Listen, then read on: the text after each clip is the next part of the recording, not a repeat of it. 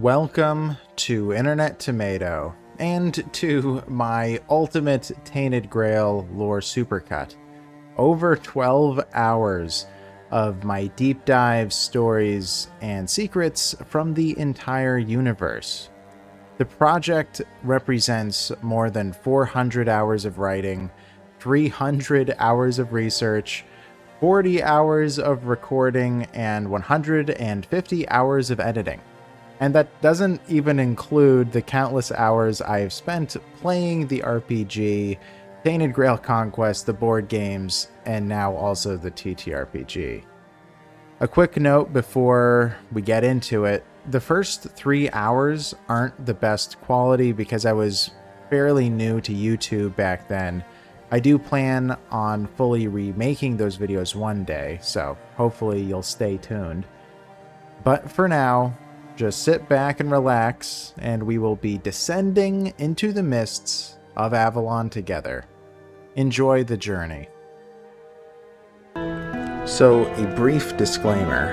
I'm coming at this from my experience of playing the board games several times, playing through Tainted Grail Conquest, and being there near the beginning of the RPG's early access. In each board game, there are dozens of paths that you can take over the hundreds of hours of gameplay, and some of these hard-to-reach paths lead to significant details in the lore.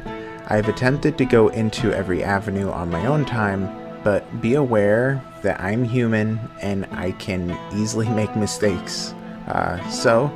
If I do make mistakes in this video, please comment on what things I missed. Also, with the RPG's recent release and a huge influx of new players, there are both tons of new lore bits and lots of new theories. I'll do my best not to speak definitively and go over these theories that I've heard or that I have personally, but the prevailing theories are subject to change, especially with new Tainted Grail games being released.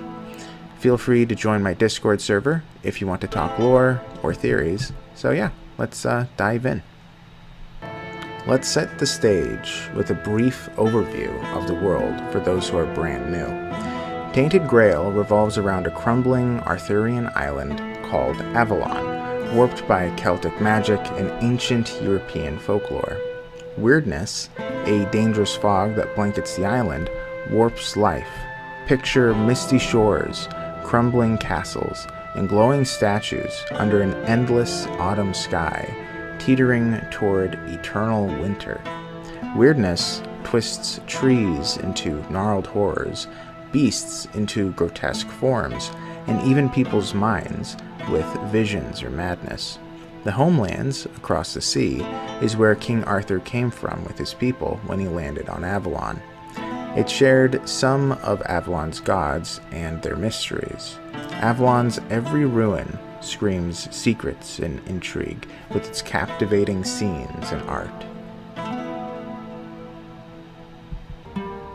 Before I jump into Avalon, I should first jump into the record-breaking creators of Tainted Grail. The brilliant publishers at Awaken Realms are known for board games with gorgeous art and outstanding storytelling. My favorite board games by them would be obviously Tainted Grail Fall of Avalon at the top, but they have done exceptional work with the This War of Mine board game, The Great Wall, Dragon Eclipse, as well as about 24 others. They specialize in extraordinary stories and mostly create games with cooperative elements. Every time I see new artwork by them, I always think how no matter how much the artists are being paid, they need a raise. Awaken Realms has been fueled by their fans for many years, and has been known to take the advice of their loyal fans time and time again. If any of this sounds interesting to you, please consider checking them out. Tainted Grail is dark Arthurian legend, with Celtic and European folkloric twists. The lore is complex and mysterious by design. It adds to the riddles and intrigue. It is so alluring and captivating that sometimes you just have to see it to experience the awe. I love the way my subscriber Dawn Martin put it when she commented, Is there any lore about that giant that's strapped to the pillar in the ruined market square? I'm so hung up on that. That is the intention of the writers, to make the viewer shocked, intrigued, and hung up by the sights and oddities of Avalon. It raises so many questions when staring at that scene, like, who is that? Why was he chained here? Why is his head carved open? What happened to the people? How could something so powerful be reduced to this? The giant's silent agony hints at sacrifice, or perhaps a god's judgment. With sufficient exploration, some of these questions can be answered, but others remain. Countless sights and stories pull you in, and sometimes all we can do is speculate on the macabre yet beautiful world. The saga's core themes are sacrifice and inevitability. From Menhirs to King Arthur to the endings of most campaigns, sacrifice shapes every story. During the fall of Avalon, the island's eternal autumn sliding into winter screams inevitability. Every sacrifice, challenge, and hardship leads to the inevitable. And even in this grim world, there is still beauty, humor, and hope for a better tomorrow. One last note, this series dives into Tainted Grail's unique lore, not classic Arthurian tales. Celtic folklore, ancient European influences, and Arthurian legend definitely inspires it, but it is a distinct story. When I hit a spoiler-heavy section, I'll warn you, since many of you want to discover the lore yourselves. So, without further ado, let's start this lore series from the beginning. To start from the beginning, we must first ask, what fills this? In the beginning, blank. In Tainted Grail's dark, mystical world, the typical answer is a god or pantheon of gods, beings of death, love, justice, and more, wielding powers that bend reality itself. Picture a single, all-powerful god crafting the stars, Avalon's misty moors, and reality. Or a pantheon, each god a cosmic puzzle piece, shaping the homelands and Avalon together. These gods might have a aseity, which is the power to exist independently, like an eternal, self-powered battery, needing no creator. With aseity, they could be self-created, sparking the universe's birth. But what if gods aren't the only answer? And what if something else fills that blank? Something weirder, tied to Avalon's chaotic heart. Let's turn to some ancient thinkers for a twist. In this section, this could be controversial for those well-versed in theology or philosophy, and I'm well aware of flaws, but we are going over the Tainted Grail world and not our own. Now I want to draw on two theories, the theory of forms and the theory of water. I'm no expert, so bear with me for a quick rundown. In the theory of forms, Plato said everything, beauty, justice, love, has a perfect, eternal, non-physical archetype in a higher reality. They're the true essence, like the form of beauty as the perfect, unchanging ideal, while physically beautiful objects are flawed reflections. Here, the abstract is real, more real than what you can touch. Could Avalon's gods, or the weirdness, be shadows of these forms, not needing a creator, but echoing eternally? The theory of water is older. Thales claimed all existence is water, just in different forms. Under specific conditions regarding energy or temperature, water could become sand, dirt, or anything else. Everything traces back to water. In Tainted Grail, could the weird be Avalon's water? A primal, fluid source shaping gods, landscapes, even the twisted plants and beasts that we can see? These ideas challenge the need for gods, suggesting a deeper abstract origin. Now let's get wild with a theoretical mashup. What if we combine these? What if, instead of a god or pantheon with a deity anchoring reality, the blank is filled with a materialized abstract of chaos, pure infinite potential where all things take root? What if from this chaos the first gods emerged? It hit me when I saw the weirdness twisting Avalon's life, trees poisoned, beasts warped. What if the weirdness, that eerie magical force, is the chaotic, self-existent source with the deity, spawning gods like the All-Mother or All-Father? Picture Plato's forms meeting the theory of water in a swirling cosmic mess. The weirdness as a timeless essence shaping reality, birthing gods and Avalon's doomed fate. Gods might be its echoes, not the blank's filler. Or could a god have crafted the weirdness to spark all of this life? Its chaos sowing both life and doom. Could the weirdness originally have been a god's tool? Maybe a pantheon crafted it to spawn life, its power creating plants, animals, and people. Well, which is it? Weirdness or gods? Whatever kicked off the universe, everything was created. Now, spoilers are going to be ahead, so pause now if you want to explore Avalon blind. This is your last warning. In Tainted Grail, the lore speaks of a place beyond the stars where timeless kingdoms exist.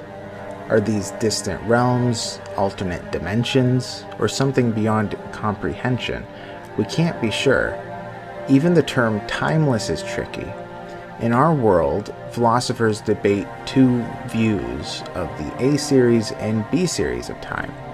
Tainted Grail, I think, leans into the A series of time, where time flows dynamically through past, present, and future. So for example, think of it like this. You will like this video. That's the future. When you hit the like button, that's present, and then it's done. So that's in the past. A timeless God in this system exists outside of that flow, seeing all moments at once.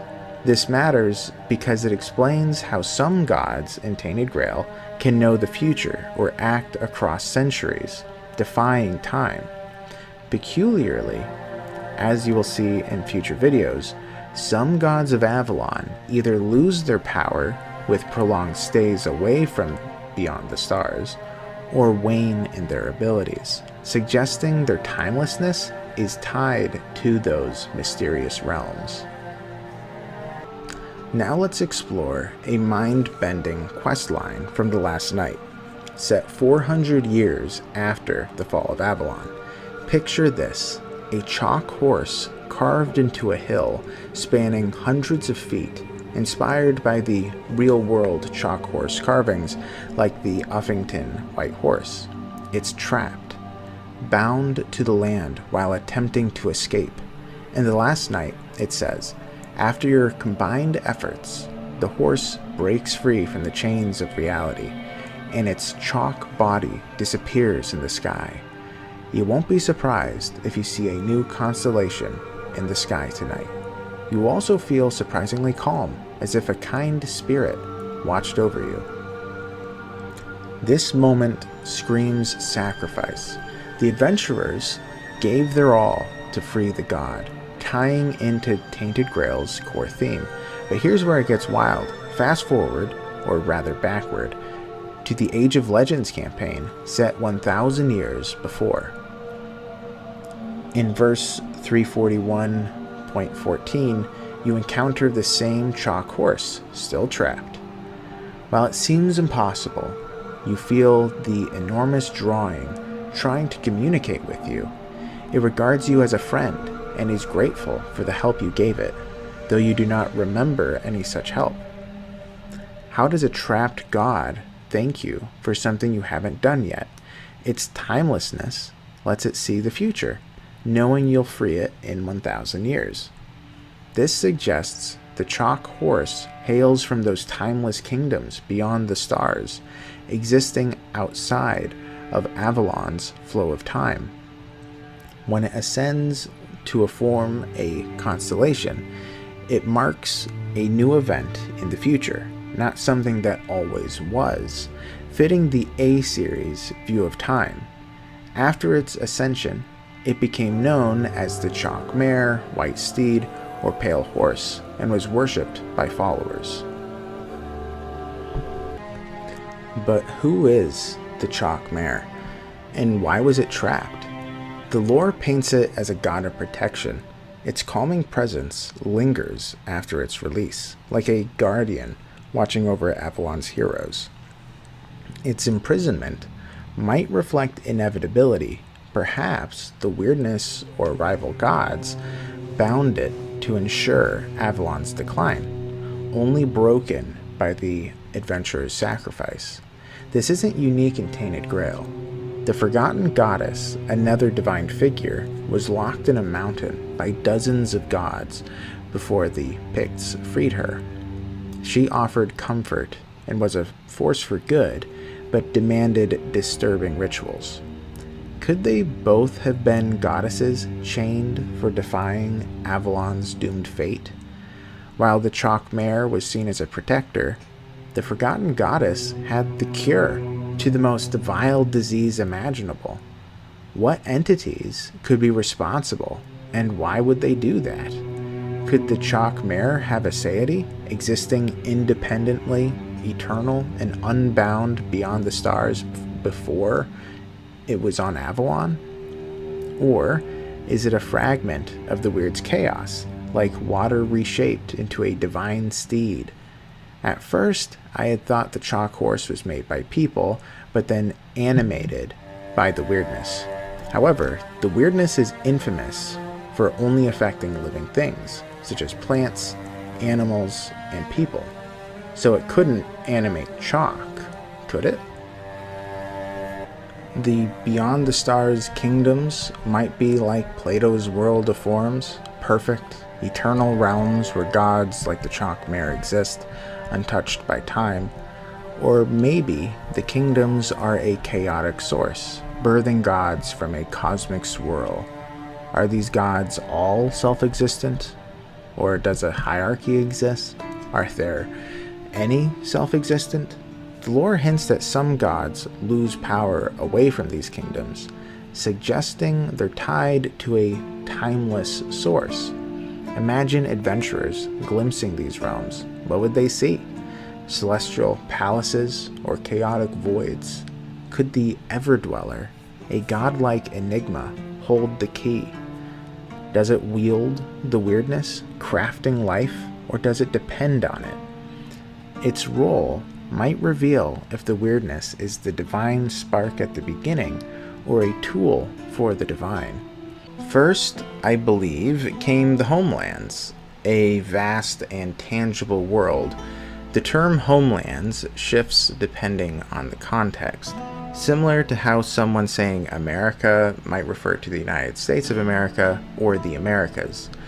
To some, the Homelands refer to the region where Arthur and his people hail from, while to others, it could refer to the known world, which would be Tainted Grail's version of Europe and the Mediterranean. Lastly, it can also be reference to the entire world.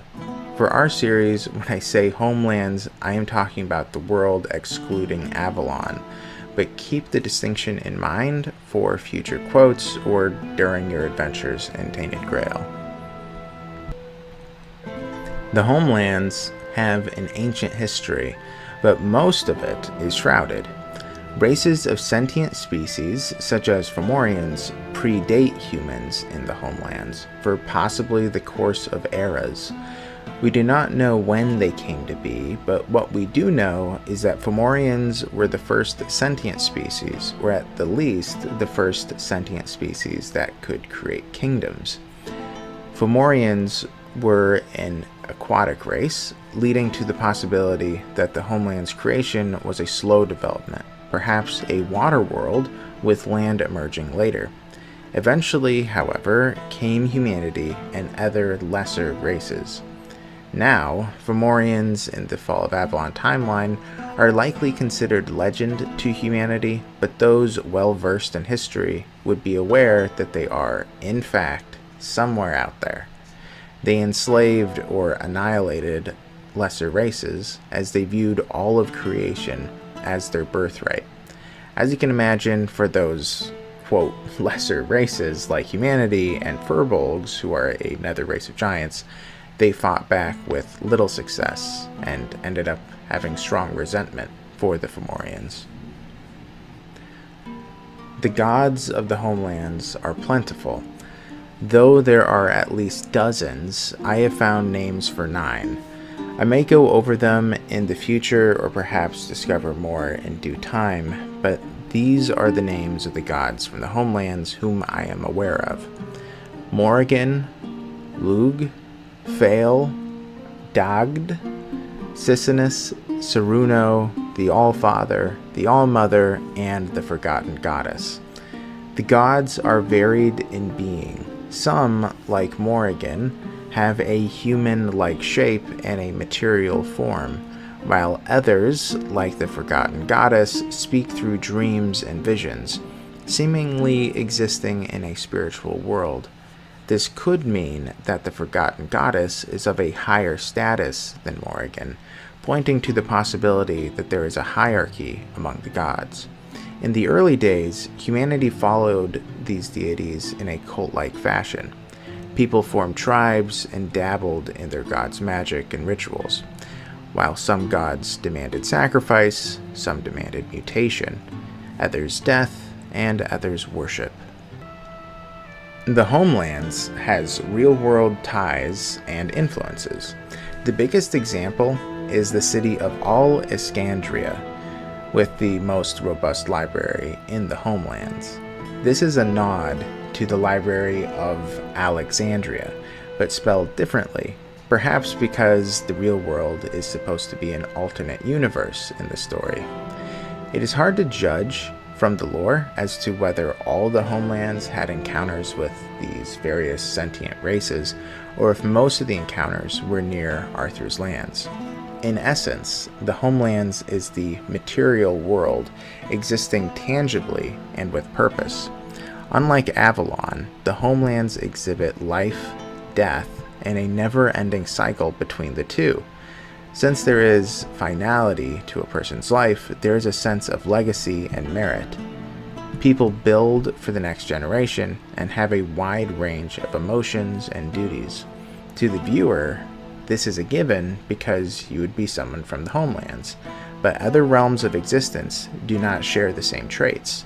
With limited time, every second is like the dropping of a grain of sand in an hourglass. When the final grain drops, our time ends. This impending doom creates a fire in us to accomplish dreams, goals, and desires while time allows, a concept foreign to Avalonian inhabitants. Avalon, on the other hand, is a mythical island covered in a mist called weirdness. The weirdness and shape of the land feels alien to those in the Homelands. The geography is shaped in mind-bending and impossible ways.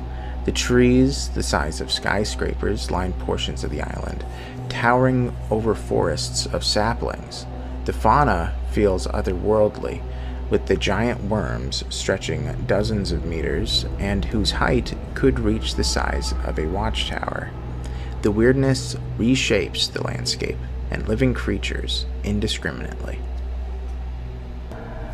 Though I can't say this definitively, it appears that the Four-Dwellers were the first sentient inhabitants of Avalon.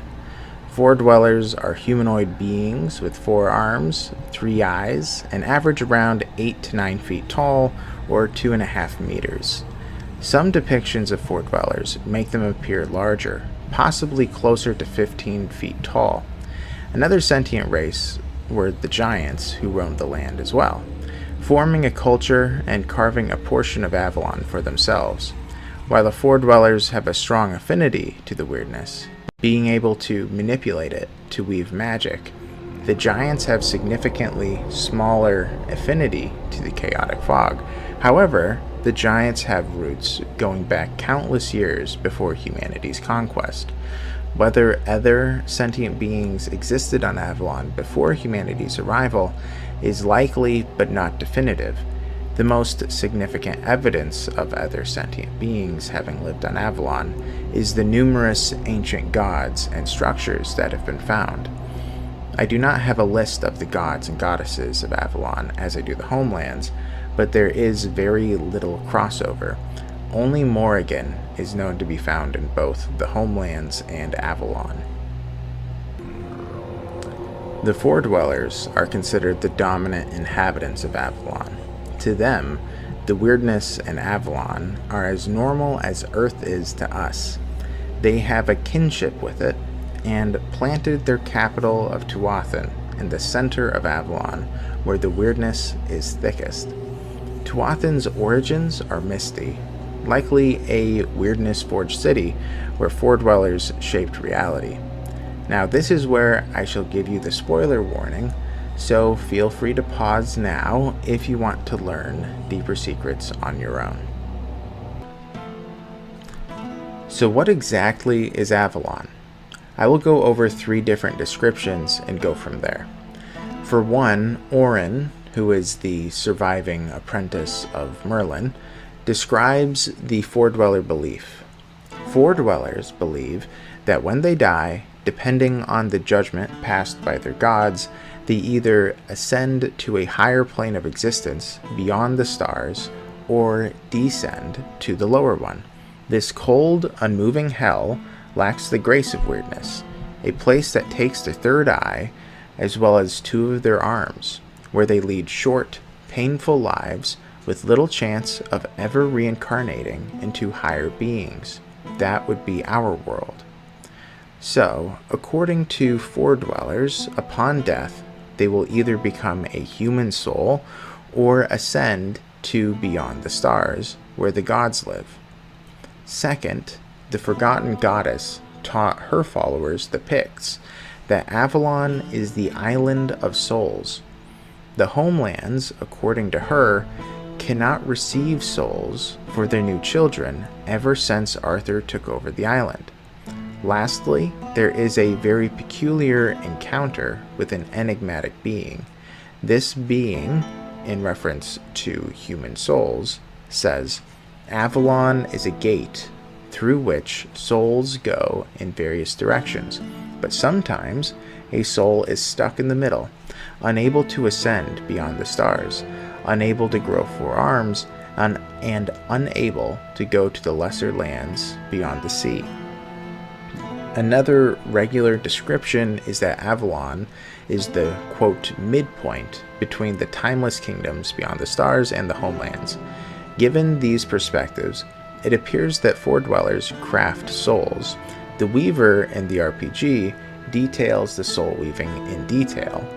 Souls are created through magical weaving and using the weirdness to create souls from raw potential.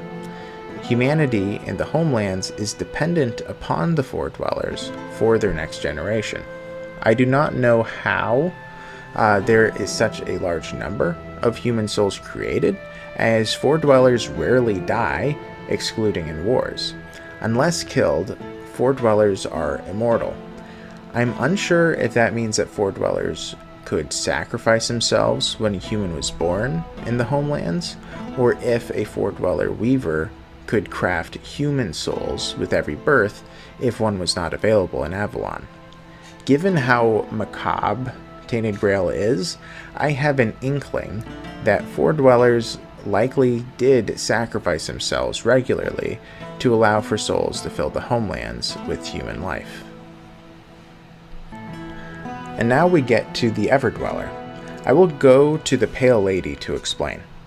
According to her, Avalon is a midpoint between the far simpler human reality and the timeless kingdoms beyond the stars.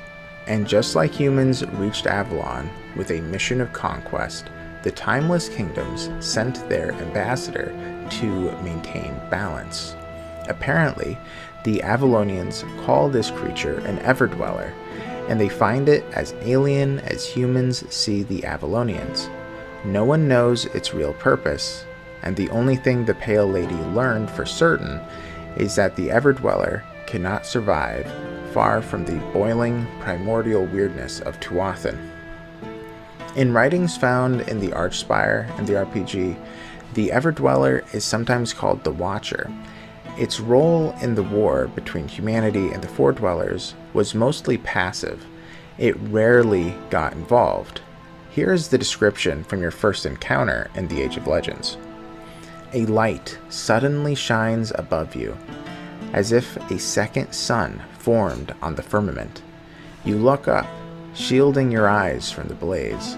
Something is descending from the top of Tuathan's wall. A golden leaf floating from a tree. This figure is much larger than any of the enemies you've seen before, clad in yellow light that bends around it like a shroud, and surrounded by a cloud of arms that seem to flicker in and out of existence so fast you can't even count them. Its smooth, featureless head is surrounded by a revolving halo of eyes. Somehow, the creature manages to be regal and abhorrent at the same time, ethereal, yet emanating with strength. In addition to this haunting form, it is also described as having eyes in the center of its countless palms. It only fought when there was a clear chance humanity could conquer Tuatha, and it also decided to step in to unmake Merlin. I know that may be a spoiler for a future video when I go over the Age of Legends, but understand the sheer power of the Everdweller. Merlin was virtually a god among men, and he attempted to fight the Everdweller before being poofed out of existence. This being, whatever it is, has such a strong attunement to the weirdness that he can remove a godlike figure from existence. What kind of being can unmake Merlin? I believe there are two valid possibilities. Either the Everdweller is a first god that humbled itself to live on Avalon, or it is an angel from beyond the stars. This is honestly a little bit of a tough one for me, because even the gods on Avalon do not possess the power to uncreate someone. I mean, look at the Chalk Mare from the previous video. Even she, a goddess, couldn't ascend to the sky and create a new constellation without the party's intervention. Yet this Everdweller could simply pop a person out of existence if it chose to, and it possessed foreknowledge of the future for at least 1,000 years, much like the Chalk Mare.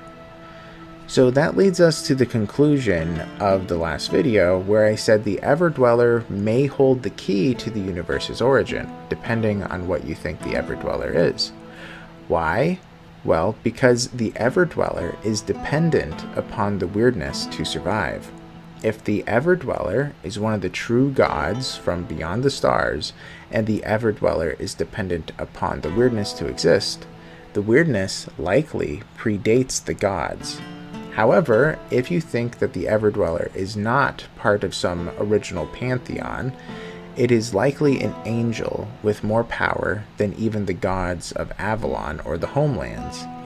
Regardless of your view, I think it then becomes clear that the kingdoms beyond the stars must have weirdness or something very similar to it permeating their reality, where either the subjects of the gods or even the gods themselves depend on this substance to exist. A few questions still rattle in my mind with this. For one, why? Why create humanity in the first place? And who did so? Humanity is one of the latest and least of the sentient races, yet humanity was a necessary piece to a mysterious cosmic cycle. Why were they not necessary in the early days of the Fomorians, who ruled much of the world? For two, do the giants have souls like the Fomorians? since they're sentient? And if so, why is humanity dependent on Avalon for souls? And they're not.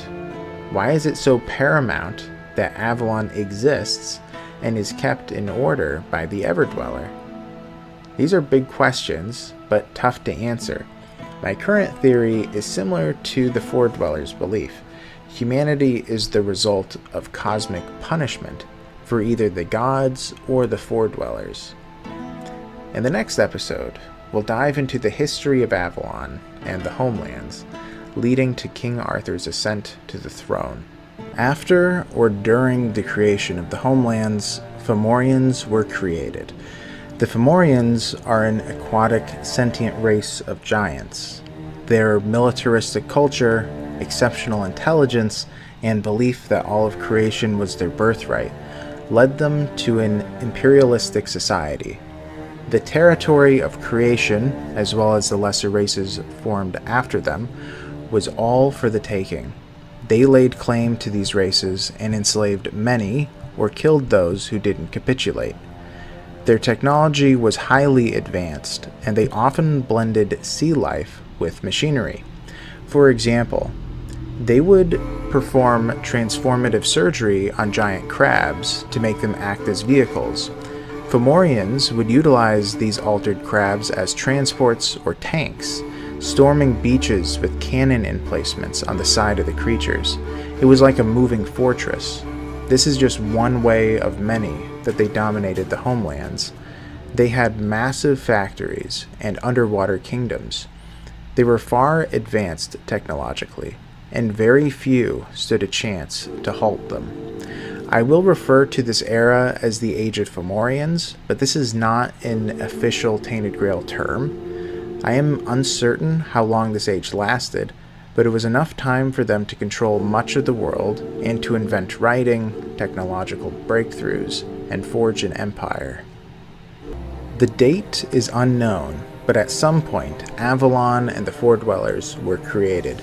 A Foredweller once said that they spawned in the weirdness, showing that at the least, the weirdness predates Foredwellers, but likely means Avalon predates the Foredwellers as well.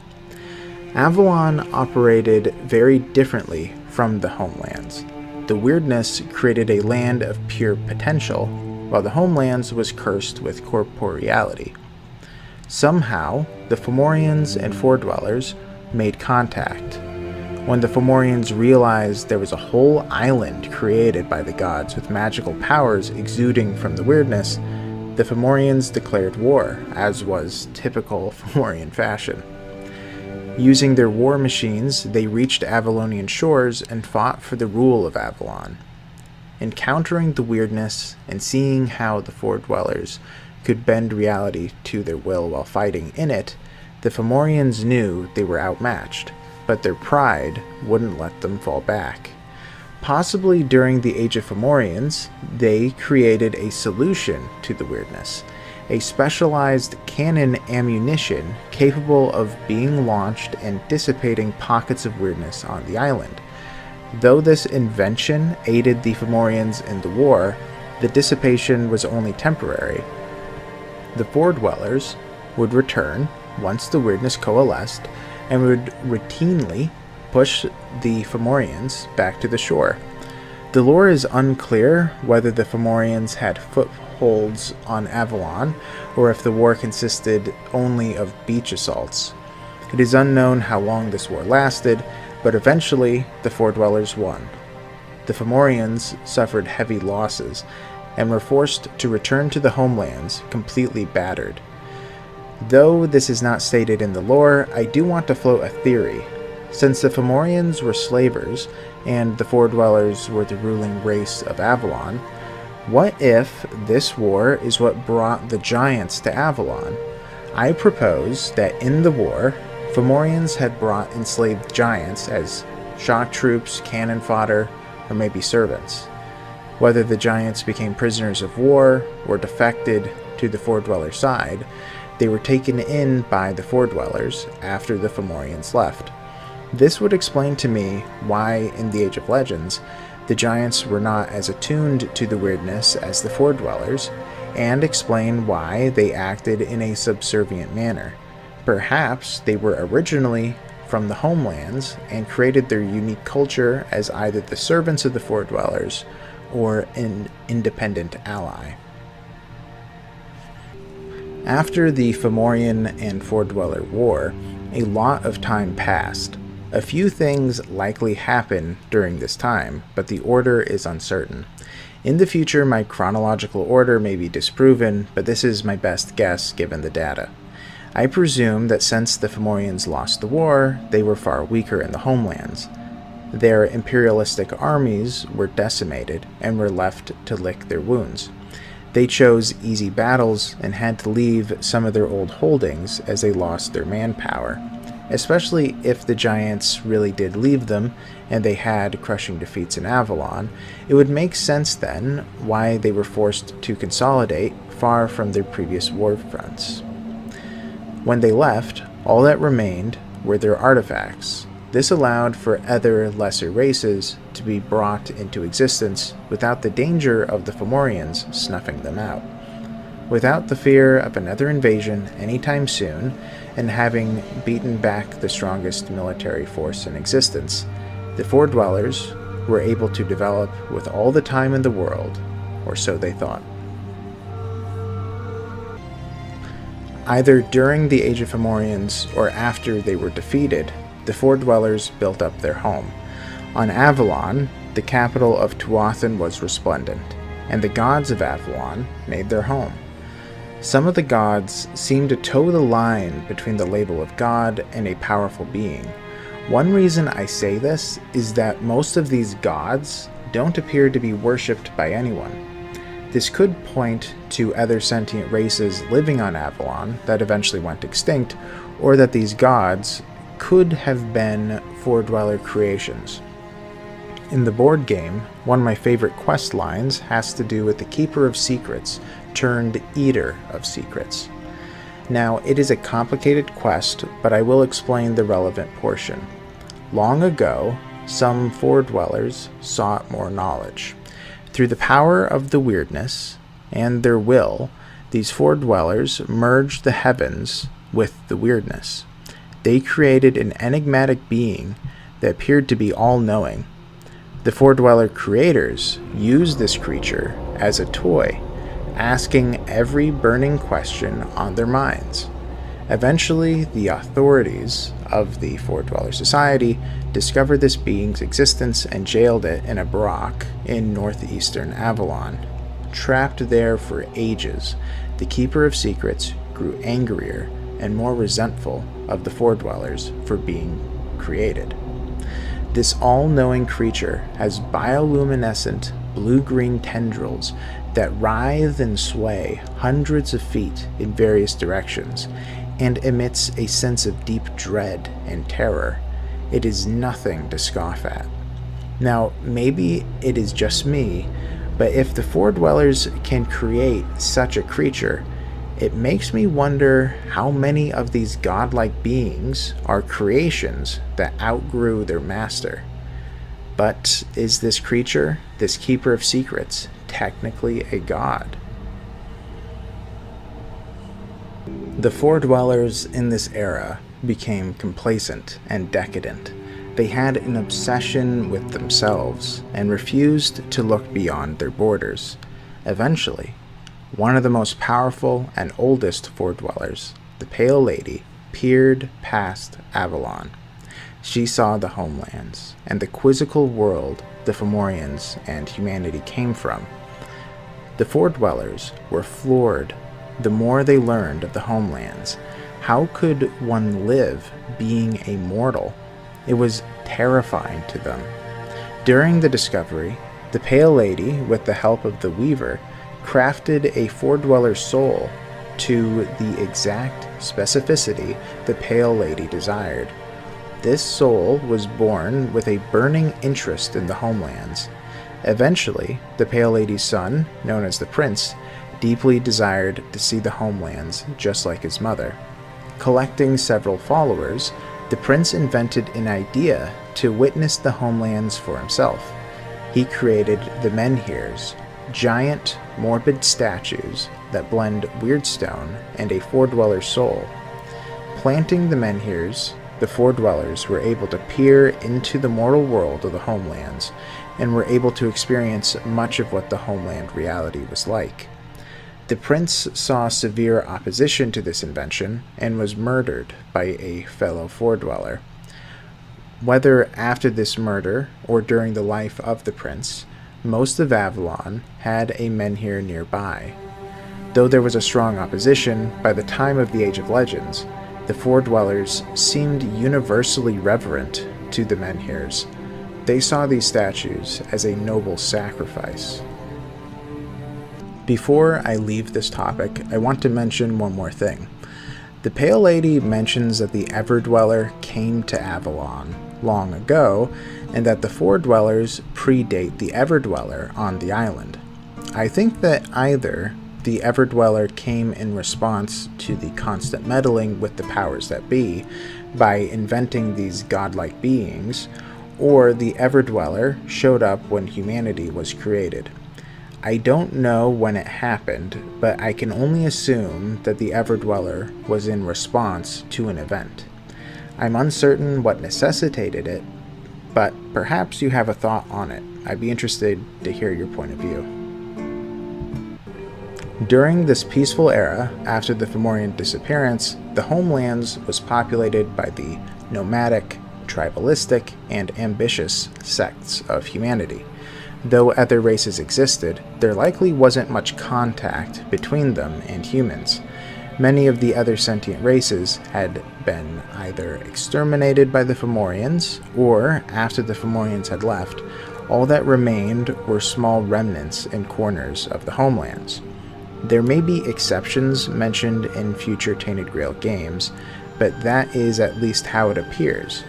A couple of named species uncommonly seen were furbolgs and dwarves, but it is hard to say how much of a part they play, as the lore does not delve into them as of yet. Humanity was left to their own devices, with relics of the last age aiding them in their growth.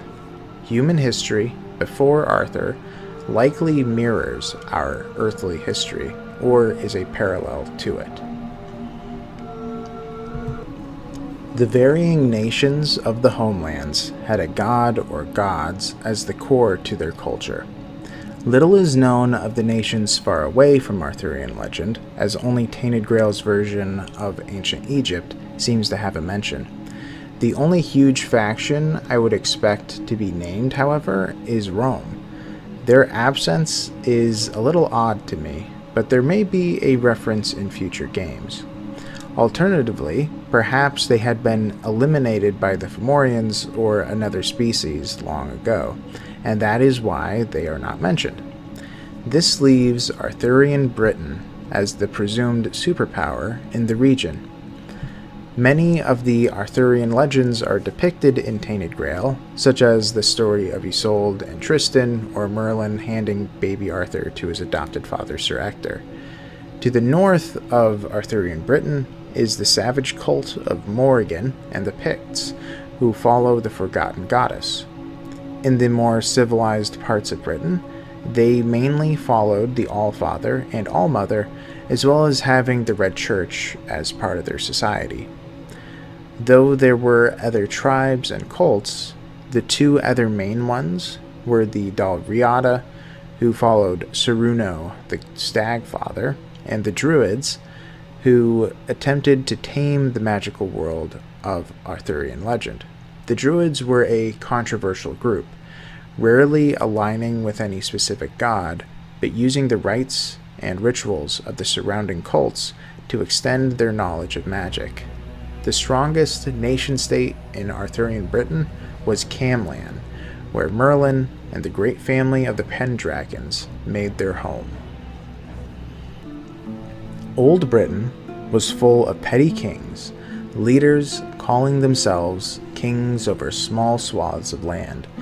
They were disjointed and struggled to maintain order on the tumultuous island.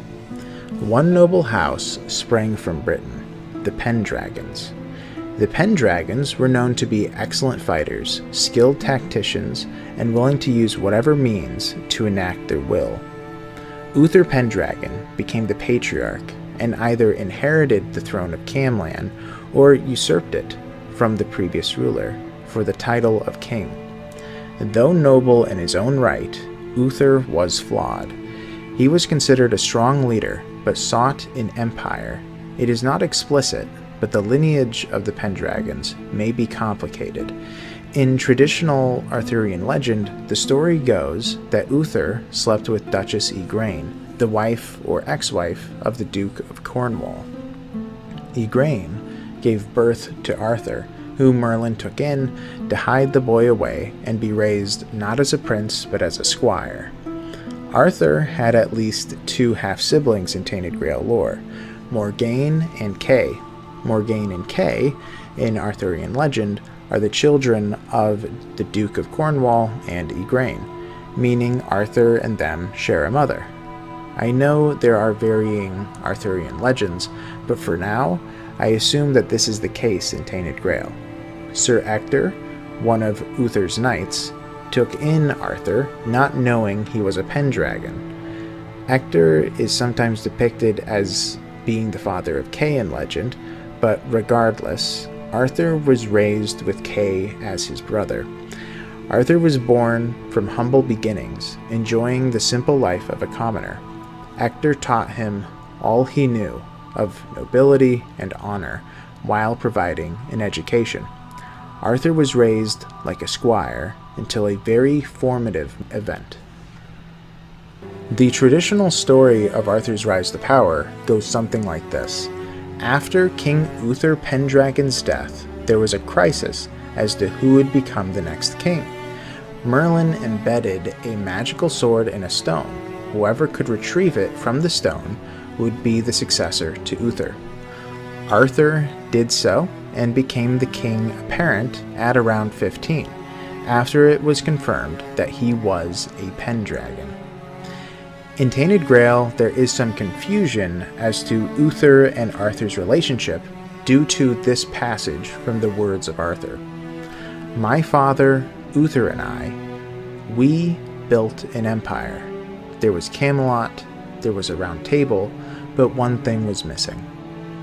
Arthur could simply be stating that Uther desired an empire, and then after his death and Arthur's ascension to kinghood, that he continued Arthur's vision, but it could also be that Arthur and Uther in Tainted Grail ruled for a short period together.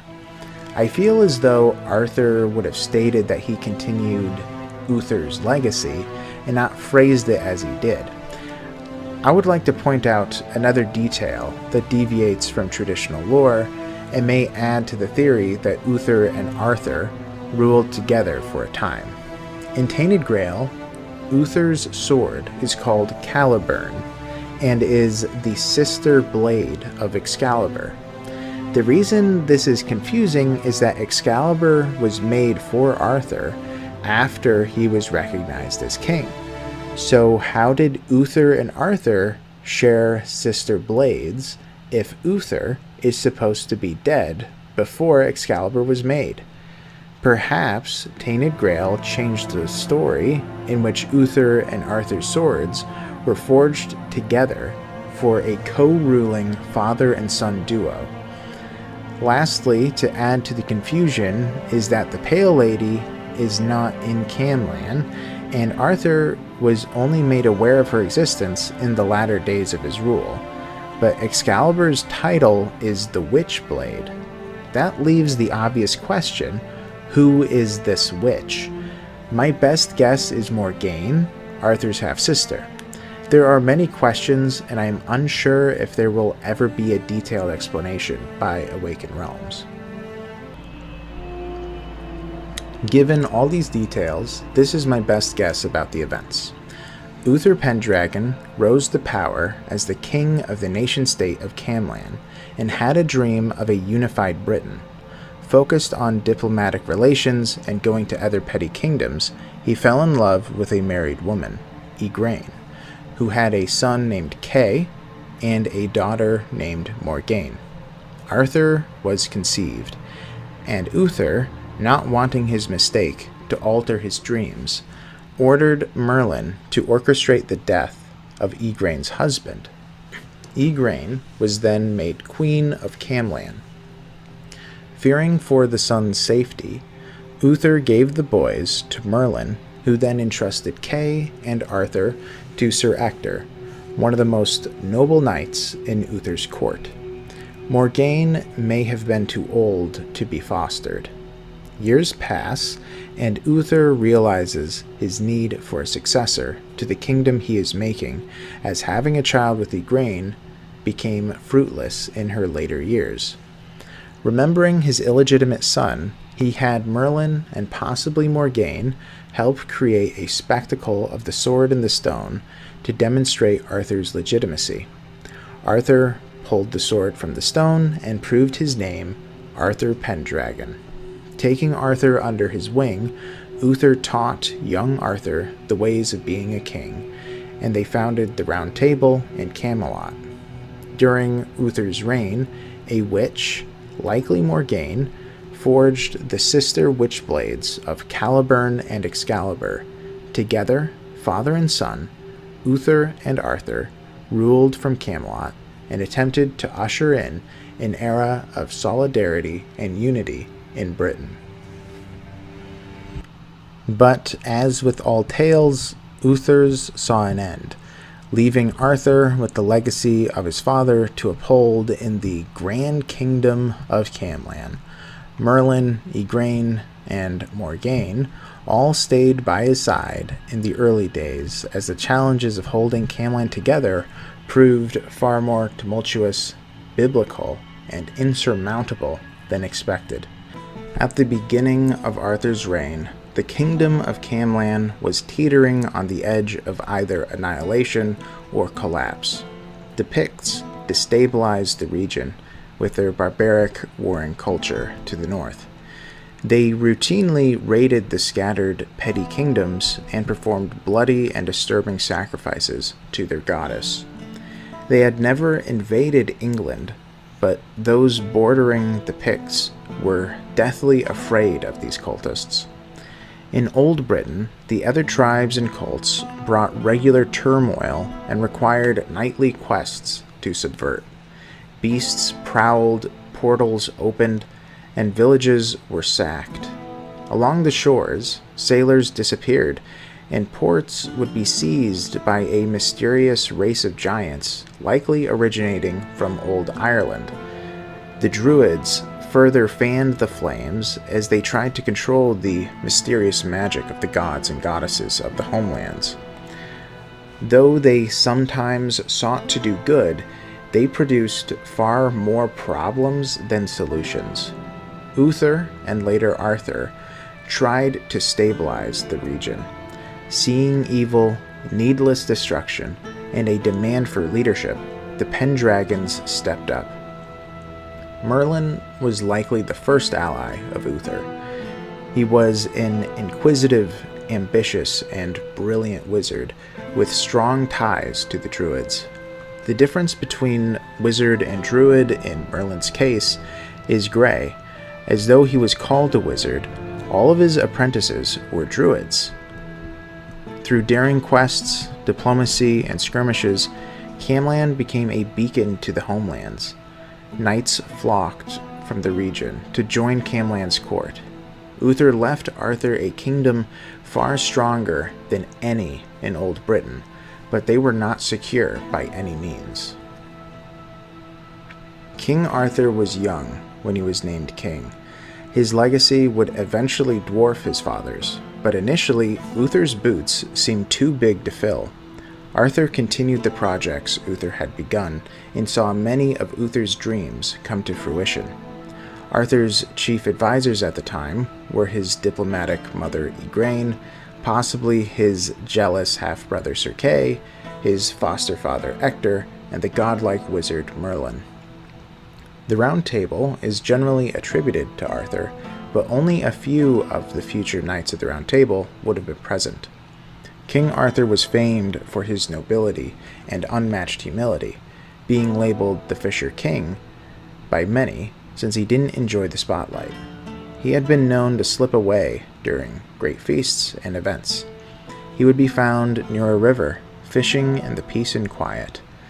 Though proud of the Pendragon name, loyalty was something Arthur detested, and the burden of his kingship weighed heavily on his shoulders.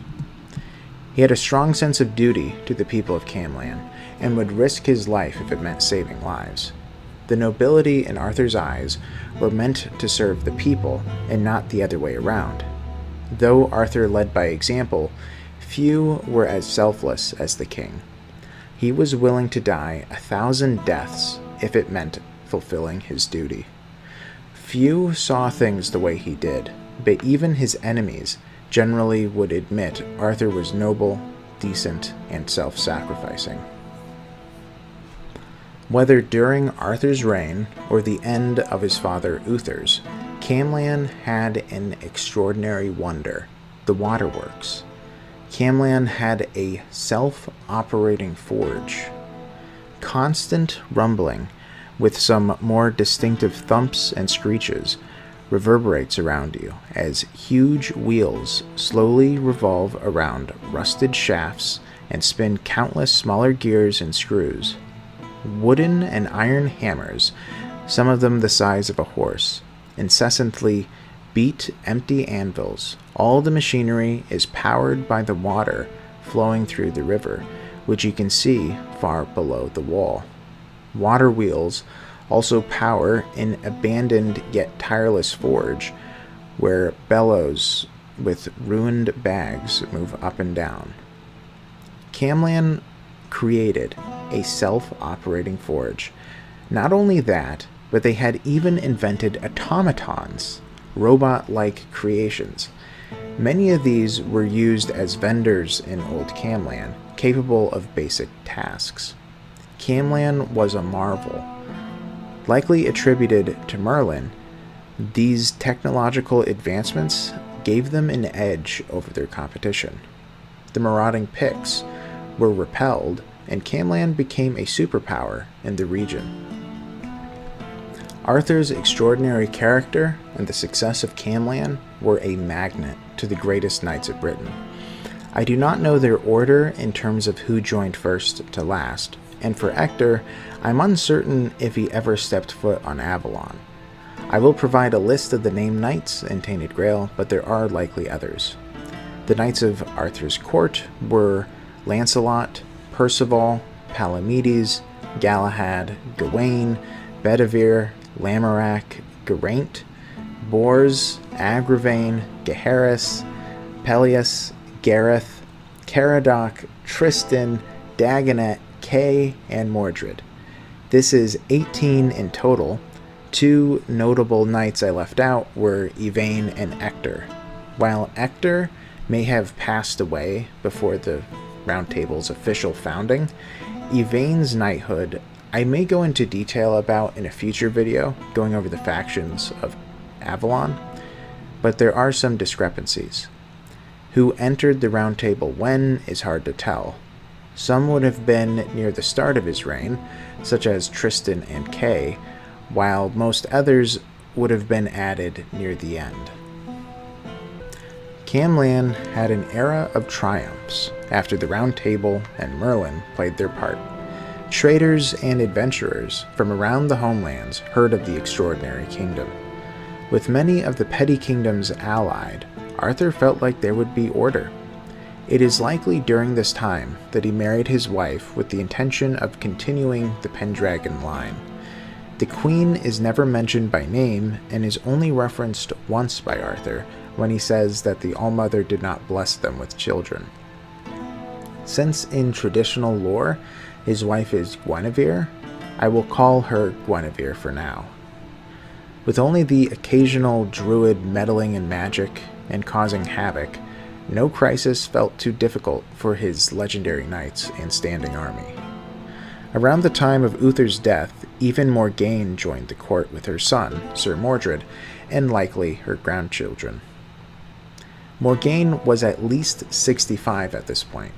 I say this because in the next 15 years, She had a great-grandson, Gaheris, who joined the Round Table. However, Morgaine was an annoyance to her brother. She experimented in arcane arts, summoned demons, and caused damage all throughout Camelot with her many failed experiments. Despite her shortcomings, she did provide value.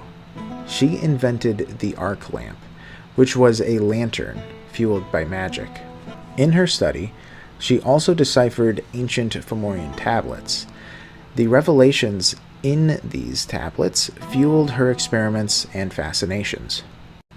I will say that it is possible that she ought to be credited for the automaton's invention, but it isn't mentioned anywhere in the lore. I only suggest this because the Four Dwellers also had automatons, and since the Fomorians fought them in the Last Age, perhaps the knowledge of creating automatons had been transferred through the tablet's writings. Just a thought, it could be wrong.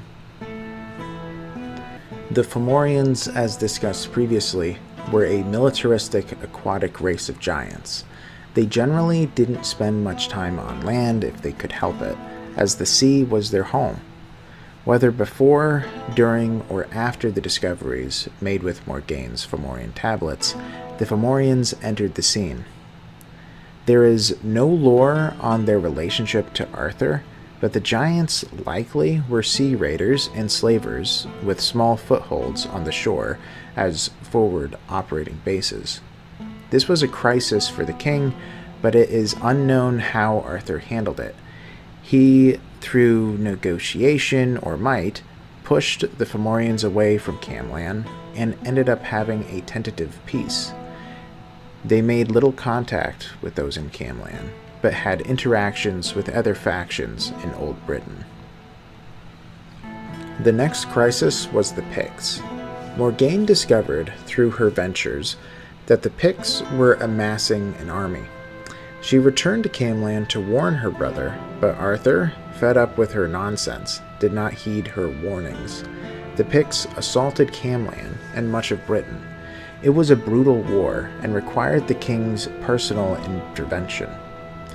Many of the other kingdoms suffered and required protection. Countless refugees sought safety behind Camlann's walls. While away in war, Arthur left Camlann to a trusted knight and Queen Guinevere to manage in his stead. The knight and Guinevere fell in love, and they cheated on the king.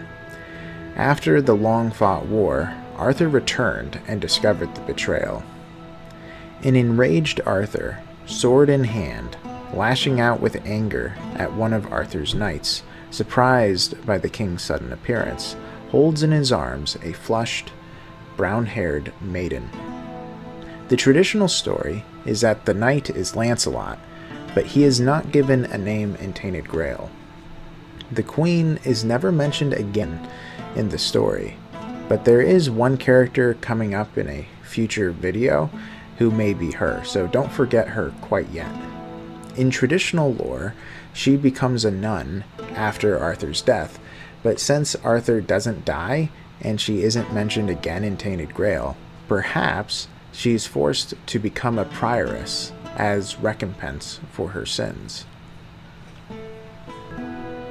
Camlann entered an era of relative peace.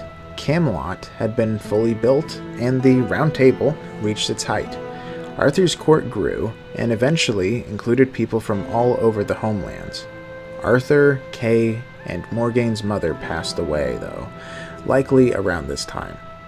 Before she died, she made Morgaine promise to take care of her younger brother, but Morgaine was not the best at keeping her promises.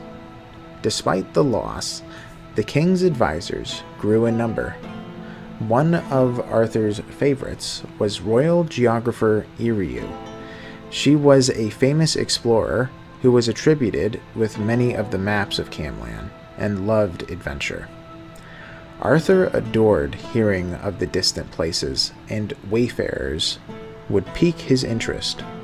One man, a librarian from Alexandria, or real-world Alexandria, was permitted to sit with the king and tell tales of his home.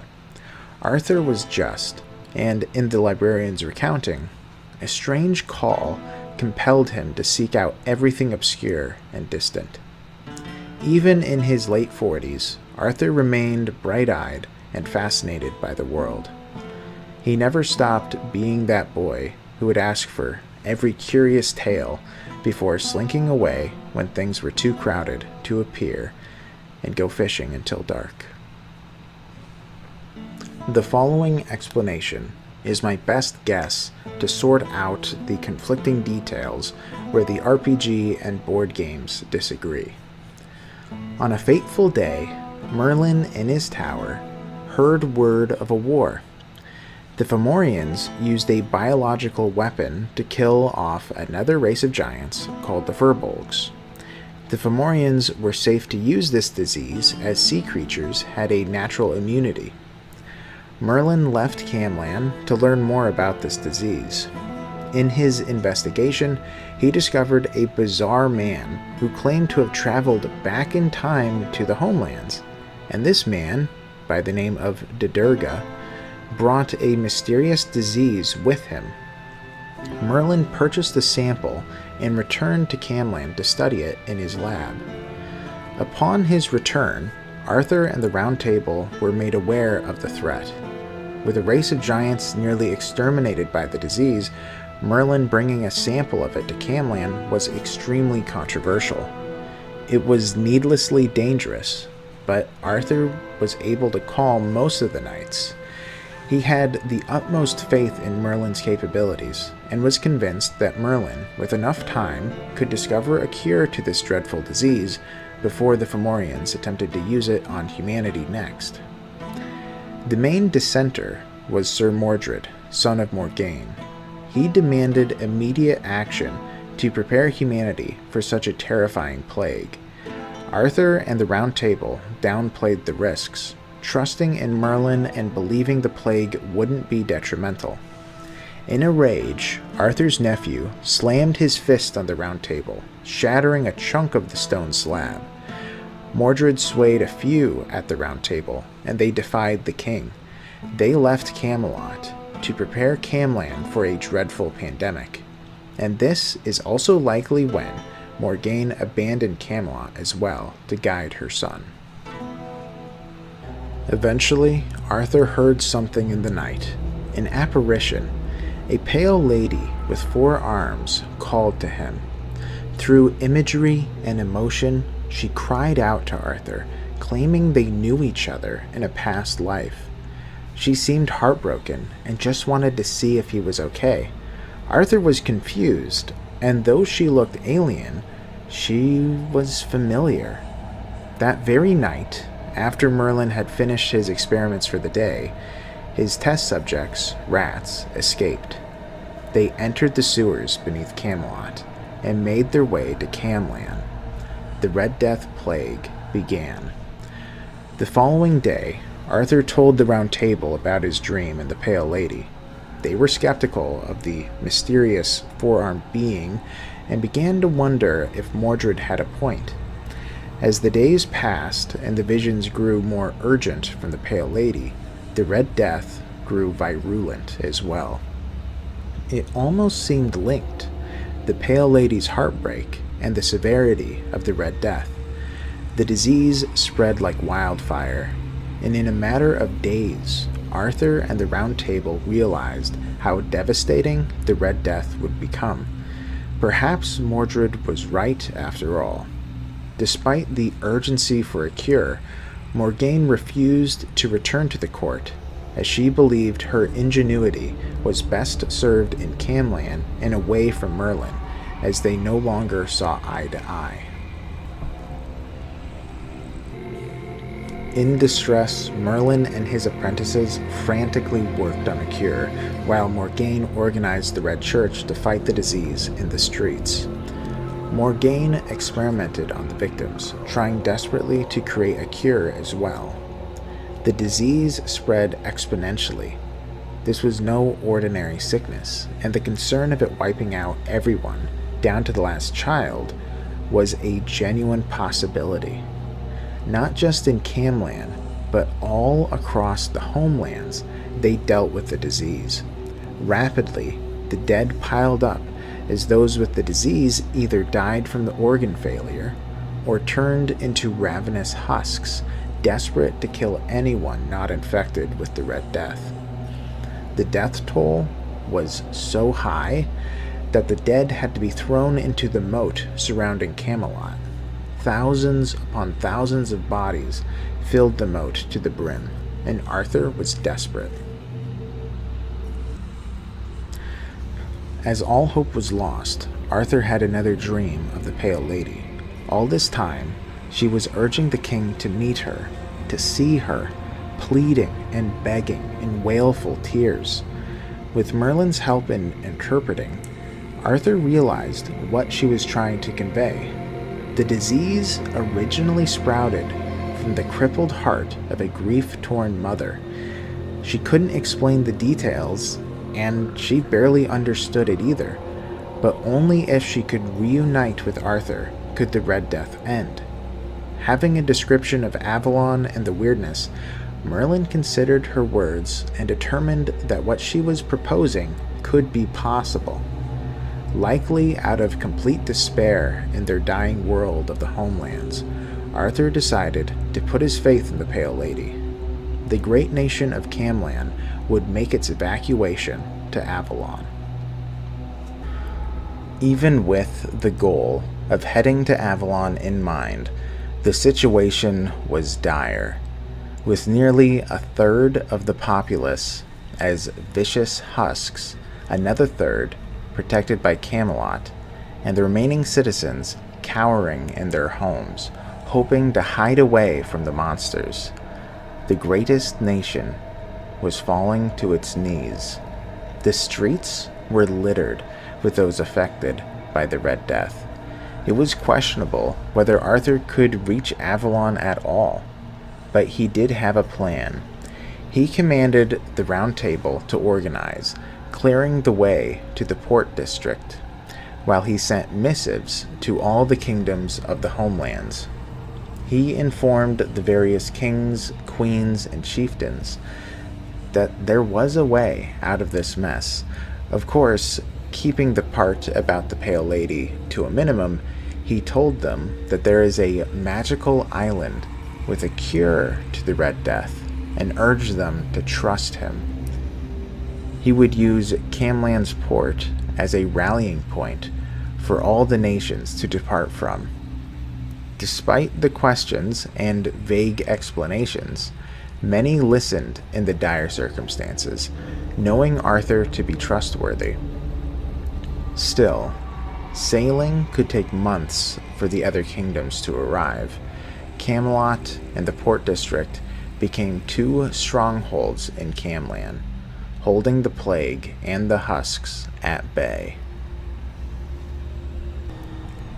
Arthur's half-sister made trips between Camelot and central Camlan, struggling to balance her loyalties to the Red Church, Mordred, and her brother Arthur. While in Camelot, she took pity on Arthur, who received incessant visions from the Pale Lady. Kai, when close to Arthur, sensed the visions too, and once they began for her, they never stopped. Though many on the Round Table thought Arthur may have gone mad, Kai knew the truth. She too felt the pull to Avalon. However, she felt a second pull, somewhere in the homelands where the Red Death had run its course. Kai thought that maybe she could find some answers. The Round Table found Arthur and Kai's visions to be ludicrous, but since Arthur had not yet led them astray, they were conflicted. The situation was dire, but they stayed by their king. One knight, whom I did not mention in the last episode, Sir Estor, supported Kai in her desire to go where she thought she could find the heart of the plague. Estor is a little bit of a mystery, as he is referenced only here in the lore. Many times in traditional legend, Sir Estor is just another spelling for Sir Ector, Arthur's foster father. Whether they are the same person is unknown, and whether Estor went to Avalon is also unknown at this time. Recruiting Estor, Kai took a ship and sailed to another land. Keeping humanity alive at the edge of a knife, district by district, the Camelosians abandoned the stragglers. As the Red Death victims became hordes in some areas, the healthy few were left behind to survive on their own. Then a strange effect began happening around Camelot's moat. A red miasma grew from the moat as the dead red plague bodies festered and emitted a poisonous gas. Arthur and the Round Table were forced to move and consolidate in the port district. Even worse, Arthur heard word that the Fomorians were coming.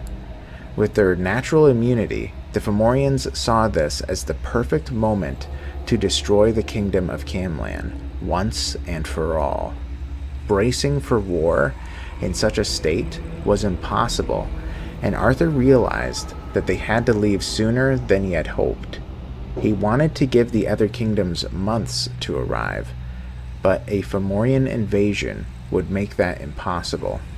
With the port district being the last line of defense against the Red Death victims, everywhere else in Camlan was considered lost. Despite this, Morgaine refused to give up on finding a cure. She had her heart set on healing the disease. Likely positioned at the port, like Arthur, she had her red priests and personal honor guard attempt to clear portions of the city and restore the streets, but to no avail. Arthur, seeing the destruction, knowing of the coming invasion, and witnessing the incoming miasma, felt the weight of the world. From the piers of Camlan, Kai returned from her expedition. She immediately went to Arthur, telling him of what she saw and felt.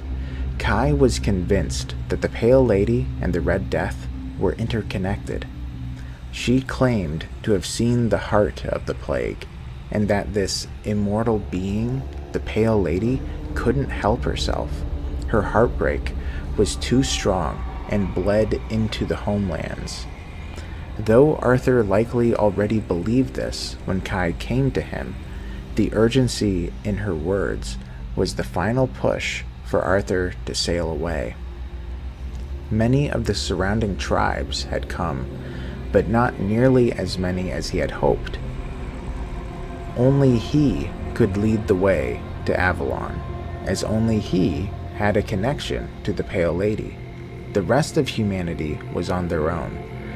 Arthur sent a few messages to the fleets arriving soon in what direction he was headed to. That way they would have a chance to meet up with the bulk of the ships. He then sailed away in his flagship, Pridwin, towards Avalon. Only Morgaine, frustrated with Arthur's refusal to heed her advice or take her work on the cure seriously, stayed behind with her honor guard. Many in the Red Church abandoned her to her hopeless cause, wanting to save themselves. Without the backing of Arthur's Round Table or the army, Morgaine was pushed back to the piers in the port district. With Esgar, the protector, who was likely the honor guard captain, the soldiers attempted to give Morgaine as much time as possible to find a cure. The citizens trapped in Camlan were stuck, as neither Morgaine nor her honor guard had the means to save them. With an entire city of Red Death husks wanting to destroy the last remnant of humanity, it was only a matter of time before they would be pushed into the sea. Eventually, she too gave up, realizing the situation was hopeless. The solution to the cure was always just out of reach, but she didn't have the time to create it. Following Arthur's fleet, likely through magical means, Morgaine too abandoned Camlann and the homelands to their fate. She was far behind the fleet and never regrouped with them, but made her way towards Avalon nonetheless. Peculiarly, as she left the people to their fate, she caught a glimpse of one of Camelot's ships returning to Camlann, the flag of the House of the Pendragons flapping at the top of its mast. It is not known which knight or captain decided to return home. My best guess is either Sir Kay or the unnamed child of Sir Ector, but their story is for another time. The journey to Avalon was long and arduous. Hundreds of ships, hailing from all the corners of the homelands, followed King Arthur blindly. Some on the voyage had the Red Death, but it was either benign or became far less dangerous or contagious than it had been back in Camlann. However, over the coming weeks, supplies dwindled. Now, what was left of humanity had to survive the elements out at sea, with many other diseases taking hold. Though the original number of citizens was likely in the hundreds of thousands, if not reaching 1 million, only 4 out of every 10 survived the seas. The rest succumbed to starvation, disease, or storms. On their last legs, the people grew hopeless, and many turned to their gods for comfort. Resentment and frustration arose as the length of the journey had never been known, and none had the supplies for such a long sea voyage. Then, one day, King Arthur on the Prydwen stood upon the deck, pleasantly dressed as though anticipating an event.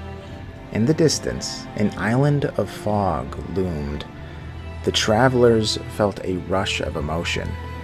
There was finally land, but it looked alien. The mist of this island looked tangible, as though it had a weight to it.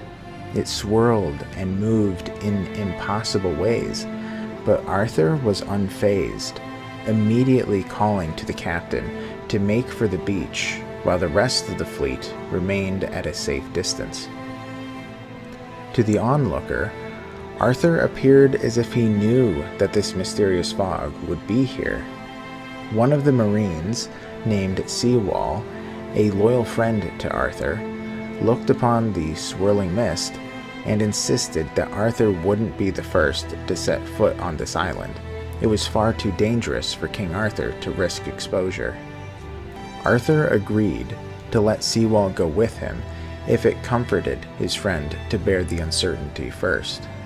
The waters leading to the beach were treacherous, with jagged rocks appearing to shift with the waves. Tentatively, Seawall hopped onto the shore, his two-handed axe gripped tight, as there was no telling what could be lurking beyond. From that moment onward, he was known as Seawall Firstfoot, for he was the first to set foot on Avalon.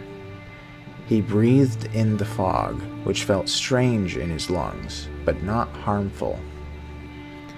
The sharp cries of seagulls drift from above, unlikely music for such a momentous occasion. Regardless, they filled the people crammed tight on the deck of the Prydwen with hope. The birds are reminiscent of those plentiful in the homelands. If these birds can thrive here, among these strange and colorful mists, maybe the people can as well. The sand crunches under the prow of the ship as 24 sailors pull it onto the beach of a quiet cove. A gangplank touches the ground. The king steps onto wet sand, a gaunt, solemnly dressed man, his beard speckled with white. "Let this be our first step of many," he says, too quietly for any historian to take note of his words. He then commands, "Bring the fleet ashore." As King Arthur gives his order, thick clouds of weirdness on the horizon part for a moment. Knights and highborn gasp, looking upon a giant wall of strange porous stone in the far distance. The king doesn't raise an eyebrow. He knew they wouldn't be alone on Avalon, but he also knows humans have an ally here, which he has yet to see in person. As Arthur looks toward Tuathan, something looks back from atop the wall, a flickering apparition, its countless eyes on the palms of its countless hands, blinking in and out of existence. Just a moment ago, the creature witnessed the end of this story, 1,000 years from now. And now, it's torn. Should it allow this thing to unfold? And if not, can it prevent the true guardians of Avalon from being born? Knowing each second of a millennium of the bitter struggle to follow, it has no choice but to try. Summoning the fleet ashore was a challenge in of itself. Attempting the landing, many of the ships were unable to withstand the crashing waves and treacherous waters. The currents naturally led the ships to their doom. Much of the southern Avalonian shore would have been impossible to land on, but that which was hospitable had been packed with boats of various makes, sizes, and origins. When the land was covered, the remaining ships would anchor near the beach and connected together with ropes and nailed down planks. The soldiers, knights, and adventurers likely would have been found on the beach organizing the braver populace while carefully exploring the island for hunting grounds and farmland. A pier was being constructed to aid in future landings, and everyone was either hard at work or busy planning. The land was rocky and the seas were dangerous. Two majestic rocks face the fury of the sea, standing side by side like a pair of patient guardians. Seabirds favor the unreachable tops, safe from both weirdness and predators. The location was called the Twin Sisters, named after the two giant rock faces. Despite the voyage, which lasted several weeks, most were leery of the idea of living within the range of the mist, especially so close to the bizarre and alien giant wall of porous stone looming in the distance. I would expect Merlin's druid apprentices, the Knights of the Round Table, and members of the Royal Geographers would have worked hand in hand, trying to both map out this place and test the waters. I can only imagine the terror that the first explorers must have felt, seeing the footprints of giants, the trails of giant worms, and the warped visages of weird bears. Then to feel the conflicting emotions of dread and wonder at seeing graveyards and ruins. With every new discovery, the imposing presence of Tuathan's walls shadowed over them. What kind of place was this? As day gave way to night, the mysterious mist expanded and became volatile. Creatures roamed the fog, and though it was less present at the beach, those in the thick of it were being affected.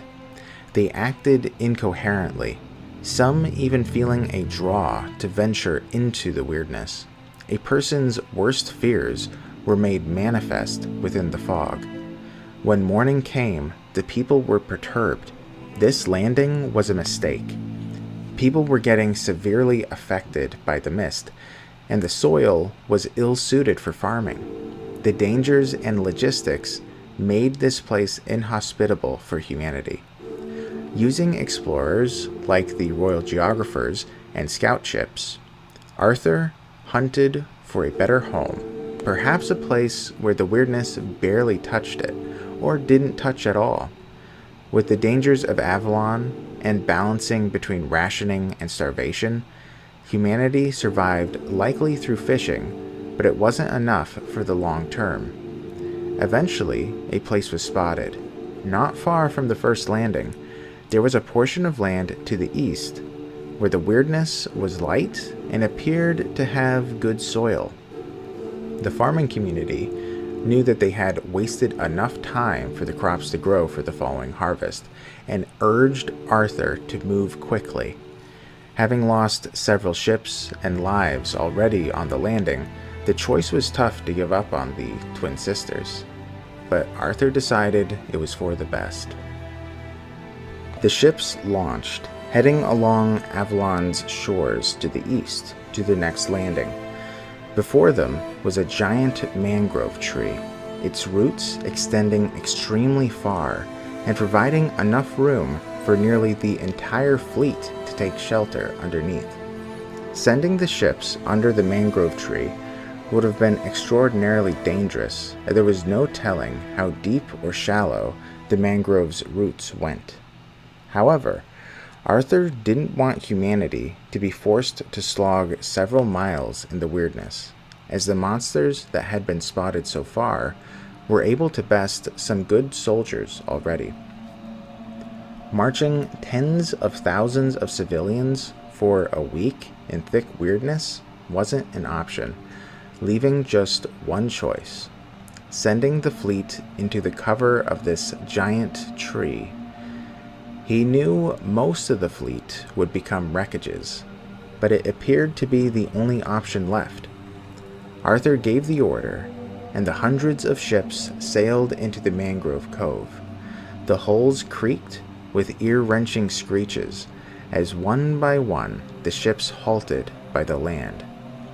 The cove was quickly packed, and the ships on the outside formed a ring around the mangrove tree, again tied together with ropes and nailed together with planks as they set anchor. The sea cannot be glimpsed in this sheltered cove. Anchored ships filled it edge to edge, making it possible to walk from one end to the other with dry feet. The outermost line of ships serves as an improvised wooden wharf, allowing fishing boats and smaller transport craft to dock to this immobile armada. Though it had only been a few months since the Red Death began back in Camlan, humanity felt hopeful for the first time in what felt like ages. The horrors of the Red Death were all but gone. The land was suitable for farming, and the weirdness had given the area a wide enough berth for both the monsters and the weirdness's ill effects to be minimal. Humanity found its home. Farmers began planting their crops as fishermen began finding good fishing spots. Hunters traveled in groups and tried to stay near civilization as they searched for plentiful hunting grounds. King Arthur got architects and builders to work on a marvel, Tainted. Tainted was to be a giant circular citadel with no gate. Entering Tainted required a large crane to carry in both people and supplies. The outer wall was made of stone, but the mortar to seal the walls was likely an invention by Merlin. The mortar paste possibly used a mixture of clay, human blood, and dust. Life essence, human blood, appeared to be a repellent to the weirdness. Individuals would have to practice bloodletting to aid in the construction. The reason I presume the mortar has blood will be mentioned later in the video. King Arthur created this citadel with urgency and discussed the construction as though planning for sieges. But who would siege Tainted? Despite their efforts, starvation was still a grave concern. Even with fertile soil, fishing spots, and hunting grounds, there wasn't enough to go around. Little did humanity know that Avalon was stirring. The geographers continued to explore the land, trying to map it out, but routinely came across monsters. Several times, the knights, druids, and possibly Arthur himself ventured into the weirdness to slay all manner of giant beasts and worms. Tainted Grail was being built quickly and was used as their capital and headquarters. As the weeks dragged on, the concern about food grew. Likely around this time, as the people realized that they had too many mouths to feed, the Red Death survivors came to the forefront. Most who survived the Red Death had been left permanently afflicted with a leprosy-like state, and though the Red Death was very rarely transmitted from those in that state, it still happened from time to time with prolonged exposure. Many would have voiced that the survivors of the Red Death were only a drain on resources. To settle the matter, Arthur ordered that those afflicted be sent east to live in a Red Death colony within the dark morass, a swamp with a nauseating vapor choking the air. Though to the sick this was seen as a death march, the Red Church and Kai went with them to set up an asylum. The Church and Kai took in everyone, the sick, the hungry, and the downtrodden. Kai did her best to keep everyone in her care alive, but that would prove impossible.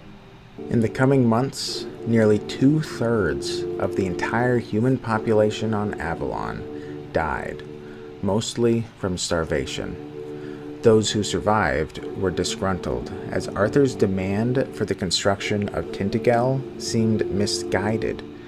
In the second year, the food crisis had mostly been averted, but beyond Tuathan's walls, the Fore-dwellers stirred. Tainted Grail was easy to spot for the Fore-dwellers, as the weirdness no longer provided them visual cover, as it did in the Twin Sisters. To the Fore-dwellers, this was an invasion from the underworld. A Fore-dweller army mobilized, planning to push humanity back to the seas, as they did to the Fomorians in the Last Age. To the Fore-dwellers, they viewed humanity as strictly inferior. Humanity could not control the weirdness. They were weakened through starvation, and they were half a Fore-dweller's size. A regiment of Tuathan guards ventured into Avalon, leaving Tuathan walls. They likely took weeks to reach Tainted Grail. The Fore-dwellers were hulking giants, about 10 to 15 feet in height.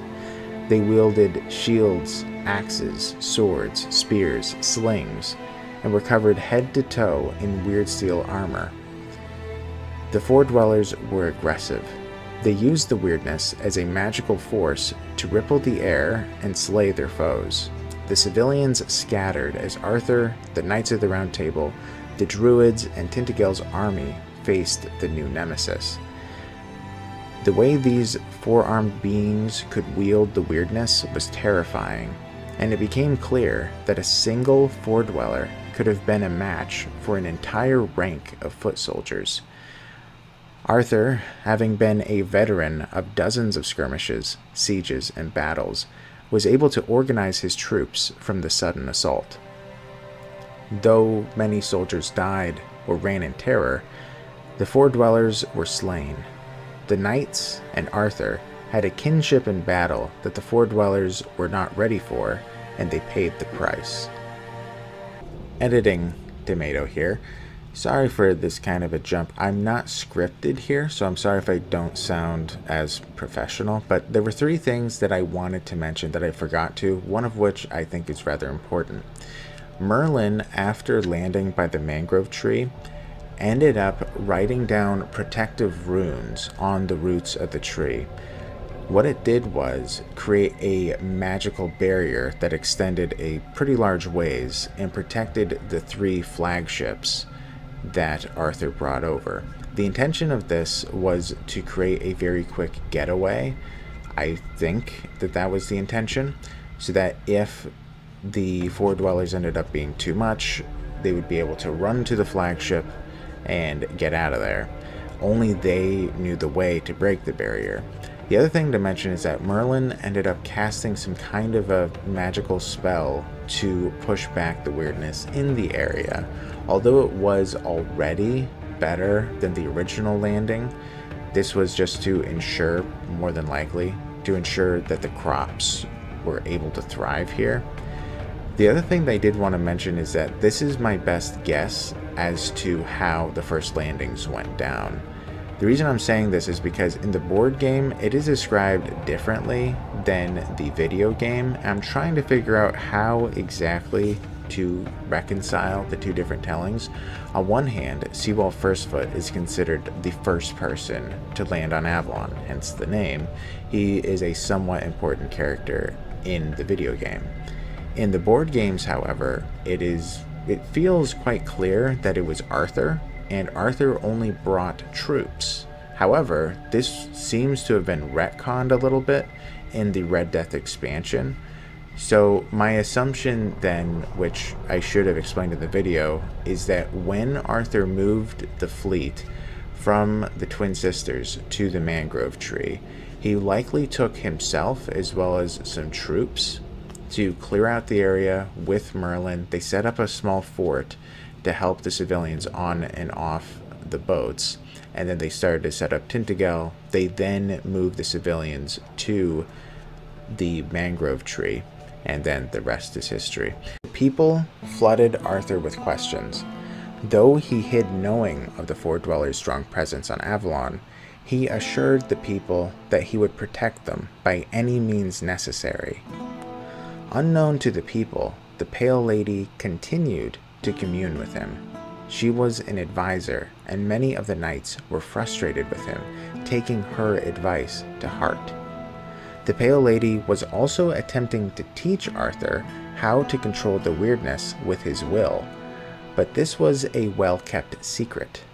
The construction of Tainted Grail was necessary for the defense of humanity, and now the people were thankful that Arthur pushed its construction as he did. For most of the second year, Tainted Grail was attacked, ambushed, and besieged. It appears that the Four Dwellers struggled to dismantle Tainted Grail despite their strong control of the weirdness. This is why I am presuming the mortar used in the construction of Tainted Grail had blood in its makeup, as life essence appears to repel the weirdness. In a dark anecdote in the Fall of Avalon board game, a man is described as using mortar made of blood to seal himself at night in Avalon to guard against the weirdness. I assume that if blood was able to repel the weirdness, perhaps it was also capable of preventing the Four Dwellers from disassembling Tainted Grail. This is strictly speculation, to be clear, but regardless, the Four Dwellers sent larger and larger armies to besiege Tainted Grail, hoping to wipe humanity off the map. Siege after siege, battle after battle, humanity won Pyrrhic victories. The casualties mounted high, and the sieges happened so often that Tainted Grail no longer cleaned the aftermath. Ah, Tainted Grail, the only place in the whole of Avalon that humans can confidently call their own. Smoke and steam rise from within the round fort, as if it was a giant squat chimney. There is no gate. Instead, a pair of large cranes haul people in and out for a couple of coppers. Outside the wall, buildings are light and temporary. Everyone knows another siege may come at any moment, wiping out everything beyond the walls of the fort. The remnants of old battlefields, full of broken weapons, horse bones, and scattered pieces of armor, are a constant reminder. In the third year, the sieges continued, and the Four Dwellers sent larger varieties of troops. They no longer just sent regiments of Tuathan guards. It was now hordes of Four Dweller wretches, Tuathan stake slingers, wielding crossbow-like weaponry, warcasters with a mastery in manipulating the weirdness, and reclaimers, the most elite of the Tuathan troops. They were organized, and Tuathan seemed to pop out these Four Dwellers like a machine. They first came in the hundreds, and now they were coming in the thousands. With every loss, The Four Dwellers may have regrouped for a time, but they would return with a larger army with more advanced training and weaponry. Likely after a successful defense of Tainted Grail, Arthur was confronted by a knight who was afflicted with the Red Death, and an ex-soldier named Thibault. The two requested that the men of fighting age who have the Red Death be allowed to join Tainted Grail's army. Arthur agreed, and the Red Shields were born, led by the knight and Thibault. Adding them to Tainted Grail's ranks proved helpful, as those with the Red Death did not have a fear of dying and were known to never falter on the field. Still, this was not enough for the constant onslaught. Either in the second or third year, Arthur sent messenger ships to the homelands. They were dispatched to all the strongest kingdoms that may have survived the Red Death plague. Arthur wrote missives promising riches to sellswords in countries, claiming the land he discovered was drowning in rare materials. Greed won out for many of these petty kings and mercenaries. Several ships of reinforcements sailed to Avalon. The last thing to mention is that possibly around this time, though it may have happened when the Round Table was first founded, there was an obsession with immortality. The Round Table had stuck together and overcome the insurmountable. However, whether because of battle, old age, or sickness, the knights would begin dying out. Sir Kay, Arthur's half-brother, had already either died or disappeared. Sir Tristan had been long dead, and many others had died or were severely wounded. The way to keep the Round Table alive with these knights who held on so dearly to honorable virtues was to have successors. After one died, another would take his place, inheriting the title of Sir Kay, Sir Tristan, or whichever knight had recently passed. They decided the Druids would be the ones to elect the next knight through casting votes. Now, the explanation is rather vague, since how the election works is left pretty much at that, but I would like to provide a theory. It is established that Arthur has soul fragments tied to his dearest belongings on Avalon. In addition, in a future part of the lore set almost 1,000 years later, there's a situation where the Pale Lady is searching for a man who is both from the homelands and exemplified strong character. Basically, she finds Sir Lancelot, supposedly the original Sir Lancelot, who was born in the homelands. What confuses me is that it is clear that people are elected after a knight dies, and Lancelot was definitively killed around the Age of Legends. In fact, you see his spirit in his tomb at one point. To me, the way to reconcile all the details, which I could very well be wrong, is that when a new knight is elected, a piece of the soul of the old knight is transferred to the new. Perhaps the Druids are the ones who elect the knights because they are the ones capable of binding the souls of the true knights with those elected. So, in a way, when Lancelot is met in the future, the Pale Lady is right to believe a part of him was once born in the homelands. This method was different from the plans for Arthur. Merlin wanted Arthur to be strictly immortal. He didn't want to risk binding a part of Arthur's soul to someone elected, as typically, the elected individual is not significantly influenced by the soul of the true knight when bound. Instead, he tested methods of making Arthur and the true knights who still were alive immortal.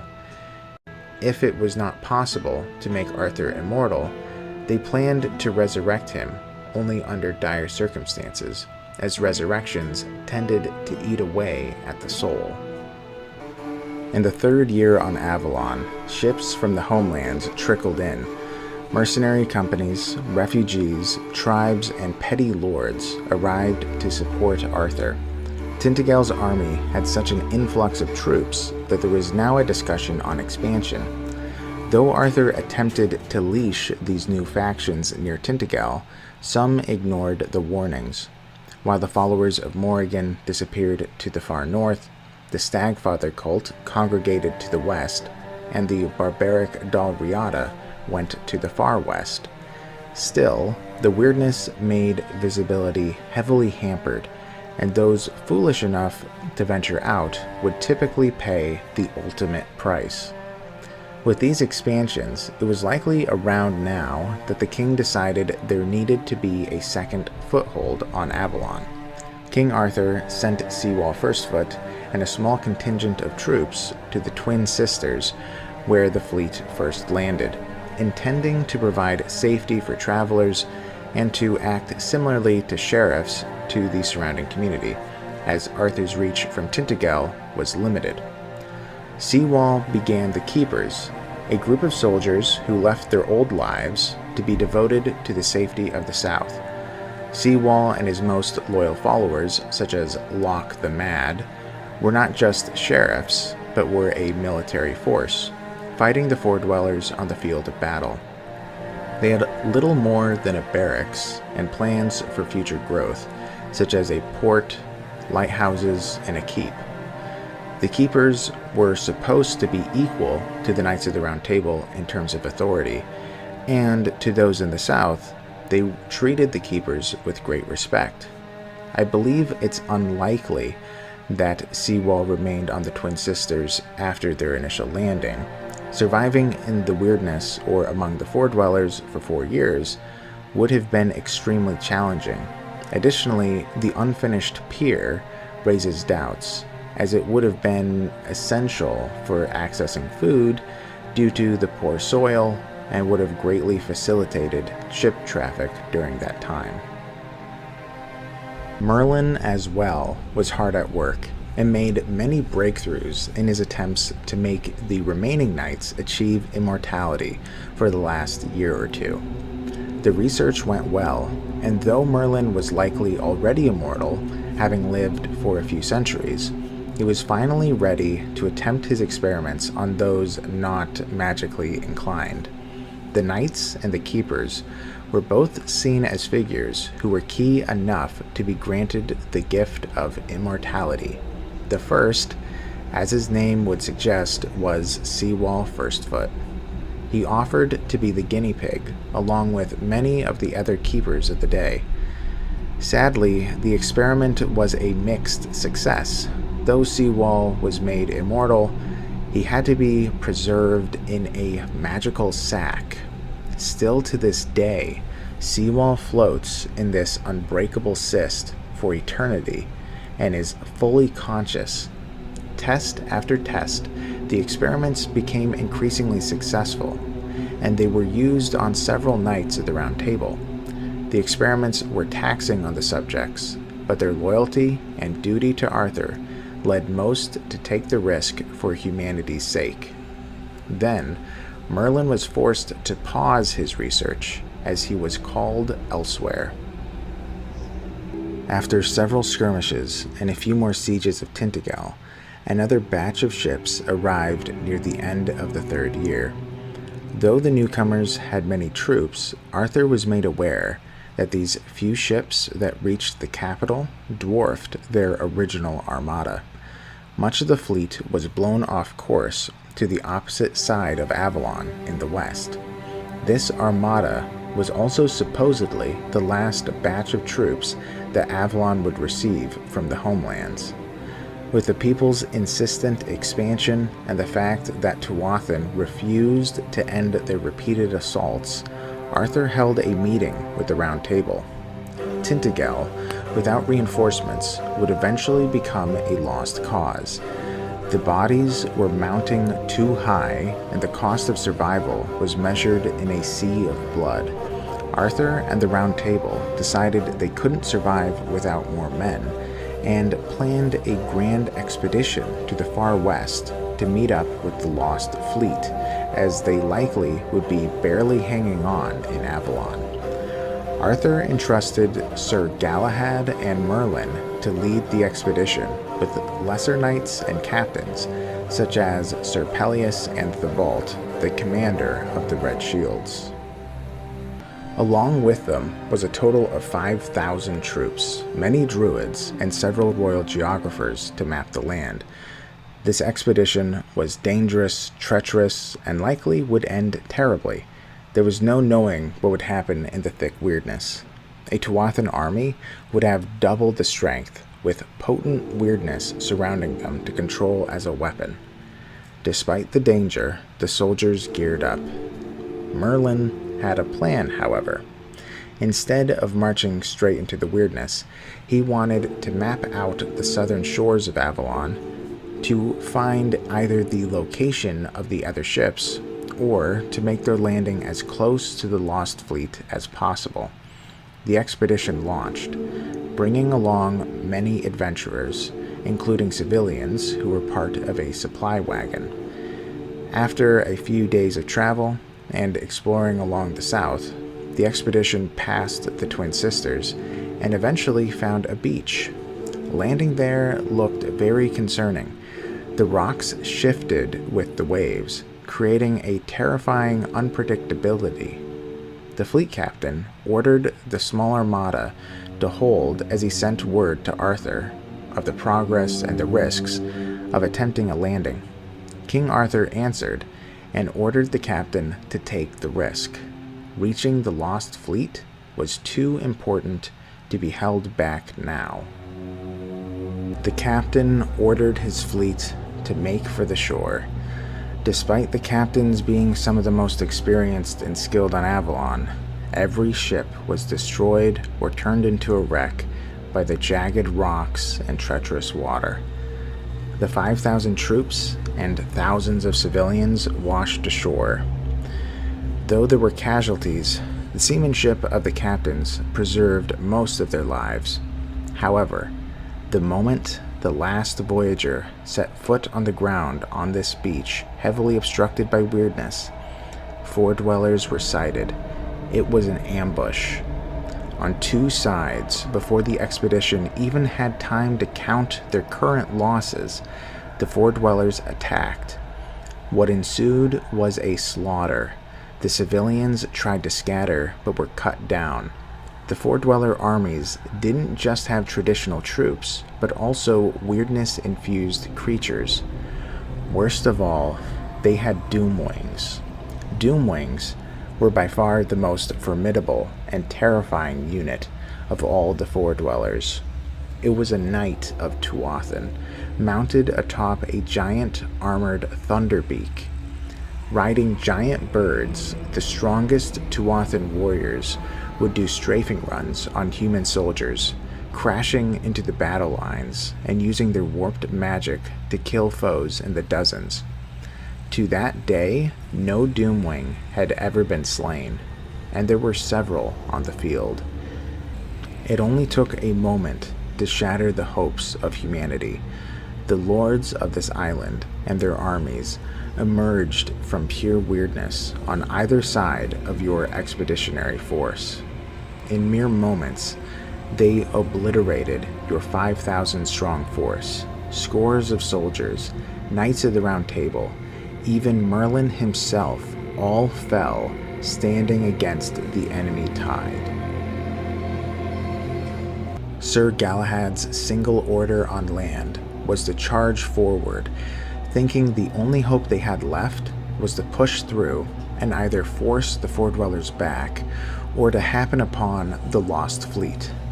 Galahad was then slain, and several of the Knights of the Round Table were also killed as they attempted to restore order. Only Pelleas survived long enough to reach a large field in the middle of the weirdness, where the battle continued. The sights, sounds, and smells of battle assault your senses. The fighting rages, as ferocious as it is one-sided. The remnants of the human army fight to their last breath, while enemy cavalry, mounted on winged beasts, dive at them from the sky. Countless misshapen creatures prowl the battlefield. finishing off the wounded. Waves of war magic ripple through the air, stripping skin and flesh from bones. Entering this mayhem is extremely dangerous. With one arm holding up Merlin's barely conscious and bloody body, and the other wielding a weapon, Peleus limped through the field of battle, barking commands to an army that's too disjointed, too broken to follow. Being forced to drop Merlin as Four-Dwellers honed in on the night, he would slay them before picking up the wizard's wounded body again. Merlin would go on about druidic and tactical nonsense between gurgles from spitting up blood. Sir Peleus was on his last legs and seriously injured as well. His sword waved around wildly as an invisible creature called a veiled shrike sprang from the weirdness, panicked and now running. Right before the creature slayed the last knight on the field and Merlin, the Red Shield commander, the Balt, an explorer named Nazar, a tribal princess named Cowlin, and a tormented witch named Duana came out of nowhere and attacked the Shrike. They were also injured after slaying the monster, but they were intent on saving Merlin and Peleus. While Thebalt carried Merlin in his arms like a babe, and Peleus leaned on Nazar, Duana led the way through the weirdness as Cowlin loosed her bow to cover them. They were brought to a giant, morbid statue in the center of the battlefield. This statue, a menhir, pushed back the weirdness just enough to have a small pocket of safety in the battlefield, an eye in the storm. While Duana cared for Merlin, who was coughing up blood before falling unconscious, Peleus, Thebalt, Nazar, and Cowlin watched the battle rage. They were all seriously wounded, and though the enemy avoided them, there were few opportunities to save what stragglers remained. When Merlin awoke, the battle still raged. He appeared not the least bit perturbed, as he was too fascinated by the menhir and what this statue could do. Unsure how long the protection would last, Merlin took out a scroll dripping in liquid shadow and performed a blood ritual. Suddenly, all the survivors near the menhir vanished and were transported to safety away from the battle. Though safe, all they could do now was watch at a secure distance as the last remnants of the expedition were killed, hunted, and slaughtered. Believe it or not, this is usually considered the beginning of the Age of Legends, though when Seawall first stepped on Avalon could also be considered the start. Arthur would eventually give Thebalt, Nazar, Cowlin, and Duana the title of Executors, so when I reference them from now on, I will just call them the Executors. Merlin had disappeared from the group to a nearby redwood forest, and though Sir Peleus was the commanding officer, the Executors took charge while Peleus was recovering from his grave wounds. The tale of the Executors is the main story in the Age of Legends board game, but I will just go over them when they are relevant, which they probably will be a lot. The Executors scoured the land for survivors and a shielded home away from the Four-Dwellers and their weird beasts. The battle lasted several hours before the last human line was annihilated. All that was left were the ones who ran and hid in the weirdness. The Four-Dwellers sent hunters and their weird beasts to slay every last one of them. The survivors numbered a few hundred, and they took shelter in a redwood forest where a weirdness storm raged above, powerful enough to fell even these titanic trees, which mysteriously have souls. I know that's random, but it felt random when I first read it as well. While the trees were felled, their spirits would release and cry out at the disaster of it all, blaming the war for destroying their long-standing forest. creating ladders to climb up the giant tree stumps, the survivors set up makeshift watchtowers. Merlin then formed a massive barrier around the outpost that both hid it from the Fore-dwellers and kept the survivors safe from the weird storm above. Day by day, the executors ventured to find the other survivors while narrowly escaping the Fore-dweller hunters before hunkering down and waiting for the Fore-dwellers to leave the area. The expedition was a little more than 100 miles from Tainted Grail, and though the expedition failed to find the lost fleet, Merlin's new knowledge of the Menhir's capabilities would provide humanity with an extraordinary advantage. Currently, the Menhirs only preserved those directly under or adjacent to the statue, but Merlin believed that there was a way to extend the range. The executors found Merlin's tools, and he went to work on the menhir that stood in the center of the bloodbath. Through research and experimentation, Merlin discovered several oddities about the statue. It was chained to Avalon through red weirdstone, a Fore-dweller spirit was bound to it, magical rituals were regularly performed as well as offerings given, a piece of the homeland's reality was at the menhir's heart, and the menhir created a balance between life and death. It is somewhat insinuated that human reality is something else entirely, but I will let you take what you will from the description by Merlin. It all starts to make sense. The spirit here was trapped in a curious state, forever frozen, halfway between life and death. The chill of the other side comes in like a cold breeze, solidifying the reality, repelling what we call the weirdness. But that would mean our world is, well, that's not important, now is it? Why couldn't Merlin just finish his thought? To me, what is being insinuated is that our world is a reality solidified on Avalon through death, while the weirdness is the purest form of life. So if the weirdness is life, perhaps the Fore-dwellers viewing the homelands as the underworld isn't too far off. This creates a haunting, almost tragic view of the homelands as a place where life is a shadowed echo of a purer, unattainable vitality, and Merlin's avoidance reflects the difficulty of confronting the truth. For the first time in history, Merlin and the executors extended the range of the menhir, expanding the physical world. The mist was gone. The power of the Fore-dwellers was hampered in the vicinity. The survivors could see for miles unobstructed. Avalon looked like the homelands. Even after such a devastating defeat, this one act would prove to be the turn of the tide. Though their numbers were few, their survivors began setting up fortifications after the Fore-dweller hunters scattered. They also started forming hunting parties and even mining operations.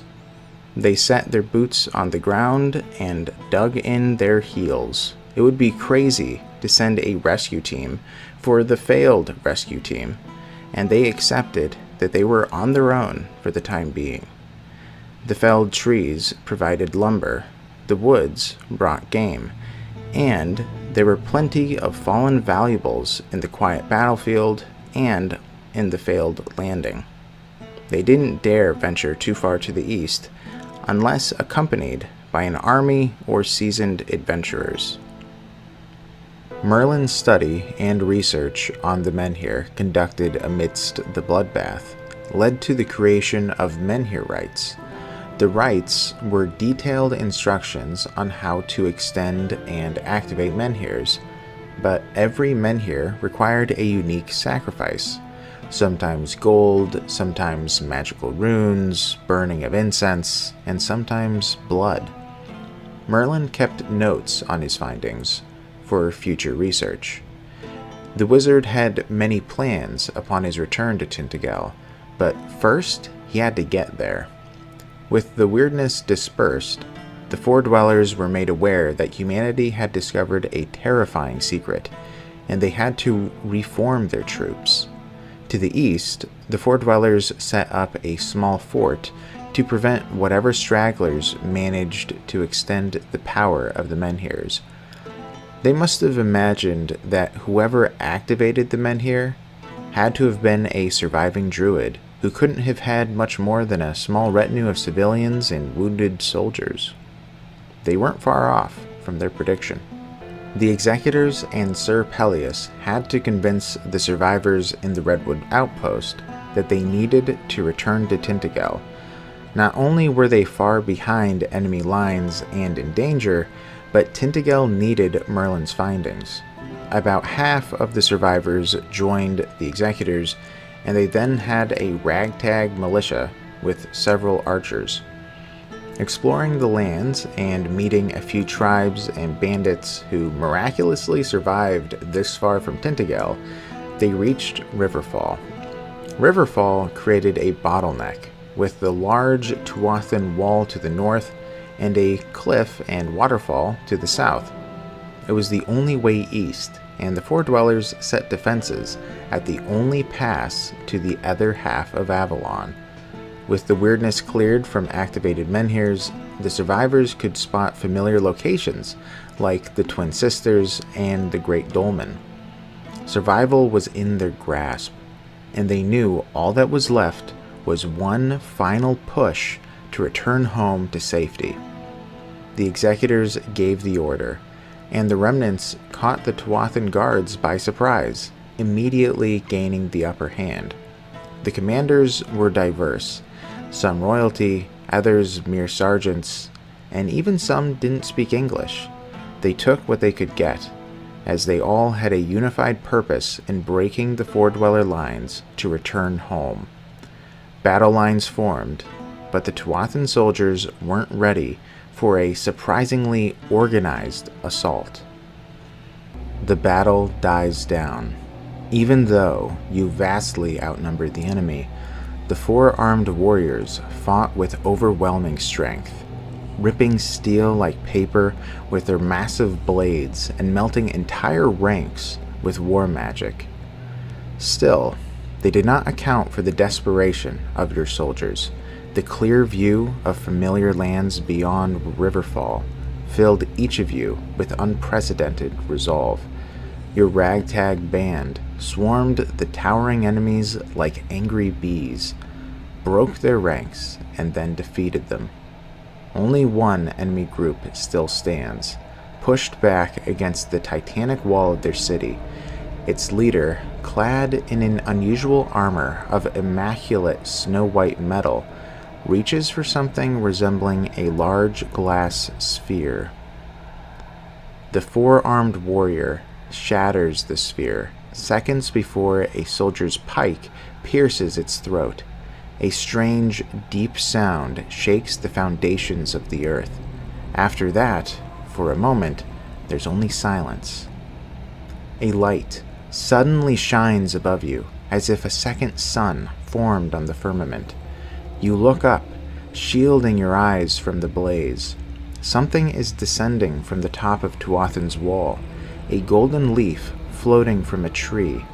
This figure is much larger than any of the enemies you've seen before, clad in yellow light that bends around it like a shroud, and surrounded by a cloud of arms that seem to flicker in and out of existence so fast you can't even count them. Its smooth, featureless head is surrounded by a revolving halo of eyes. Somehow, the creature manages to be regal and abhorrent at the same time, ethereal yet emanating with strength. You gaze at Merlin just to check whether you should be afraid. The look on his pale face confirms you should. You order your soldiers to close ranks and prepare for the creature to land. No, Merlin cuts you off. It's not one of them. It's something else entirely. Run, you fools! As the creature lands and turns towards you, you feel your skin crawling and knees giving way. Soldiers begin to flee in all directions. some dropping their weapons. What was a certain victory turns into a mindless rout. The creature lands, solid rock rippling under its feet like water. You cower before the heat and the light, while strange sounds flow through your head. Merlin moves to attack this new enemy, and you try to support him, but the creature deflects the wizard's magic as if it was hit with a wet rag. For the first time, you see Merlin's face pale with fear. Once again, he orders you to save yourself and reach Arthur so that the knowledge of the Menhir rites doesn't die. Without waiting for your answer, the wizard pushes you away with a surge of force. Then he turns back to the creature and places a thick shield of pure energy in front of him. The last thing you see is Merlin's body disintegrating into pieces as the creature effortlessly breaks through the barrier. Merlin was unmade. The most powerful man alive just ceased to exist. The soldiers scattered. Half ran to the outpost, too afraid to push on with Sir Peleus leading them to safety, while the other half ran away eastward to Tainted with the executors. They didn't have time to think of all the implications and questions. All they could do was run. The creature was a mystery at the time, but we later learned it was the Everdweller, an angelic, godlike being tasked with being Avalon's guardian. They had to hurry home, as the Four Dwellers were right on their tail and sent armies of reclaimers to track the executors down. Though they remained dozens of miles from Tainted, the survivors didn't rest until they found comfort behind Tainted's walls. After days of travel and hiding, the survivors gazed upon Tainted. They were finally safe. Upon hearing the extraordinary accomplishments and the lighting of the menhirs, Arthur called for the executors to tell him every detail. Being invited to meet the king, Thibault and Nazar were no strangers. They gave every detail to the wizened and troubled king, who soon called Nimue into the room. She wore black, in mourning since hearing of Merlin's death. Nimue was Merlin's right hand and became the new leader of the Druids. As she took record of the events the executors depicted, she took her old master's tools and notes with trembling hands. The Menhir rites were written concisely for future use. With this Menhir knowledge, humanity could finally expand safely. Though there were stray creatures on the roads, there was no longer the chaotic fog dooming travelers once the menhirs were activated. Villages could dot the land, planting crops that weren't poisoned by the weirdness. One of these was Connacht, arguably the first village planted under the guard of Tainted. It was built in the middle of a giant field with a menhir in the center, practically inviting the fellow travelers to make their farmhold. Smaller villages and farmholds sprouted soon as well, but Connacht was different, as many of the founders were the survivors from the failed expedition. Nimue and other druids were reverent to Connacht, as the inhabitants were the ones with Merlin in his final days. Nimue likely planted a tree there in Merlin's name, so that his deeds would never be forgotten.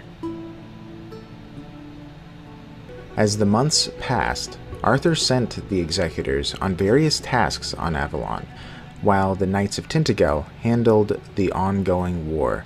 The chronology of the events is unknown, but their missions, though important to Avalon's history, will get their own video soon. With the lighted menhirs, the human expansion accelerated. Soon, half of known Avalon was occupied by humanity, settling in the west, south, and east. The weirdness, Four Dweller armies, and the giants blocked off northern and central Avalon. All the while, King Arthur continued to commune with the Pale Lady, teaching and training Arthur in controlling the weirdness, but she took it a step further now.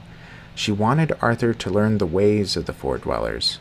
However, she can only prod and push Arthur so much, as they have never physically met. The Four Dwellers had discovered her involvement in the human invasion at some point, and held her prisoner in a weird fort near the center of Avalon. But Arthur planned a jailbreak. This weird fort was the most heavily fortified Four-Dweller stronghold outside of Tuathan, and served as their forward operating base. Arthur viewed the Pale Lady's safety as a chief priority, though her motivation in helping Arthur was because of her deep love for her dead son. Arthur's ultimate loyalty lay with humanity, even if it meant warping himself to defeat the Four-Dwellers. With the help of the Executors, they were able to connect to the Pale Lady through dreams in a very similar way to how Arthur could communicate with her. Sneaking inside the massive fort, they reached her cage. She was bound with ethereal binds to prevent her from doing anything with the weirdness. After freeing her, the Everdweller appeared again, chasing after them, but the Pale Lady had control over the weirdness few Four-Dwellers could even dream to possess. With a shrill cry, and carrying the 4 Executors in her 4 arms, she created a tunnel of weirdstone and dashed away, escaping the clutches of both the Four-Dwellers and the Everdweller. The moment they found safety, the Pale Lady sent another barrage of visions to the Executors' minds and vanished. She implanted thoughts in their minds to lead Arthur to a weirdstone spire in the center of known Avalon, not far from Tainted or Quinacht. With the Pale Lady freed, the menhirs activating across Avalon, and humanity branching out, the Four-Dwellers upped their presence. Their armies mobilized, and they sent out stronger, fiercer troops. The Executors hurried to Tainted to explain the news to King Arthur. Without a second thought, he donned his armor before giving Lancelot control of Tainted and leaving in a hurry. Arthur rode away from Tainted all alone to meet with the Pale Lady. Tainted court was astounded that the king would leave so suddenly, just as more Four-Dweller armies were sprouting. The nobility began fragmenting with Arthur's frequent rash decisions, and there were whispers of a revolt. Some petty kings, many who likely just arrived with the recent reinforcements, believed they could do better than Arthur, while others believed an oligarchy should be formed to account for the dozens of cultures and people groups that Tainted protected. Arthur, detesting politics, wanted the Round Table to deal with the naysayers. There were far more pressing matters to deal with, but he did recognize the threat. The Knights of the Round Table were hard at work with maintaining peace behind Tainted walls and testing the waters in northern Avalon.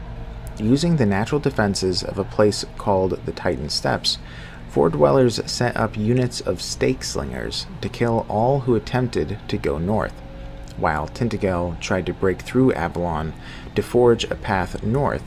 Arthur was rarely seen. He was with the Pale Lady at her tower. She was teaching him the ways of the Four-Dwellers and practiced communicating with him. He was learning quickly and discovered how to control the weirdness, ever so faintly. She taught him her culture, beliefs, values, and history through visions and implanted thoughts. Some of it was confusing, but it didn't take long for him to grasp her peculiar communication method to such an extent that it felt natural. The Pale Lady performed some rituals and spells on Arthur, making it easier for him to learn, but something inside him was changing, altering, warping. He couldn't be sure what was happening, but Arthur knew that no matter the side effects, to gain an edge on the Four-Dwellers, he would beat it and ensure humanity's survival. Was it hubris or desperation that led Arthur to submit to unknown forces? Hard to say. The first mission that the Executors encountered was to locate the king's sister. A few episodes ago, you may recall that Morgaine stayed behind a considerable time back in Camlan before leaving with her black galley. Her ship was spotted at the Twin Sisters. Arthur wanted Morgaine by his side, because she was the last of Arthur's kin still alive, and he wanted the nobles to see Tainted Grail united. Now, for those following closely, that might give you pause, because Kai, Arthur's half-sister, is still alive and outlived Arthur. My best guess is that she must have disavowed her name at some point. I assume it is likely when Arthur sent those afflicted with the Red Death on their death march.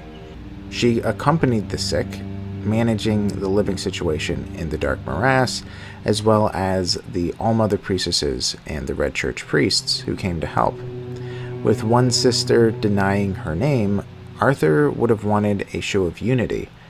The flagship was tracked down to a cove, and after the Executor's brief investigation, it was clear that she tried to hide her flagship along the coast, and she faked a kidnapping. She made the falsified evidence point to the Dal Riata, and then fled to the Isle of the Dead. This island, at this time, was a mere necropolis, and it predated humanity on Avalon. Many tribesmen who lived near the Isle of the Dead would feel an inescapable draw. They would enter the unending maze within the necropolis, and added to the corpses that it held.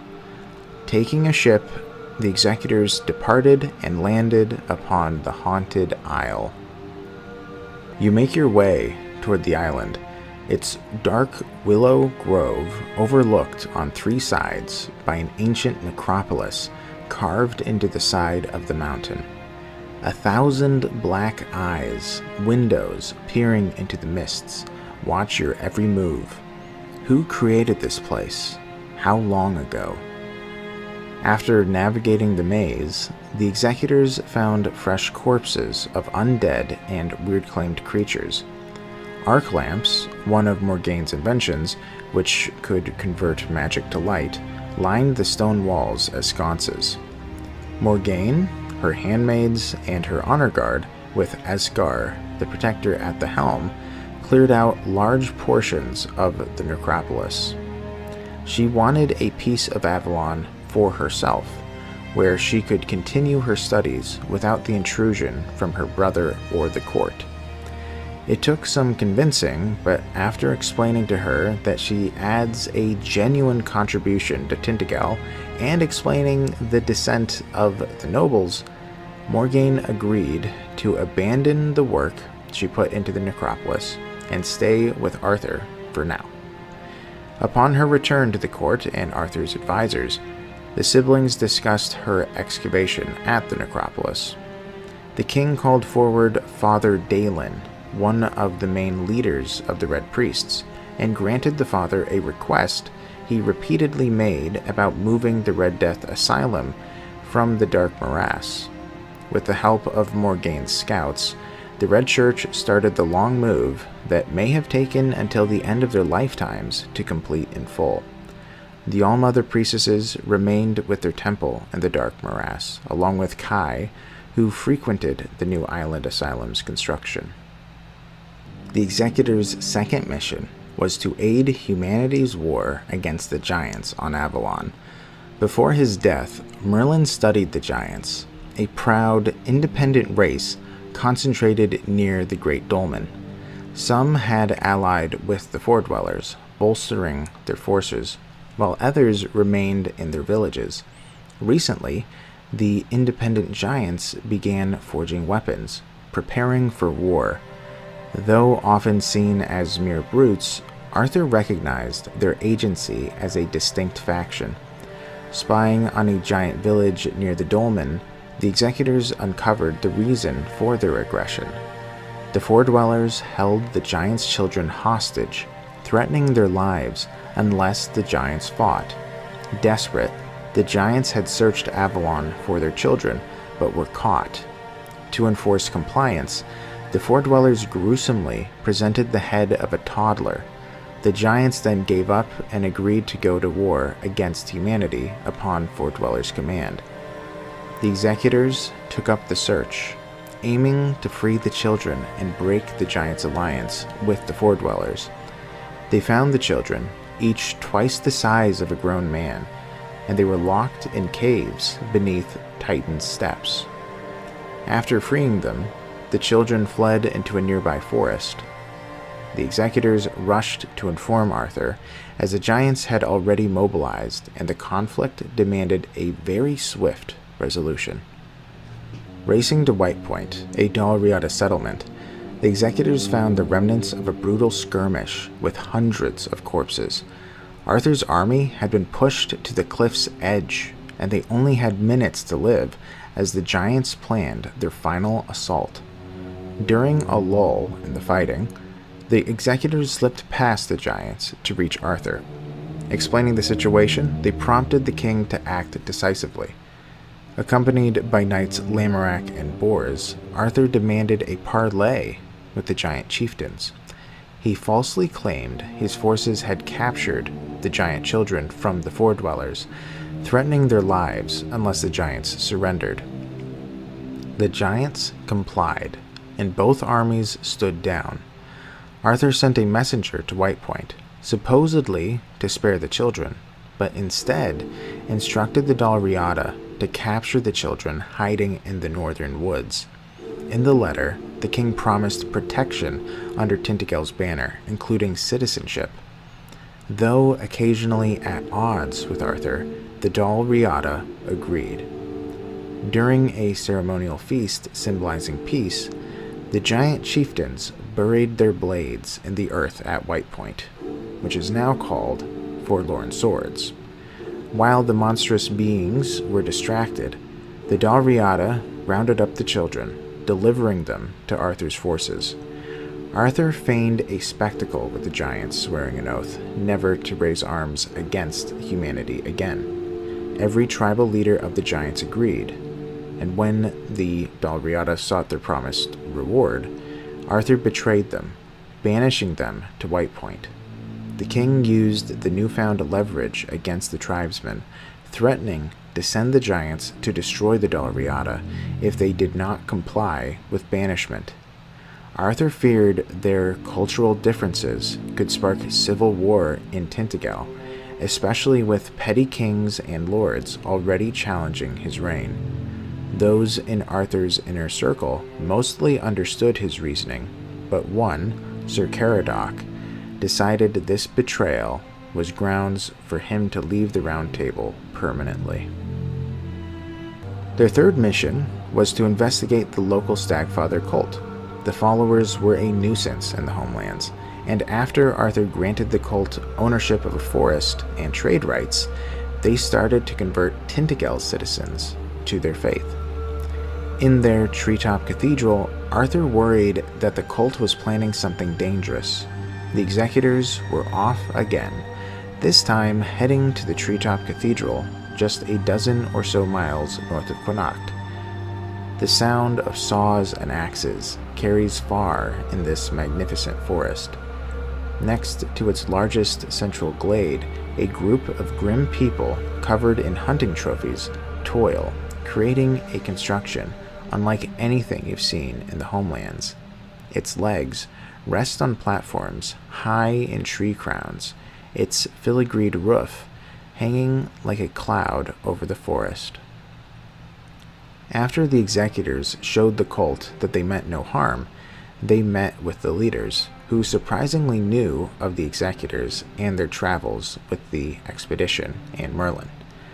The priests begged the executors to return to the far west, to the Redwood outpost, because their prophet calls to them, but needs help reaching the cathedral.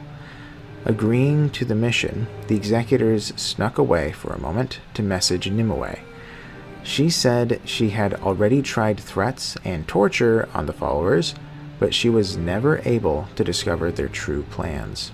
Nimue suggested the executors play along for now and head to the Redwood outpost. After a long journey, they returned to the outpost that they had helped formed and were greeted by many friendly faces. Delving deep into the woods, the executors found a half-built cathedral and a figure. While its body retains a vaguely human shape, something keeps pushing at the skin from the inside.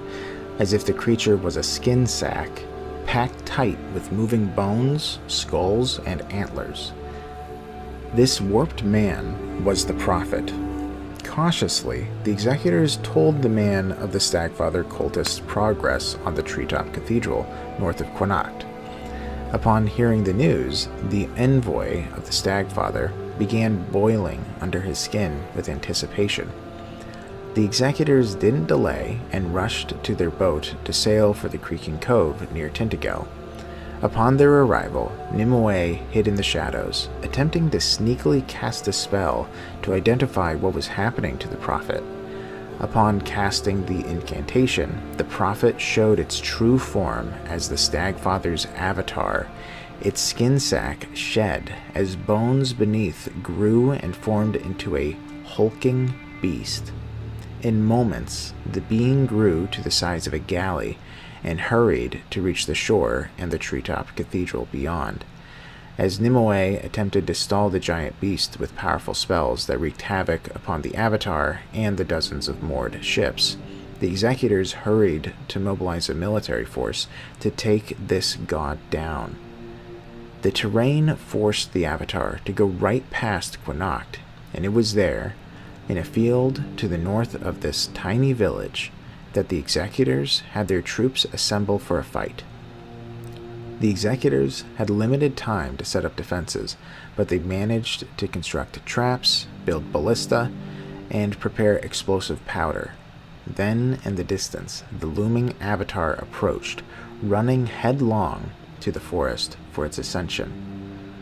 The Avatar comes, ground trembling under its hooves, its antlers blocking the sun in a sudden eclipse. The traps slowed the Avatar, and it became a pincushion for the projectiles. Tripping over, the giant was then hacked at by axes and pikes. The Avatar refused to quit and charged into the human lines. The treetop cathedral was within reach, and just when all hope was lost, the Avatar succumbed to the blood loss that appeared like streams running down its massive body. It collapsed and destroyed the cathedral in its fall. The Avatar was defeated, and the Stagfather's followers scattered, fearing that they would be put to the sword. The executors' final mission was to aid the builders working on Camelot's construction. This was a very nice change of pace after settling the war with the giants and defeating a god. All they had to do now was head over to a place called Hangman's Tongue and see what was taking the workers so long to get going. There had been several workers, including the chief architect, who died under mysterious circumstances. Heading to the cliff on the far east of Avalon, the executors met with Sir Yvain, who managed the operation. 3 workers a week disappeared, and it was hard to motivate the rest. The chief architect, Kinrick, who was attributed to many of Camelan's titanic constructions back in the homelands, had jumped off the cliff where the new Camelot was to be built. Exploring the shore beneath Camelot's cliff, the executors made multiple discoveries. For one, many bodies littered the ground beneath the cliff. For 2, this shore was more than a shiny beach known as the Shimmering Flats. The sand was a labyrinth of alien runes, likely Four-Dweller writings. Upon nightfall, the runes would glow when sunlight disappeared on the horizon. The glyphs oozed magic, calling those near it to feel rejuvenated and happy, while alien words flooded the mind with indecipherable stories. It became clear that the workers must have been mesmerized when seeing the runes at the top of the cliff and jumped to their death. Clearing the runes, the executors solved the mystery, and the workers went back, starting the foundations of the new Camelot. Another oddity was that there were Four-Dweller footprints in the sand, and the executors witnessed one performing a ritual. The Four-Dweller wretch was old, and summoned a large arbor of weird steel that surfaced from the waters below. Walking atop the mound of weird steel, The four-dweller did not mind anyone noticing, as suddenly a wisp of black smoke puffed from around his head, and he fell dead. The arbor retreated into the water, but the executors dived in to explore what was going on. This wasn't a mound of weird steel, but a collection of hundreds of four-dweller bodies, each wearing a burial mask. It then dawned on them that destroying the glyphs on the shore altered whatever afterlife these souls entered upon death. With the executors' contributions and the menhirs lighting the way, Arthur's forces took eastern Avalon by storm. The first hurdle, though, was the Titan's Steps. The Avalonians set up a kill box with stake slingers. Any living thing that attempted to climb up the terraces would be met with bolts a meter long into the chest by eagle-eyed marksmen. Time and time again, humanity attempted to climb, and they were routinely sent away running. The dead bodies from failed attempts couldn't even be gathered to bury, as the four-dwellers killed anything that moved. The executors and Sir Bedivere, a knight tasked with taking this area, planned an assault.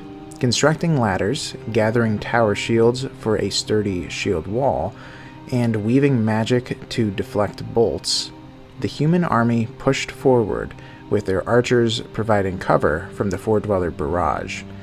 The four-dweller firing line was reached after taking some casualties, and the human army cut down the ranged units. With the threat defeated, the path north was open, and the human losses from previous attempts could finally be laid to rest. The people expanded rapidly once the path was forged, founding most of the towns we know of by the time of the fall of Avalon. Camelot's construction was well underway, with Tintagel's army keeping the workers safe. Just west of Camelot's foundation, they set up the Burrow, where many of the workers, their families, and merchants stayed. As a forward operating camp, Tintagel began creating a base called North Post. With each human advance, the four-dwellers met them on the field of battle. But humanity would not be halted. Some of the battles were costly, and when Arthur was away from the Pale Lady's training, he frequented the medical tents to help tend the wounded. The losses grieved the king. He risked his friends' lives repeatedly in the war, and even when battles were won, the casualties kept mounting along with the nobles' descent.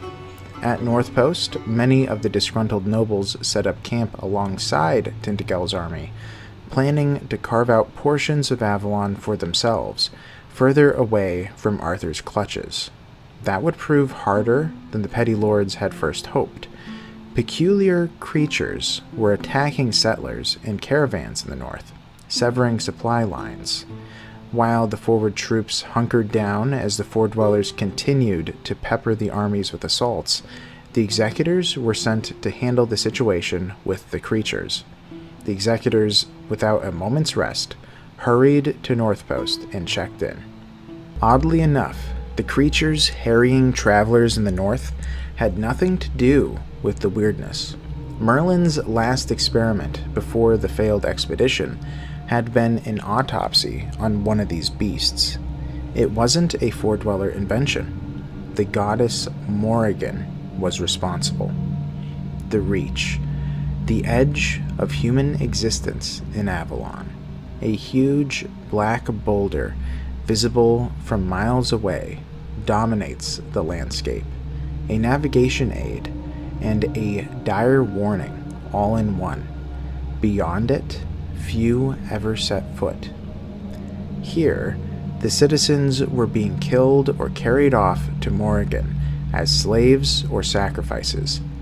Giant winged beasts resembling bats would swoop down from the sky and wrenched families from their villages to the northmost point of Avalon, called the Grand Arches. A young, heavily battered knight called Sir Dryston attempted to drive off the beasts and save the civilians, but did not have the manpower. As the skirmish died down with humanity taking a heavy hit, the Executors finally arrived. They saved some survivors from the raids on the outskirts, and discovered the war beast's handlers were pale-skinned masters, faces adorned with black markings and a strange symbol on their clothes. These were the followers of Morrigan, the goddess of death, crows, and dark magic. Her cult had some of the most heinous crimes in the homelands, and to hear they operated in Avalon gave the Executors chills. With the fringes of the Reach saved, the war beasts took notice. They looked similar to werewolves, but their masters attached armor plating and sometimes replaced their arms with weaponry. The creatures were beastmen, having forcibly undergone transformation to add to Morrigan's retinue, and was what awaited many of the carted-off civilians. After winning a skirmish against the remaining followers of Morrigan, Sir Dryston and the Executors interrogated a surviving war beast handler. They learned that Morrigan prepared for war against the other gods who landed in Avalon alongside humanity. She needed to kidnap people to add to her ranks. To settle the matter, Sir Dryston was set in believing they had to kill Morrigan, and the only way to the Grand Arches, where Morrigan set up her lair, was to fly. Having bats be the only method to reach the Grand Arches was brilliant to keep her intruders out, but Sir Dryston had a plan. The Executors and the Knights took off their armor. They pretended to be civilians before wandering to some of Morrigan's acolytes, and were taken in as slaves. The team was packed into a giant metal cage, and two enormous bats carried them over a channel to the Grand Arches. The newfound slaves were then processed, and the Executors bided their time for an opportunity to grab weapons and charge through Morrigan's unfinished fortress. They took the guards by surprise and killed their captors. As reinforcements came running, the team swiftly made their way into man-made corridors before going underground. The walls and design, the further they went, became alien, and it was hard to say if the Four Dwellers or some other faction could have built this forgotten temple long ago. Soon they came to the throne room and beheld Morrigan, perhaps Arthur's greatest nemesis in the homelands. She was convinced that any day now, other gods from the homelands will likewise show themselves and become players in the conquest of Avalon. Morrigan intended to be the only god in Avalon and to rule absolute. The Executors explained that there were rumors that the other gods were either dead or gone. You tell her you've been to all parts of the island, seen nearly all of its people. You've seen no other gods on Avalon. Luke and Fael didn't reach the shores of the island. Dagt is said to have died of Red Death himself. Sisinus is lost in the skies. Even the mighty Saruno, god of the hunt, called the Stagfather by its ardents, is gone. You are the only one, you say. There's no one to fight. All your beasts do is kill people who could become your worshippers. Just as Morrigan appeared to see reason in stopping, Sir Dryston had snuck around while the Executors distracted Morrigan, and with a swift strike with the sword, beheaded the goddess of death, her head tumbling to the floor. Dryston had always dreamed of doing extraordinary deeds like the Knights of the Round Table to join them, and this was his first. As they planned their next move, Morrigan's head cackled from the floor. She vowed to take control of Avalon, even if it took her 1,000 years. Morrigan then screeched in a high-pitched wail, and the Executors ran away. Poor Dryston was the aim of her ire, and the ambitious, aspiring Knight of the Round Table was killed in a most horrific way. His face melted like wax, and his eyes and ears bled.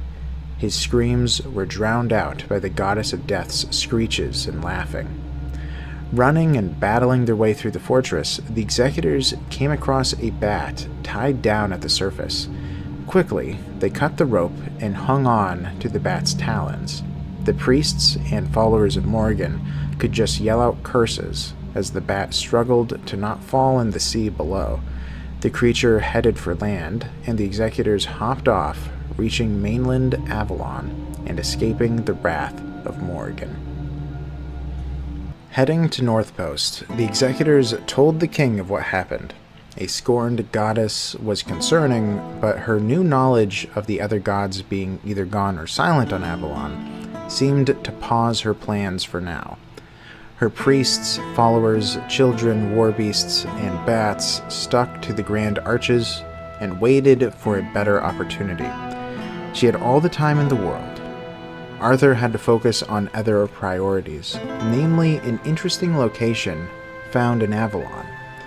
In their last lesson, the Pale Lady told Arthur of a reality-altering place called Corbenic.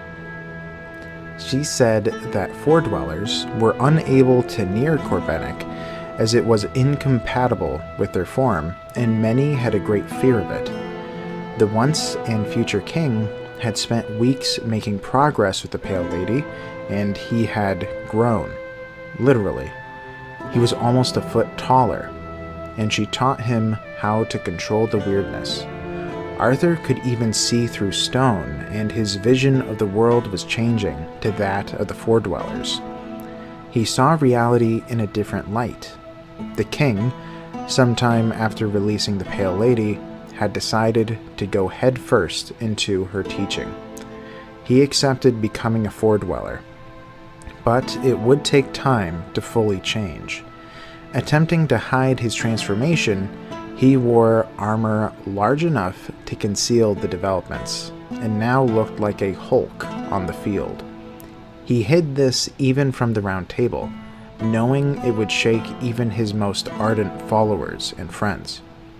Arthur still retained his humanity, but his being was altered.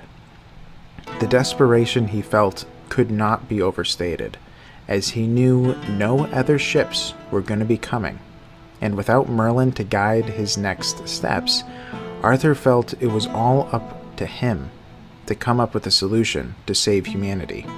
This Corbenic was promising to the king, as it could hold a secret to defeating the Foredwellers. Intrigued by the Pale Lady's fear of this place, Arthur explored northeast Avalon to find Corbenic, and after a while had the executors follow. Arthur and the executors found Corbenic deep in the Forest of Whispers. A castle of porcelain white towered in the distance. Walking towards it, the air shifted. The weirdness was gone. They weren't on Avalon anymore. The land was pristine, perfect. Each tree green and healthy. The water glistened like crystals. In the far distance, as Arthur tried to peer beyond, impossible vistas were in the sky. It was blurred, unnatural, and consisted of fields, forests, and castles, all overlaid upon each other. As the executors wandered too far, their being started to duplicate, and they had to turn away or else they would dissipate into the ether. Arthur walked to the pearly gates and entered Corbenic, leaving the executors outside to explore this heavenly land.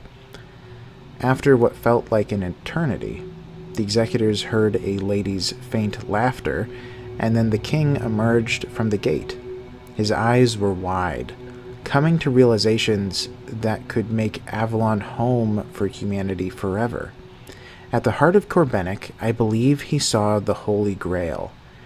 He always knew something had been missing in the homelands, and he finally realized what it was. Believing the Holy Grail was a nigh infinitely powerful artifact, he thought if he could instead make one of weirdness, his weirdness-infused grail could could be the key to ending the war. He had to bring it to the heart of Tuatha, the heart of Avalon.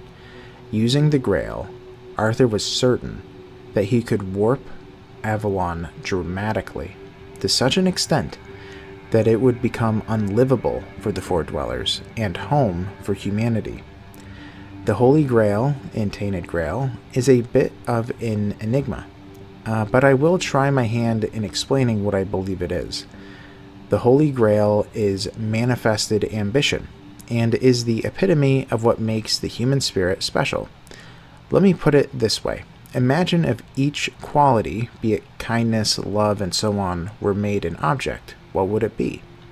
For the Holy Grail, its essence is the qualities that make humanity distinguishable from any other sentient being, namely, humanity's undying ambition. It is never to be found and always to be sought. Arthur believed that if he could go to the heart of Avalon, he could use the weirdness as a crucible to create the Holy Grail. And just as the Grail made Corbenic unlivable for the Four Dwellers, the weirdness-infused Grail could end the Four Dwellers' control of the weirdness. Humanity would become the true lords of Avalon. There was one major problem. Arthur had to get there, and there were seas of Four Dwellers fighting him at every turn. His next stop was to start a military campaign to destroy the Four Dwellers' weird fort. Once it was gone, the Avalonians would be on their back foot. The weirdness was being pushed back, the giants severed their allegiances to the Four Dwellers. If they could only destroy the weird fort, then all that stood between Arthur and the heart of Avalon was a very long trek to the Tuathan capital. Mobilizing the troops, Arthur commanded Tintagel's armies to march west. All that he left behind was Sir Percival and the executors to protect Tintagel while they were gone. In a matter of days, countless soldiers cleared out, and all that remained in the stronghold were civilians, the sick, and a small handful of officers. Fog and silence hover over the ring fort. When the main army marched west, it took everything with it: traders, smiths, animal herds, even taverns. In the absence of human sounds, the quiet whisper of the woods to the west and the waves of the southern sea can, for the first time, be heard within Tintagel. The days went slowly. The executors had a knot in their stomach, knowing that if Arthur failed, only a skeleton crew remained. However, an interesting discovery was made in the stillness. The weirdness appeared much closer to Tintagel once it was sparsely populated, despite the menhir's activation nearby. As the executors meandered to the walls to keep an eye out, they heard a blood-curdling scream from the king's tent. Sprinting, the executors found the officers and Percival lying in pools of blood. They all had been impaled by translucent spikes. A giant veiled shrike, a nearly invisible creature, had snuck its way into Tintagel and slaughtered the officers. The executors rapidly dispatched the shrike, barely saving Percival's life. He had to be treated immediately, but was out of action for the time being. With Percival and most of the command gone, Tintagel falls into chaos. You help calm the people left in the fort and reorganize the guards. All the while, you keep wondering about the reason for this attack. It was clear this predator was sent here on purpose. But what could it achieve? The answer becomes clear later this afternoon. A tired messenger boy comes from the north, his horse foaming at the mouth. He reports that an immense Avalonian army has trampled through Northpost and is now advancing toward Tintagel. Your heart racing, you look at the half-abandoned fort and scared faces of the people around you. As the ones with the highest charge, you are now responsible for their fate. The executors were petrified. Though they had fought the Four Dwellers in pitched battles over the last few months, this was different. The bulk of the army was gone, and when Tintagel was besieged, either Arthur or Lancelot would muster the defenders to outlast the Four Dwellers. This time, none of the Round Table members were in Tintagel. Humanity had to pull together. First, a grizzled veteran who had once advised the Executors in combat tactics pulled some strings to unite several sick, farmers, and smiths, who came to the Executors and offered to whip his ragtag troops into shape for a regiment of foot soldiers. Next, Morgaine, who had been spending her time making an underground laboratory in Tintagel, offered her personal honor guard, who were clad in black armor with the Pendragon crest adorning their shoulder. Finally, a red priest, knowing the dire situation, offered the red shields to join the Executors' ranks. Thibault, the red shield captain, traveled to the dark morass and swayed many of the red shields in the camp to join him in Tintagel's defense. The Executors now had hundreds of troops, and there was hope despite the thousands of Four Dwellers heading to Tintagel. With limited time, the army was ordered to dig and conceal pitfalls around the walls, while the limited cavalry detachment hid in the nearby forest. The few archers lined the walls, the infantry waited in anticipation for a bloody battle, and the cavalry sat patiently for the signal to charge, praying to the All-Mother that the Four Dwellers or the Veiled Shrikes wouldn't spot them hiding in the forest. All of the pieces were in place. They knew that no more help was coming, and Arthur, even if he knew, didn't have the time or the resources to lend Tintagel aid. Tintagel was eerily quiet, and for a few hours, all they could do was watch as a giant cloud of weirdness inched closer. They knew the Four Dwellers were hiding their numbers, and their near-invisible Veiled Shrikes were scouting Tintagel. They waited with bated breath. Before you are able to glimpse even a single Avalonian warrior, a thick cloud of weirdness heralds their arrival. The opalescent tendrils begin to engulf the wall, and everyone standing atop. Loosing volleys of arrows, the archers covered the Executors as they empowered the nearby menhir. By now, rekindling menhirs is second nature. However, this time, you use more power than usual. Weirdness recedes, coiling like leeches under a hot iron. The enemy army is now in clear view. It is one of the largest forces Tintagel has ever seen. You hope your defenses will prove enough. Finally, the enemy army marches forward, ground trembling under the weight of their weird steel armor. Many of the enemy soldiers fall down the concealed pits and die impaled on spikes or struggle to climb out. This time, the enemy doesn't plan to crash against your walls. Giant winged shapes fall from the sky, doom wings. They drop several reclaimers along the wall, who immediately drive their resonating rods into the stone. The wall begins to warp and buckle, stones flowing like thick tar. In their desperation, the Executors only knew of one regiment willing to charge the Doomwings head-on, knowingly to their deaths, as the weirdness and Four Dwellers would envelop them. The Doomwings had to be dealt with if Tintagel was to survive, and the Red Shields fearlessly charged, knowing these would be their last moments. Though by now, a few Doomwings had been slain in Avalonian history by courageous knights, never had a Doomwing fallen to soldiers like this. The Red Shields slew them before being overcome by the Four Dweller horde.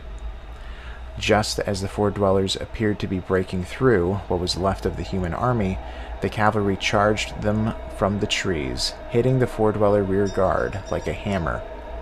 Sweeping through the Four Dwellers and their wretches, they cut a line through the Four Dweller center, all the way to the front lines of the battle. Despite the human army's successes, Tintagel's walls were breached, and the civilians screamed in panic, as the four-armed giants cut through the capital.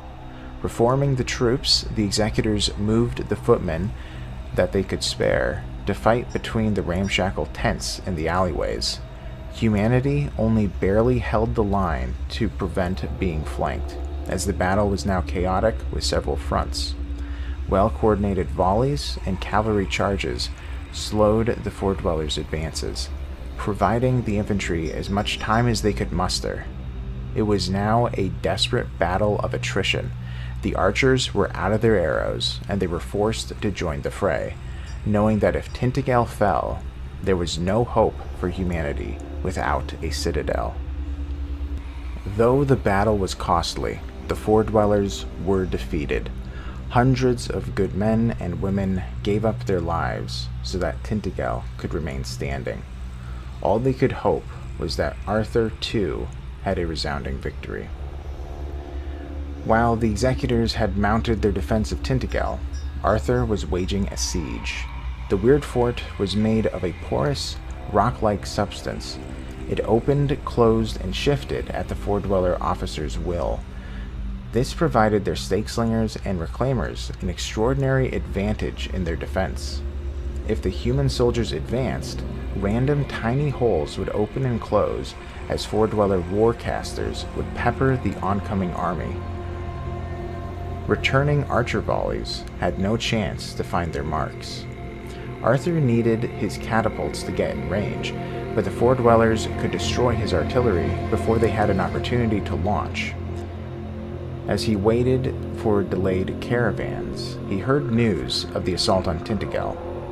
Fearing an attack on two fronts, King Arthur launched an all-out assault, hoping his front line could buy the catapults enough time to set up and start launching boulders into the enemy forces. The once and future king knew quickly that this was in fact folly, but there was no turning back now. He had one ace up his sleeve, and he was forced to use it. Charging forward into the front, Arthur raised his hands into the air. The weirdness swarmed to Arthur. He inhaled the weirdness like a fuel, and showed a control over the weirdness that even most Fort-dwellers didn't possess. The ground trembled beneath him as he cleaved through the walls, tearing them open like a gaping wound. Arthur ordered the stunned soldiers to charge. As Arthur concentrated on the collapsing fort, the catapults got into position, and the footmen charged through the gaps. The local priests tried to scream over Arthur's deafening blasts, calling this action heretical and black magic. They encouraged the troops to revolt, and the king ordered these dissidents to be tied up. This was their one chance. Humanity achieved another victory. Arthur almost single-handedly destroyed the Fort-dweller stronghold, and everyone couldn't ignore what was happening anymore. Arthur, at best, was a black magic sorcerer. The soldiers were split. Many left the field terrified at what Arthur had become, but others felt rejuvenated in knowing that they had a champion who could destroy a Fort-dweller army all alone. The Round Table was wary. They were supposed to be Arthur's closest confidants, and the king hid this from them for several weeks. Arthur broodingly sat on a large chunk of weirdstone that he had torn from the weird fort.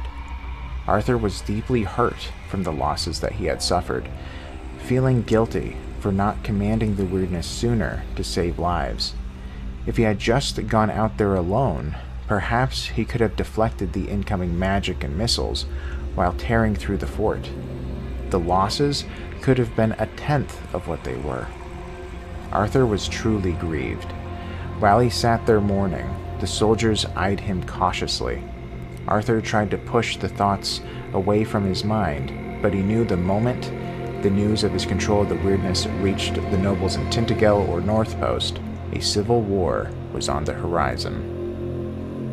As both those in Tainted Grail and the Weird Fort buried their dead, Arthur sent a messenger to the executors, informing them that Arthur captured the Weird Fort and had a resounding success.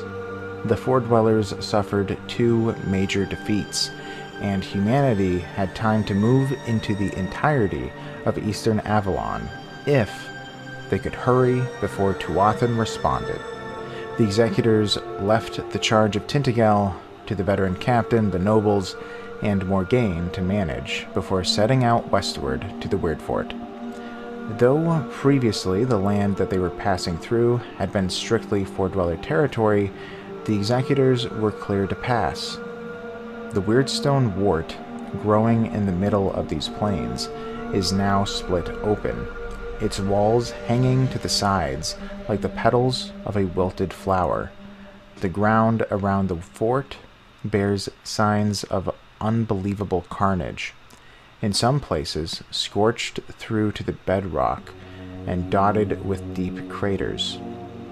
The piles of 4-armed corpses left to decompose in the sun show the scale of the human victory.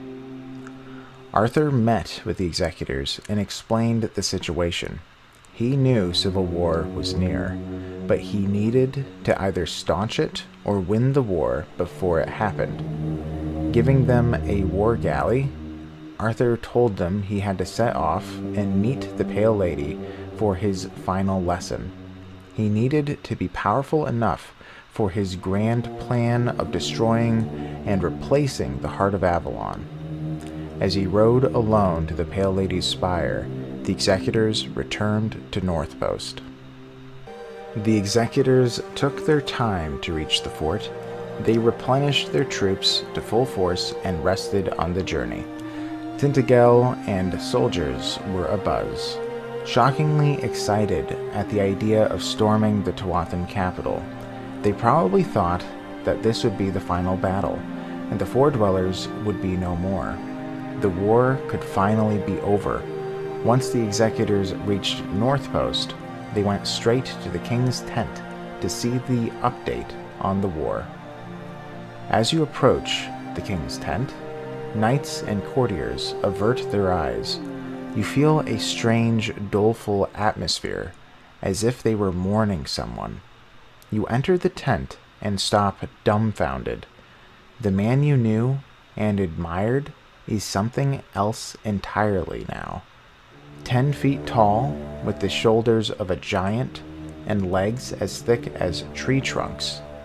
The new armor made to suit his new form looks thicker than the armored plates of a siege tower, yet the eyes that turn to you are familiar, with the same yearning and burning you've noticed many times before.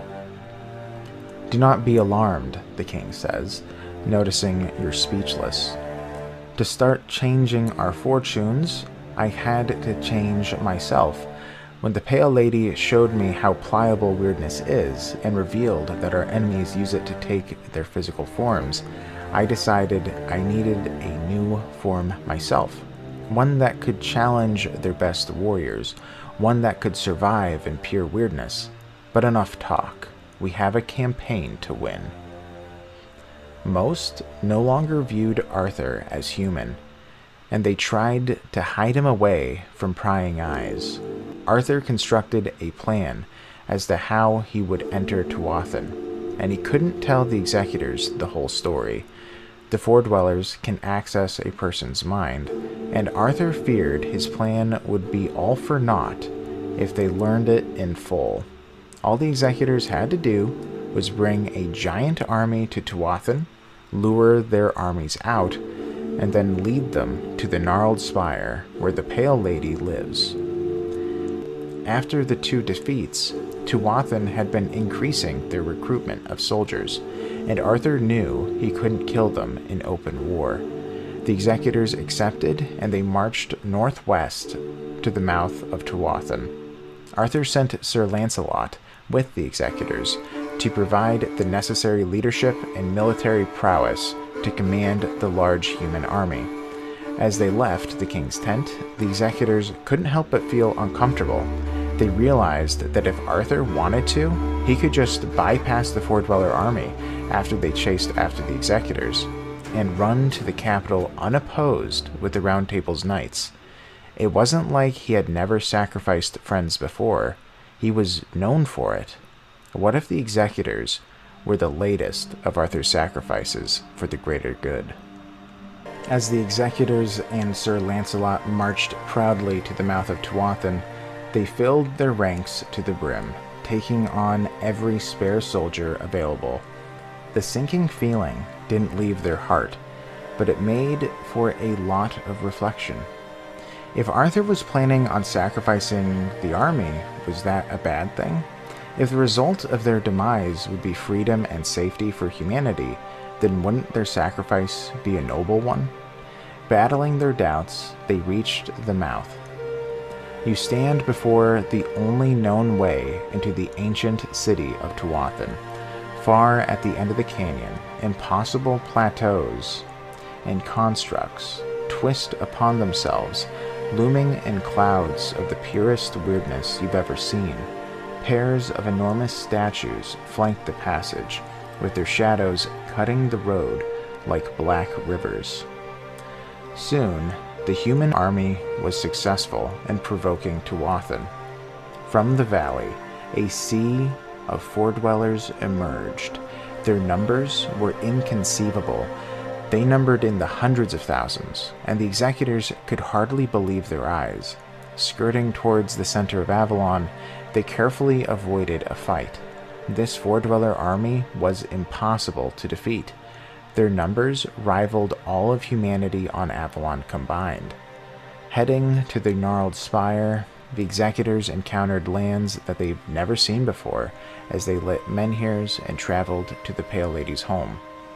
Forming ranks with their backs against an ancient forest, they faced the gnarled spire, located in the center of a basin. Lancelot helps you order the troops into position and arrange a defensive line, anchored on both flanks by steep rocks. It is a good line, and the menhirs should deprive the enemies of most of their war magic. Soon, the towering Avalonian warriors begin to flood the other end of the dale. With the cloak of weirdness stripped away by menhirs, you now see the full might of the enemy. Even with your high ground and commanding view, you doubt you can hold them off for long. If the king doesn't arrive soon, we're done for, Lancelot confirms your suspicions. Doubt starts to gnaw at you. What if Arthur never comes? What if he decided to sacrifice you to open himself a way into Tuatha? As some soldiers begin to break formation, you realize that you need to act now. As the ranks began to break, some fleeing into the Tangleroot woods, the Executors stood their ground. It was their duty to follow their king's command to whatever end. They could not see the big picture as Arthur could. The Executors felt as though they stumbled upon their responsibilities. They were no knights of renown, and knew that without the sacrifices and selflessness Arthur showed, humanity would have been lost years ago. He was the once and future king, and they stood resolute, knowing if they were to die, they would die for a friend. Lancelot rode along the formed line, mustering their courage not to falter, making a grand speech. The four Executors, proving their steadfastness to the troops, stepped through the ranks and stood at the front, preparing for the onslaught. Debalt, Nazar, Cowlin, and Duana unsheathed their weapons and prepared their spells, feeling the ground trembling from the thousands of giants charging at them. The Red Shields, who survived the last 4 years of the brutal campaign, stepped forward beside their captain, forming a shield wall. If Thibault were to die, they would die with him. Vision blurred as adrenaline took over. The enemy hits your lines like an iron wave. Even bereft of weirdness, Avalonian warriors are unbelievably strong. The first attack almost breaks your force, even though your men fight on a steep incline behind rocks and boulders. To make matters worse, you spot a bright point in the distance above the battle. A many-limbed, flickering apparition is watching from above Tuathan's walls. Even if you manage to survive the onslaught, how do you plan to win against the creature that killed Merlin and scared the Pale Lady? It's madness, Lancelot says, fighting his way to you. Where's Arthur? You feel as if you're drowning. It takes all your strength just to keep yourself from dying in the relentless onslaught of enemy warriors. You're about to give up when, far beyond the battle, on the other side of the basin, you notice a third army approaching. The pressure from the Avalonians lets up as they notice this new enemy too. Their flank wheels to face this new threat. "The banner of Pendragons," Lancelot shouts. "It's Arthur!"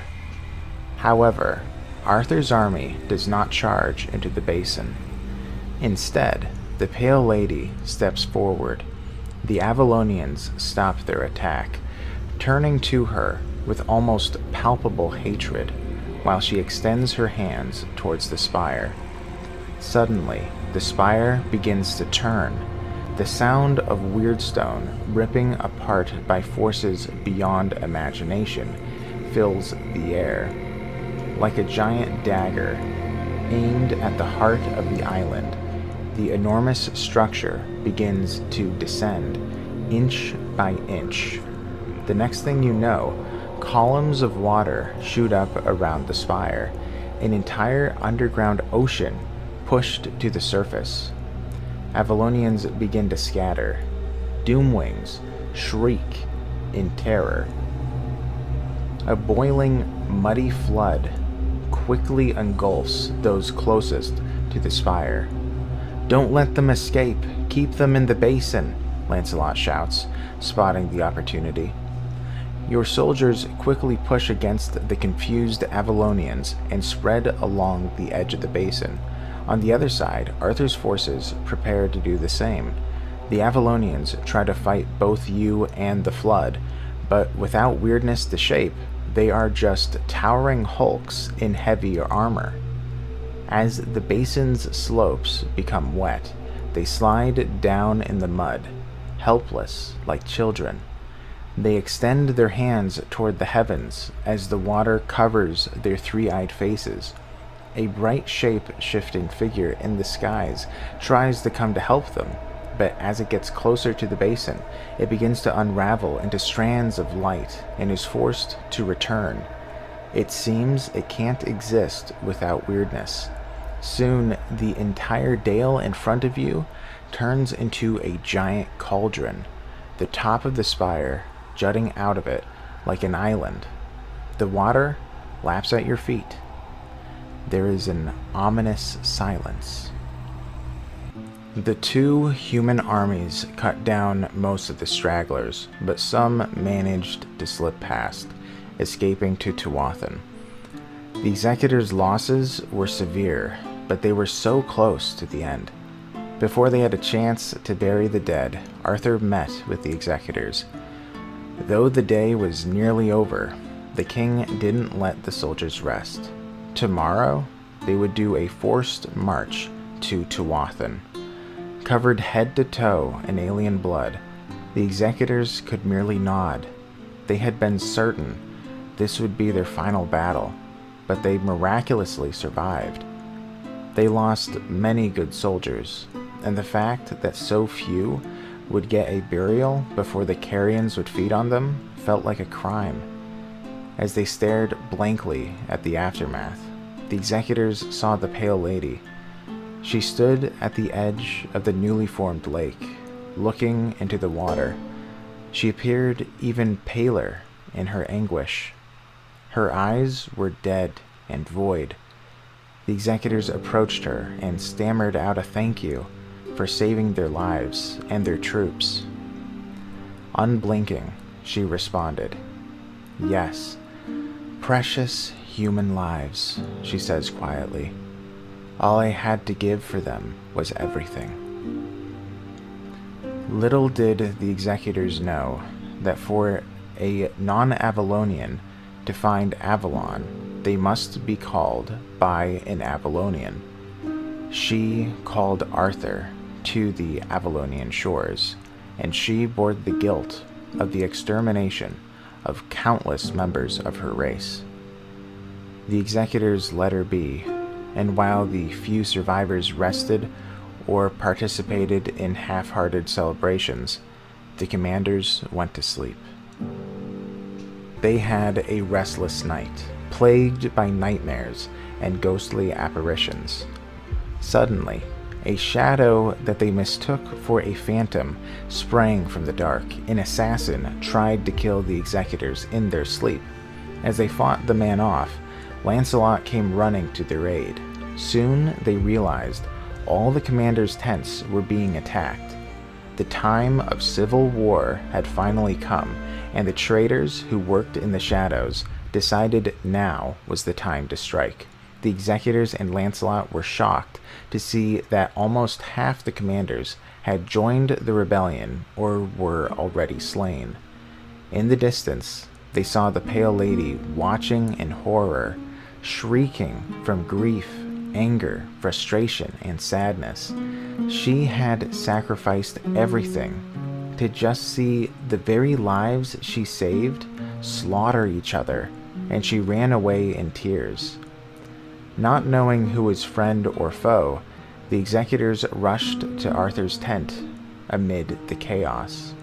Screams rang out from the king's tent, and then a giant figure emerged. Arthur was without his armor, and all could see how inhuman his form had become. His loyalists were too stunned to aid as he pummeled the assassins who clung to him like leeches as they stabbed into his flesh. The onlookers were perturbed. All Arthur's knights at the camp remained loyal and took no casualties, but the commanders took the heaviest losses. The army's officers were all but gone, as many decided to join the rebels and were met with the blade. They soon learned that most of the nobility in Tintagel had staged the coup, and many settlements joined. They believed that Arthur wasn't himself, and that he had become reckless. The nobles feared what would happen if Arthur took the army to Tuathan and lost. Arthur listened to the explanation, utterly heartbroken. Though Lancelot urged Arthur to return to Tintagel to destroy the rebels, the king decided against it. This was their only opportunity to destroy Tuathan. Taking the knights and the last of the army, Arthur gave the executors one final task: go to Tintagel and stop the infighting. King Arthur doubted he'd return, and he pleaded to the executors to act wisely in his stead. The executors watched Arthur depart with what remained of his loyal knights and soldiers as they marched straight to the mouth of Tuathan, knowing this was the ending of an age.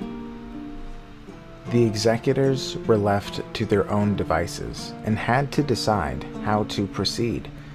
They all had a unique perspective on such an important task of quelling the civil war. Callin was the princess of an ancient tribe. Duana had been an outcast from Camlan her entire life and knew all too well of the government's failings. Nazar came from a completely different land with a distinct governmental structure. Thebalt was pariahed due to his contracting the Red Death. Now, having experienced the flaws of Camelot, they would have to come up with the best solution without Arthur's intervention, but acting in his best interest. The executors, in the course of the last few months since the failed expedition, had gone all across eastern Avalon. They had seen every settlement, met with most nobles, and encountered all human cultures. They had to kill commanders whom they fought next to during Arthur's campaigns. And though they fought on Arthur's side, they could understand the people's fears. The executors decided to travel across the entirety of eastern Avalon, as there were few Four-Dweller sightings since they were distracted by Arthur's final push. Each settlement's leadership was personally invited to Tintagel for a meeting to decide Avalon's fate. Upon reaching Tintagel, the Round Fort was in constant turmoil. The Loyalists and rebels captured and recaptured Tintagel in a constant tug of war, and only an amicable resolution or a reckoning could end it. With the factions at each other's throats and Arthur gone from Tintagel, a single Four-Dweller army could spell the end of everything. Calling the leaders to a meeting, the executors set rules for a level-headed discussion. It soon felt like a public trial, as many of the citizens found ways to listen in, and the rebels voiced every grievance. Arthur carelessly sacrificed the expedition, resulting in Galahad and Merlin's deaths. Arthur took the counsel of the enemy, the Pale Lady, instead of the Round Table, the nobles, or Merlin's apprentices. Arthur's lack of foresight cost nearly 9 out of 10 people to die of starvation in the first year on Avalon. Arthur sent the sick and those afflicted with the Red Death on a death march to the Dark Morass. Arthur's physical transformation to many of the nobles, it made them believe it was grounds to renounce their oaths, as he was no longer the King Arthur that they swore fealty to. Arthur's use of black magic and the weirdness went against the Red Church, the All-Mother, and Camelot's code. Finally, without an explanation, Arthur took every soldier in Tintagel's army and entered Tuathan, leaving Tintagel vulnerable. The executors acted like Arthur's defendant. They had experienced many of the grievances firsthand.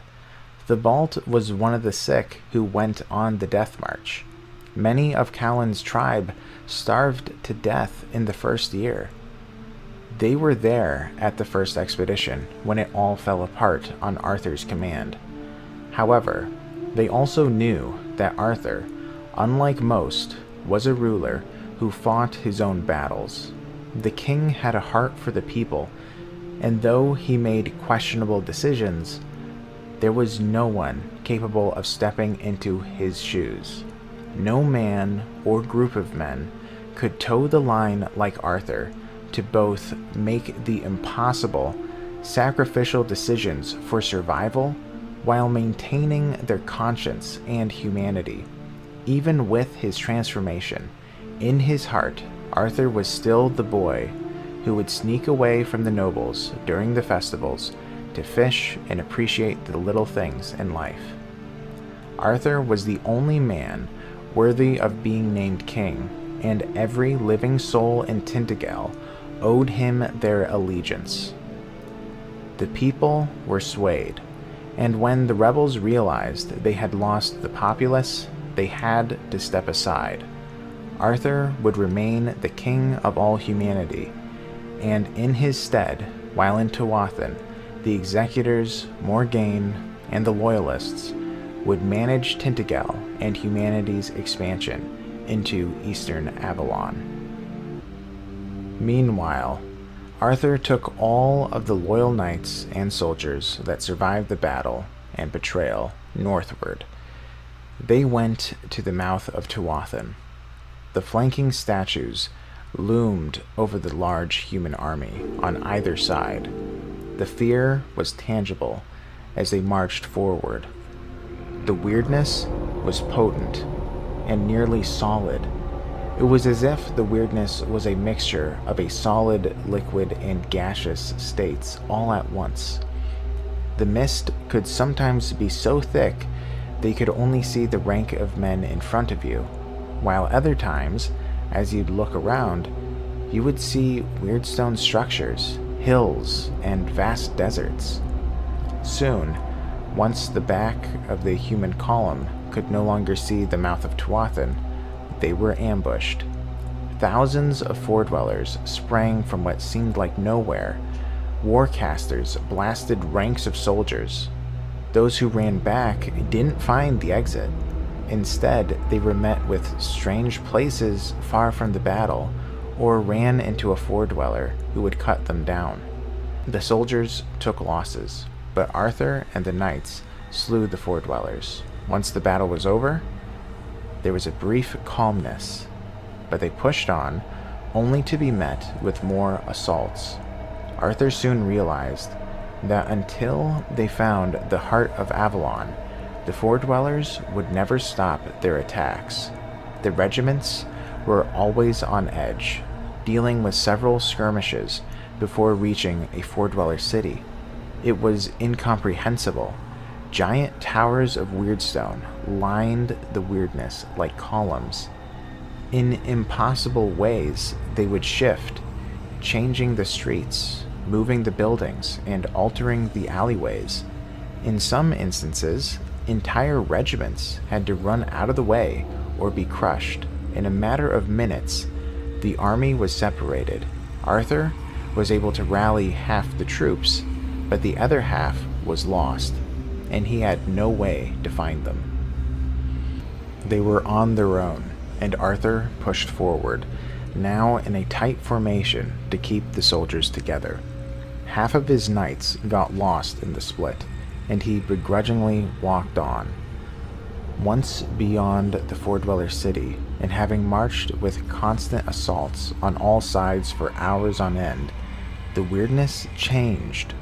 Now it was so thick that the ground was no longer solid.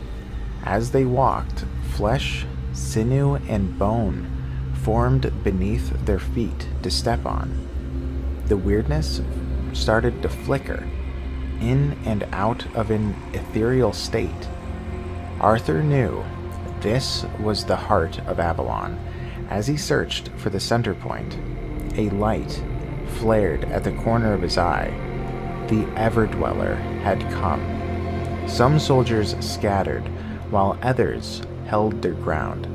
The last foredweller army surrounded the human soldiers, and the Everdweller was at their helm.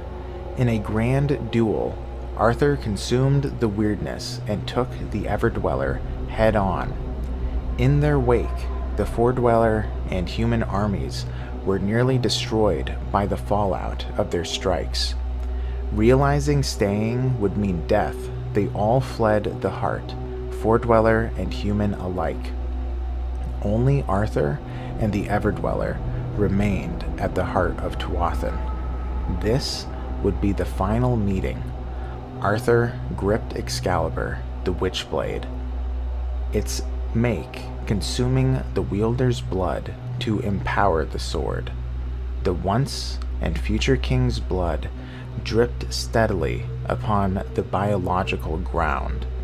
Arthur would give his all to the last drop.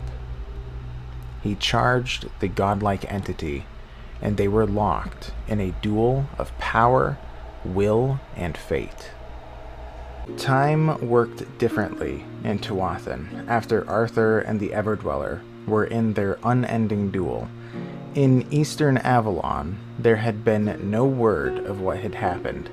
The executors stayed in Tainted Grail, ensuring the peace between the rebels and the loyalists remained. Days turned into weeks, and still no word of Arthur. By now, the loyalists had most of the managerial control of Tainted Grail, and the rebels decided to either join Tainted Grail or move to the other side of the island.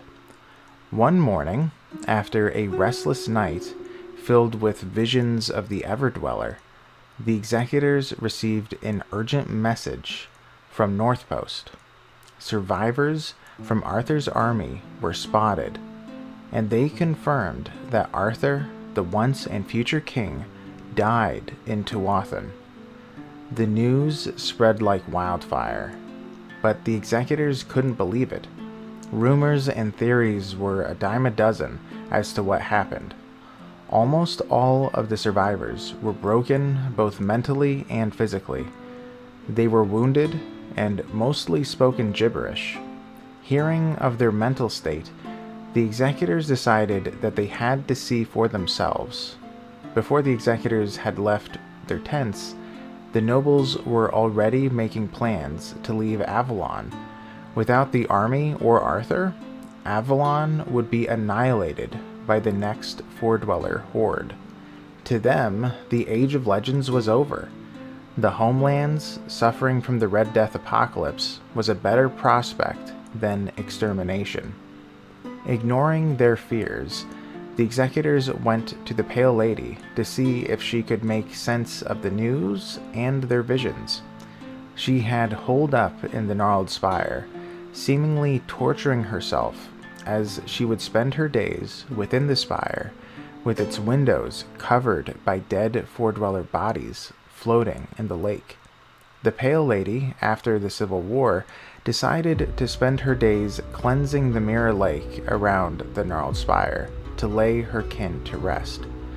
She met with the executors and told them of what she knew, that the Everdweller was from the land beyond the stars as an ambassador, but the Four-Dwellers knew little more than that.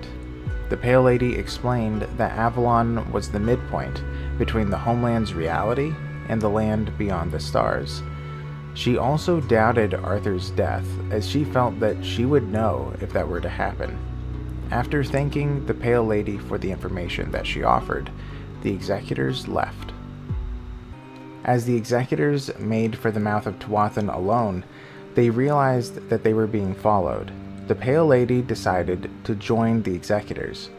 She saw good in them and wanted to see them survive the journey. She had seen the Civil War firsthand after the Battle of the Gnarled Spire, and despite all of their hardships and grievances with Arthur, the executors acted selflessly.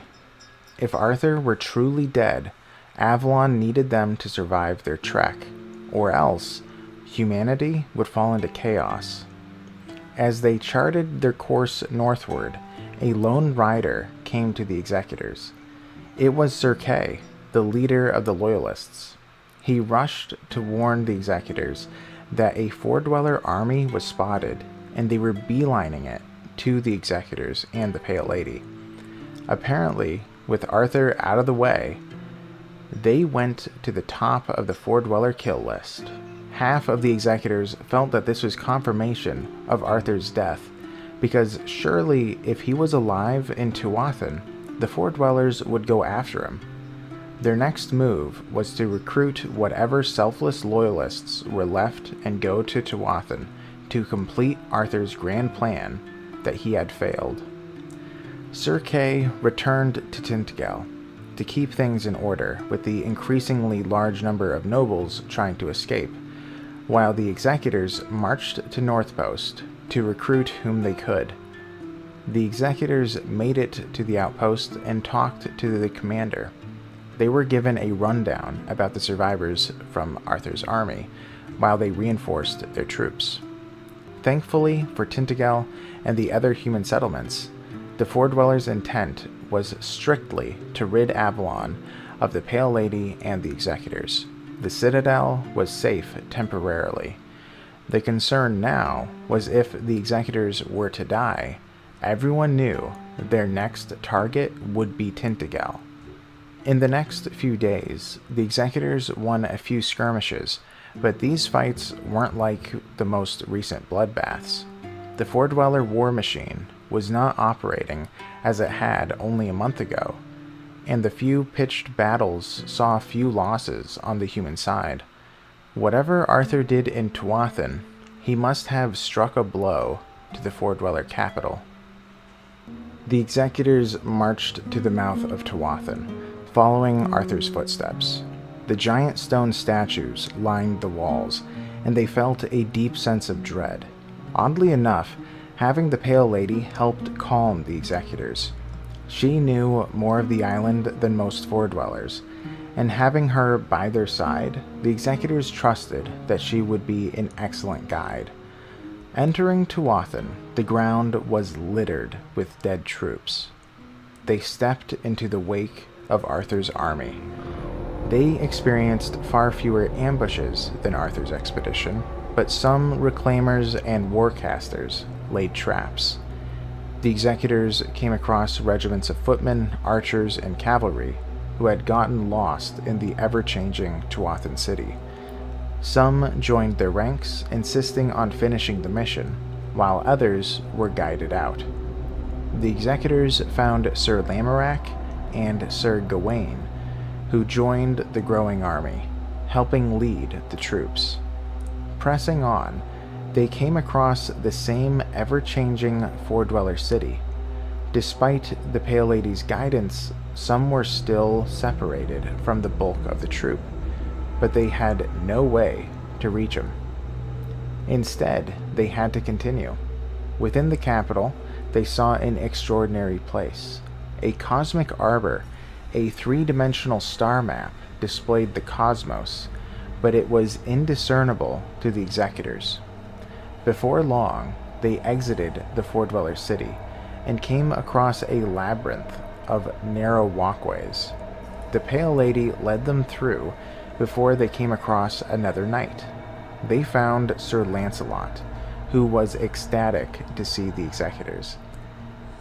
As he had been wandering the maze for days, he attempted to exchange pleasantries before a group of Sanctum guards approached.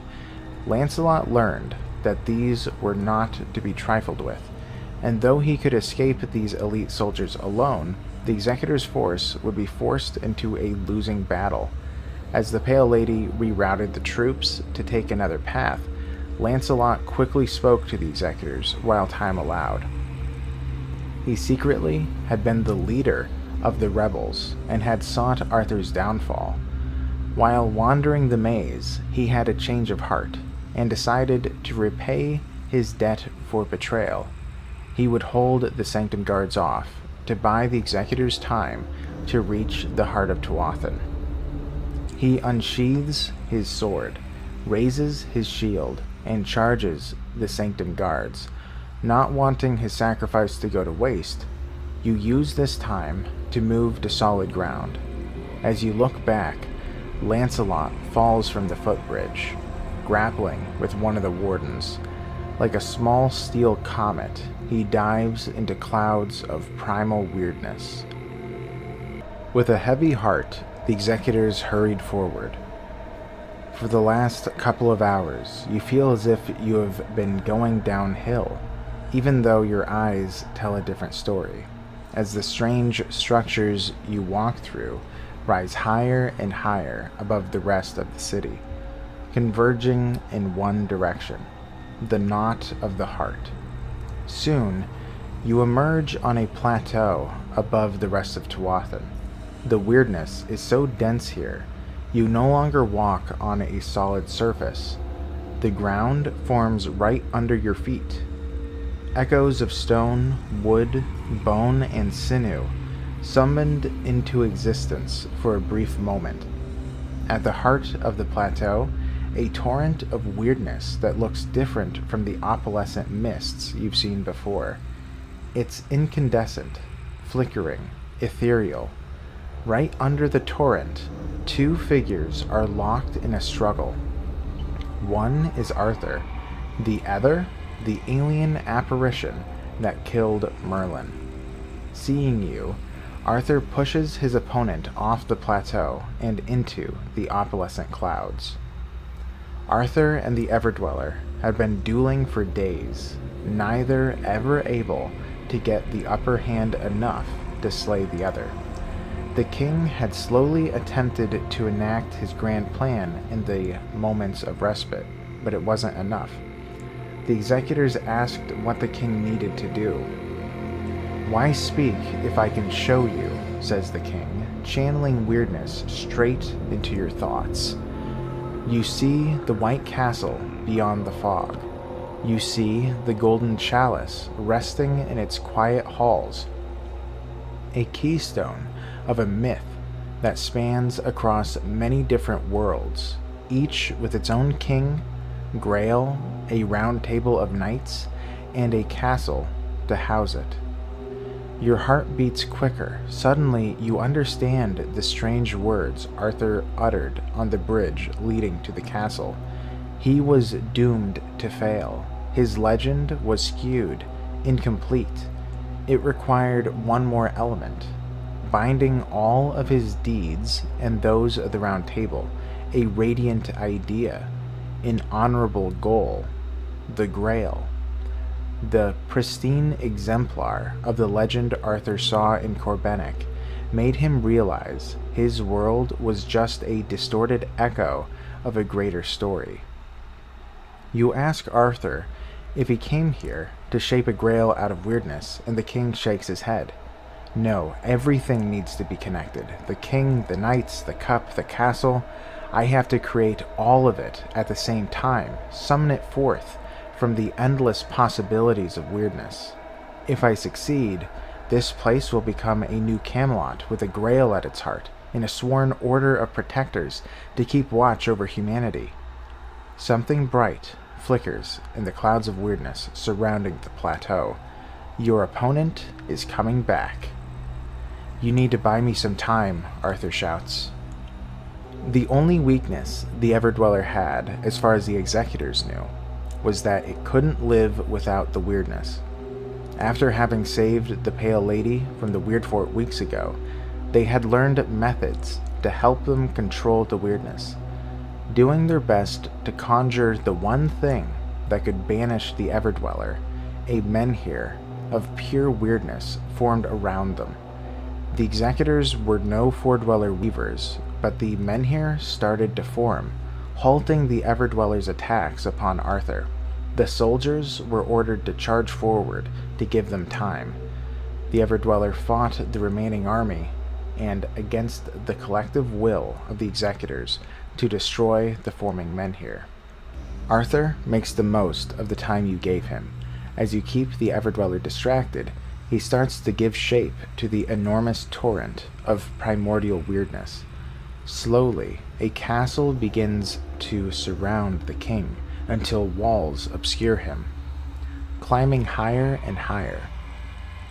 The creature lets up its assault and flies away with a strange, multi-pitched wail. Does it know it lost? It seems, though, that Arthur is losing too. The castle is wrong. It was clearly modeled after Camelot from the Homelands, but the larger it grows, the more it skews, walls bending like an image on melting glass. Giant stones fall down, walls flow like tar. Without a second thought, you rush into the structure to help Arthur. Lower courtyard, upper courtyard, a hallway twisting around itself like a braid, a throne room with a luminescent cocoon where a throne ought to be. Arthur's pained scream comes from the inside, from the chamber of the Round Table. The room looks like a dark twin of the one from the Homelands. Instead of a table, a round pit, filled with boiling weirdness. Instead of knights, a row of disturbing statues around the pit. Arthur is at the other side of the pit, his witchblade driven into the ground. The king reels from exhaustion, focusing his power on the weirdness coiling in the pit. You want to drag him out of this room, fearing the crooked castle will collapse, but he refuses to move. No, the castle is all wrong. The Grail is tainted. But I can't fail here. If we're to survive, Avalon needs immortal guardians, a brotherhood to watch over the island when I'm gone, a new Round Table. I have to. The king collapses from exhaustion. Knowing nothing was right and that the work was unfinished, Cowlin reached to pull Arthur back to his feet. Suddenly, weirdness tendrils from the boiling pit stretched out and grappled Cowlin. As this influx of weirdness probes you, it finds the soul of a true warrior, a fierce instinct compelled to protect others, a love of simple, direct solutions. willingness to stand in the front line. The weirdness takes all of these concepts and reforges them into a single idea. Blue, like well-honed steel. Blue, like waves of the ocean. For a moment, you're lost in a blue dream. Then, it rapidly goes for Duana. Spectral tendrils push themselves into every corner of your mind. There you find an unquenchable thirst for knowledge, an instinct that compels you to seek what was hidden, and bring back what was forgotten. The willingness to take power from any place, as long as it can benefit those who you choose to protect. The weirdness takes all these concepts and reforges them into a single idea. Brown, like old scrolls and ochre paintings. Brown like paths and trails going to strange, distant places. Next, it finds Nazar. A power beyond your understanding inspects you. Fiber by fiber, it finds the soul of a traveler, an instinct that always pushes you toward the new, a penchant for discovery and deeper understanding of rules that govern each place and each person. The speed of thought coupled with the speed of body. The weirdness takes all these concepts and reforges them into a single idea. Green like a lone trek through the wilderness. Green like mysteries of nature ensorcelled in leaves and grasses. Green like a herbal mixture. Finally, it takes Thebalt.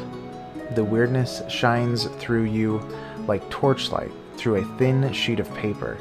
Inside, it sees many peculiar things, a drive to perfection in everything you do, a hidden nobility that pushes you to always do the right thing, regardless of consequences, a deep understanding of loss that makes you a better, more compassionate human. The weirdness takes all these concepts and reforges them into a single idea. Gray, like the stone walls of a castle, or like silent skies watching over travelers. Gray like a sadness for all things gone. All of the executors were taken, their souls merging with the weirdness creation Arthur was forging. They would take the role of the Round Table, guardians of Avalon, each with their own role, purpose, and unique traits to define humanity and the new state of Avalon. However, the tendrils did more than forge the concept. They were put into a deep sleep, only to awaken with a presence of another being in the back of their head. There was no telling how much time had passed. Tired, broken, and confused, the executors heaved Arthur away from the pit and outside of the new Camelot. Once out of the castle, they turned to see a flicker of light. The Everdweller returned. Unsheathing their weapons, they were surprised that it did not attack. Communicating in both words and visions, it spoke to the executors. The thing from beyond the stars tells you the human conquest of Avalon broke in eternal balance between three realms the souls were flowing through in an endless cycle. The human world, Avalon, and the place beyond. He was sent to restore the balance. He failed to stop Arthur, and he can't enter the citadel the king built. He asks you to undo your damage, to walk back into the citadel, remove Excalibur, and return this place to the Avalonians. Though it may have given Duana pause, the others laughed at the proposal. They sacrificed everything to accomplish Arthur's goal. If they stopped now and gave Avalon to the Foredwellers, humanity would have no chance to survive. Instead, feeling whatever new presence within themselves to be a great boon in combat, they charged the Everdweller, only for the entity to rapidly change the world around them and pull them through space and time to Quanacht, 650 years in the future. The Everdweller stands beside the Executors. The village which the Executors helped found was old, dilapidated, and abandoned. Not a single soul was in sight, and the Everdweller pleaded with the Executors to understand that it was, in fact, hopeless. Avalon was not meant for humans, and nothing could prevent their extinction. Trying to find hope where there was none, the Executors explored the dead town. Searching the homes, they realized everyone's personal belongings were taken, so the villagers must have left elsewhere. The men here, though seemingly dead, was still able to be activated, showing that even though they weakened, they'd never die. Going northward to where they slew the Stagfather months ago, they could see the Avatar, now bones. However, even without followers, giving it a sacrifice caused a glint in the skull's eye. To the west, they found people, a warrior's fair. Though most were downtrodden, they told stories of heroes on Avalon, dealing with the tragedies of the day. The Executors came across those with mutations and diseases, but realized the people were stronger now than in the Age of Legends, as though the weirdness made them fiercer. Coming across the Forlorn Swords, where the giants a few months ago had sworn to never take up arms against humanity again, they found an abandoned workshop. Apparently, humanity learned how to shape weird steel, and still fashioned designs and tapestries mirroring those of the homelands. Finally, they climbed the Forlorn Swords, reaching their colossal height.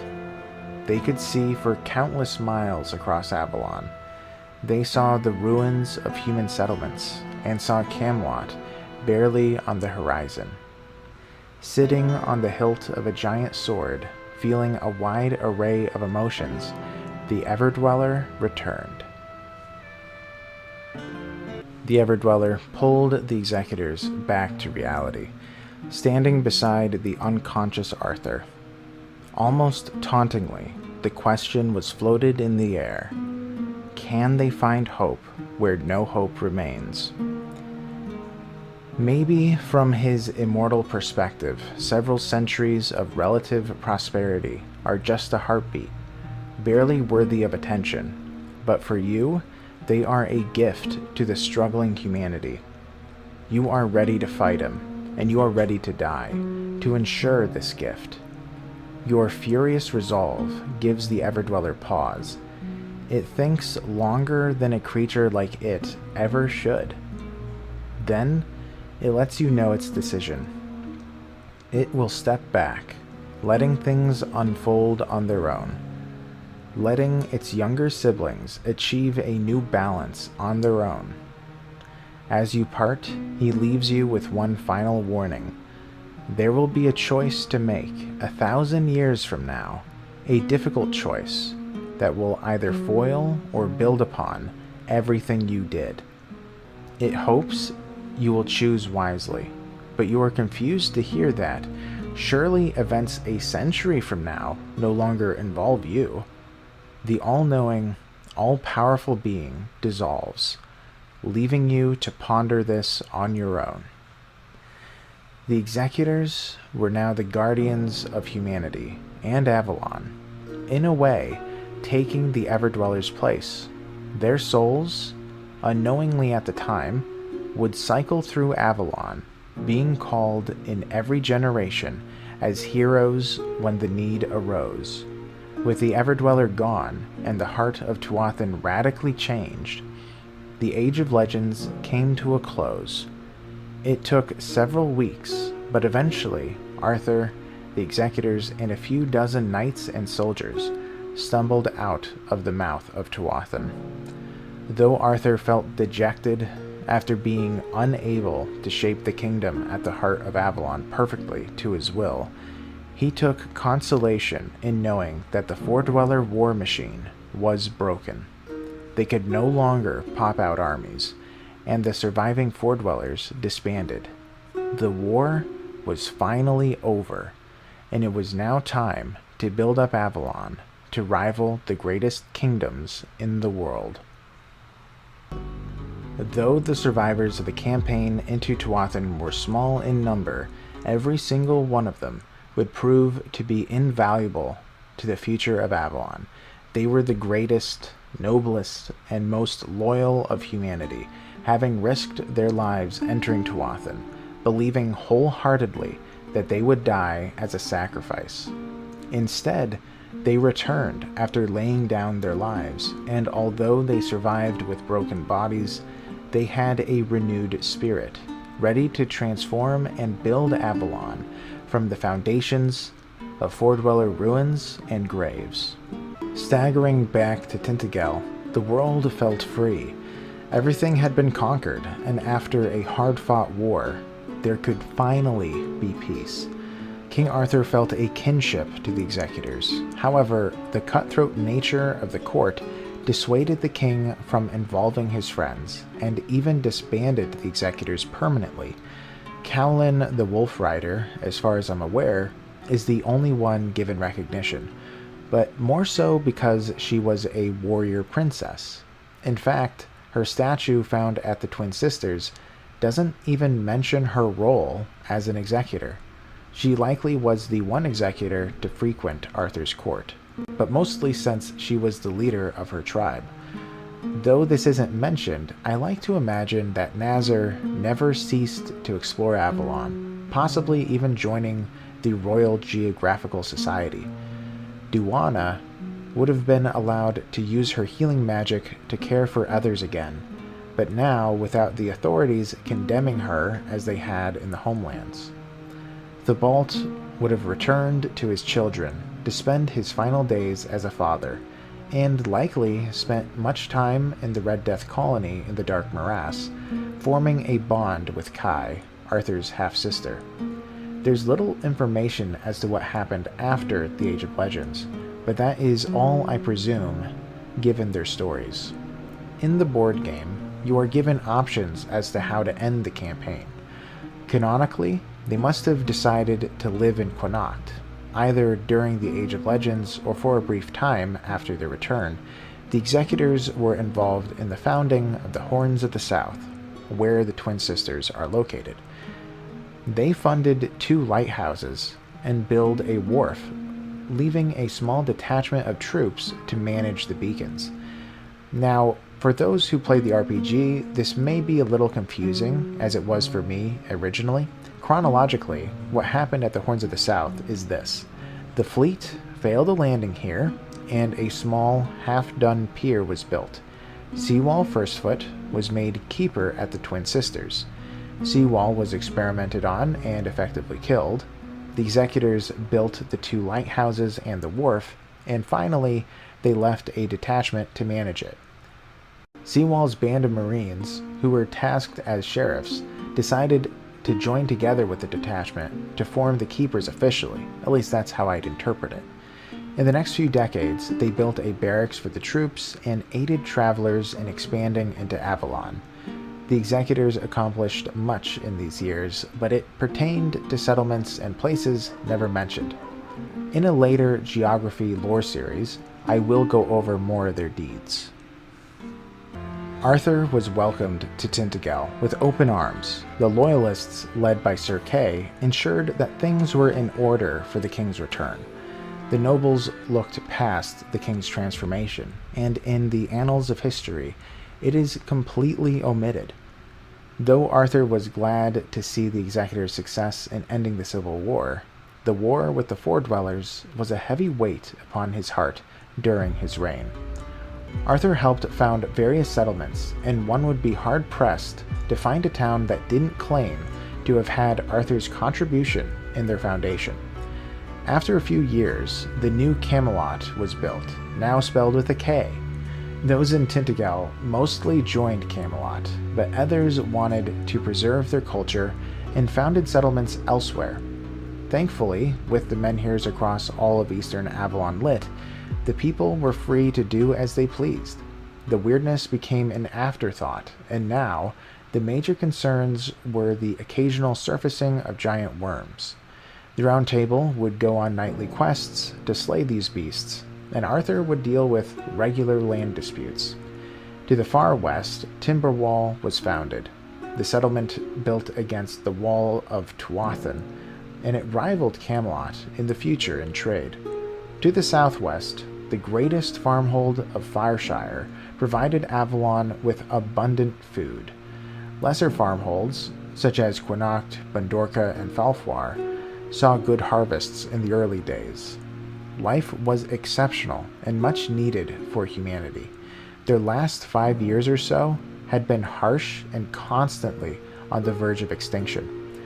The survivors dictated the forming society, and many of the cultures that had previously been at odds in the homelands merged together, forming unique societies. The next few decades were Avalon's golden age. Arthur's legend grew even while living, and many of his past transgressions were overlooked. In the following generations, the people looked fondly at the Age of Legends.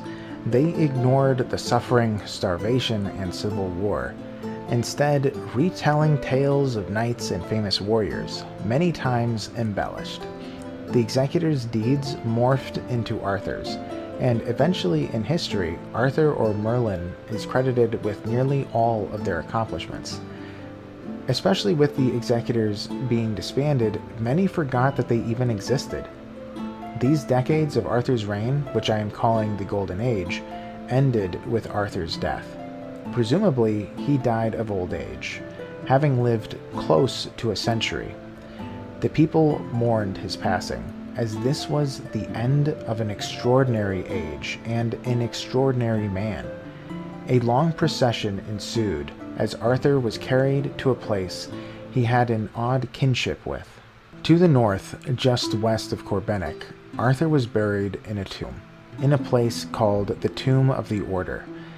Your head spins as you look down an imposing well, some 200 feet across and 100 deep, cut into the raw stone.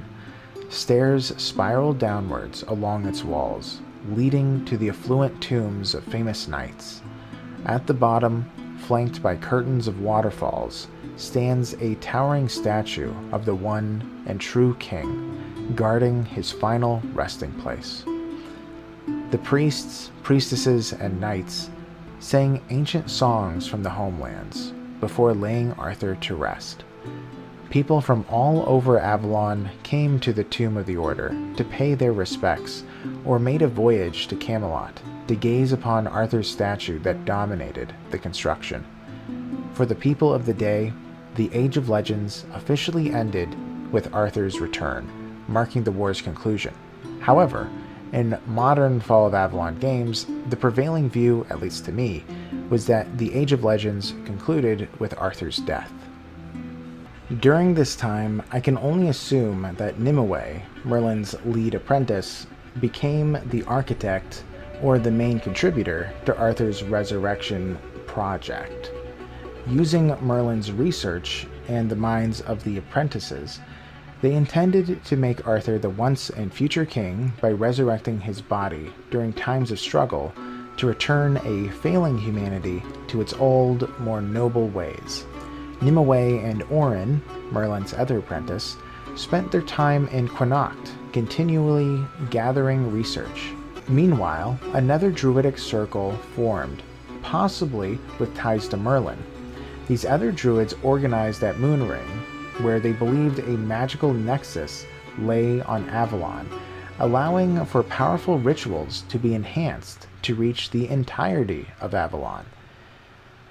Given Merlin to be Arthur's archdruid and wizard back in the day, his veneration and his apprentices to be held in high regard, we get an interesting passage describing the Moonring druids. They weren't exactly loved back in the homelands. In fact, most people of Tainted would be relieved if they never made it to Avalon. The lore also states Arthur never liked their order. I believe this means two druidic orders came to Avalon back in the Age of Legends. One was Merlin and his apprentices, who the people beloved. The other, I will call the Order of the Moonring, was known to make sacrifices, burn people alive, and do all manner of vile acts in the name of druidic research. Most wandering, self-taught druids were equally reviled, as they typically dealt in supernatural laws with which they had no business meddling. During the Golden Age, it appears that Merlin's apprentices took a step back.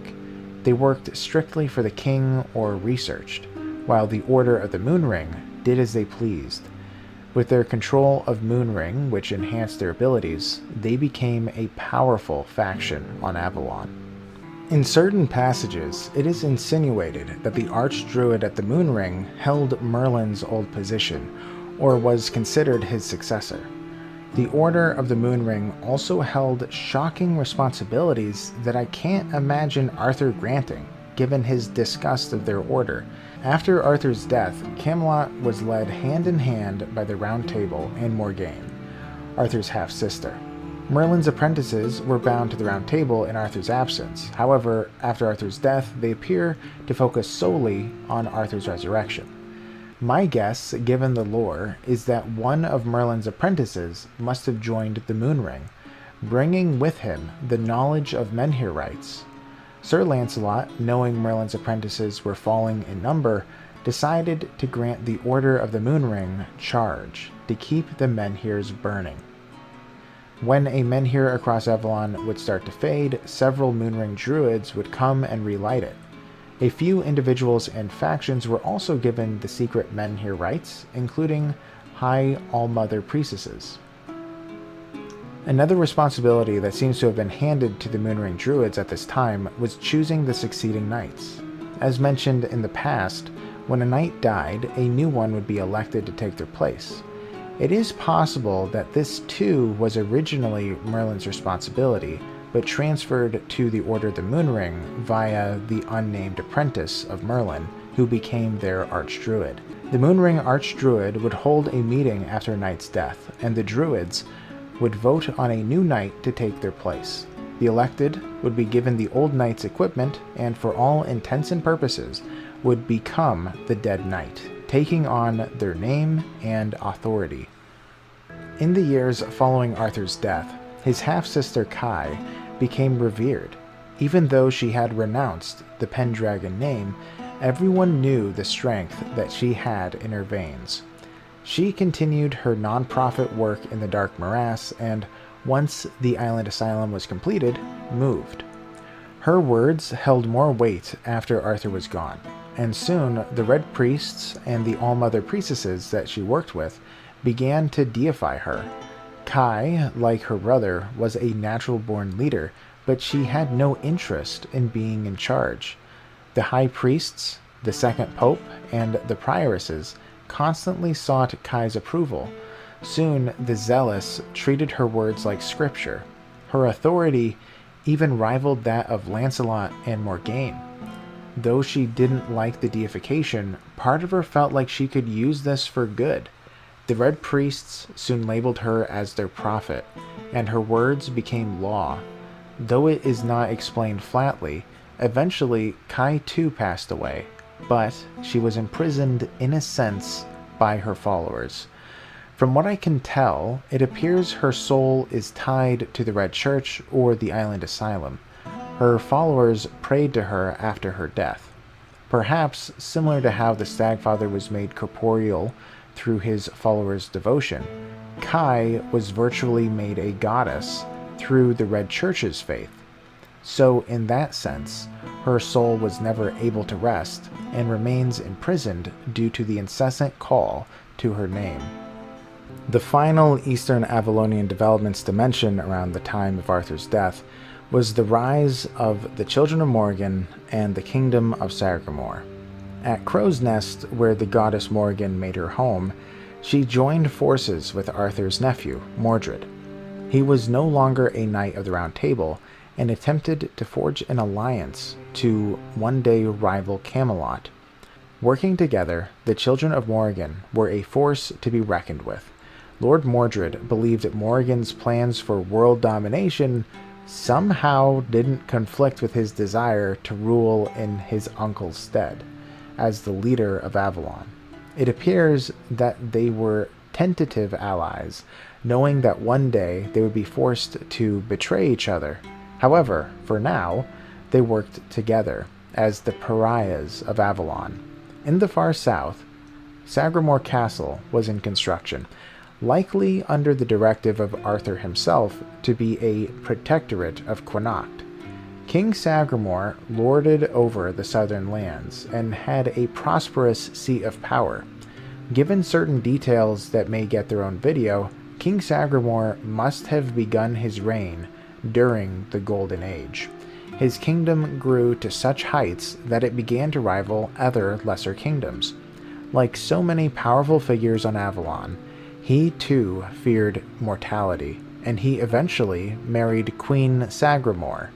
She was overly ambitious and had a desire to rule absolutely, even holding more power than the gods. In snippets while playing the RPG, we learned that Queen Sagramore feared to lose her power so much that she caused Sagramore Castle to plummet into the earth. In this underground kingdom, she could rule without fear of someone taking her power, and King Sagramore could live forever. It was so far underground that the gods couldn't reach this place. Though Sagramore will likely get its own video one day, there do appear to be some discrepancies in the writing, so I will leave Sagramore's story for another time. The last details of note are twofold, and they will also be gone into later, but since they don't pertain to Eastern Avalonian history, I will just mention it briefly. For one, the Lost Fleet. As you may recall, the Executors began their journey with the failed expedition that attempted to reconvene with the Lost Fleet, carrying thousands of civilians, troops, and lords. Unbeknownst to Eastern Avalon, the Lost Fleet survived. It was as if after the Age of Legends, the Lost Fleet became the Forgotten Fleet. With the war over, Arthur could have simply sent another expedition to find the others, and it would have been successful. I don't know why he didn't, but I assume that they just were presumed dead. Regardless, humanity survived for centuries in Western Avalon, and they found a way to survive the weirdness without menhirs. Their tale will be another lore series entirely, as it is a very long story, but as far as Eastern Avalon was concerned, they were alone. The other very, very important detail to note is that the Everdwellers' plea with the Executors at the end of the Age of Legends to give Avalon back to the Foredwellers wasn't simply unfounded. The heart of Avalon, the primordial weirdness Arthur shaped into an upside-down, messed-up Camelot, was used by the Foredwellers to operate the Soul Cycle. It was also used as a forge to create Foredweller soldiers en masse, and hence is why the Foredwellers had to end the war. Without Foredweller weavers to create or add more Foredwellers through the Soul Cycle, they couldn't have an army. With the Soul Cycle destroyed, the homelands entered a far worse apocalypse than the Red Death. Souls could no longer enter the homelands, meaning children were born dead, families could not form, and humanity became grotesque, ageless beings. Some cultures discovered solutions, but for the most part, until the Soul Cycle is fixed, the homelands was in a state of permanent decay.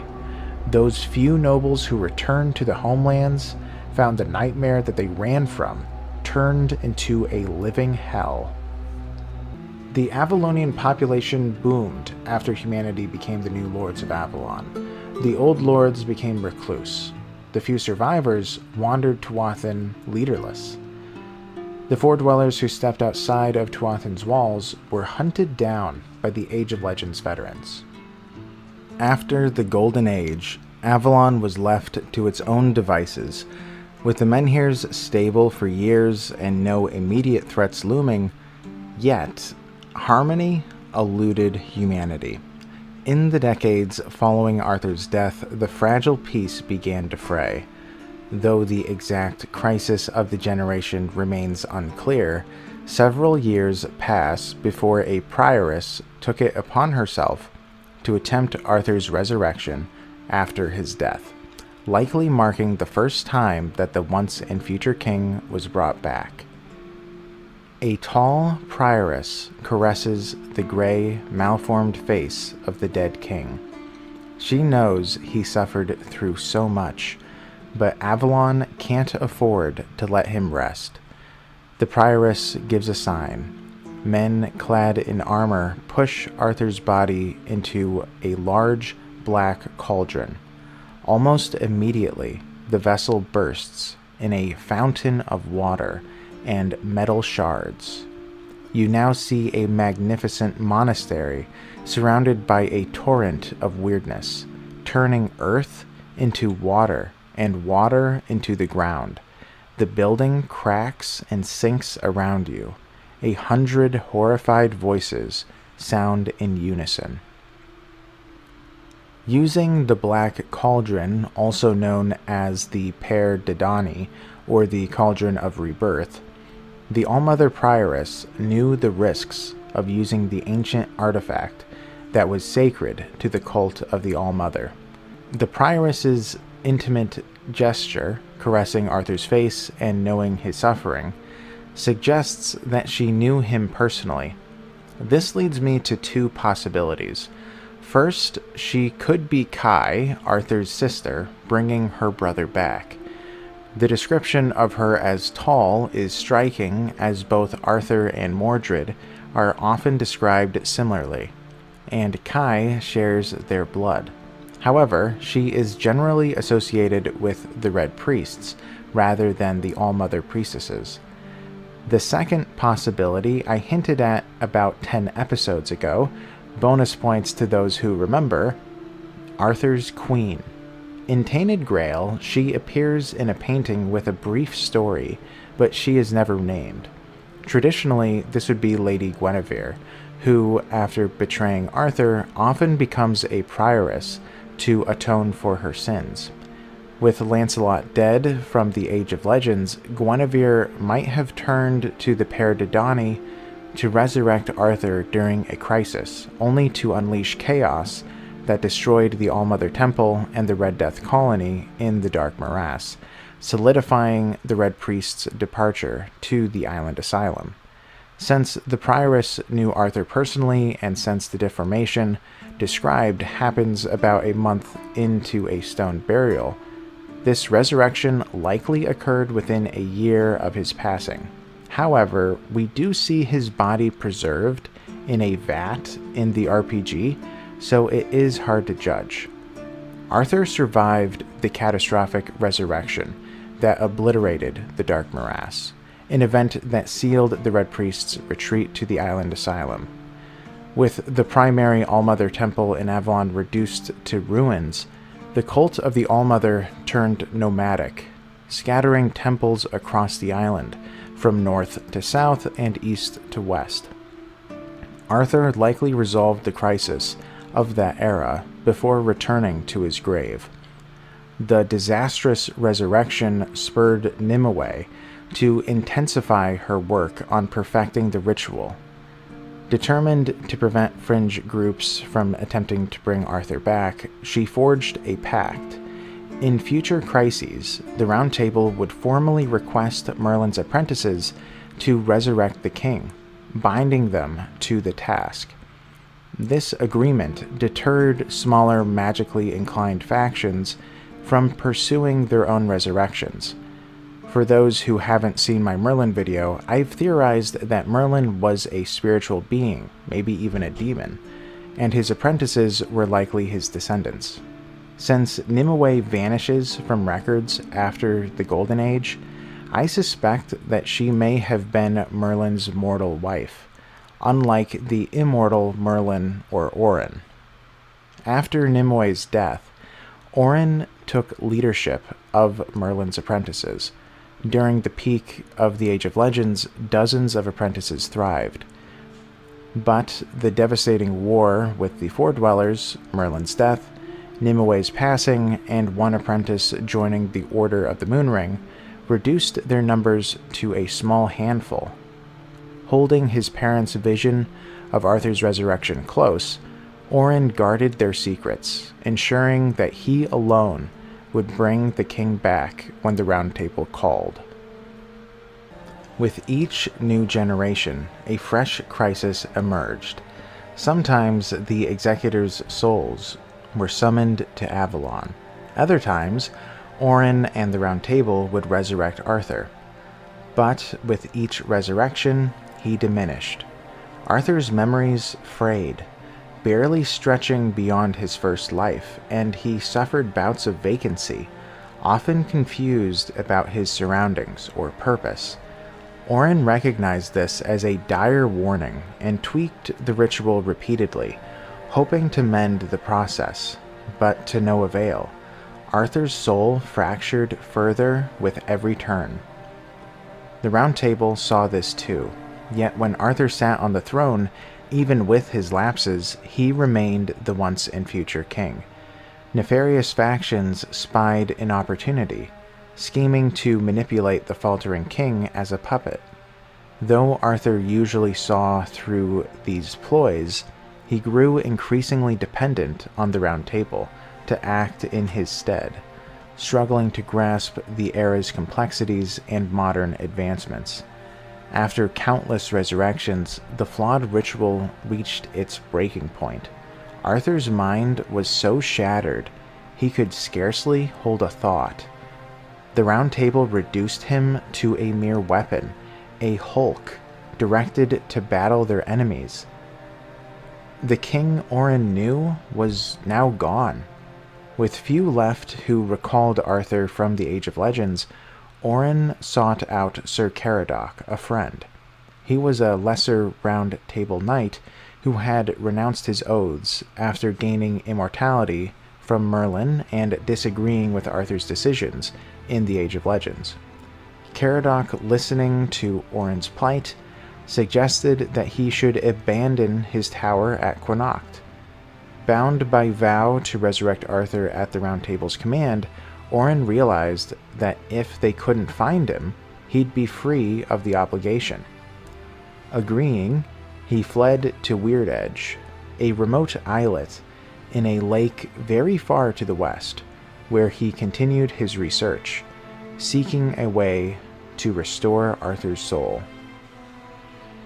Roughly 200 years after the Age of Legends, a cataclysmic event reshaped Avalon. The lore never specifies its nature, but it nearly wiped out the Four Dwellers. Some speculate that the Round Table wielded Arthur to unleash this devastation, though the Four Dwellers' history of infighting could also be to blame. Whatever occurred, it was so monumental that all of Avalon took notice, leaving the Four Dwellers desolate. Many believed that only the Pale Lady survived, as sightings of her kind ceased entirely. Over time, the Four Dwellers faded into legend, with some even questioning if they were mere illusions, born of the weirdness. Meanwhile, Avalon itself began a slow decline since the Age of Legends. The menhirs required relighting more frequently, and the weirdness, once confined beyond the Redwood Outpost, crept closer each year. Eventually, the outpost was abandoned, and small villages on the outskirts vanished overnight, their inhabitants swallowed by the encroaching weirdness. As Weirdbeast sightings emerged, travelers dwindled. Noble houses rose and fell with the shifting times, while Morgaine, who had somehow attained immortality, manipulated these aristocrats like puppets. Though an outcast in the Age of Legends, she cunningly expanded her influence, silencing any who dared oppose her. Without Arthur to steer it true, Avalon spiraled into corruption, with Camelot growing ever more decadent. Morgaine rose to near queenly power in Avalon, proclaiming herself the rightful heir to the throne. With Orin refusing to resurrect Arthur and vanishing from sight, the court began to entertain Morgan's claims. Though most nobles still pledged loyalty to the Round Table, her influence grew as Avalon unraveled without Arthur to restore order. The nobles turned tyrannical, enacting absurd laws like declaring all horses property of Camelot and barring people from visiting Arthur's statue in the city. Camelot tightened its grip, demanding absolute control over Avalon, but targeting only those too weak to resist. These actions plunged the island into poverty. Bandits and weird creatures roamed the roads, terrifying merchants and stifling trade, which deepened the economic despair. Most Avalonians clung to the hope that Orin would return and resurrect Arthur, but their faith was fading. Others demanded reform, recognizing that while King Arthur was exceptional, the system was grown broken, oligarchic, and corrupt. Camelot's descent into the oppressive waves of the ancient kingdoms before Arthur's rule in Camlann betrayed his legacy. Whispers of revolt spread, with calls for a House of Commons to give the people true representation. The oligarchs' unchecked power, dictating laws, wars, and exploitation to cling to authority, felt tyrannical. The Round Table bore much of the blame for failing to curb the corruption early. Yet challenging Morgaine was a death sentence. The knights struggled to uphold order and justice, but were weakened by poor candidates sent by the Moonring Druids, fueling rumors that Morgaine orchestrated their decline. It wasn't beyond the bounds of possibility that she may have handpicked certain knights to keep the Round Table complacent. Camelot's corruption was starkly evident in its inaction against the rampant slavery just 20 miles north in the Brochs. Slavers raided travelers on roads to Camelot's burrow and those headed north, selling captives across Avalon, some even as human sacrifices to the children of Morrigan. Despite this atrocity unfolding on their doorstep, Camelot's government did nothing, wary of the political fallout from disrupting the nearby slave trade. They knew that many nobles benefited under the table through this illegal trade, and making enemies in this climate was a death warrant. The Round Table's inaction infuriated many. They saw it as a betrayal of justice. Lancelot would have argued that the knights were preoccupied with the encroaching weirdness, prioritizing it over confronting independent factions profiting from slavery. The noble knights of the Round Table were no match for Morgaine's cunning and the nobility's ire. Instead of dismantling the trade, they focused on the shared threat of the weirdness. Over generations, the Round Table saw knights come and go, some driven by duty and justice, others weak or ineffective. Yet two constants persisted: Morgaine's shadowy influence and Camelot's inability to destroy Crow's Nest, the impregnable fortress of Mordred and Morrigan. Humble souls at court who opposed the corruption faced grim fates, either silenced by Morgaine for challenging the system, or driven to abandon Camelot. Some, like Galahad, deserted entirely, while others sought refuge in Longbarrow. Perched on a hill overlooking the mouth of Tuathan, just miles from Crow's Nest, Longbarrow's fortress stood as a vigilant outpost. Its soldiers and knights slew beasts that emerged from the ancient Four-Dweller capital while keeping an eye on Mordred. The soldiers of Longbarrow were unguided and accepted almost anyone willing to take up a sword. Their order was not without flaws, but Longbarrow earned Avalon's respect as a bastion where those genuinely committed to protecting the people could be found. Disillusioned nobles who could no longer tolerate Camelot's corrupt court fled to Timberwall. Despite its reputation for cutthroats and cheats, the city offered a better chance of survival than crossing Morgaine. Timberwall grew in power and influence with each passing year, surpassing even Camelot's traders.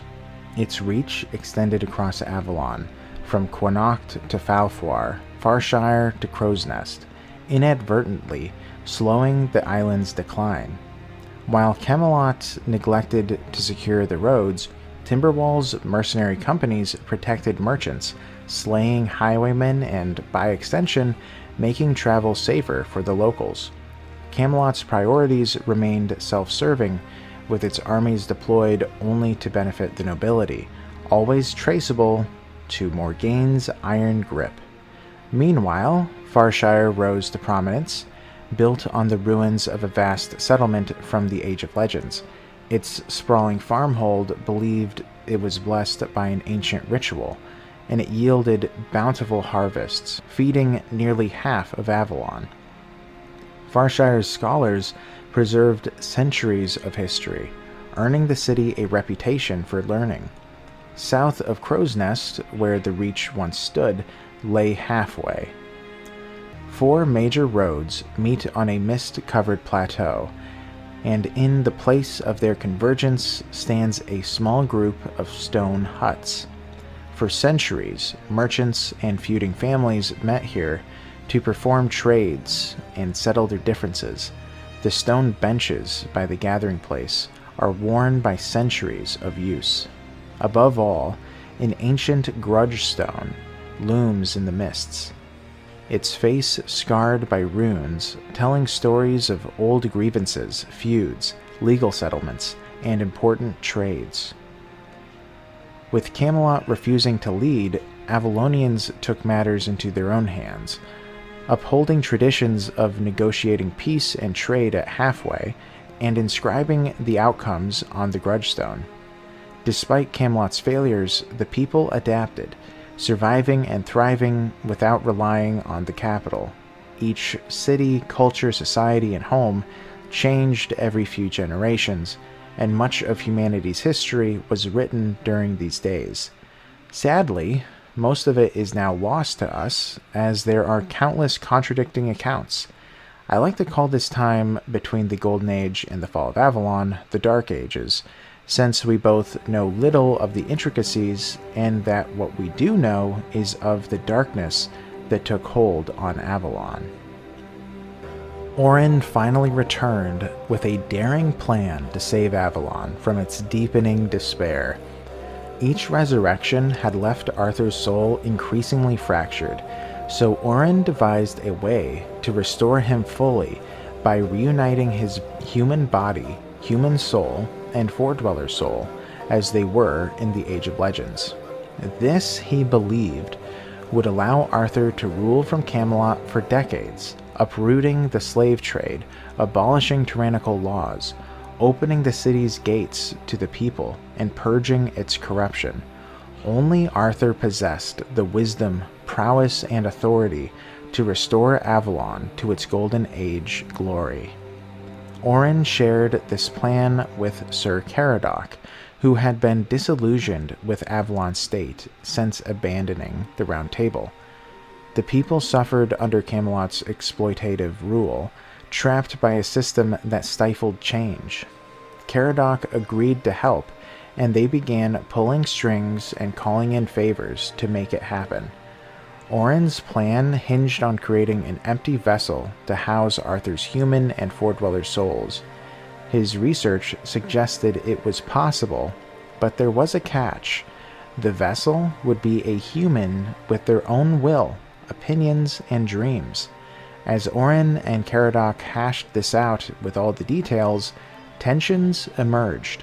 Caradoc saw Arthur not as a solution, but as part of the problem, believing the people's blind devotion to their king fostered inaction and folly. He wanted Arthur's final death to force humanity to forge a society free of his shadow, a sink-or-swim moment. By the time Orin realized that Caradoc's resolve had turned to arrogance, their plans were already in motion. His closest friend had become his mortal enemy. Caradoc refused any compromise, vowing to slay the newly risen Arthur to end his legacy forever. Orin, whom death itself once said, "His is the greatest mind ever to grace Avalon," would prove pivotal in the trials ahead. He will play multiple roles in this saga, wielding wisdom beyond his years, knowledge of a lost age, and the humility of the greatest of men. I apologize if the timeline feels tricky to follow. The span between the Age of Legends and the Fall of Avalon, including recent events I'll cover later in this video, is murky, and the chronology is often unclear. If I get some details out of order, please bear with me. In my last video, I mentioned Sagramore Castle being founded during Arthur's reign, but the timing seems muddled. I'll dive deeper into Sagramore in a future lore video though. After the Golden Age, during the Dark Ages, the Pale Lady began her years at Mirror Lake. As you may recall, she had spent centuries purifying the Mirror Lake after a battle that drowned countless of her kin. Uncharacteristically, she later left the lake and journeyed northwest of Connacht to an All-Mother temple.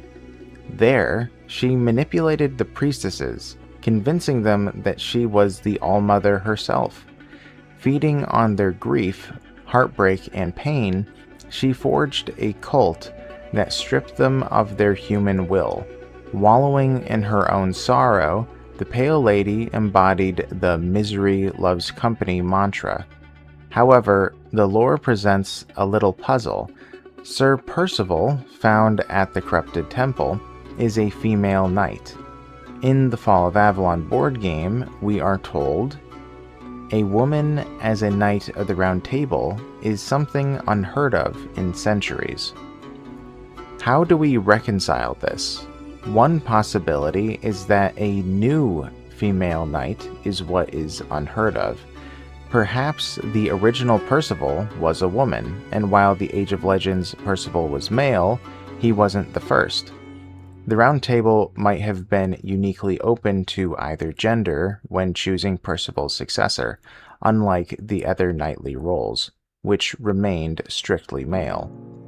Alternatively, a time-warping event similar to what may have caused Sagramore Castle could also explain the discrepancy, or it's possible that Tainted Grail's writers simply overlooked the detail. Over several years, the All-Mother Temple became corrupted, and some would argue even haunted. The Pale Lady needed to be consoled by her son, who had been gone for many years. As the Fall of Avalon loomed, the children of Morrigan wielded significant political influence, rivaling Morgaine's iron grip. Though their agendas occasionally aligned, the two factions more often clashed, with the children's shadow government undermining Morgaine's control. Caught in their power struggle, many suffered as collateral damage. Whispers spread that Morgaine was zombifying government figures to ensure their unwavering loyalty, shielding them from Morrigan's influence. In this latest political gambit, Avalon's fate hung in the balance. With each passing year, Camelot grew more and more like a shadow of its former self. Though Camelot held sway in the Far East, both Morgaine and Morrigan vied for total dominion of Avalon. Their chief rival was Timberwall, the greatest trade hub on Avalon. To cement power in southern and western Avalon, King Oltan of Timberwall and Lady Kincaid of Farshire planned a marriage, uniting the island's largest trading settlement and farming settlement. Together, they would rival Camelot, achieving self-sufficiency and offering refuge to Avalonians. But the alliance was a sham. Lady Kincaid secretly aligned with Morgaine, betrayed Oltan, and intended to use her daughters as pawns in Morgaine's schemes. In the marriage contract, Ultan unknowingly signed away much of his power. Enraged, Ultan demanded the marriage's annulment, but Kincaid held legal leverage. Outnumbered by Farshire and Morgaine's Camelosian forces, Timberwall's mercenary companies couldn't compete, forcing Ultan to seek aid. Reluctantly, he wrote to Lord Mordred of Crow's Nest, who agreed to help for a steep price. Those beyond the bounds of the war who offered minimal aid generally backed Lady Kincaid, who had always been a beloved leader by her people. This sleazy political move was uncharacteristic of her, but she was given the benefit of the doubt. Though no battle had yet erupted, this alliance marked the start of the War of the Three Lords, a conflict that would shape Avalon's future. As war brewed in southwestern Avalon, the south descended into chaos. The Dalriada, long a thorn in Avalon's side, had grown bolder, expanding beyond their agreed borders at the Forlorn Swords. The nameless Dalriada, tribeless outcasts, turned to banditry, harassing travelers, seizing landmarks, and plundering southern Avalon.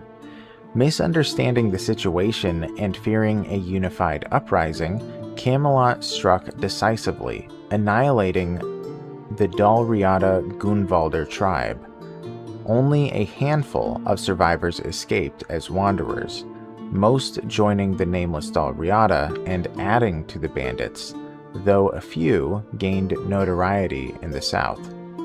The Dalriada, enraged but wary of Camelot's military might, harbored resentment and bided their time. Meanwhile, the Horns of the South, once respected as near equals to the Round Table's lesser knights, had faded into obscurity.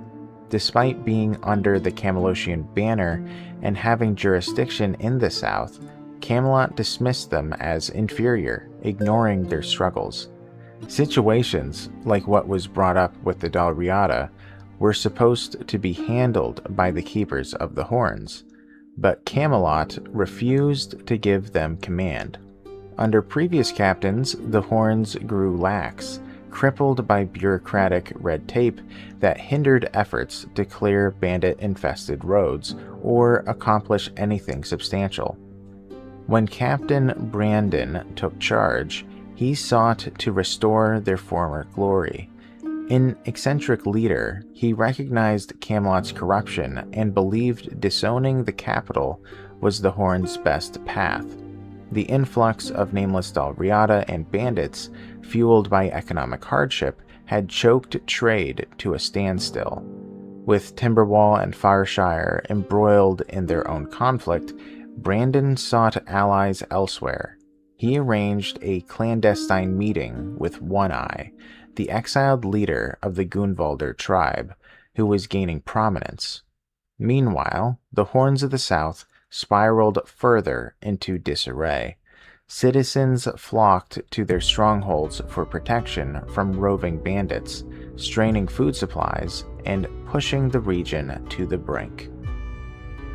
While southern Avalon sank into economic ruin, war loomed in the west, and Camelot and Crow's Nest drowned in deadly political schemes, what was happening at Moonring? Good question, but nothing good. The archdruid Wormtoe, a peculiar and possibly immortal figure, embraced outright villainy. His immortality, likely not tied to Merlin's lineage, though it's possible, seems to stem from magical discoveries made years after the fall of Avalon. Yet his presence in both the distant past and future muddies the timeline, making him an enigma best left as a question mark for now. Wormtoe deserves his own video someday, which I will give. As Moonring's leader, Wormtoe steered the Druids' obsession with the life-death cycle, their magic rooted in its eternal rhythm. Wormtoe sacrificed his weaker apprentices, often against their will, while forcing stronger magically gifted druids to either kill their friends or join as a sacrifice. As I mentioned in the last video, Arthur despised their order, and it's baffling how Wormtoe and Moonring held sway over the Round Table's knights while committing these atrocities. The surviving apprentices, scarred by these vile, bloody rituals, turned to hallucinogenic mushrooms to cope, earning a reputation as addicts.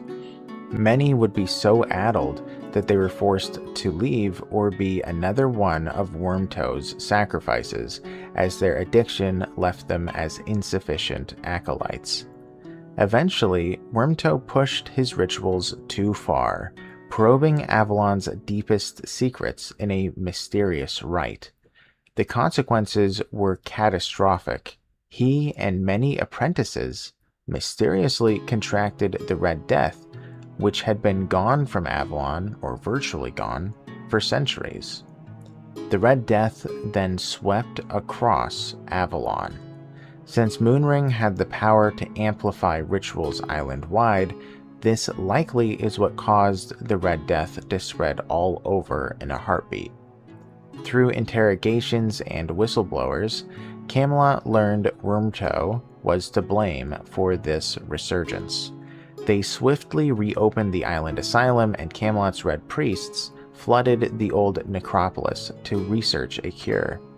When Wormtoe realized Camelot would raid Moonring, he fled, abandoning his apprentices to face his consequences. Camelot rounded up the remaining druids, with those in hiding betrayed by informants like Murig, dubbed Maggot for his writhing movements while on shrooms. Informants like him were spared, allowed to live as hermits, while the rest faced Camelot's wrath. Just east of Connacht, under Camelot's and Yvain's watchful eyes, a massive wicker man was constructed. Druids, their families, and even some friends were forced into the wooden cage and set ablaze in a horrific night of executions, punished for their atrocities and for unleashing the Red Death. A few druids survived, and Camelot handpicked Emergen to lead a loyalist druidic faction. Archdruid Emergen, born dumb with a dented skull, maintained an ambiguous stance toward Camelot, striving to avoid conflict while he ruled in Moonring. Though he was an odd one, it was rare to find a person with a bad word to say about Emergen. Wormtoe, meanwhile, hid near the Dark Morass until a desperate supply run exposed him. Infected with the Red Death, he was swiftly captured and sent to the island asylum, where he endured experiments in the depths of the necropolis. Later, he perfected an immortality ritual, granting him the power to survive the coming fall of Avalon. But that is a story for another time. Druids unaffiliated with a city's court, the New Moonring, or a powerful figure were relentlessly hunted. Some, like Maggot, were tolerated for betraying their kin, but they lived with the guilt for all their lives. Another incident was also blamed on the Druids, though it's unclear whether they were scapegoats or truly culpable. The Menhirs were fading, a terrifying prospect for Avalon's people, who knew their survival depended on these ancient stones. To many, they simply thought it was the Druids' doing, as they had caused the Red Death to return, so why couldn't they have caused the Menhirs to start dying too? As noted in the RPG, the Menhir rites had been hidden near Connacht for nearly 200 years. Without them, the Menhirs would dwindle, leaving villages vulnerable to the encroaching weirdness. Since they were hidden for these 200 years, it appears that the Menhirs very rarely needed lighting until this point. Panic spread across Avalon as citizens grappled with this threat. With wars brewing and major factions stretched thin, few had the resources to act. Desperate to secure power and shield itself from the weirdness, Camelot sent soldiers to uproot menhirs across Avalon and bring them to the capital as a bulwark. This plan outraged residents island-wide. Before collecting all the menhirs, Camelot opted for a test run. Having cleared a path to the Forlorn Swords after annihilating the Gunvalder tribe, they targeted Quinnox's menhir. The path was cleared, and they already had a foothold in the region. Led by Denholm, Camelot's army marched to seize the menhir, along with historical monuments to preserve Quinnox's heritage. But Quinnox despised Camelot, and tensions flared. Caught between Camelot's demands and local laws, Lord Yvain struggled to maintain order. The Red Death outbreak forced businesses to shutter, and Quinnox's citizens teetered on the edge of rebellion. Like dry tinder, a single spark could ignite a revolt, plunging Avalon deeper into despair. During what I call the Dark Ages, much of the lore we've explored was lost to history. Only a handful of figures, perhaps a half dozen, who lived through the Age of Legends survived into the fall of Avalon. Morgaine, claiming to be one of them, manipulated the past to cement her power. Rewriting history to suit her narrative, she silenced truth-tellers, ensuring her dominance and discouraging resistance. Time, coupled with countless factions that rose and fell, each casting themselves as the Age of Legends heroes, muddled the truth further. Confusion and defaced records left Avalonians grasping at fragments, statues, epitaphs, and half-forgotten tales, piecing together a fractured history. They lived among the ruins of both the Foredwellers' civilization and Arthur's kingdom, rediscovering secrets long buried. While war engulfed half the island, driven by factions unaware of the forces manipulating them, the other half watched in despair, clinging to fading hopes of Arthur's return. Settlements burned with a purifying fire as the Knights of the Round Table sank into wickedness or inaction. Temples and villages whispered prayers for the once and future king, believing only he could mend the chaos. Yet Morgaine's grip tightened, and the weirdness crept closer, threatening to swallow what remained. Avalonians faced a grim reality. Without their king, they were left to unravel the past and forge their own path through a collapsing world. Then a stranger woke up in a cell, unknowingly the catalyst for Avalon's fate. The Tainted Grail RPG is tricky to cover due to its multiple endings, many of which could conflict with the Fall of Avalon board game's lore. What follows is my best attempt to piece together the most plausible truth. Take it with a grain of salt. Orin partially resurrected Arthur, intending his soul to inhabit a fully human blank slate vessel. Likely implanted with false memories, this vessel was placed in the island asylum among Red Death sufferers, where Red Priests subjected him to brutal torture. One day, Sir Caradoc intervened. Despite his rift with Orin, Caradoc freed the vessel, hoping to gain his trust and let him explore the asylum alone. Deep within the necropolis ruins, the vessel discovered a still-burning menhir. Upon touching it, the vessel was transported to a weird realm, encountering a Foredweller soul trapped inside, Arthur's soul, likely encased there by Orin to ensure the vessel's fateful encounter. The soul, recognizing its identity but not its entrapment, merged with the vessel, curing him his Red Death through possession. Step 1 of Orin's plan was complete, but much remained. Escaping the asylum, the vessel reached the beach, where Caradoc reappeared. Frantic, the vessel revealed Arthur's possession. Seeking to end Arthur's cycle, Caradoc apologized and drove his sword into the vessel's chest with an unknown spell, aiming to kill Arthur's soul. Miraculously, the vessel survived, realizing Caradoc was no ally. Through Arthur's voice in his mind and Caradoc's explanation, the vessel learned its purpose: to reunite Arthur's soul fragments embedded in his sword, shield, and crown. Uniting these would either fully resurrect Arthur or allow his final death, preventing future resurrections. Though shaken by Caradoc's betrayal, the former knight believed the vessel, once aware of Arthur's legacy and Avalon's decay, would join his mission to end the king's reign. Caradoc and the vessel set sail for Avalon, but a storm wrecked their ship when a mysterious sea monster capsized it.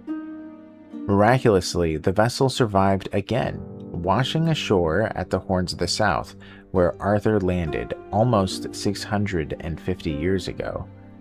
Unlike the vibrant community Arthur envisioned or the weirdness he faced, the vessel found a decayed shadow of the Horns.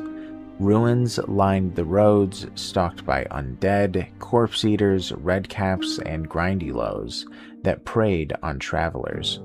Aside from a lone raider scavenging an Arthur statue for valuables, the only humans were bandits. At the Horns Keep, once the proud base of the Keepers, decay reigned. No longer noble marines or knightly equals, the Keepers were now drunkards, strays, and runaways.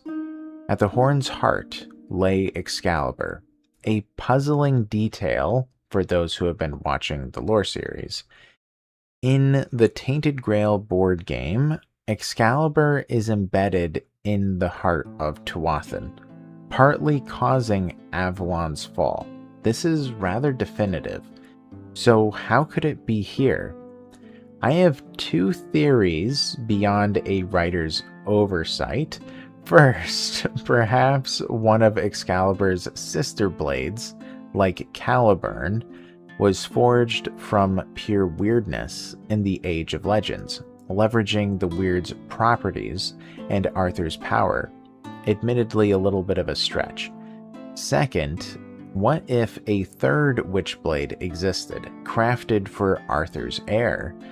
With no offspring, this blade could have served as a near-identical substitute for Excalibur, which was at Tuathan, and this new blade would have been used during the Golden Age. The least fun option is a lore mistake, but if you have a theory, I really would love to hear it in the comments. I'm not the smartest person in the world. As the vessel reached for Excalibur, his life essence began to fade. Arthur's voice halted him, warning that while the blade normally drained its wielder's blood, a spell or ritual at the Horns made it deadly to touch. Seeking answers, the vessel searched for Captain Brandon, only to learn that he was absent, negotiating with a nearby Dalriada encampment to secure the Horns' sovereignty. Arthur, dismayed by the Horns' decay and Camelot's fall, grieved for his once proud strongholds. The vessel then discovered the tomb of Seawall Firstfoot, a loyal friend from the Age of Legends, trapped in a vat, evidence of Merlin's unchecked experiments.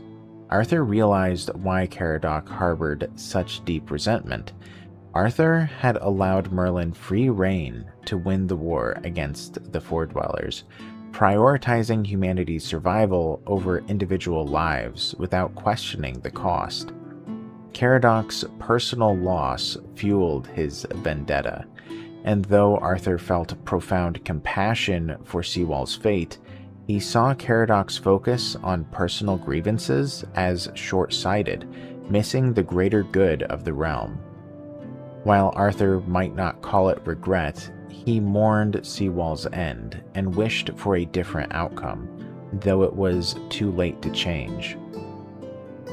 The vessel met many key figures at the Horns of the South, including Fergus the quartermaster, Captain Brandon, and One-Eye, the new Dalriada chief, navigating a tangled web of alliances and motives. Complicating matters, Sir Galahad, known as the Pure, was advancing on the Horns to exterminate One-Eye and all Dalriada allies. Galahad's brutal reputation preceded him, burning villages in his zealous purifications, a veritable psychopath.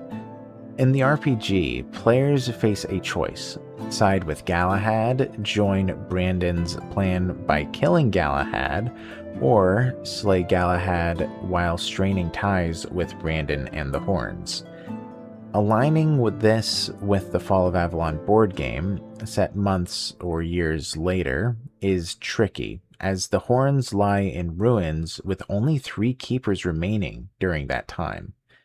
My theory is that Brandon likely allied with One-Eye, but Camelot's overwhelming force crushed them, either forcing a mass exodus or annihilating the keepers, leaving 3 to tend a lone lighthouse after stripping the keep's resources.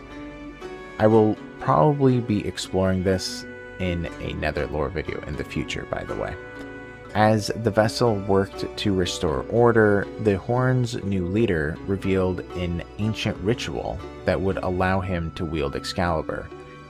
After gathering the necessary components, the vessel visited the ritual site and fell into a deep sleep, entering a weird realm where he met the Lord of the Seas, an old friend of Arthur. Arthur, typically a passenger in the vessel's mind, revealed himself there. The Lord, expecting Arthur's return, deemed the vessel worthy. Returning to the Horns, the vessel grasped Excalibur, as he was now called worthy, triggering a vision of Arthur and Merlin, debating the morality of extending the Round Table Knights' lives and the dangers of Merlin's experiments. More of Arthur's memories flooded in, revealing the questionable choices he made during the war against the Four Dwellers. Emerging from the vision, the vessel faced Caradoc again, who urged him to see why Arthur's death would benefit Avalon. Uncertain but guided by Caradoc's directions, the vessel learned the next soul fragment. It was Arthur's shield and was awaiting him in Connacht, northeast beyond Grubwood. Leaving the Horns, he stumbled upon Sir Lancelot's ancient tomb, one of the many Round Table Knights' resting places scattered across Avalon. Only Arthur could open these, but since his absence during Orin's quest to perfect his resurrection, the tombs had been forgotten. The Royal Geographical Society, once tasked with charting them, had crumbled, leaving their locations lost. Opening Lancelot's tomb, the vessel found the knight in distress and saved him. Lancelot swore to aid Arthur, though his role remained unclear. En route to Connacht, the vessel reached the Archspire, where, with Arthur's guidance, he entered a Weird Realm portal. There, he met a weaver, the same one who forged the Pale Lady's son, the prince, whose soul had merged with Arthur at birth. The weaver helped Arthur recall more fragmented memories before they parted ways. Arriving at Connacht's outskirts, the vessel found chaos. Deserters, sickened knights, and monsters like Marrowghasts, Curlghasts, and Croakmaws terrorized travelers. Poisoned woodlands and weirdness-overrun farms plagued the region, with half the farmers turned weird-touched, attacking neighbors on sight. The Red Death gripped Connacht, creating dozens of plague-bearers, quarantined under guard to prevent spread, while others languished in sickness. Entering Quinoc's walls, the vessel suddenly collapsed, drawn by a compulsion to the city's fading menhir. Its weakened state had long fueled fears of the weirdness's triumph. In a trance, the vessel locked eyes with the menhir, awakening it for the first time in recent memory, sparking hope among the people. Exhausted, he collapsed and was brought before Sir Yvain, Quinoc's lord, who explained the dire situation. As covered in the last video, Camelot had asserted control over Quinoc, claiming authority and beginning to dismantle the Merlin tree, believed to have been planted by Merlin himself during the Age of Legends, but we know that's impossible, but anyway. Tasked with seizing Quinoc's menhir and relocating it, along with the city's citizens, to Camelot, Denholm, the Camelocian leader, tried to ease tensions, but the fiercely independent people of Quinoc were outraged. Some called for armed resistance, while others preferred death by the weirdness over abandoning their homes. The rekindled menhir, its eyes glowing for the first time in ages, reignited hope among the populace, intensifying their defiance. Returning to the menhir, the vessel discovered Arthur's shield at its base, a cherished relic of Quinoc. Yet Arthur sensed something amiss. The shield's soul fragment couldn't be retrieved, perhaps unless the menhir was fully relit. Consulting Murig, the local druid known as Maggott, the vessel learned of a ritual to relight menhirs. Merlin's menhir rites, discovered centuries ago, had largely been lost, but in the region, Archdruid Wormtoe and the Allmother priestesses had split the rites between them. Wormtoe entrusted his half to Sagramore, which later vanished, while the priestesses kept theirs in their now corrupted temple. To retrieve Arthur's soul fragment from the shield, the vessel needed to recover both halves of the rites and assist Maggott in relighting the menhir. Guided by the shroom-addled Maggott, the vessel sought Sagramore, a lost northern city whose exact location had faded from history. After locating a lake with a portal at its depths, the vessel entered Sagramore. Whether a weird realm or a reality warped by Queen Sagramore's magic and the Flora's weird essence remains unclear. Within, he encountered entities suspended in time for centuries, including Sir Styginder, preserved by living fungi. Venturing deeper, the vessel met the custodian of Sagramore Castle, who revealed that the menhir rite tablet lay in the throne room, accessible only by invitation. Navigating the castle, the vessel battled ghosts of servants and aristocrats haunting its halls. To gain an audience with Queen Sagramore, he first met her younger sister Claire, now deformed with extra arms and consumed by madness, compulsively writing to her beloved Sir Bors. Through her scattered writings, the vessel broke her trance, and she warned him of the Queen's near-omniscient presence in this realm, urging him to find her eldest sister and flee. Rushing on, the vessel encountered the eldest sister, a midwife tormented by guilt over the deaths of the royal family's children, whether real or imagined in her plagued mind. By securing visions of these lost children, he eased her anguish. His actions stirred the castle, prompting Queen Sagramore to summon him. In the throne room, the queen attacked but fell swiftly. Her death unraveled Sagramore's realm, draining the king's life essence. As the castle crumbled, the vessel seized the menhir rite tablet and escaped. Seeking the second half of the menhir rites, the vessel visited Niante, the head Allmother priestess, who directed him to the corrupted temple in a nearby swamp. Entering its halls, he heard a pleading voice echo through the air. The temple teemed with monsters, undead, and deranged Allmother priestesses, each tormented by a false Allmother call and consumed by grief from their troubled lives. For years, adventurers had tried to unravel the temple's mysteries or understand the priestess's madness, theorizing possession by a powerful fae or spirit. Most were killed or driven off, but their failed attempts aided the vessel's exploration. Slaying priestesses too far gone, he navigated the labyrinthine temple. Ascending its levels, he encountered the false Allmother's voice, an acolyte of Neontes, deceived by a sinister entity. Speaking with her, the vessel saw her form shift into an ethereal being, and the voice had been silenced.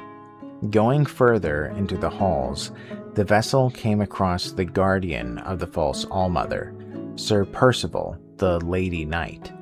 Mind-controlled by the false Allmother, she had been forced to worship and protect it.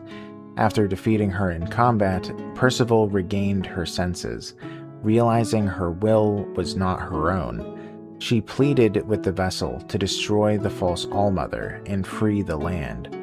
Pressing into the inner sanctum, the vessel faced the crucible, known as the Songworm, which sought to purify him, but was overwhelmed by the weight of Arthur's sins across his many lives.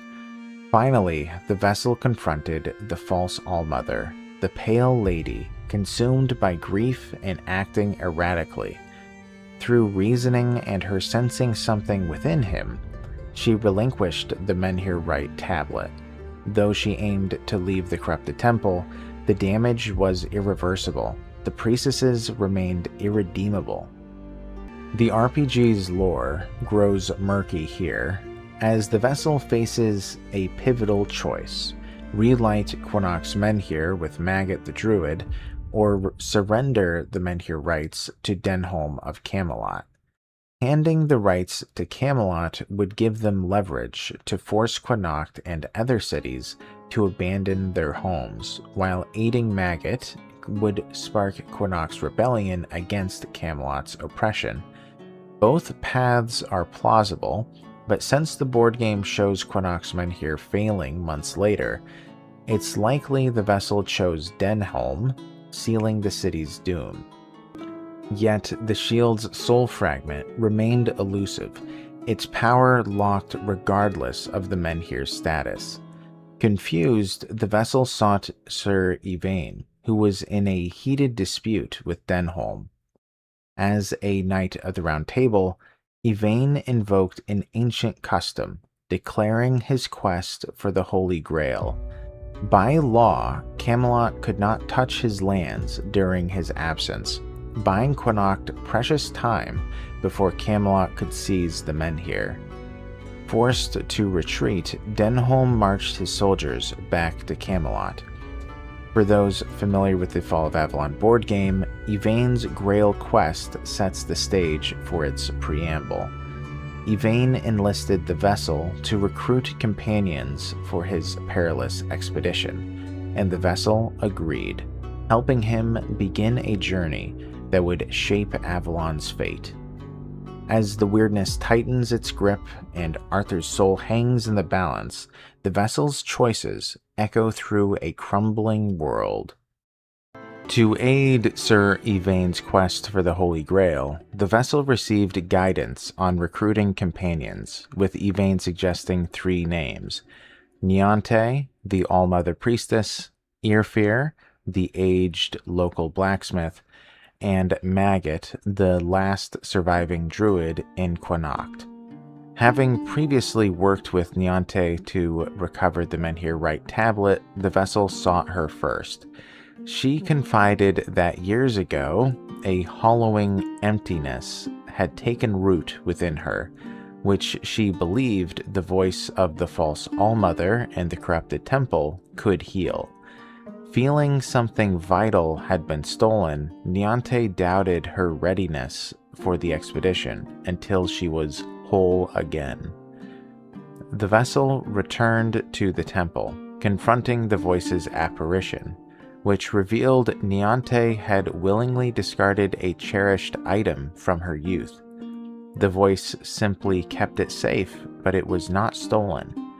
The voice urged the vessel to guide Niante to pray at the True All-Mother's shrine near Quanacht to reclaim what she lost.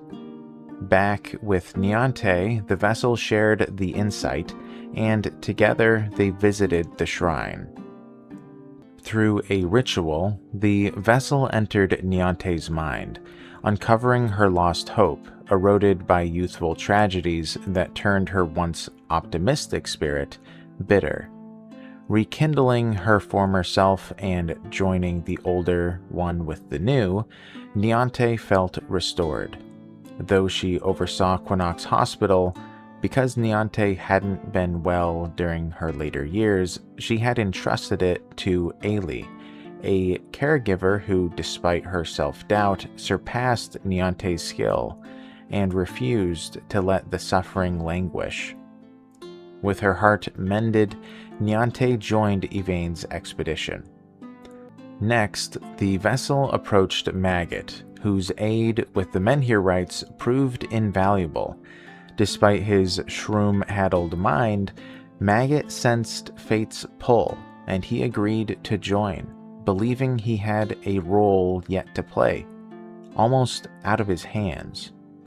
Yvain likely concealed Maggott's involvement, wary of a possible public outrage over the controversial Druid's inclusion.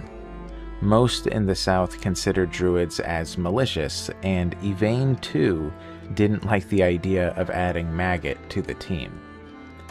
Lastly, seeking Irfir, the aged blacksmith, the vessel found him secluded in his Quanacht smithy, consumed with worry for his apprentice Beor, who was gravely ill.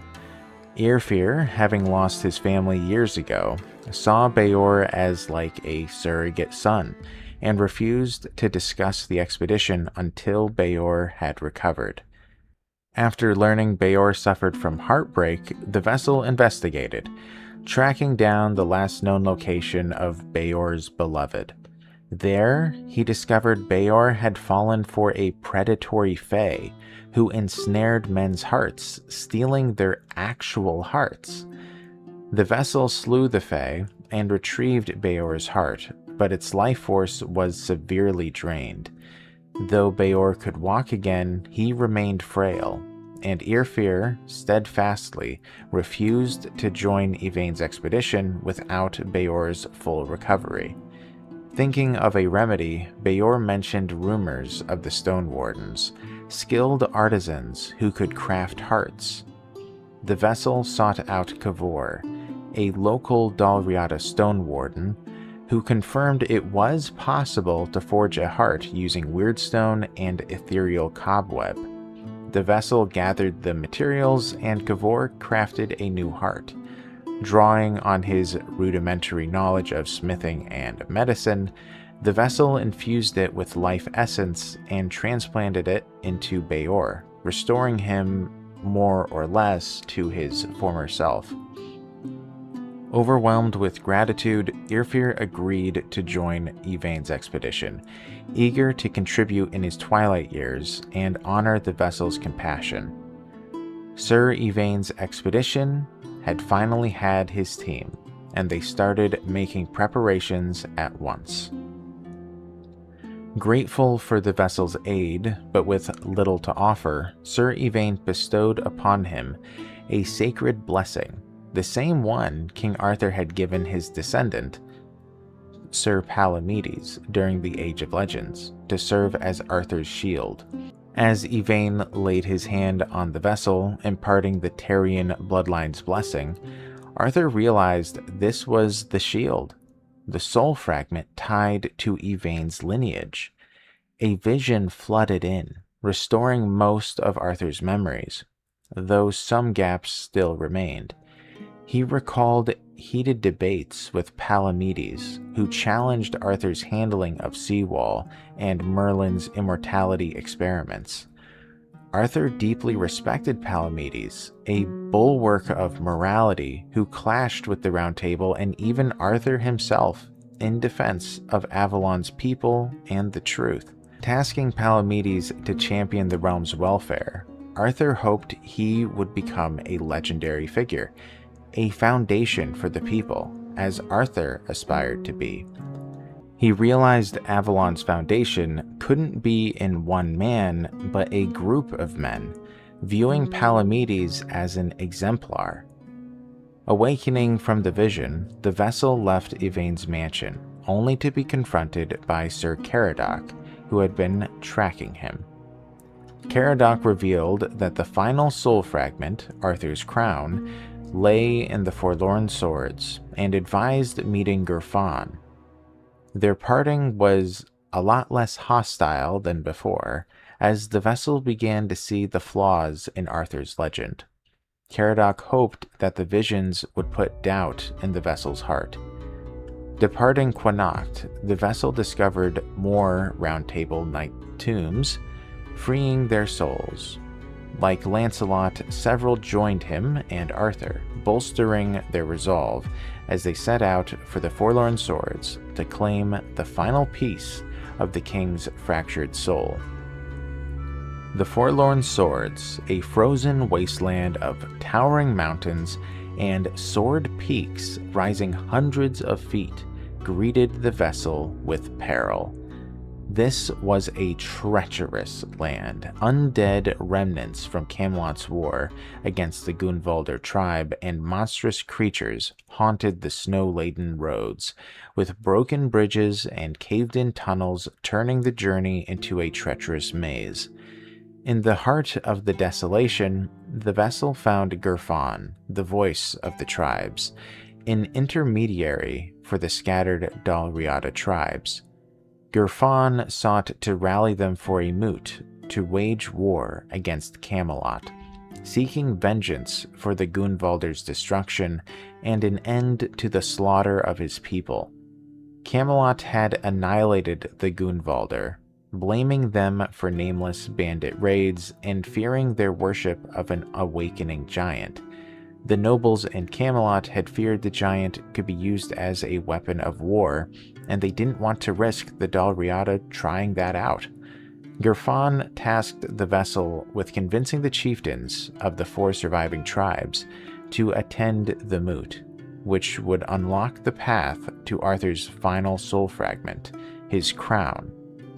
The vessel agreed and set out to persuade the tribes. At the Volker tribe, renowned for their berserker ferocity, he met Chieftain Angsvar, who refused to join the moot without some favors. First, Angsvar demanded that the vessel clear a Volker seat of power, overrun by nameless bandits. After slaying them, the vessel faced another task, retrieving a sacred relic from the body of the tribe's late matron, a foundational figure. Securing the relic, he aided in crowning a new matron to strengthen Angsvar's leadership. With these trials complete, Angsvar finally agreed to attend the moot, bringing the vessel closer to claiming Arthur's crown. The vessel next journeyed to the Svein tribe, hunters who revered the Stagfather. A recent ritual had summoned the Stagfather's avatar, which turned deadly, slaughtering half the tribe. The chieftain refused to talk and directed the vessel to Kjell, a key member, who tasked him with finding a lost hunter.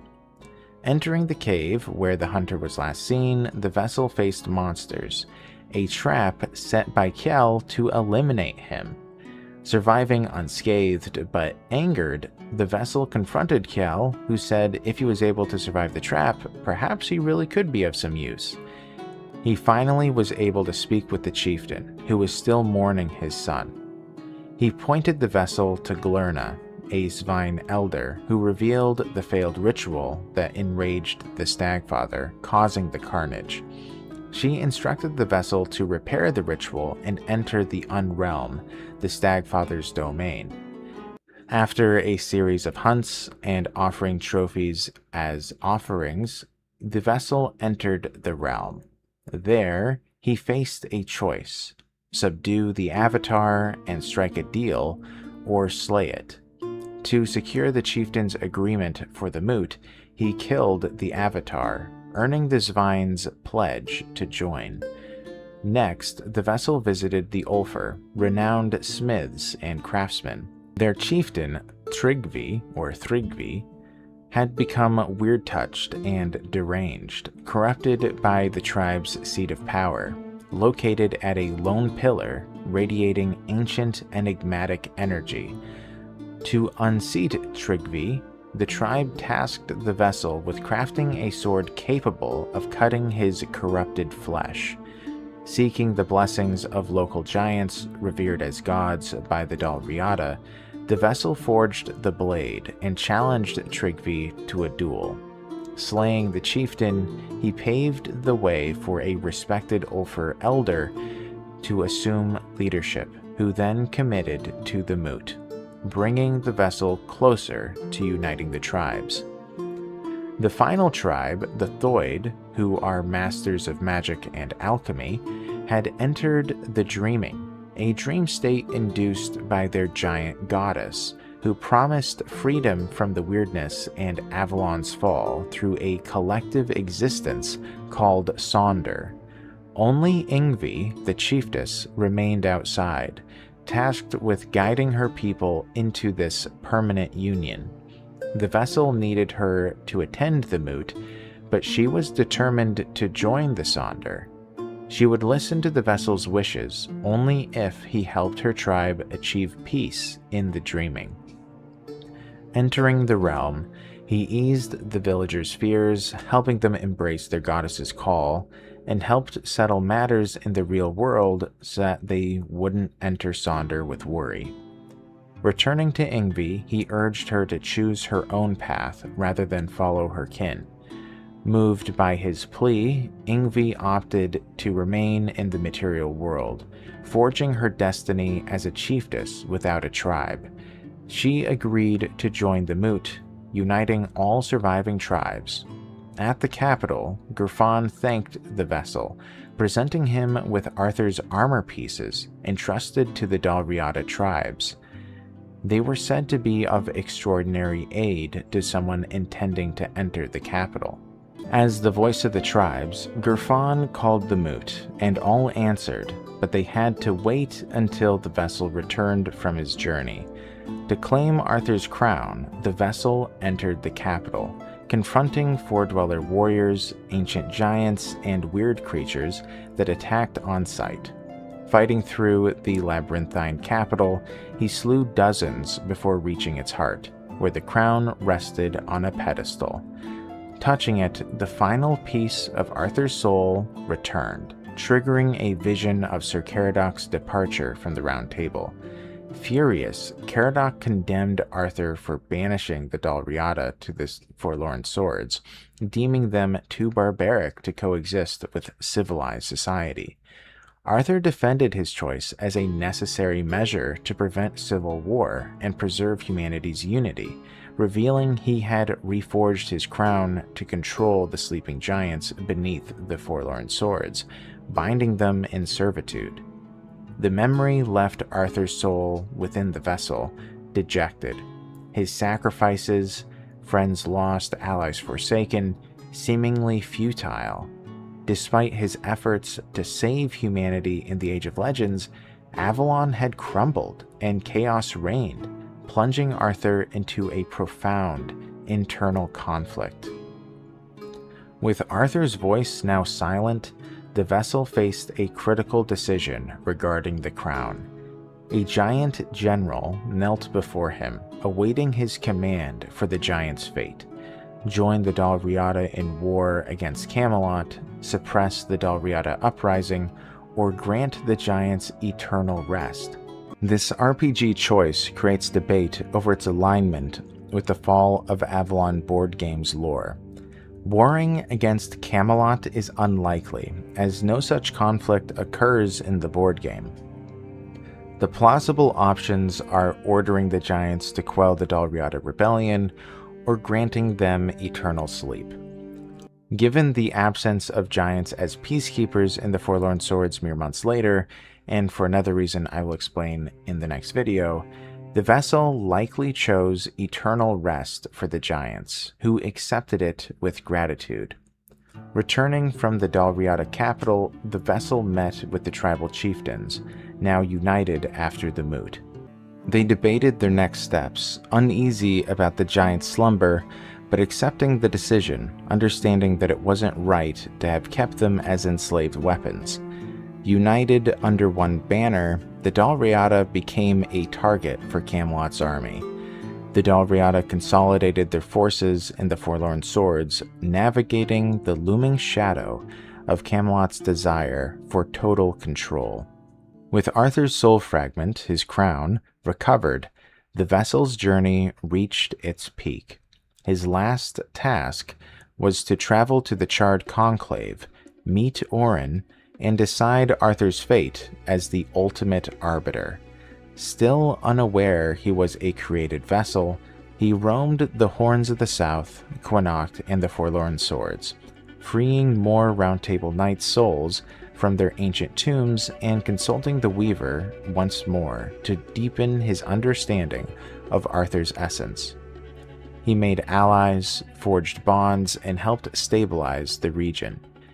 As he traversed Avalon, righting wrongs where he could, the vessel grasped with the monumental choice ahead: restore Arthur to his full glory, join Caradoc in slaying him, or seek an alternate path. Reflecting on Arthur's legacy, the sacrifices, triumphs, and flaws of the once and future king, he weighed whether Arthur even deserved redemption, if his weathered spirit could bear the crown again, or if someone else might be a better option instead of King Arthur. With the weirdness closing in and humanity's fate hanging in the balance, the vessel stood at the crossroads of destiny, poised to shape Avalon's future. Was the vessel humble enough to relinquish power to another when the time came? What path would he choose for the king? And what legacy would he forge in this shattered realm? With all tasks complete, the vessel reached the Charred Conclave, a scarred site where druids were burned alive years ago, their deaths tearing Avalon's fabric and easing passage between realities. Weird spirits roamed the altered landscape, the air thick with residual magic. Amid the devastation, Sir Caradoc met the vessel, urging careful consideration, as his decision would reshape not just Avalon, but the world. Stepping through the tear, the vessel faced Orin, Merlin's last apprentice and likely his final kin. His gray, cracked skin and piercing eyes betrayed his otherworldly state.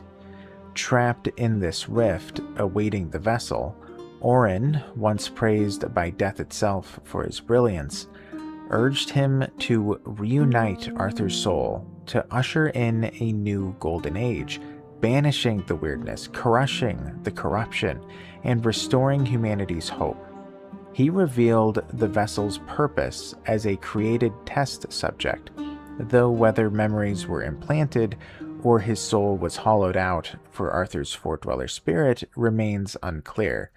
But it unsettled the vessel. Orin answered his questions before guiding him to the ritual's final step, reclaiming Arthur's fragile human soul.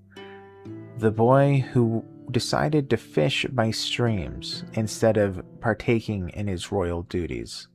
Entering a realm likely Corbenic or Arthur's dream of old Camelot's serene fields and lakes, the vessel met Hob, Arthur's unassuming human essence. Weighed by countless morally great decisions, Hob yearned for peace, but dreaded Avalon's fate if Arthur perished. Reluctant to rule again under the crushing burden of leadership, he hoped the vessel would end Arthur's cycle, but pleaded with the vessel to shoulder the responsibility of not letting Avalon fall.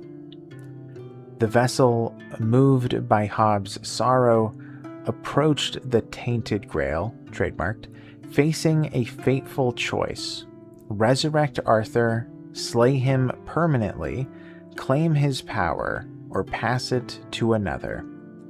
This decision is debatable, leading to a theory reconciling the RPG with the Fall of Avalon board game. Since the board game shows no new reign for Arthur, resurrection seems unlikely, pointing to Caradoc's path, slaying Arthur, as the canonical choice, though rarely did someone choose this. Yet, a flaw does emerge. Arthur isn't fully dead in the board game, which you will see in several episodes from now. Two possibilities address this.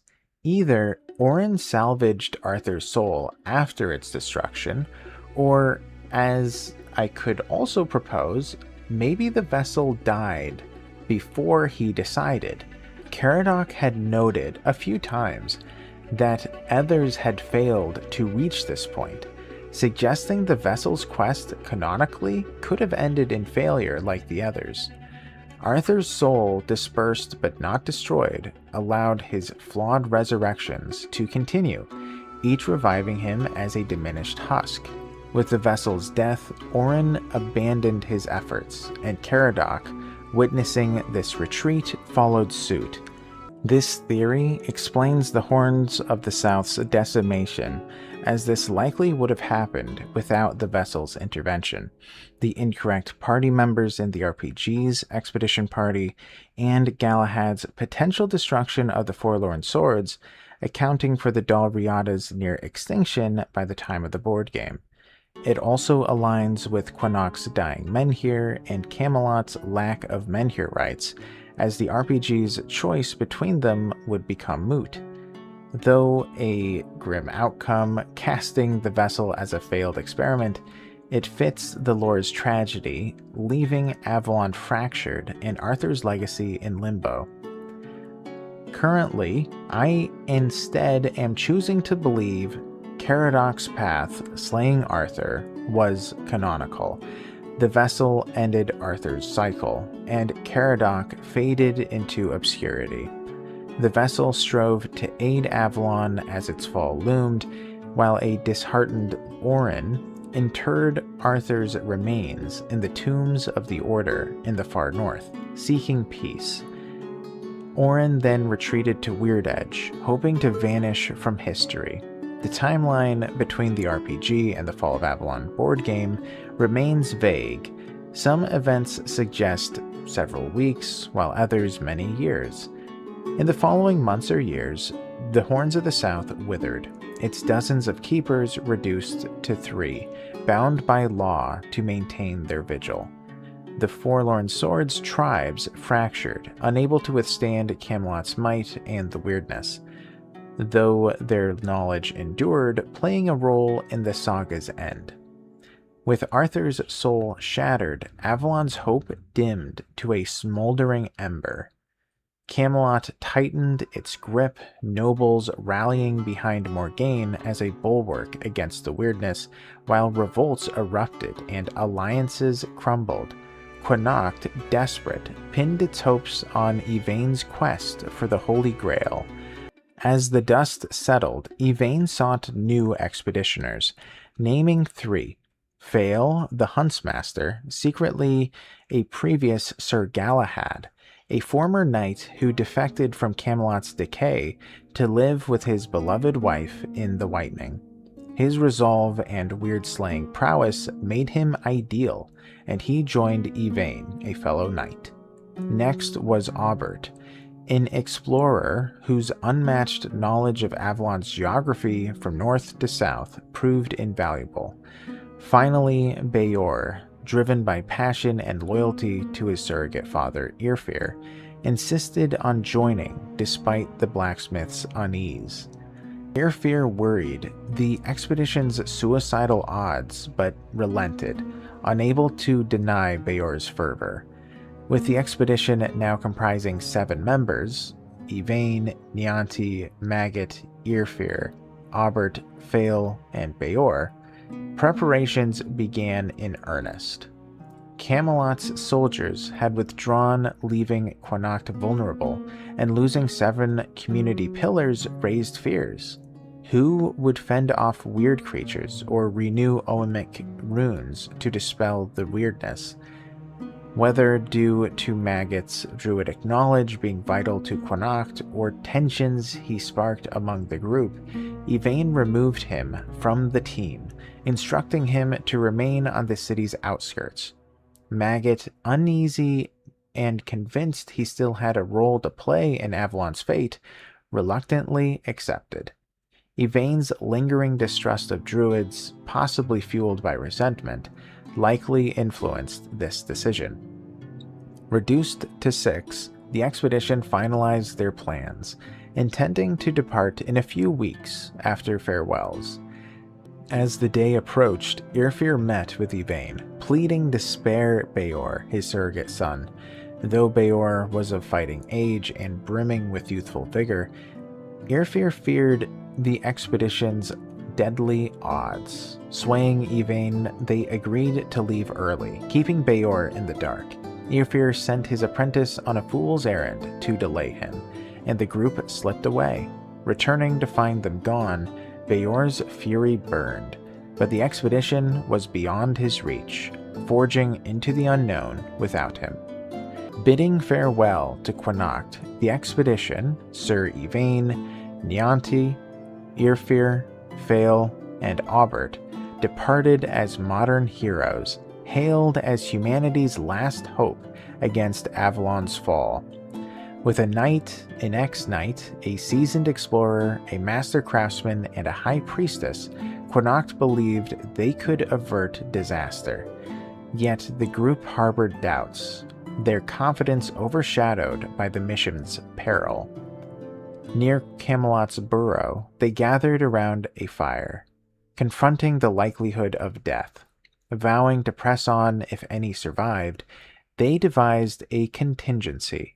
If all perished, letters would summon 5 replacements, individuals Yvain had initially rejected for their flaws.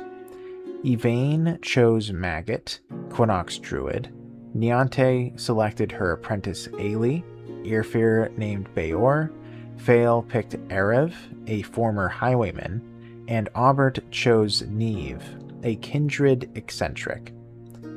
The next morning, they navigated Camelot's squalid burrow to seek Morgaine. Though deemed malevolent, Morgaine's knowledge was unmatched, and she too sought to halt the weirdness. She revealed the Holy Grail lay in Tuathan's heart, urging Yvain to retrieve it for her to resolve the crisis. Before departing, Lancelot privately met with the group, imploring Yvain to deliver the Grail to him instead, fearing Morgaine's intentions.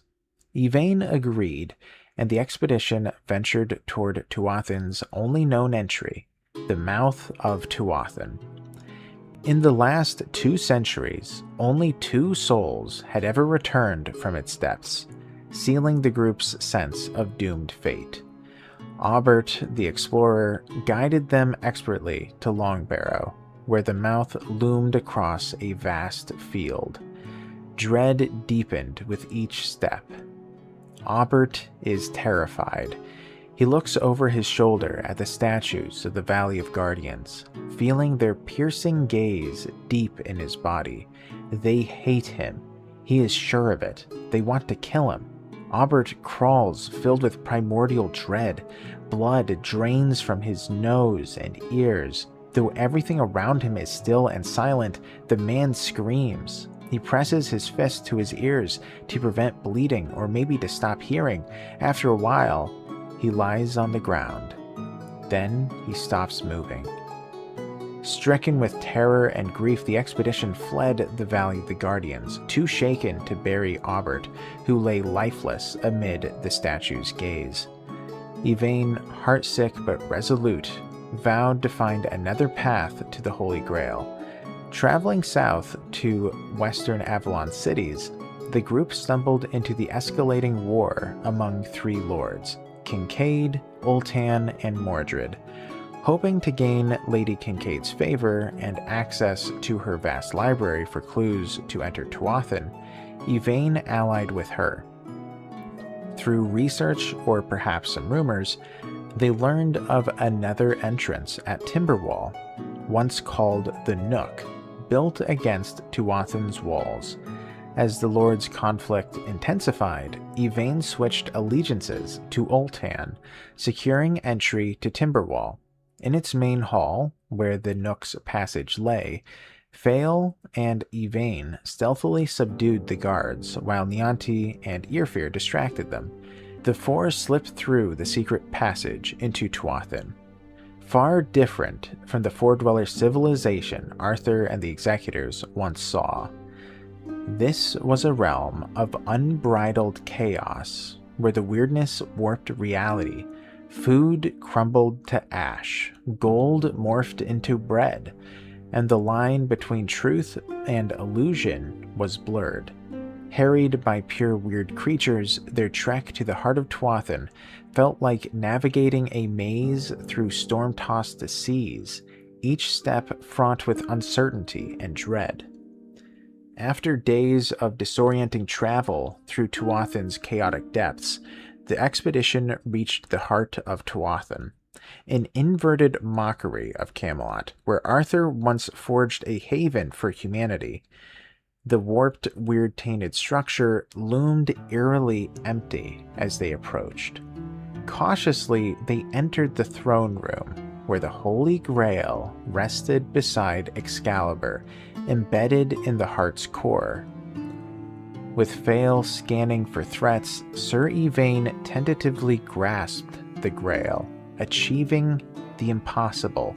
Relief washed over the group, Niante, Irfir, Fael, and Yvain, as their thoughts turned to escape.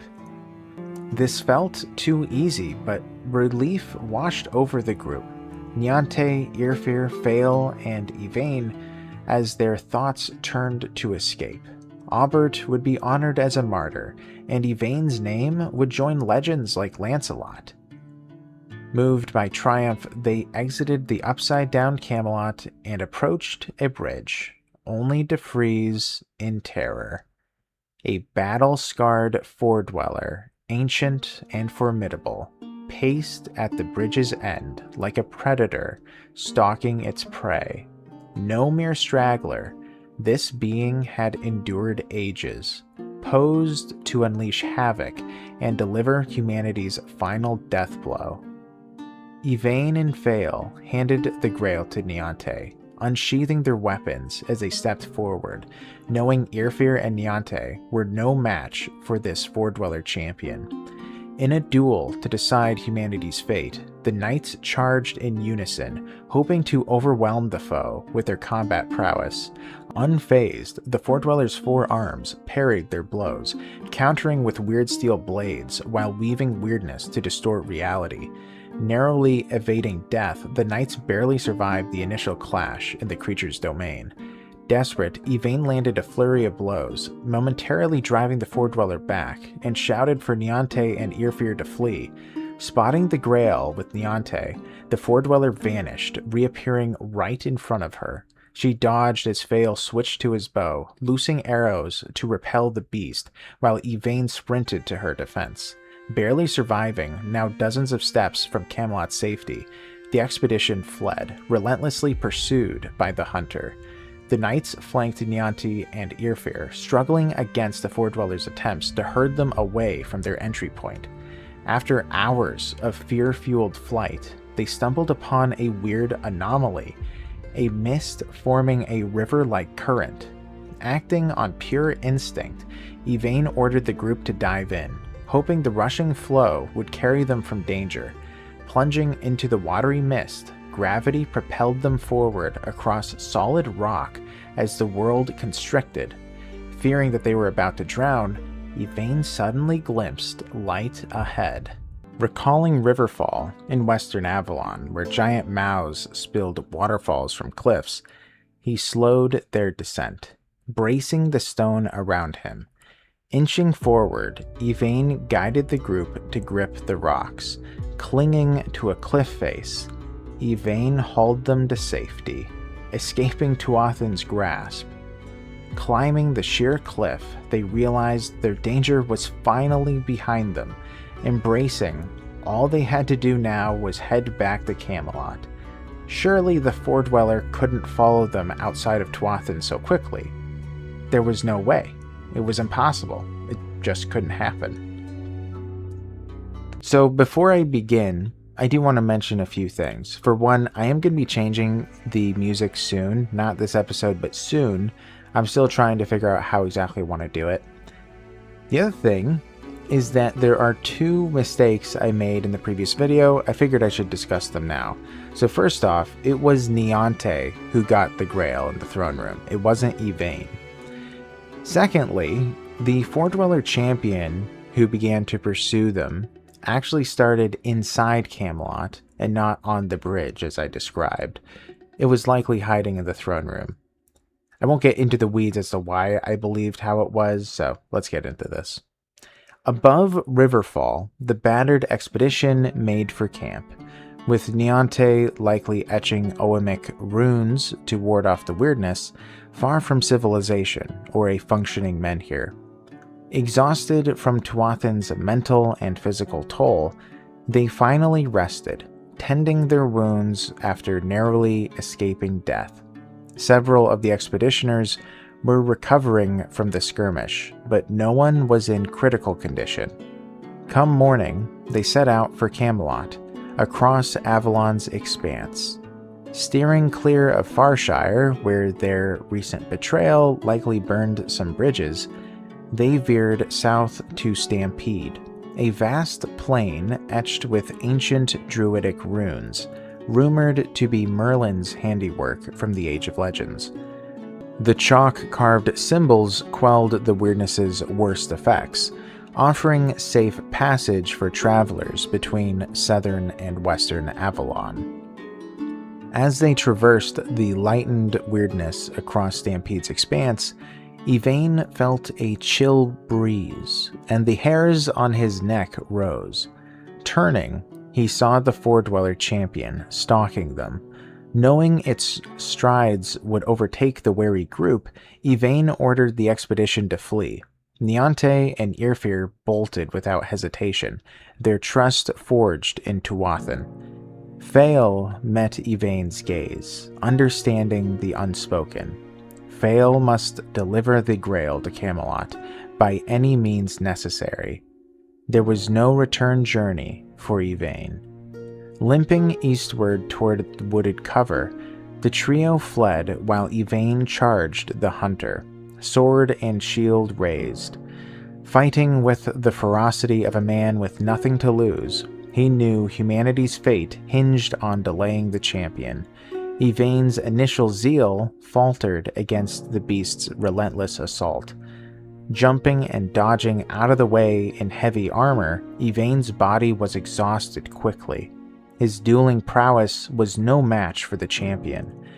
The Four-Dweller's strikes came too fast for Yvain's single shield, forcing him to dodge and weave desperately. As he lost ground, and Yvain despairingly covered himself with his shield, the champion hooked Yvain's shield, wrenching it aside to expose his defenses. With lightning speed, it thrust a weird steel lance through his breastplate, hoisting the knight like a rag doll. Yvain dropped his emblazoned Tarian shield and struck weakly with his sword. The Four-Dweller swung a weird lantern, caving Yvain's helm and tearing off his arm. Releasing the broken knight, he fell with a lifeless thud. The champion pursued the remaining expeditioners, relentless in his hunt for the Grail. Reaching for his shield with his one good arm, Yvain's last breath was spent clutching his family's shield, the last of the Tarian bloodline. Yvain's sacrifice bought Niante, Irfir, and Fael precious time to flee across Stampede's miles to the forests north of Connacht.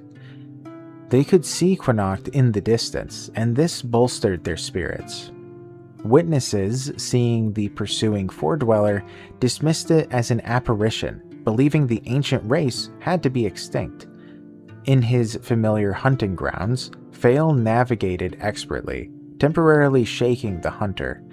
He confided in Niante and Irfir about the Pale Lady, who knew him from his days as Sir Galahad and held him in special favor, once calling him her favorite knight. At Mirror Lake, they summoned her, and she appeared instantly at Fael's aging voice, granting refuge in her tower.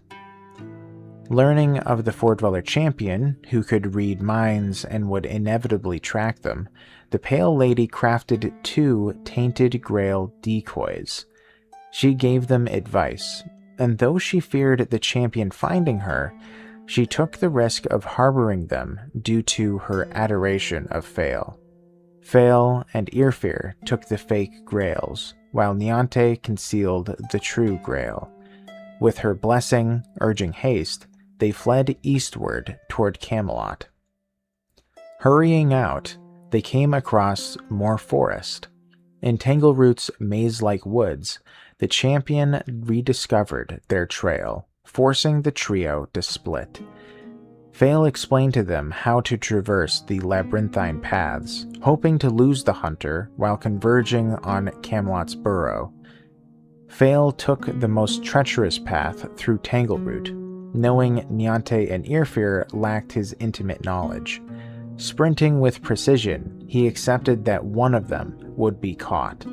Glancing back, he saw the Foredweller's silhouette through the trees. It chose Fael as its prey. Heart heavy, but determined, Fael hid his decoy by a log, out of the champion's sight. As he resumed his sprint, a weird steel spear pierced through the air, impaling his back and pinning him to a tree. Vital organs were ruptured. In his final moments, Fael scrawled a blood message on the trunk that he was stuck to, revealing the decoy's location. Dead before the Foredweller reached him, Fael's mind was not readable, and the giant couldn't decipher human runes. Finding no grail on the corpse, it looked around frantically for it, but found none. The champion then raced after Niante and Irfir, who had reunited at Titan Step's sheer cliff. Using ancient climbers' ropes, they scaled the face, reaching the summit exhausted. Below, the champion arrived. However, the ropes were unable to bear its weight, forcing it to take a detour. Yet the arduous Titan steps tested their endurance, climbing cliff after cliff, bodies screaming for rest. The Foredweller exploited a secret passage to close the gap. Finally cresting the steps, with Camelot's burrow in sight, Niante and Irfir spotted the hunter hundreds of paces behind them. In a desperate final sprint, muscles burning, the last 2 expeditioners raced for sanctuary, with the Holy Grail, humanity's hope. Niante, hold on tight. Niante doubted both of them could reach the burrow's guardhouse, where the Foredweller couldn't possibly assault alone. But she couldn't voice this to Irfir. Too many had fallen. Sacrificing her final companion, her longtime friend, would break her. The priestess decided they would die together. As Irfir too realized a sacrifice was going to be needed, he glanced back. The champion had halted. Ahead, a guard patrol appeared, and for the first time in their lives, they were grateful for Morgaine's oppressive curfew. Still fearing a trap, they sprinted. Once by the guardhouse, the Foredweller had vanished. They had succeeded. Countless expeditions failed since the Age of Legends, but Niante and Irfir retrieved the Holy Grail at a devastating cost. Escorted by guards, they found shelter with one of Niante's friends, finally collapsing into beds after days of relentless pursuit. As they rested on their cots, gratitude mixing with grief, they devised a new plan. Morgaine would soon learn of their arrival, demanding the Grail. They agreed to present the Pale Lady's final decoy while concealing the true relic for Sir Lancelot, honoring Yvain's promise. With their deception set, the battered survivors seized much-needed rest, humanity's hope in their hands. Hours later, the wary elders from Connacht limped toward Camelot's gates, bodies aching from the ordeal. Presenting Morgaine's seal, they gained entry and gingerly approached her quarters, where she greeted them eagerly. Captivated, she demanded every detail of their journey. Omitting mention of the Pale Lady and the decoys, Niante and Irfir recounted the trials. With bated breath, Irfir presented the Tainted Grail forgery. Under Morgaine's intense scrutiny, the decoy held. Imbued with authentic magical properties by the Pale Lady, it fooled even her senses. Thanking them, Morgaine revealed her contingency plan. In the first farmhold, once called Tintagel, she had sent skilled craftsmen to the dead menhir, armed with stone shaper tools, which were likely spoils from the Dalriada War. These rare implements could work on weirdstone and weirdsteel, potentially repairing the shattered menhirs. The ancient ring fort was a good home base, as the walls naturally repelled weirdness and would provide the artisans plenty of time. Progress was underway, but she requested Irfir's expertise to aid them. Fearing discovery of their deception if they went against her, he agreed. As Irfir prepared for his next assignment, he and Niante had to split apart. While he received preferential treatment, Niante slipped away to the Round Table, seeking Sir Lancelot with the true Holy Grail. Sir Lancelot, head of the Round Table, greeted Niante with grief upon hearing of the expedition's devastating losses. Yvain, a great knight, Fail, a soul of unmatched purity, and Aubert, the most experienced traveler on Avalon. When Niante revealed the true Grail, Lancelot stood awestruck, though he doubted its power against the weirdness as a human relic.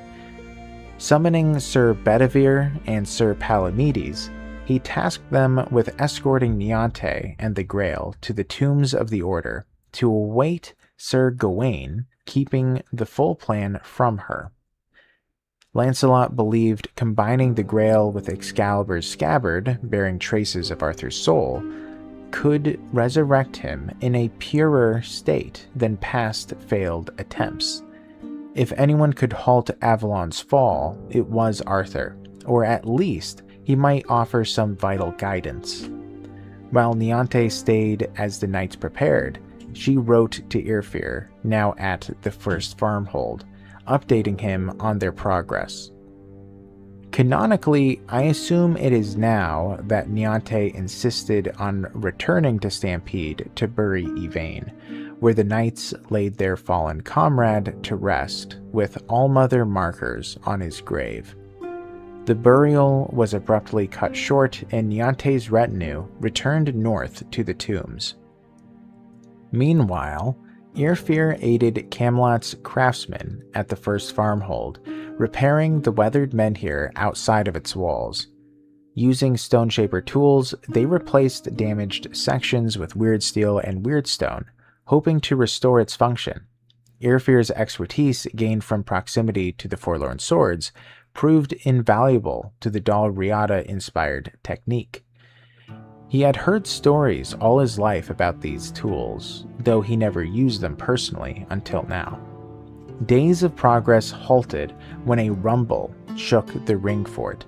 The artisans remembered that during the Age of Legends, Morgaine had excavated beneath Tintagel to build a lab.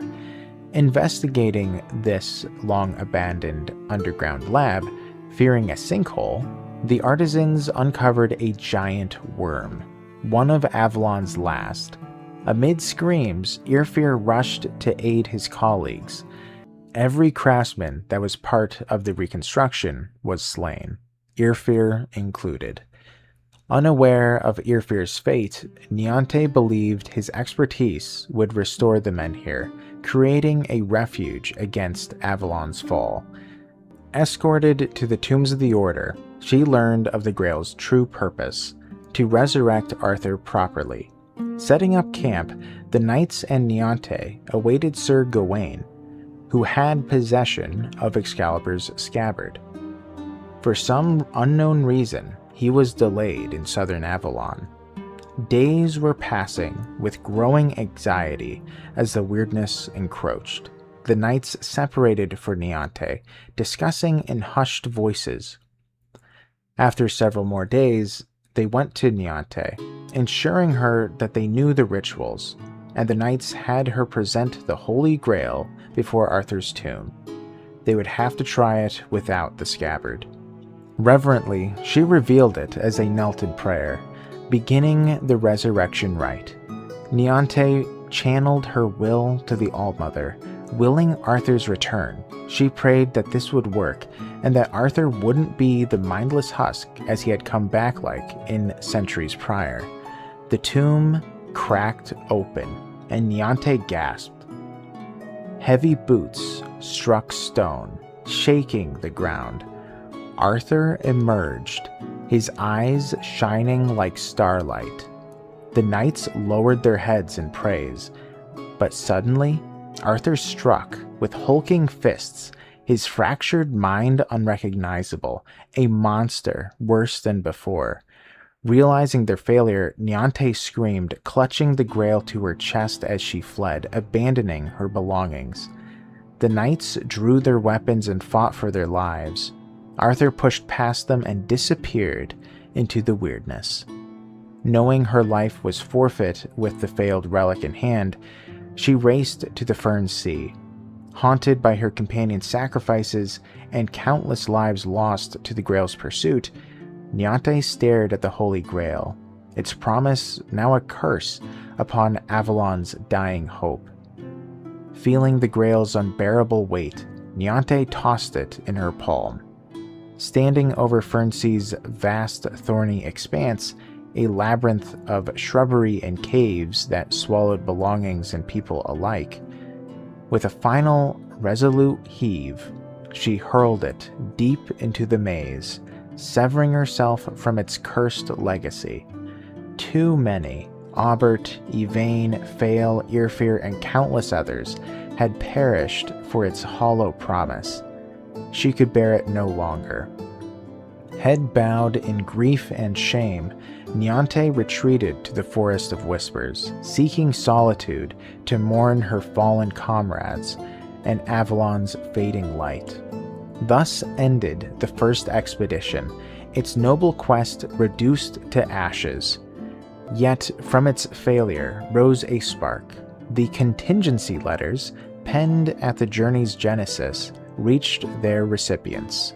Maggott, Ailey, Beor, Arev, and Neve answered the call, stepping into the void left by the fallen. As Avalon's doom loomed, a second expedition would rise from the first's sacrifice, carrying forward the Grail's burden into the heart of the fall of Avalon. They weren't the first choice, but they were humanity's last hope. Before diving in, a quick correction from the last video. When Niante and Irfir reached Camelot, they met Sir Lancelot first, who advised presenting Morgaine the fake Grail. It wasn't a pre-planned decision, as I had assumed. So, the new expedition, Beor, Maggott, Ailey, Arev, and Neve, formed from Yvain's contingency letters, uniting as the second team. Connacht, unaware of Yvain's expedition's fate, greeted these flawed rejects with despair. Their hope was extinguished. If Sir Yvain, a knight of legend, couldn't save Avalon, these five seemed doomed to fail. The city aided them reluctantly, heads bowed, convinced Connacht's end was near. Each expeditioner carried a heavy past. Beor bore a festering, untreatable wound. Maggott struggled with addiction. Ailey, traumatized, was a shunned pariah. Arev had murdered countless innocents as a bandit. And Neve, well, was Neve. With half-hearted farewells, they sought the first expedition's trail. Their immediate crisis was Connacht's dying menhir, with less than a week before it darkened. dooming Avalon to weirdness. Confined to Quinnox's vicinity, they were gripped with fear. The night after receiving the letters, though, all 5 shared a vivid dream. The Pale Lady guiding them to Menhirites to restore the stone. Exploring her clues, they uncovered 3 possible paths: the Charred Conclave, ex-Archdruid Wormtoe, or some Fordweller ruins. With Magot's expertise, they deciphered the rites and relit Quinnox's menhir. These rites could revive menhirs across Avalon, but faltered, their spark fading within days, leaving lands vulnerable to weirdness once again. Praying that Quinnox and the surrounding villages would endure, the expedition departed, their fragile hope a flickering beacon against Avalon's encroaching shadow. Avalon teetered in chaos, yet the second expedition pressed on, determined to uncover the first expedition's fate. Likely heading first to Camelot, they navigated weirdness-scarred lands, their ancient menhir rites drawing some attention. An eerie sensation of being watched, a shadow trailing their step, haunted them, but they pressed on. En route, they encountered Sir Gawain, clutching Excalibur's scabbard, dying far from his goal. Unable to reach the Tombs of the Order, he entrusted the expedition to deliver it to Sir Bedivere and Sir Palamedes in the north. Pushing through riots and many revolts, they faced Camelot's soldiers, struggling to suppress a terrified populace as dying menhirs fueled panic. The expedition's reputation, bolstered by the rites, granted them entry through Camelot's gates. Seeking answers about Yvain's team, they consulted the city's leaders, Sir Lancelot and Morgaine. Both offered no aid for Quinnox's fading menhir and remained cryptic about the first expedition, frustrating the group. Resigned, they turned to the locals, piecing together tales of the first expedition's deeds, learning that only Irfir and Niante had recently reached Camelot, yet were unspoken of by the lords. They resolved to retrace the prior team's path. Their journey led back to Tangleroot Forest, its tangled depths holding clues to the lost expedition's trail, as the weight of Avalon's collapse loomed ever closer. Navigating Tangleroot's labyrinth was grueling, but a blood trail led the expedition to Fael's corpse. Erev collapsed, grieving the ex-knight who was the only one who believed in Erev's redemption from murderous bandit to humble farmer. Examining the scene, they found Fael's blood-scrawled directions to his grail. Following them, they uncovered a sack with a decoy, its strange, pulsing magic convincing them that it was the true grail. Awe and uncertainty gripped them. Why had Irfir and Niante abandoned the true grail? And to whom should they deliver it? Fael's note in the sack addressed to his wife, and there was no mention of a grail. To the expedition, they believed only 2 figures on Avalon wielded enough power to use this relic, Morgaine or the Pale Lady. Betting on the Pale Lady, her legendary aid during the Age of Legends outweighing Morgaine's corruption, they trekked to Mirror Lake, her reputed home. Calling out, as the legends instruct them to do, they pleaded for her appearance, voices faltering into embarrassed silence. Then, the lady rises from the water in front of you, and you take a step back. You thought you were prepared to see her, but her inhuman figure, 4 sleek arms with 2 elbows each, and gaunt face surrounded by weeds and tangled hair, make you suddenly recoil. She approaches, gliding through the air, her feet barely touching the water, and her torn gown flapping in the wind.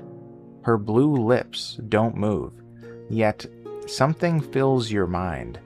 language that breaks the rules of every speech you've ever heard, each word a fluctuating torrent containing all possible meanings and sounds, only after a moment solidifying into a single atom of speech.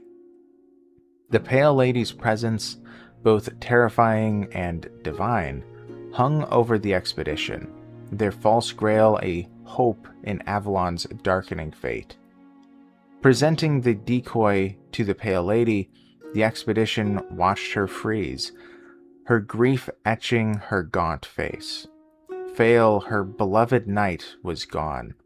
Sinking into Mirror Lake, she vanished briefly as they called out again, seeking guidance. Returning, and clearly heartbroken, she crumbled the Tainted Grail to mud, revealing the true relic was either with Irfir or Niante. She didn't know who. Urging them to find Irfir at the first farmhold, she offered no further aid. Heeding her, the expedition trekked onward, the sensation of being stalked intensified. Night watches became routine as an unseen presence shadowed them.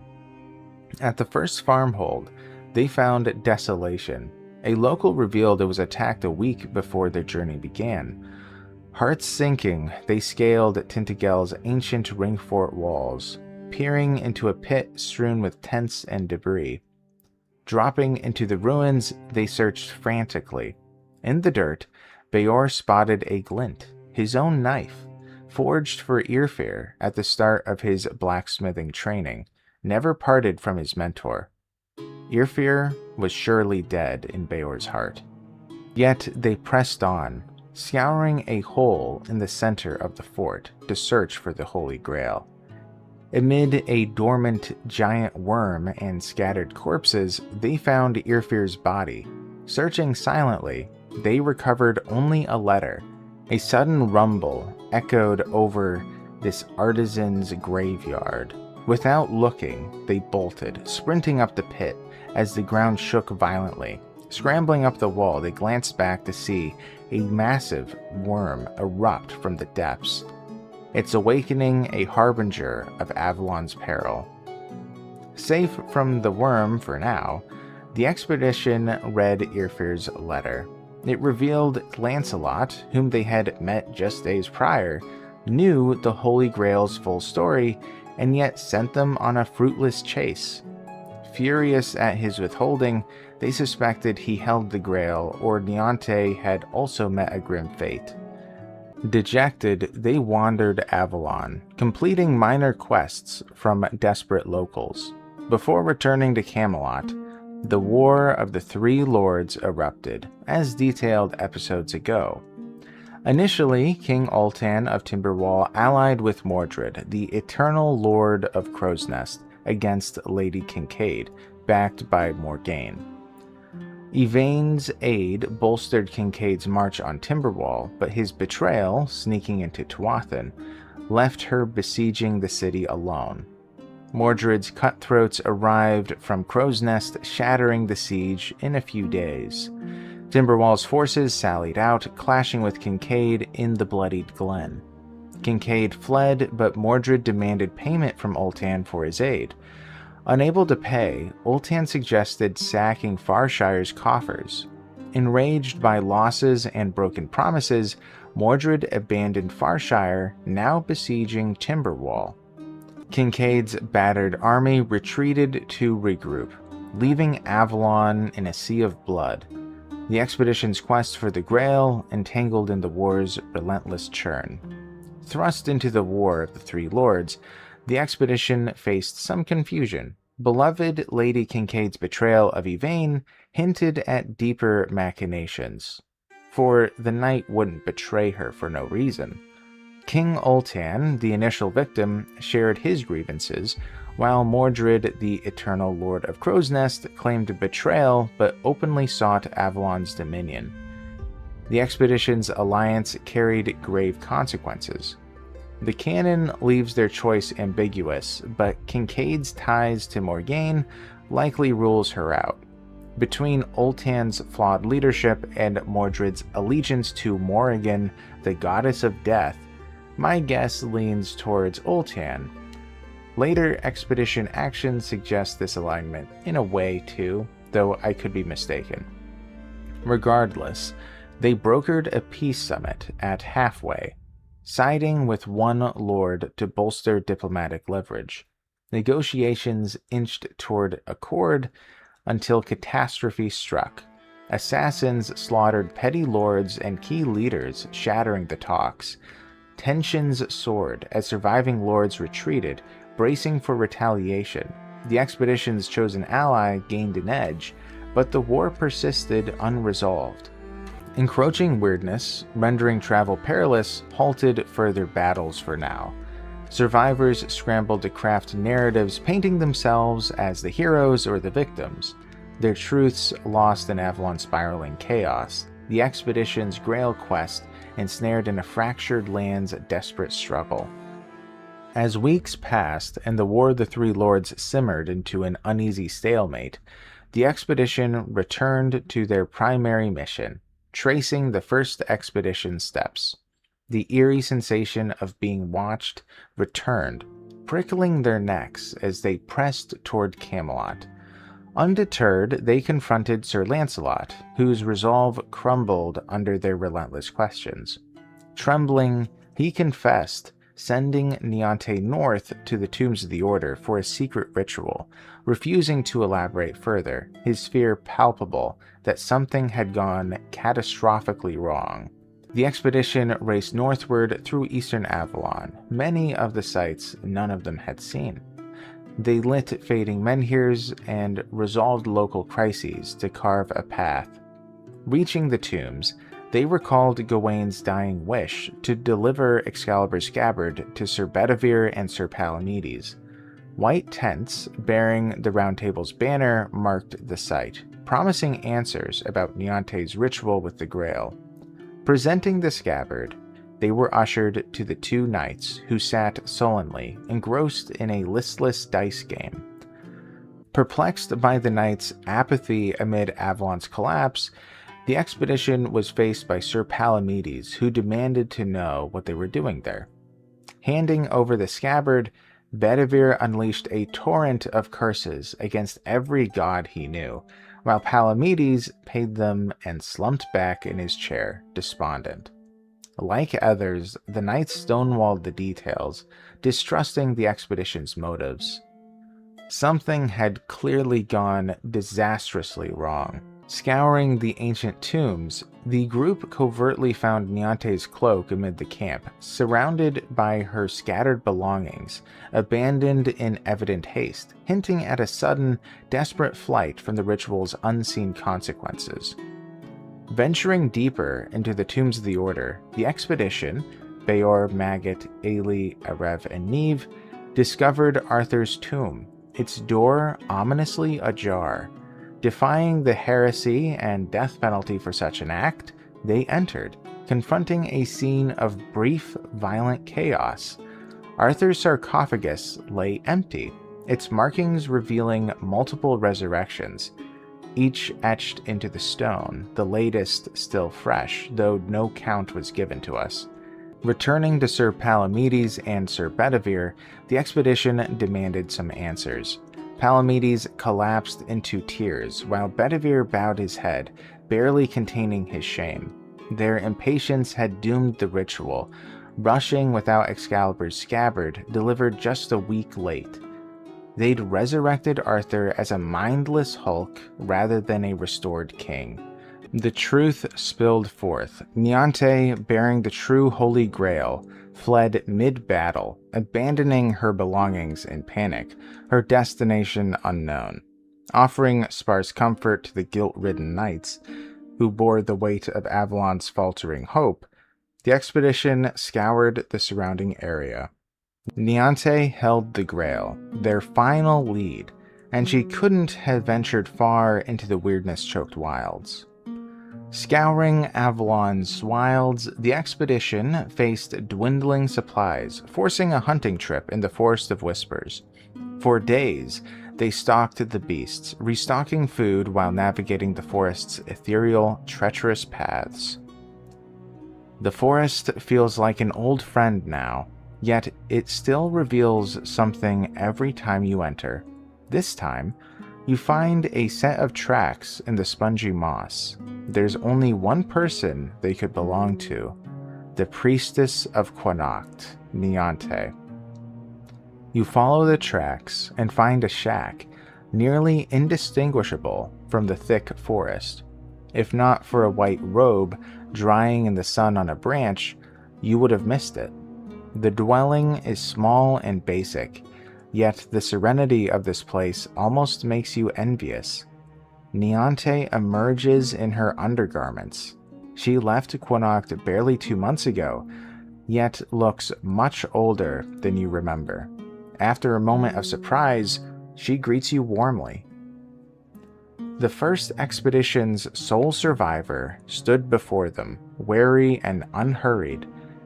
Pressed about the Grail and Arthur's ritual, Niante sighed deeply, settling on a log. Shaking her head, she whispered she no longer had it. Bombarded with questions about its loss, she remained silent until Ailey, her former pupil, gently urged her. In a faint voice, Niante confessed, "I threw it away. I went to the edge of the cliff and threw it down into the sea of ferns as far as I could." The expedition stood stunned, their quest seemingly shattered by Niante's act. The Holy Grail was lost to the Fern Sea's depths. The expedition stood in utter disbelief that Niante could discard the Holy Grail, humanity's most powerful artifact, into the Fern Sea's depths. Ailey gently comforted her mentor as they devised a plan. While plotting their route, the All-Mother Priestess begged them to abandon the quest, insisting it meant certain death. Yet the second expedition, driven by humanity's survival, felt compelled to at least try. Niante's pleas eventually faltered, and she withdrew to her tasks, hoping to bury her fears and grief. Pressing onward, they broke the Forest of Whispers tree line, and saw that the Four-Dweller champion, the stalker who had been chasing them, was now clearly visible. It had trailed them, piecing together their grail-seeking intentions. Terrified, they sprinted in desperation. No one, as far as they knew, has killed a Four-Dweller in centuries. Outrunning the hunter, unlike the wounded first expedition, they were able to outpace it. Constantly moving, they beelined past the tombs of the Order to the Fern Sea. As far as your eyes can see, the ground is covered with waist-high ferns. There are no tracks or roads. Verdant plants grow too quickly, swallowing every inch of open land. Exchanging glances, none dared leap into the trap-laden maze. Deep within, the air thinned dangerously, suffocating explorers. Weirdness creatures prowled unpredictable paths, heightening the dread. Ferns and weirdness confounded the maps, forcing descent through the simplest path, sliding down a ravine. With labored breath, they grasped why so few returned. With mere minutes before suffocation, upward retreat seemed arduous or impossible to climb the steep ravine. Fanning out in panic, they sought alternate exits, or at least breathable pockets. Paths revealed monsters, corpses, or dead ends, until one opened to fresh air. Gasping, they sketched Fernsea's shifting layout, racing to locate the Grail before nightfall. Lunging back into the maze, they had to hurry, knowing they couldn't explore after dark, and there was no telling how much time they had before the Four-Dweller found them. For hours, the expedition cycled through the Fernsea's deadly maze, scouring paths, surfacing for air, and then diving back in. They stumbled upon ruins of ancient inhabitants, including a bizarre guano statue, and an alien world that slowly revealed its forgotten culture.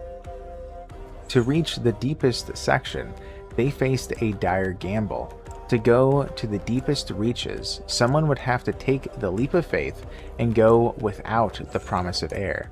Drawing straws, one member ventured into the uncharted depths, discovering pillars and murals of the Age of Legends battles.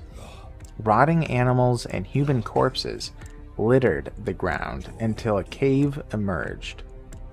This deep cavern looks older than Tuathan itself. Huge reliefs on its walls, depicting Fordweller rituals and gatherings, are visible in the daylight, seeping through long shafts in the ceiling. Only after a while, a faint glint of gold somewhere to the side catches your attention. You approach it. Your knees buckle. Before you, covered in cobwebs and dirt, a radiant cup rests on the floor of the cavern. You feel your heart skip a beat. You've made it. The Grail lies before you, discarded and forgotten. Just a single touch is enough for you to know that the artifact is real. Though made from some strange metal, golden color, yet opalescent like weird steel. It feels warm in your hands. You raise it in reverence to the light as grand visions fill your head. For a moment you feel invincible. A hero of legend, destined to change the world. Barely escaping, the member collapsed as the remaining expeditioners hauled them up, the Holy Grail gleaming in their grasp. Hope surged through the expedition, their arduous quest crowned with the relic, a possible solution against Avalon's encroaching doom. Pausing to recover, the expedition debated the Holy Grail's fate. Morgaine and Lancelot had repeatedly stonewalled them, while the Round Table Knights, despite knowing how to investigate its location, never pursued the Grail. The three warring lords prioritized personal survival or dominance over humanity's salvation. Even the Pale Lady forbade bringing the Grail to her. Then a thought gripped them. If no one on Avalon could wield the relic to halt the fall, what if Tuathan's heart needed it? The first expedition took the Grail from there. Perhaps the second expedition needed to correct Arthur's Age of Legends mistakes in reshaping the heart. These ideas felt foreign. How would they know that?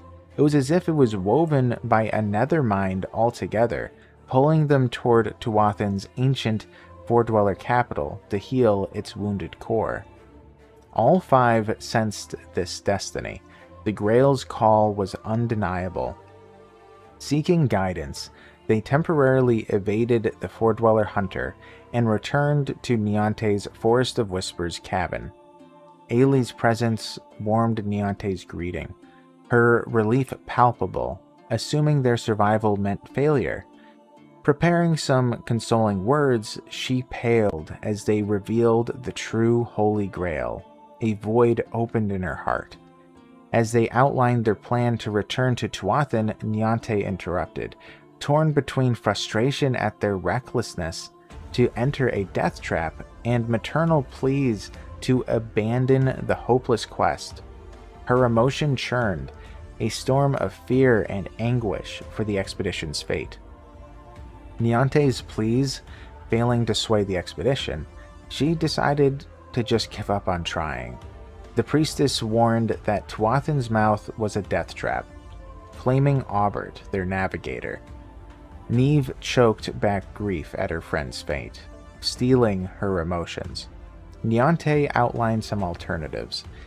Timberwall's hidden entrance was likely guarded after the first expedition's intrusion, so they could seek Orin, Merlin's last apprentice and kin in the southwest.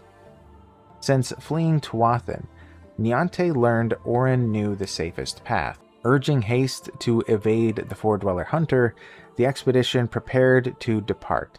Niante pulled Ailey aside, swallowing fear to express her pride in Ailey. She taught Ailey unshared rituals, bestowed a blessing, and declared her apprentice fully trained and her equal. Urged by Beor, Ailey waved a final goodbye, heart heavy. An inexplicable certainty washed over Ailey that she'd never see Niante again.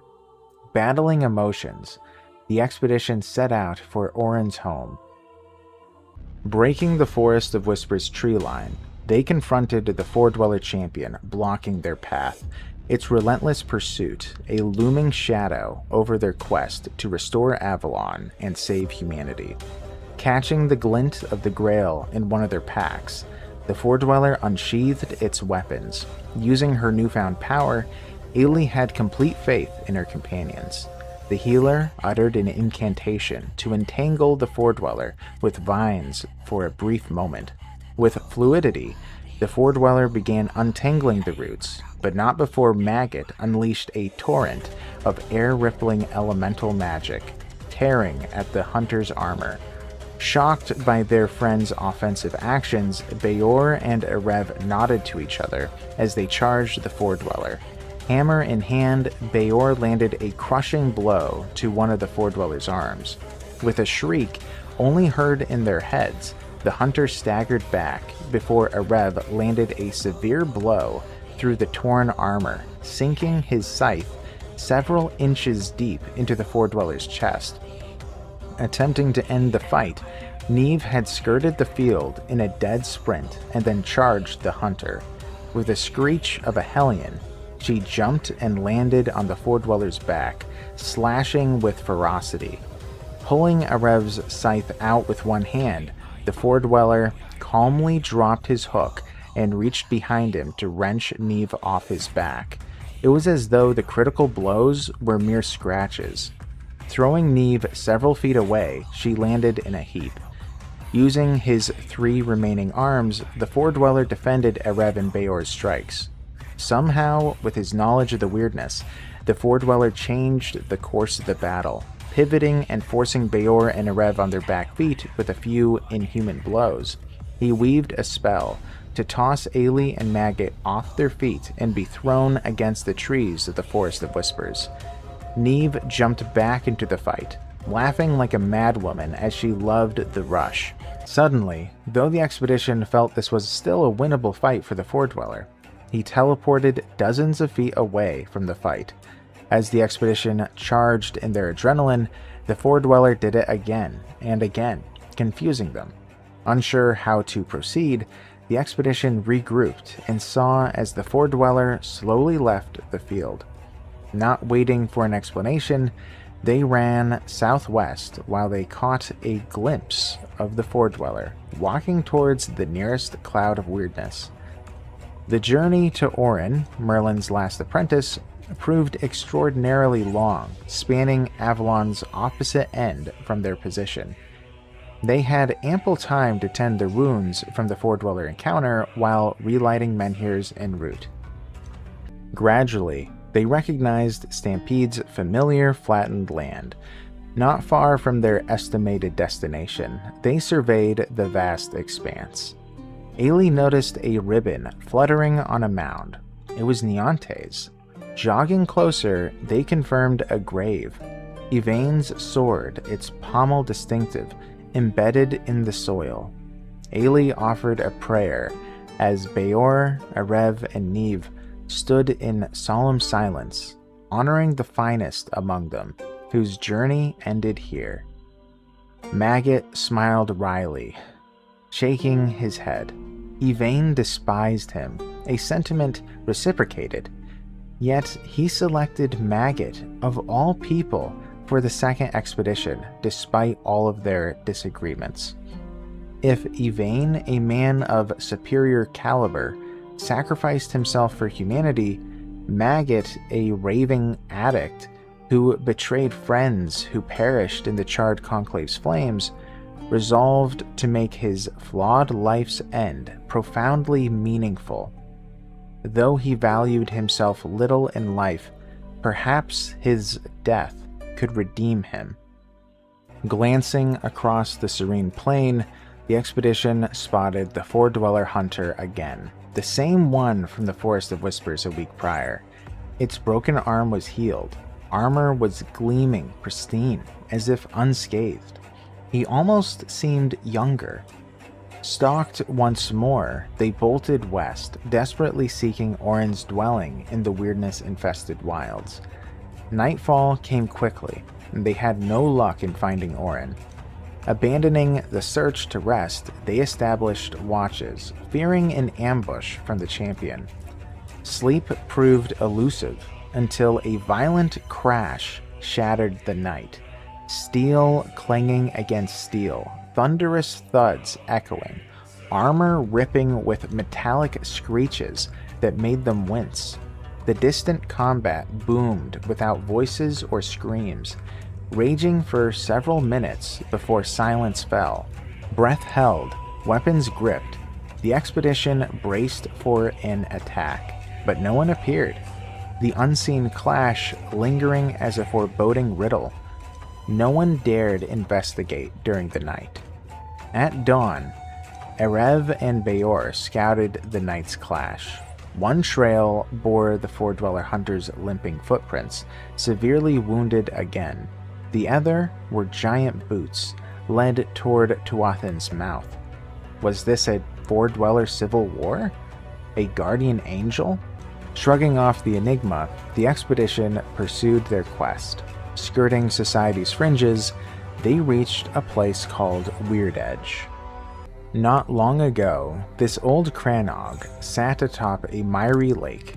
Now the weirdness coils above and below the wooden structure, and its bridge has become the last strand of reality, anchoring it to the human world. You know of only one person who could have carved out a living in pure weirdness: Orin, the last sorcerer of the island and the heir to Merlin's knowledge. Crossing the precarious bridge, wary of the weirdness abyss below, they steadied each other to avoid plummeting. At the entrance, the door creaked open, revealing Orin, a diminutive, aged man with piercing eyes. Irritated, he demanded their purpose, threatening to cast them into the weirdness. Unable to deceive Avalon's greatest archmage, the most powerful wizard alive with powers dating back to the homelands, they confessed. They were rejects of a greater expedition. No knights or heroes, just small folk, seeking hope for Avalon or at least their home. Pleading for guidance, they earned a begrudging sigh. Orin admitted them to a sanctuary of tomes, desks, and papers, but only one chair, which Orin quickly claimed. Inviting them to speak, he fixed on the expedition with a withering stare, his arcane legacy looming over them. Their first question was about his time in Tuathan. Uttering Tuathan's name, the expedition ignited Orin's fury. He roared, branding them fools, refusing responsibility for another doomed expedition. In 2 centuries, only he and one other survived Tuathan. Countless adventurers have perished. Trembling with rage, face flushed, he declared they'd die alone if they insisted on death. Calming with a heavy sigh, his eyes softened to compassion. The room fell silent as his face returned to a normal hue. Orin instead demanded they have to prove their worth for Avalon's sake. Confused, he explained that only an extraordinary deed would earn his aid. Frustrated, they cited the Four Dweller Hunter on their backs and time scarcity. The Menhirs could die any day. Orin shrugged, mocking that reaching Tuathan's heart should dwarf a single hunter. If they were serious, that shouldn't deter them. At an impasse, they relented, proposing 2 crises. Lancelot, missing half of the Round Table Knights, struggled to aid the villages, fearing chivalry's collapse. Secondly, elders around Avalon sought a House of Commons to uproot corruption from Camelot's court. Orin deemed either sufficient, urging them to act. As they pressed for guidance as to what to do next, he erupted, kicking and shouting at them, slamming the door in their face. Left to prove their heroism, the expedition had to face Avalon's trials alone. Suddenly, the door reopened. Orin hurled a small book at Maggott, barking that it refined Merlin's flawed menhir rights for greater efficiency before locking them out again. Now, truly on their own, they had to decide what to do next. There wasn't time for this, was there? Surely solving such a gigantic issue would take too much effort. Couldn't they do this after Tuatha? Or did Orin know more than he let on?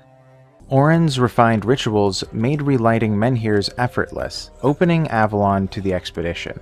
Merlin's last apprentice demanded that they prove heroic worth for his guidance, not wanting to chance throwing people into the Tuathan meat grinder.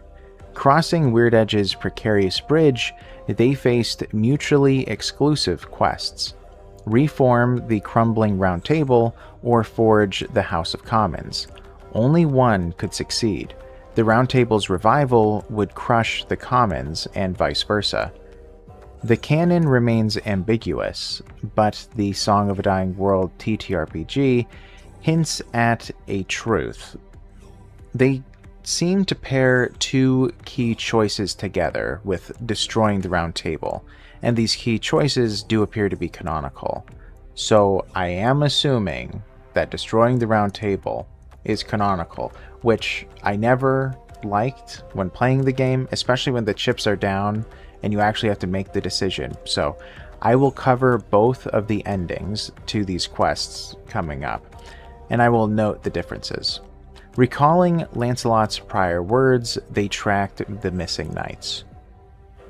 The Round Table is gone from Camelot, Lancelot says with a deep sigh. So many knights are lost. I struggle to keep count. Gaheris keeps the revolt at bay. Bors disappeared in the west when he tried to put a stop to a bloody feud between Crow's Nest and Timberwall. Bedivere and Palamedes are on a secret mission up north. They asked for help, so I sent Gawain their way. Now all three are gone. Agravain went to the gates of Tuatha to confirm the rumors of Fordweller reappearance. Geraint is dead. The druids at Moonring had the right to name his replacement, but they failed to do so, for reasons unbeknownst to me. Lamorak headed west to the other side of the island, investigating the danger of the weirdness. I haven't heard from him since. As for Galahad, he's been lost for a long time now, but we can't pick his replacement until this death is confirmed. The Order of the Round Table has never been this close to annihilation. Yvain had fallen. Gawain succumbed after yielding Excalibur's scabbard to the expedition. Bedivere and Palamedes lingered at the tombs of the Order, and Fael, the previous Sir Galahad, was confirmed dead. With this in mind, about half of the quests were already completed. Starting nearest Camelot, the expedition headed to Camelot's burrow. On Lancelot's command, Morgaine's great-grandson, Sir Gaheris, quelled a brewing revolt, threatening the city's defenses and effort to keep humanity safe from the weirdness. Gaheris, a giant of a man, sharing Morgaine's iron fist, bore a fearsome reputation. Lancelot trusted him to crush the uprising. Towering in pitch-black armor, his voice boomed like thunder. Gaheris led Camelot's forces. The rebels demanded weirdness protection, accusing Lancelot and Morgaine of neglect amid some personal survival schemes. They plotted a ragtag siege on Camelot, but Lancelot and Gaheris deemed it a death march, ending in a bloodbath, with Camelot fully intact and countless civilian losses. The revolt had already slaughtered the borough's mayor and a family, including children. Morgaine dreaded loyalists being strung up in the streets, and this fueled the dispatch of Gaheris. The Red Death exacerbated the grievances. Camelot quarantined districts, imposing lockdowns and sacrifices to preserve viable areas. Regardless of allegiance, the expedition bolstered troops with arms, magic, and strategy, then mediated with the opponents, urging the minor factions to stand down. The battle lines formed. Revolutionaries clashed with Gaheris's retinue. Rebels executed Camelosian loyalists and merchants to break the knights' morale, while Gaheris, a colossal dread knight, carved through foes, deaf to pleas of surrender. The prolonged melee left Gaheris blood-soaked but victorious. His troops were decimated. Unable to root rebels out from the burrow's shadows without reinforcements, he retreated, fury promising vengeance as insurgents scattered into hiding. There were no saints in this conflict. If the expedition aided Gaheris in the skirmish, he would have been able to return to Camelot to receive new orders from Lancelot. But if the expedition aided the rebels, Gaheris would be too busy to help the Round Table combat the weirdness in a unified manner. Following the skirmish, Camelot's burrow settled into an uneasy stalemate, tension simmering in every alley. The expedition journeyed west to locate Sir Bors, unseen during the War of the Three Lords, but said to have mediated infighting weeks earlier. At the Bloodied Glen, where the fiercest clash erupted, they discovered a somber pyre, Sir Bors' remains. After Mordred shattered Lady Kincaid's siege of Timberwall and demanded payment from King Ultan for the aid, Bors stepped in, hoping to persuade Mordred to claim the battlefield plunder and withdraw. Feeling betrayed, Mordred ordered the knight's execution, and Bors was overrun by Mordred's mercenaries. Avalon mourned Bors, one of the Round Table's rare noble hearts. Dejected, the expedition sought Sir Agravain, reportedly scouting Longbarrow and Tuathan's Mouth for a Fordweller reclaimer.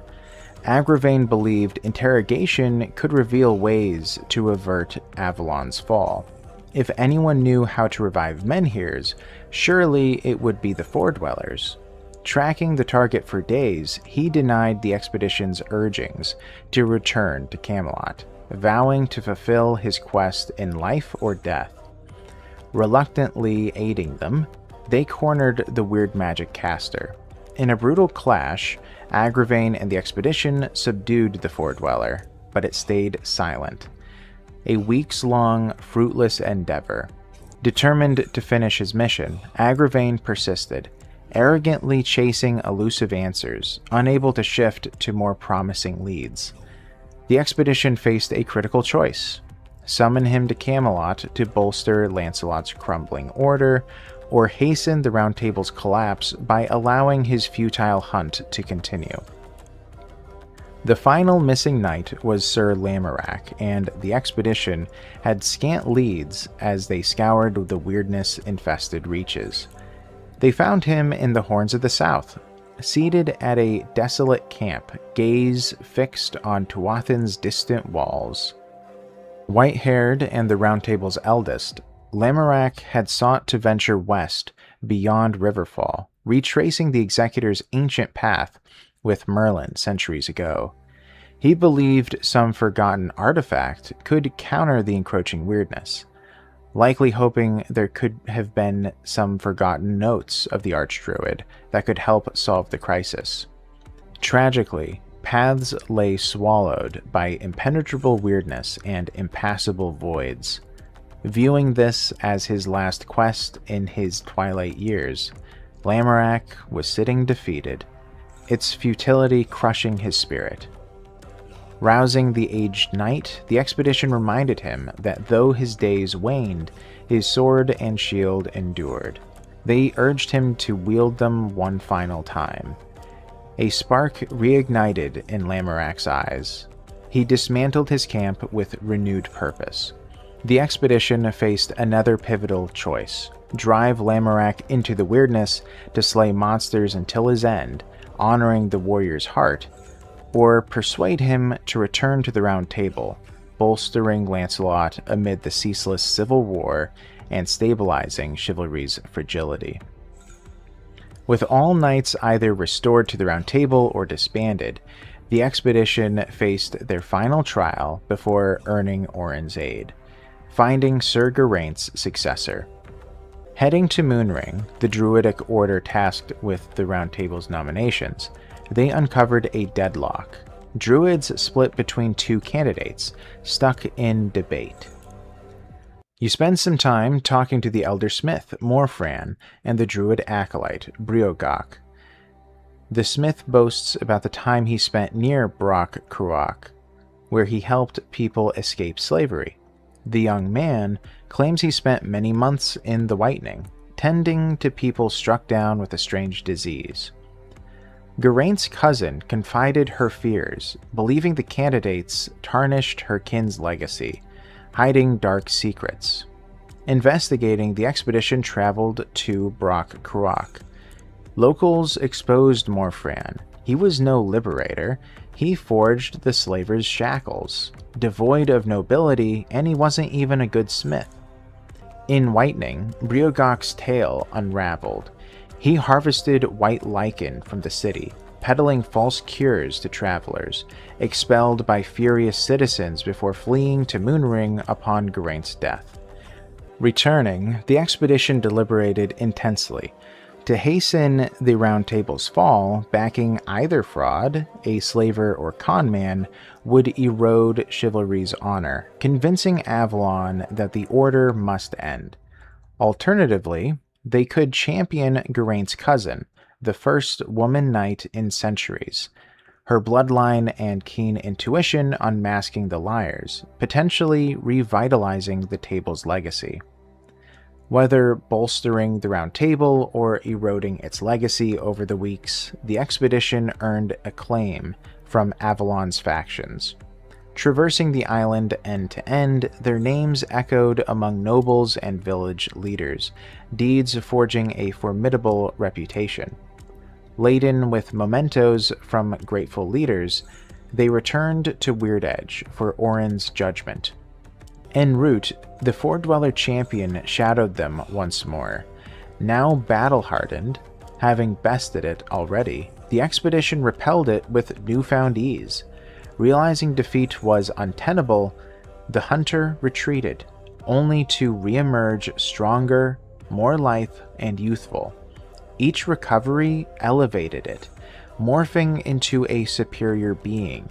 The expedition grappled with this enigma, its escalating power a chilling harbinger of inevitability. Returning to Orin's eccentric Weird Edge Cranog, the expedition felt their trials were complete. Presenting their memento from Avalon's leaders, they watched Orin's nod of approval. He deemed them worthy. Brewing tea in his cluttered kitchen, he recounted the decades past. He and a dozen others entered Tuathan to reach its heart, a catastrophic failure. Yet Orin forged a reality-tethered refuge within, likely still intact, offering respite for those willing to enter the heart of the weirdness. He revealed the first expedition's exit, Riverfall's treacherous mouth. Guiding them to the correct waterfall, Orin issued a final warning. This is likely a one-way journey, demanding the utmost preparation for any hope of success. Prolonged weirdness exposure, he cautioned, would mutate or permanently alter them, urging haste. As they scribbled notes before departing, Orin's eyes betrayed unspoken secrets, a shadow of deeper peril. It was lurking in the journey, but he kept it to himself. Hearts heavy, with Avalon's fate resting on the Holy Grail in their possession, the expedition trekked westward to Riverfall. The roar of Tuathan's waterfalls guided them to Orin's specified entrance. Spotting it, they descended the cliff face the first expedition had ascended months prior. Hauling the true Grail, they entered a waterfall spilling from a carved cliffside mouth, its trickle gentler than the others. A partial cave-in narrowed the passage, easing the fight against the rushing water. Gripping handholds, they shattered rock, forcing entry, but also forcing the water flow to gush. The water surged, demanding held breath as they battled nature's fury. inching upward. Lungs burned, doubt was creeping. Were Orin's directions true? At the brink of collapse, light and shifting water appeared. Surging forward, they gasped, inhaling weirdness-laden air. Scanning the haze, tendrils and living fog swirled. Your eyes burn as you emerge into the shifting expanses of Tuathan, where structures of impossible complexity stick out of pure weirdness in different directions. Your sense of distance fails, just like your sense of what's up and down. Gusts of warm wind bring hundreds of unusual smells. Getting anywhere here will be a challenge. Tuathan's alien reality engulfed them. The Grail's weight a solemn anchor in a realm defying comprehension. Tuathan defied all expectations. Orin's warnings of food and coin morphing like elements paled against the lived bizarrity. Fears transmuted into hope, pain into boons, life into illogic. The expedition gazed skyward at shifting events, a tale of strange adventurers mirroring themselves. Unbeknownst to them, it depicted the Age of Legends executors. Thebalt and Cowlin were leading, Nazar, Duana, and Neve were trailing. Absurdities assaulted them. Flesh walls, membrane floors, weirdness creatures fell to their blades as they traversed the Four-Dweller ruins, relics of a dead civilization. Reality warped. Food turned repugnant and unsustaining. Only gold and gems were nourishment. Their essence was altered. Hours blurred into days, with scant progress. Distance was distorted, yet land coalesced, revealing Orin's resolve, a reality beacon amid the weirdness. Out of the chaotic filigree structures of Tuathan, a solitary building raises itself on four crooked legs. Its walls of rough stone look distinctly out of place. Arrow slits instead of windows, and a narrow entry seem to indicate its defensive purpose. It was obviously built by humans, but the platform the abode rests on, and the four pillars that support it, are made of pure, thought-bent weirdstone. In Tuathan's madness, the expedition stood at Orin's sanctuary, the Holy Grail, their flickering hope to heal Avalon and the Menhirs, their odyssey a defiant spark against the weirdness's tide. The only question that remained was if their actions truly were their own, or could it be fated, like they were actors in a cosmic, unchangeable play. We are continuing our lore series by doing an interlude. I'm going to be going over the mistakes I've made in the lore series, which there's almost a dozen. I've addressed a couple of them in the series during the episodes. Something I do want to say is this is going to be unscripted. It felt weird to script the mistakes, but I did make all the notes to make sure that I wasn't going to miss one. So the first one I want to go over is that at one point I mentioned that I believed that Arthur and Merlin created what was known as Anchorage, which was the mangrove tree with the giant bubble that kind of protected the first fleet when they... I wasn't expecting company. What? When they landed on Avalon? And at Anchorage, I had said that I believe that Merlin had built this bubble in order to essentially give Arthur a good getaway option if the time came, like if they were being destroyed by the Four-Dwellers during the Age of Legends. Orin confirmed, and I didn't realize this until later, that the truth was that they wanted to trap humanity on Avalon, and that was why they created the barrier, so that there was no going back. They had to fight to the death to stay on Avalon. That was the intention. The other thing, which I did mention this before, and I kind of theorized near the beginning of the series, was that Kai and Morgaine are different people. For a time, I wasn't sure. There were some people that thought that they were the same person, me being one of them, but they are not the same person. That was confirmed for sure. Kai and Morgaine are two different people. It's still a little bit uncertain exactly where they are in the family tree. All I really know is that Morgaine and Arthur share a mother, but that's pretty much it. Kai may be Arthur's full sister, which would be kind of interesting. But if that's true, again, she must have renounced her name and taken away, she didn't want to be named a Pendragon anymore. The other one that I said was questionable a few times, but Yvain is in fact a knight. Always a pleasure to see you. The problem is that I'm not entirely sure if Yvain the Knight is the same one as Lord Yvain. That is a little bit questionable. I think that it is a little bit up to debate. But the thing is since he did go on the Grail quest, and right, that's kind of like one of the main parts of the Fall of Avalon RPG, my assumption is he is technically one of the greater Knights of the Round Table, and that's why he was able to essentially force Camelot to not take the men here by going after the Grail quest. So I think that more than likely he is one of the greater knights. I think that it's possible he isn't, but I don't know who the alternate would be. I forget which one I was like in between, but I believe that it was was it Percival? I think it was Percival was the other one that was never explicitly a greater Knight of the Round Table. But Percival is such like a legendary figure, it's hard to tell, because would Tainted Grail make Percival or Yvain one of the Knights of the Round Table? I'd expect it to be Percival, but they don't say that. So there's currently only 11 that they mentioned, but we're told that there's a total of 12. So the last one is a little bit of a mystery. The other thing that I do want to mention is that right after the Age of Legends, Connacht was kind of set up, but it wasn't officially founded until after the Executors defended Tintagel. I mixed that up. I got that mistaken. Yeah, so though there was an interest, they didn't technically set it up until after.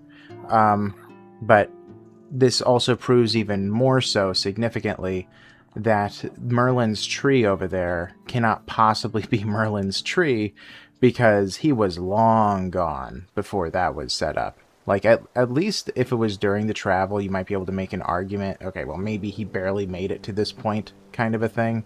But no, it would have been impossible. The other thing they do want to mention is when I was going over Arthur's lineage back in the day, I said I didn't know who his mother was. I didn't, but I forgot that there is one instance where we are given her name. She is Lady Igraine. So I was correct in that guess that they kept that name. So it was Lady Igraine. We don't really know too much about her, just that she was really happy when Arthur was born. That was pretty much the one line that we have about her.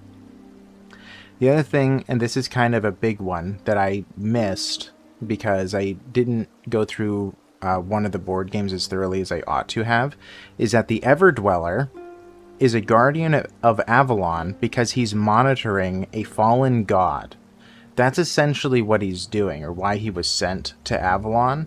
There's a god somewhere in Tuatha that kind of fell, and because he fell, yeah, the Four Dwellers are kind of tasked with making sure that he's kind of imprisoned, and the Everdweller was sent to ensure that the Four Dwellers keep that fallen god imprisoned. That's essentially what's happening there.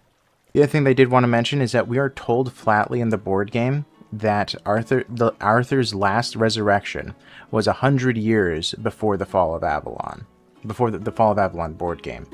Since this game is set just a few years before the board game, that means definitively that Arthur could not have been resurrected. Now, I was assuming this, but actually this was flatly stated in the lore. It was 100 years ago. And that also means, more than likely, that it was about 100 years ago that Orin disappeared. I kind of made it sound like it was probably closer to 200 years, but it was actually just 100 years ago that happened. And that also does mean that one of two things must be canonical.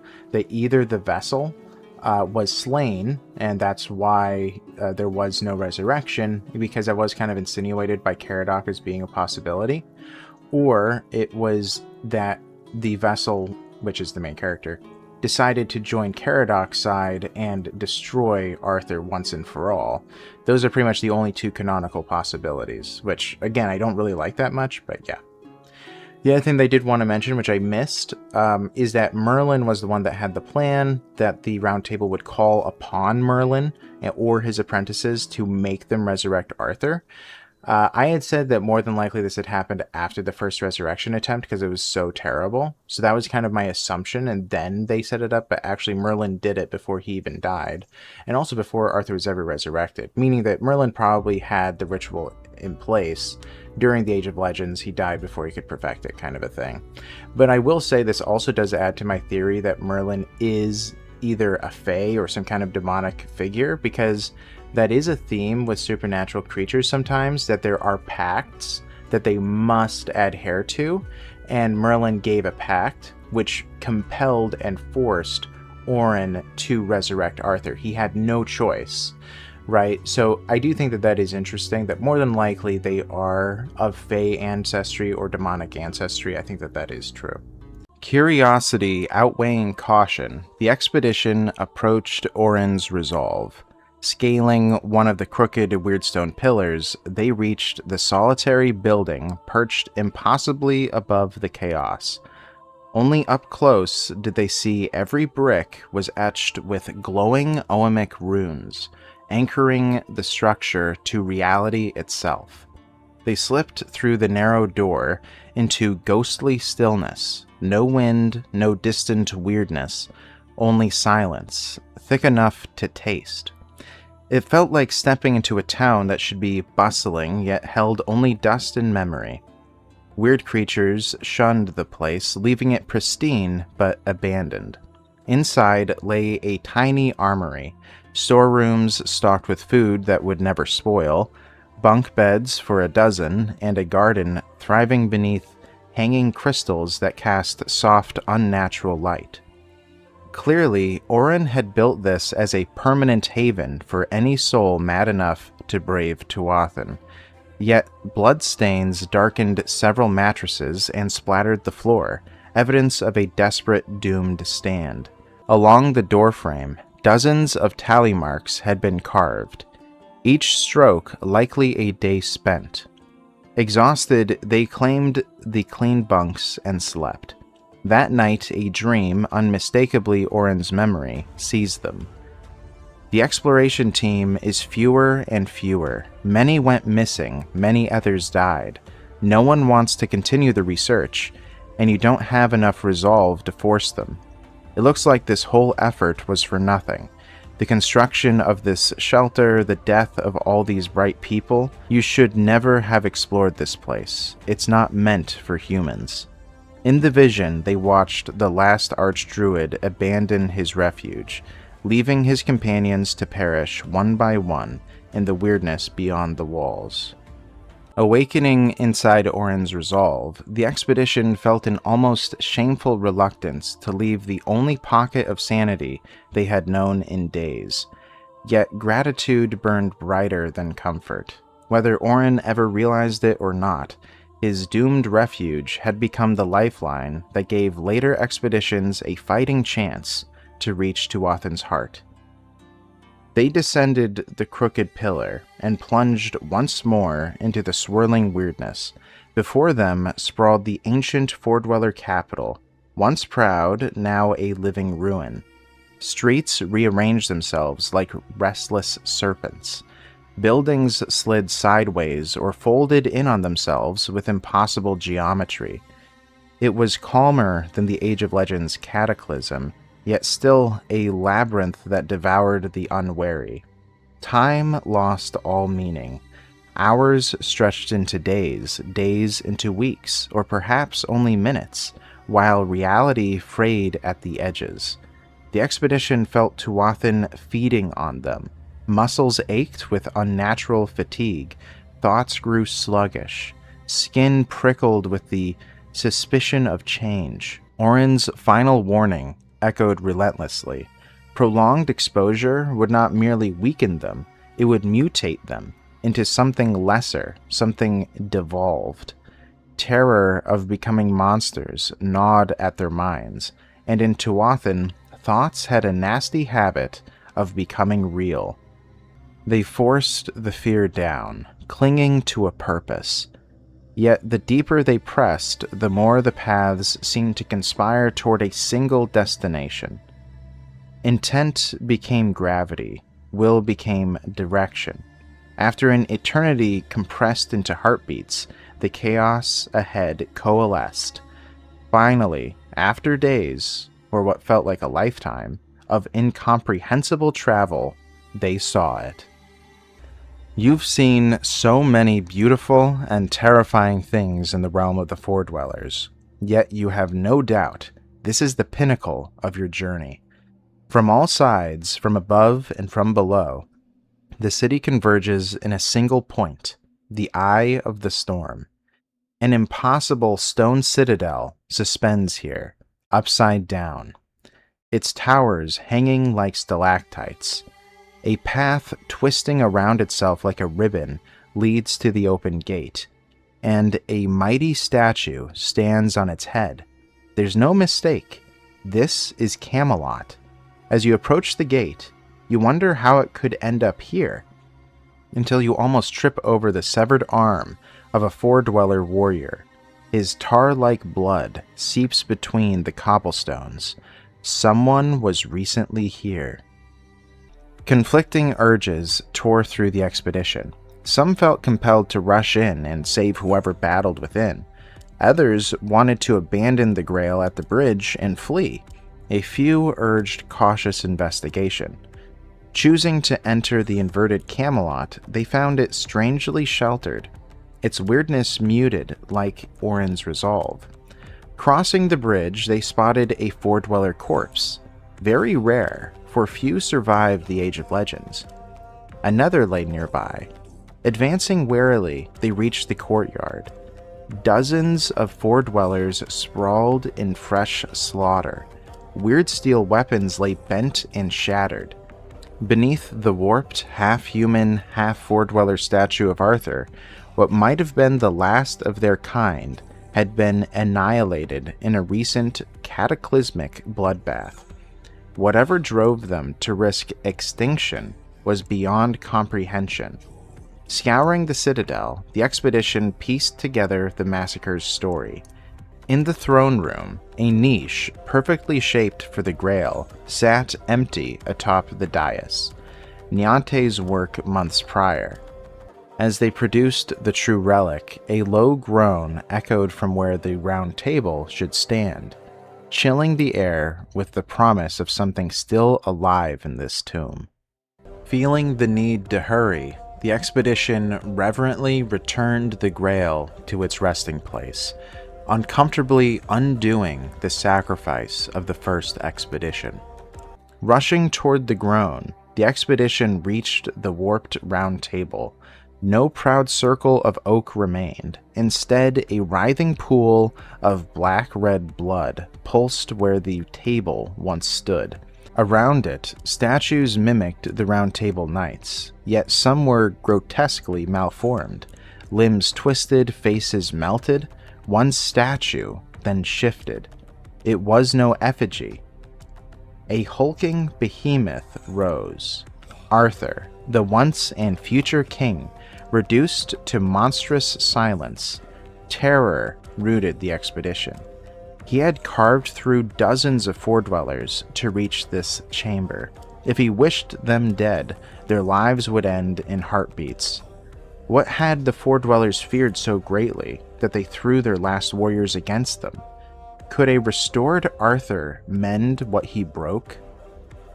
As you approach, Arthur steps to the side, revealing what occupied him when you entered the chamber. The legendary blade Excalibur protrudes from the pulsating chunk of weirdstone at the end of the room. In silence, the hulking giant presents you his hands, pierced and torn, but with nary a drop of blood. He gestures toward the sword in the weirdstone, with its spike-covered grip you've heard so many times about. Excalibur, The Witchblade of the ancient homelands, said to bring incredible power at an incredible cost, awaits your hand. However, before you have a chance to approach it, a mocking voice sounds in the dark. So here you are, my king. Oh, what a sight you are. Morgaine enters the room with a smirking Knight of the Round Table, Gaheris, at her side. The king pierces you with a sad look. No, these fools didn't know, Morgaine explains. I followed them since they've entered this place. I knew they would be drawn here, to their birthplace, the place where your rule failed. The expedition stood frozen between a broken god king and the sorceress who had waited centuries for this moment.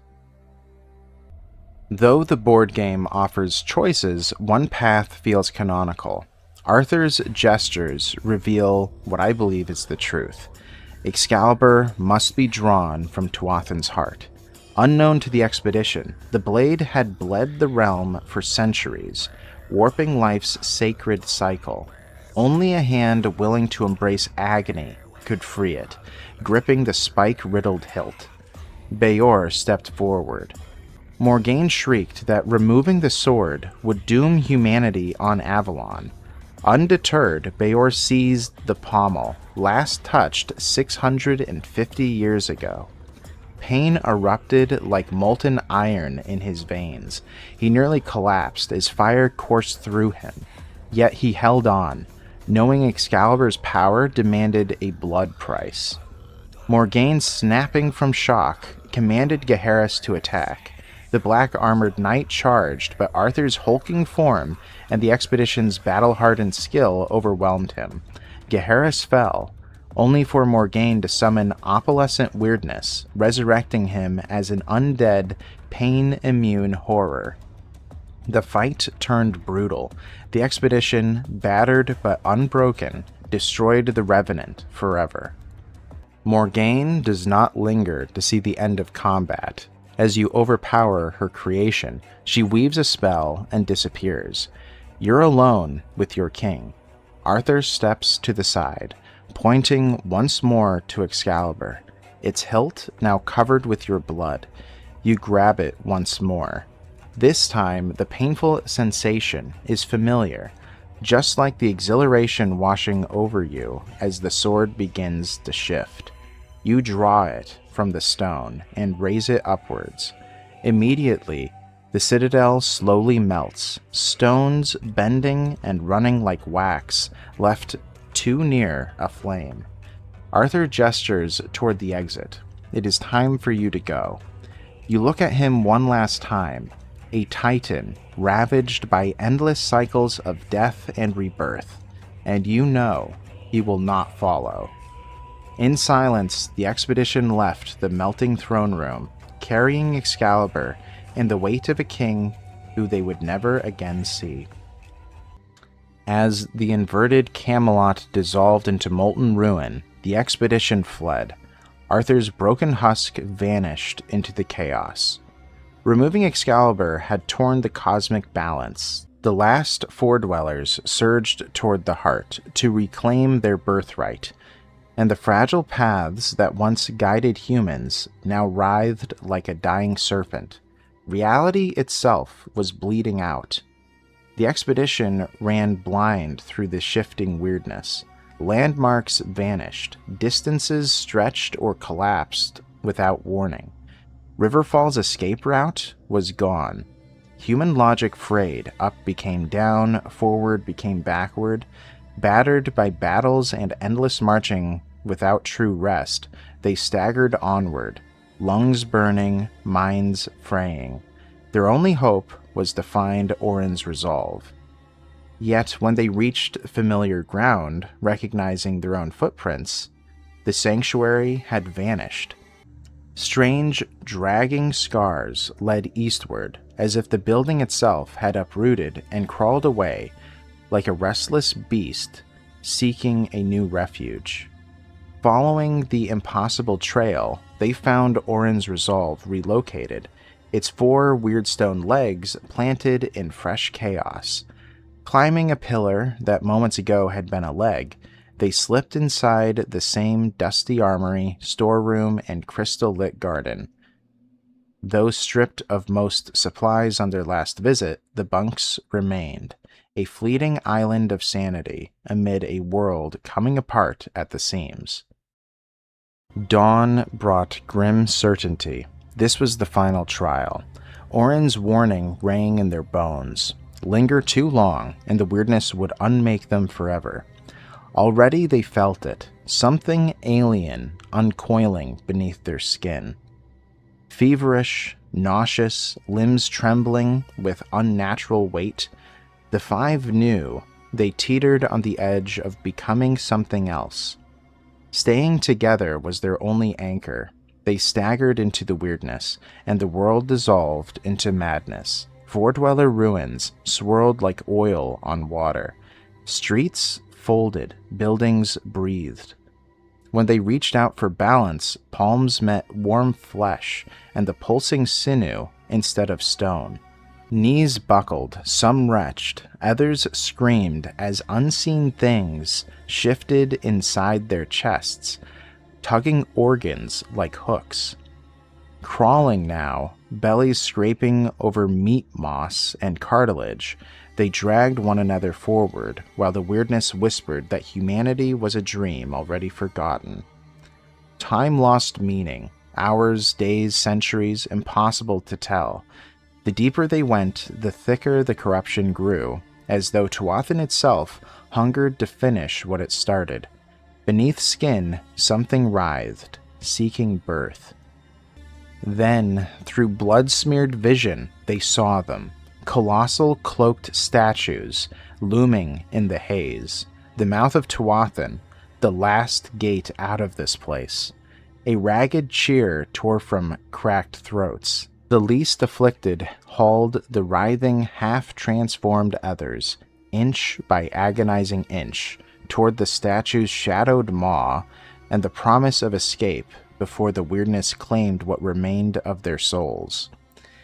In a haze of agony, Neve glimpsed Aubert's half-buried corpse, where his journey came to an end.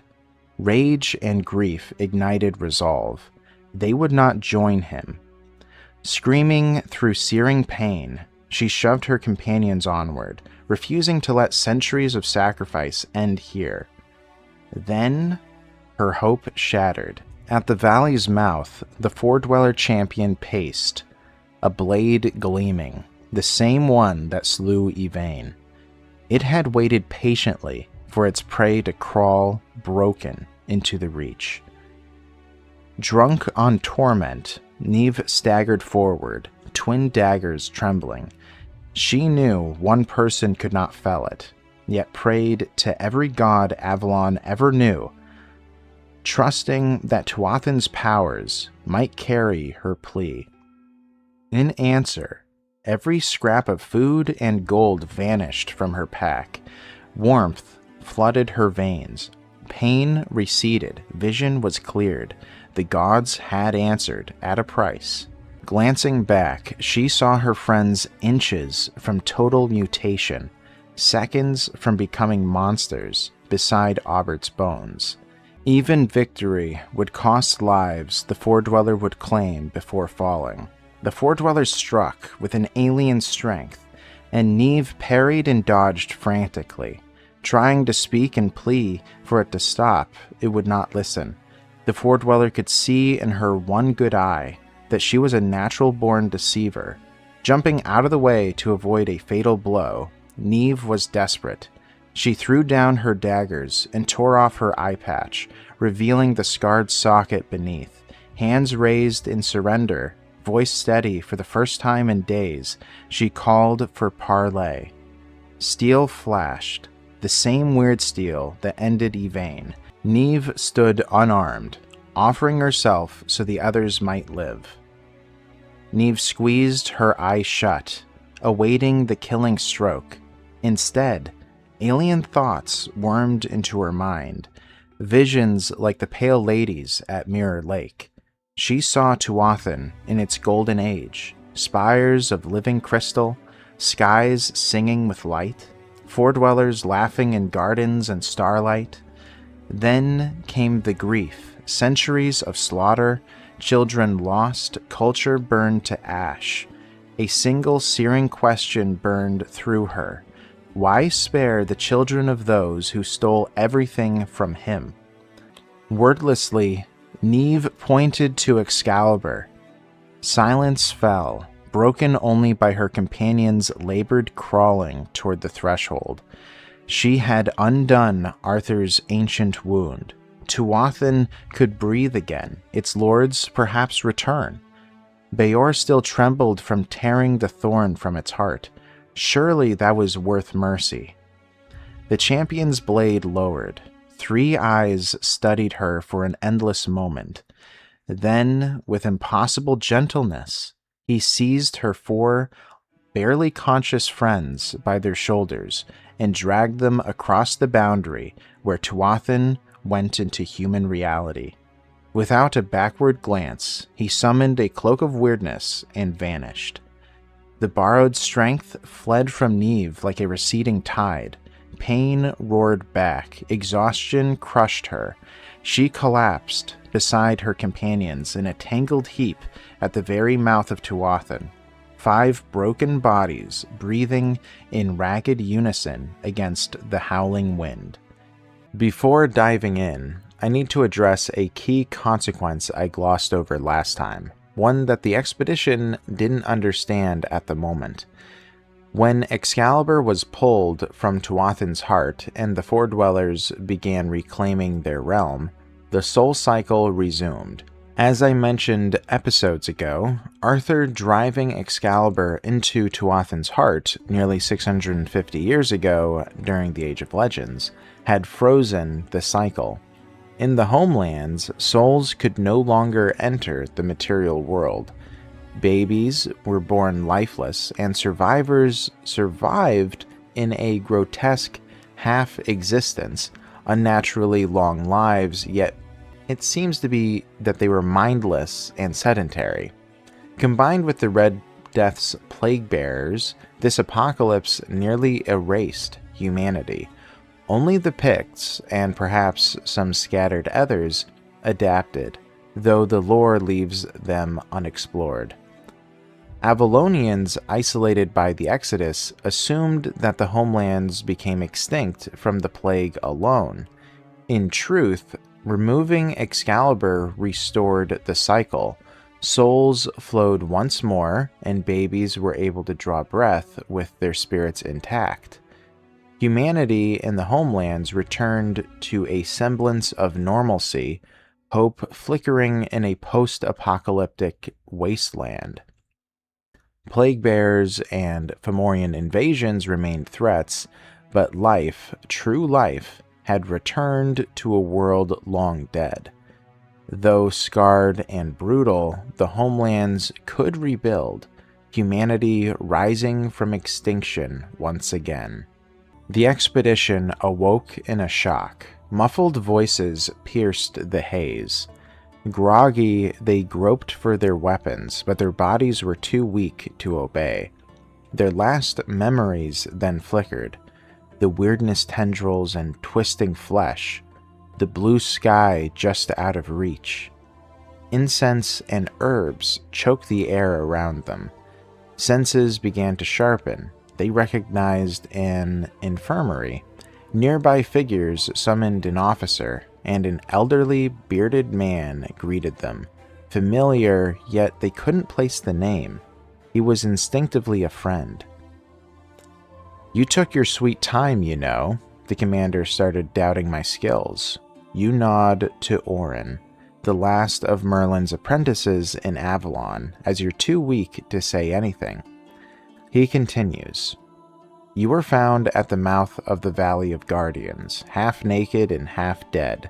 The patrol thought you were some new weird spawn and wanted to finish you off. Fortunately, the commander of Longbarrow was wiser. A lot has happened since you went into Tuathan, but we'll speak of it later. For now, rest and regain your strength." Over days of slow recovery, they learned a month had passed in the human world since entering Tuathan, though they recalled sleeping only twice amid the time-warping weirdness. Avalon had adapted without them. Once Orin deemed them strong enough, he delivered some grim news. Crow's Nest had officially won the War of the Three Lords. Timberwall lay razed and Farshire was obliterated. Only Crow's Nest rivaled Camelot's standing. A quick note, this holds unless you believe that the expedition backed Timberwall or Farshire canonically. Ignoring the war actually crowns Lord Mordred as the victor, which does strengthen its canonicity. As before, though, evidence leans toward supporting Crow's Nest, though I'll always cherish the possibility that it was Timberwall. The next revelation chilled them deeper. Four dwellers now roamed Avalon openly. Not the overwhelming hordes of the Age of Legends, but enough to seize the island's outskirts as their own. The weirdness had evolved, too, moving with deliberate malice, striking settlements in sudden, warping assaults if Menhirs failed or Oamic runes weren't strong enough. It invaded villages like a predator, twisting everything in an instant. Hope evaporated to most Avalonians. Eviction by four dwellers or being consumed by weirdness felt inevitable. Arthur was lost forever, the Round Table was halved at best, and only Crow's Nest rivaled Camelot. The expedition's thoughts raced to Connacht, their home. Orin nodded gravely at their questions. While they recovered in Longbarrow, tales of the five survivors braving Tuathan spread across Avalon. 3 letters arrived. Orin had opened them during their unconsciousness. Brushing aside privacy concerns, they read. Connacht's plea was desperate. Their Menhir teetered on death. Extinction was days away. They begged the expedition's return to save them. Camelot demanded an urgent audience, and a western settlement offered an enigmatic proposal. Gearing up, they discovered most of their belongings were actually gone, stolen by those presuming them dead or seized as payment for Longbarrow's care. Frustration boiling, Orin gathered them for one final explanation. Travel was nearly impossible. The weirdness swallowed the roads, spawning horrors unseen in centuries across undulating lands. Yet Orin harbored a solemn plan, his expression heavy with what Avalon had become. Orin leaned in, voice dropping to a conspiratorial whisper. What I'm about to tell you is a secret known only to the lineage of Merlin's apprentices. The Guardian Menhirs are not what you and other people of Avalon believe that they are. Arthur and Merlin didn't create them. They only adapted them to a different purpose. Initially, these statues were a place of worship. You see, Four dwellers believe that when they die, depending on the judgment passed by their gods, they either ascend to the higher plane of existence beyond the stars, or descend to the lower one. This cold, unmoving hell lacks the grace of weirdness, a place that takes their third eye as well as 2 of their arms, where they lead short, painful lives with little chance of ever reincarnating into higher beings. That would be our world. The Menhirs allowed the Four Dwellers to peer into this hell and commune with their dead.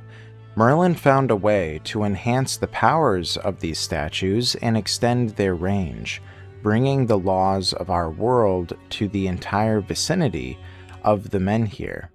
In the end, he planned to create guardian statues of his own, but his death cut the plans short. But I have his notes. It's a long shot, but maybe we could build something to help you travel through the weirdness. A glint of sadness flickered in Orin's eyes, but the expedition held silent, absorbing the truth. Packing what little remained after most of their belongings had vanished, stolen or seized by Longbarrow, they set off on Orin's task. First, they had to retrieve some Stone Shaper's tools.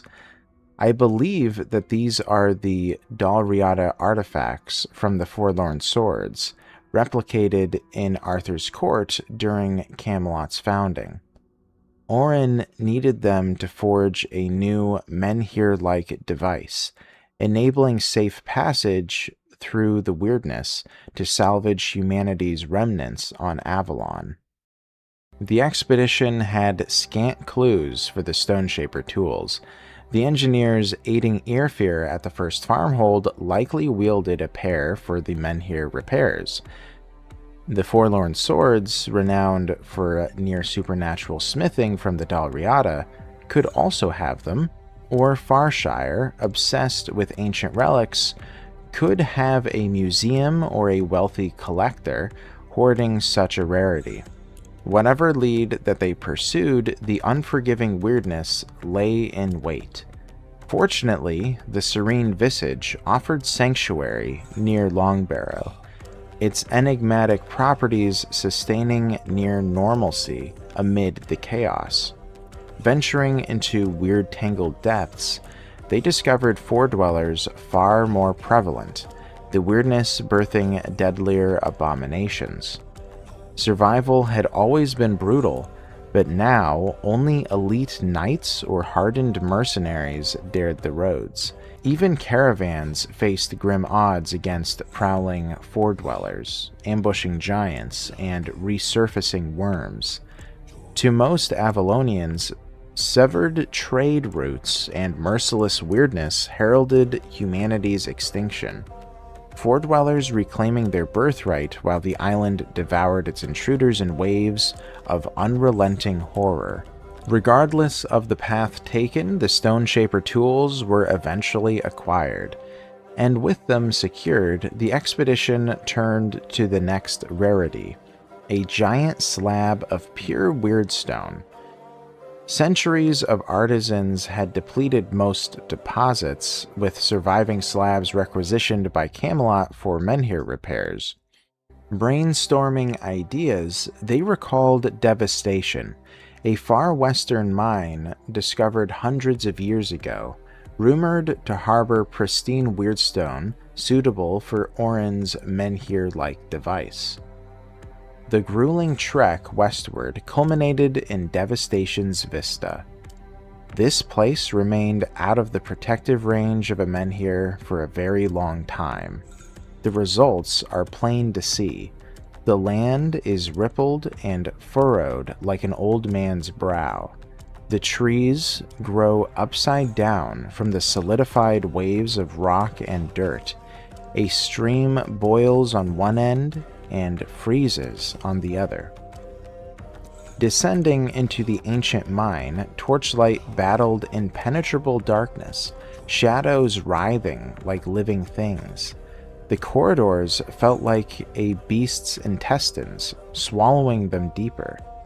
Unease mounting, they reached a clearing, an alien altar bearing a desiccated human heart, whispering morbid history. Pressing on, another passage revealed corpses of failed adventurers. In the midst of looting, a final opening led to a vast chamber laced with weirdstone lattices, pristine slabs gleaming. Unbeknownst to them, their chisels defiled a carved history of Avalon itself, written in a language that no one living could understand.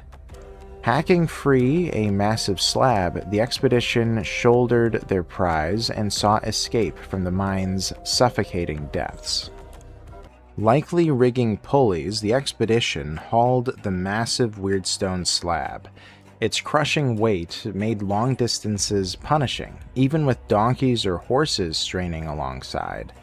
After days of grueling travel, they camped and encountered seasoned adventurers who warned of Four-Dwellers amassing in Tuathan, with elite reclaimers sighted on Avalon. Dismissing the Age of Legends warriors as extinct, the expedition awoke to the proof. Reclaimers had returned, far deadlier than the champion that they had battled months ago. Evading these formidable foes, they rerouted to Longbarrow and Orin. Orin directs you to bring the stone to his study, locks the door, and gets to work, chiseling the stone with surprising strength. Thanks to your help, soon a rough outline of a hooded figure emerges. As you work, he educates you about menhirs. There's much of which you were not aware. For one, the menhirs are older than our presence in Avalon.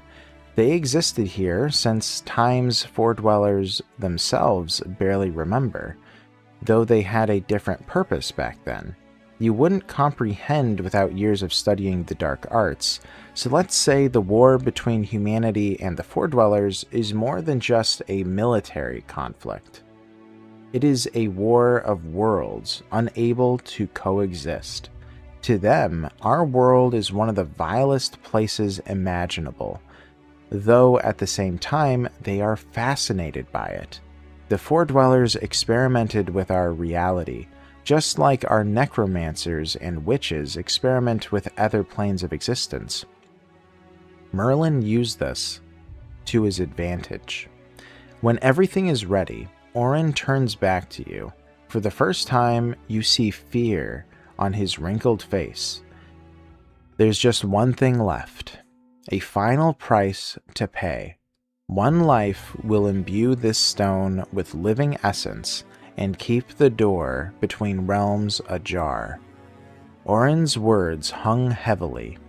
The cost of safety and salvation was a single life among them. The expedition exchanged uneasy glances as silence stretched. Was Orin offering himself? Was he seeking a volunteer? Or was he going to compel someone? His power strong enough to enforce that. Maggott, looking among his friends, knew what he was going to have to do. Knowing he was a haunted addict chosen by Yvain for reasons only the dead knew, he raised his hand.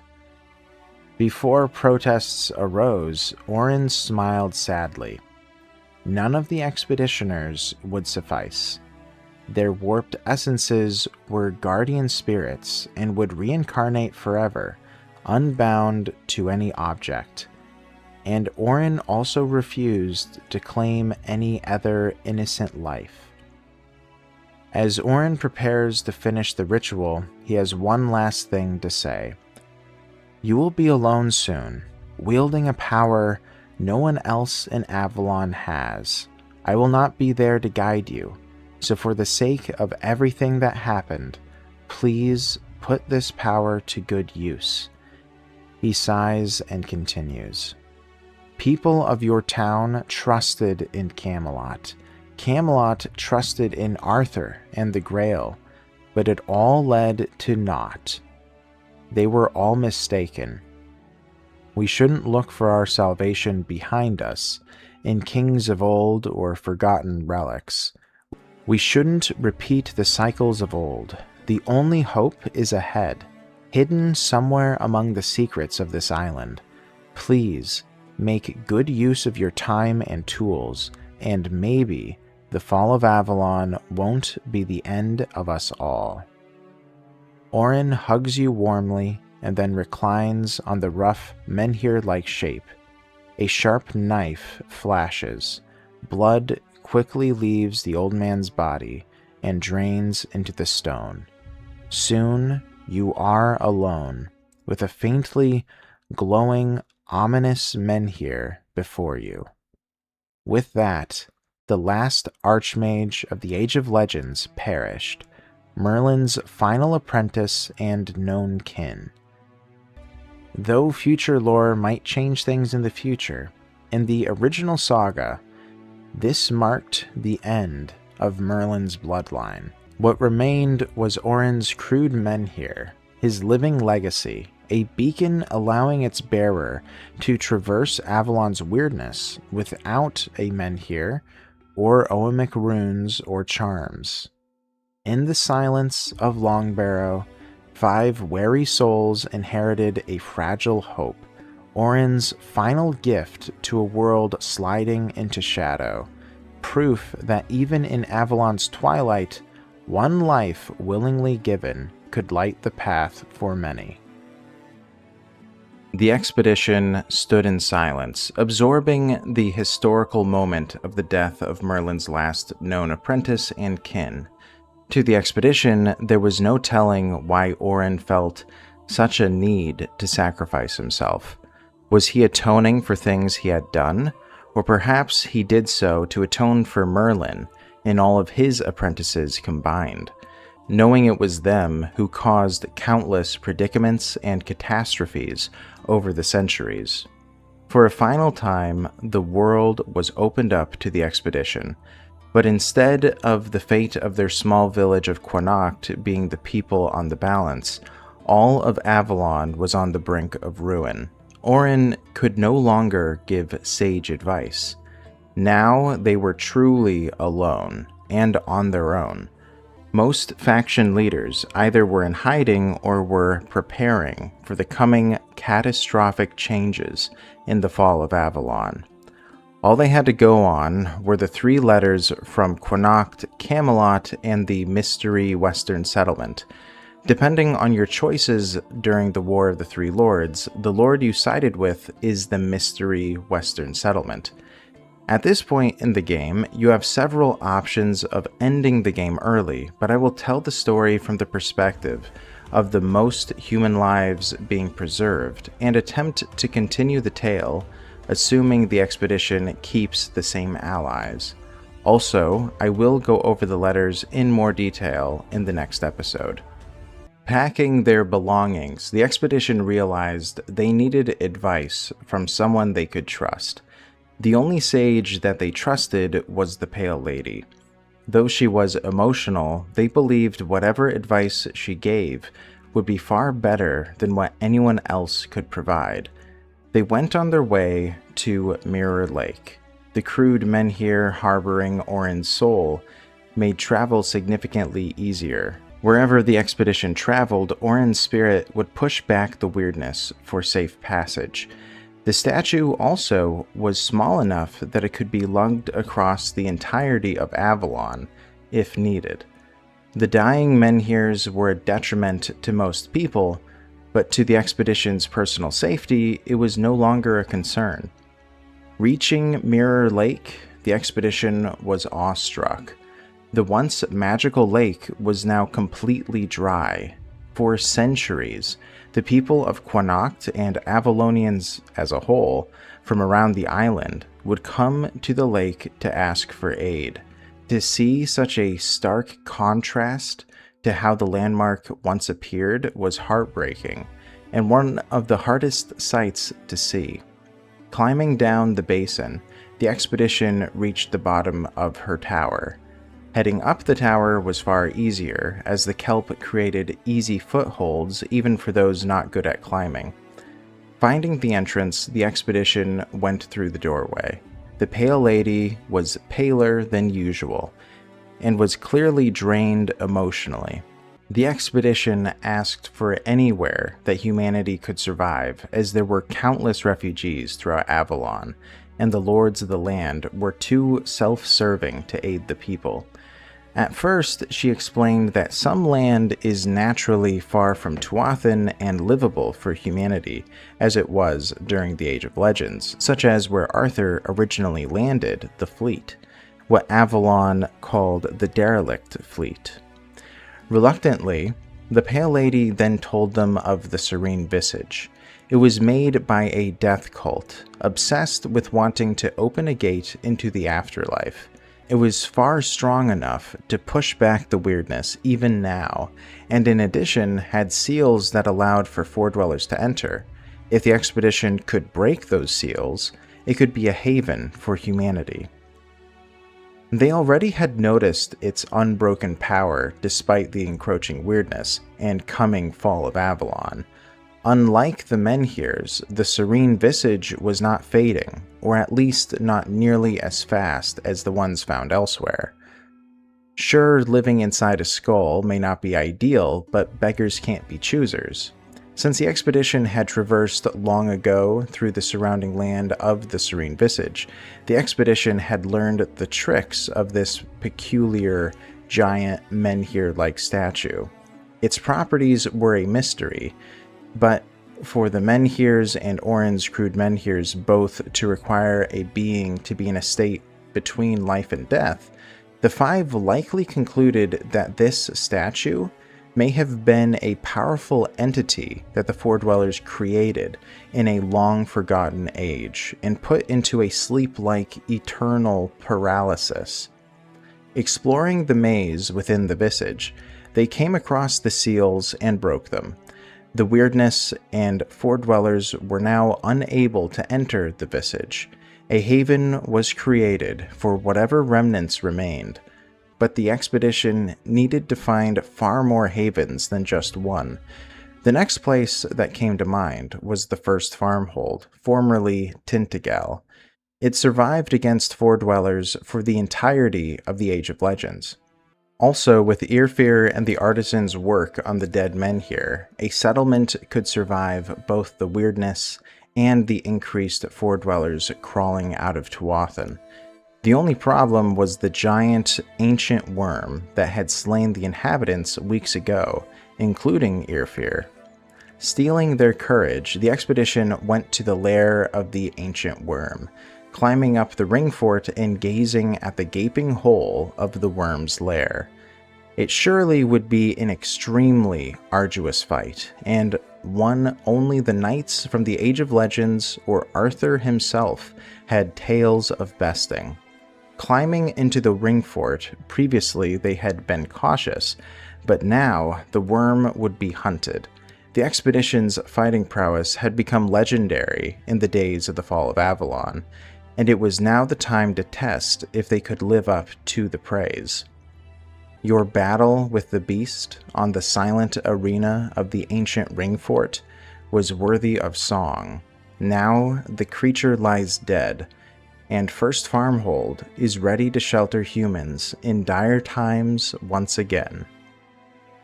The ounces of sweat and blood was worth every drop. This would provide another settlement to survive again. However, the ring fort was left in a mess, with scattered tents and a large carcass slowly decaying. Whoever would live here would need to dispose of the corpse quickly or use it in some way for survival. Collecting themselves, the expedition still couldn't quit now. Too many innocents counted on them, and their strength was the only weapon humanity had left. They weren't going to let Orin's sacrifice go to waste. The next haven was a location I've yet to go into detail about, as it is somewhat still a mystery, and I think there is a chance the RPG will expand on it one day. However, the expedition had heard of Farpoint, an ancient, mysterious structure located at the northernmost point in Avalon. To Avalonians, it was considered the end of the world. It was a fitting end of the line, leading to a mystery that no one could begin to understand. The temple-like structure rested atop jagged cliffs and red moss. Within was a complex structure with cave paintings on the walls and halls. Drawings of human-like sentient beings with elongated skulls and short, sharp teeth lined the building. The humanoids had once lived here for centuries, so far back that it long predated the Age of Legends, but all that was left was a rotted shell. The only pathway leading to Farpoint was a harbor, suggesting they may have either been an aquatic race or used it to avoid stepping foot on Avalon proper. As the expedition climbed the terraces, they found spyglasses, giant ones, aimed at Tuathan. It appeared these beings had been studying Four Dwellers and the weirdness when they lived here. Strangely, whoever they were hadn't been at war with the Four Dwellers like humanity had, and they must have been far enough from the weirdness to avoid its worst effects. Finally, the expedition came across the corpses of a countless number of these beings who had all become skeletons in the deep catacombs. They were a mystery to the expedition, but whatever their purpose or goal didn't matter anymore. Farpoint could house a settlement if needed, and it could save countless human lives. The next hopeful haven was Camelot. Though they were a faction of their own, working towards their own self-centered ends, the expedition hoped they could strike a deal with the city to harbor what refugees remained who preferred to stay under the watch of Morgaine and the vestiges of the Round Table over the havens that the expedition were securing. The only two ways they could imagine was a clandestine move to get a major favor by someone powerful enough, or to pay an obscene amount. Fearing bad consequences with aiding a faction, they decided to brute force it. Someone had to be greedy enough to rake in the cash and supplies to house the refugees, surely. Collecting every penny and precious gem they accumulated on their lucrative adventure, the expedition bribed some locals to house whatever refugee requested housing. With no belongings left to their name besides their weapons, armor, and Excalibur, the expedition had few options left for the havens. As they discussed possibilities, they realized something. A detail Orin had made long ago, almost in passing. During the Age of Legends, the derelict fleet had been encapsulated by a magical bubble to prevent humanity from returning to the homelands. He had said that only Arthur had the key to break this magical barrier. Looking at Excalibur, the solution came to them. If they used the Witchblade against the barrier, it would allow for humanity to return to the homelands again after 650 years. If there wasn't enough space on Avalon, maybe some would prefer to go to the homelands over staying and hedging their bets. Hopefully, some of the vessels were repairable enough for such a long journey, and even if they weren't all usable, the giant mangrove tree provided cover from the weirdness. Even with the incoming Four-Dweller invasion, artisans likely would have enough time for a return exodus. Heading southeast, the expedition came upon the barrier, erected by Merlin himself. This massive magical blockage halted escape for countless generations, but no longer. Though the expedition had no clue what was ahead of adventurers willing to make the trek, it may have been a better fate than for the rest of Avalon. Taking out Arthur's Witchblade, the expedition slammed it crashing down onto the barrier, shattering it. As it turned out, many of the ships were preserved in a stasis while beyond the barrier, and even Arthur's flagship from the Age of Legends, Pridwen, was operational. Nearly 100 ships were able to sail the long journey home if they were supplied. But there were sea monsters on the horizon, Selkie mostly. Not only that, but the roaming weirdness would catch up to the fleeing vessels and swallow them whole if the refugees weren't careful. Though it was a dangerous launch, the expedition felt many people would have desired to take such vessels and escape from the coming fall of Avalon. The expedition now had to collect the refugees from all over Avalon, providing them safe passage with Orin's crewed men here. It would require many long journeys, but each passing day was another where more Four-Dwellers popped up and the weirdness grew its virulence. First, whichever side had won the War of the Three Lords was more or less safe and refused help from the expedition in leaving the island or finding another home. However, the two factions who lost the war, between Farshire, Timberwall, and Crow's Nest, had been left in ruins, The populace was destitute and hopeless. Hearing of havens or a return exodus to the homelands was a far better fate than slow malformation by the weirdness or being slaughtered by foredwellers. Next, the expedition gathered refugees from the Valley of Guardians. Though in one of the most dangerous places on Avalon, humanity had survived there for centuries as fishermen and populating tiny settlements. When the offer of being moved elsewhere was brought up, the populace merely shrugged and gathered their belongings for a permanent journey. Next, beyond Camelot's walls, was its burrow, who Camelot ignored and denied entrance, condemning the majority population to death instead of opening the gates. Most of those were poverty-stricken and destitute, but the expedition provided a way out of a miserable existence, to chart their own course out from under the iron fist of Morgaine and Camelot. Finally, the expedition went to the center of the island, to two neighboring cities of Falfoir and Bundorka. Before their journey into Tuathan, the expedition had met with the elders of these cities. They shared similarities, but also many differences.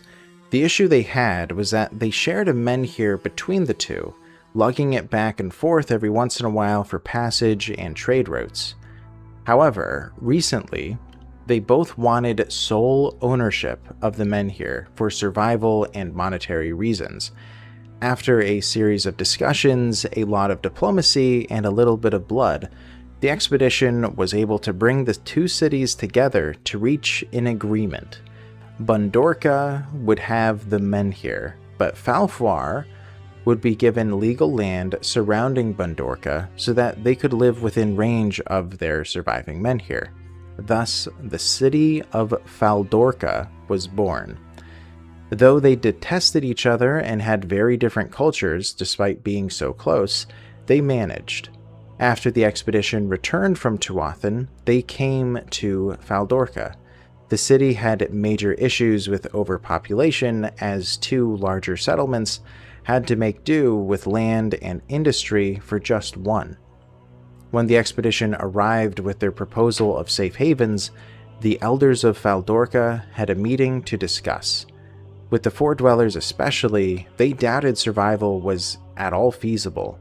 They had no walls, no large amount of supplies, no warriors, and if a dozen reclaimers entered the village, there was nothing stopping them from decimating the populace.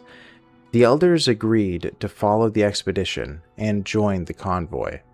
At this point, I'd wager the number of refugees pushed 10,000 lives, if not more, depending on how many people you think can fit into 100 transport vessels, the Serene Visage in its giant maze, Farpoint with its several levels, the first farmhold which held likely tens of thousands in the Age of Legends, and whatever available room remained in Camelot, the capital of Avalon.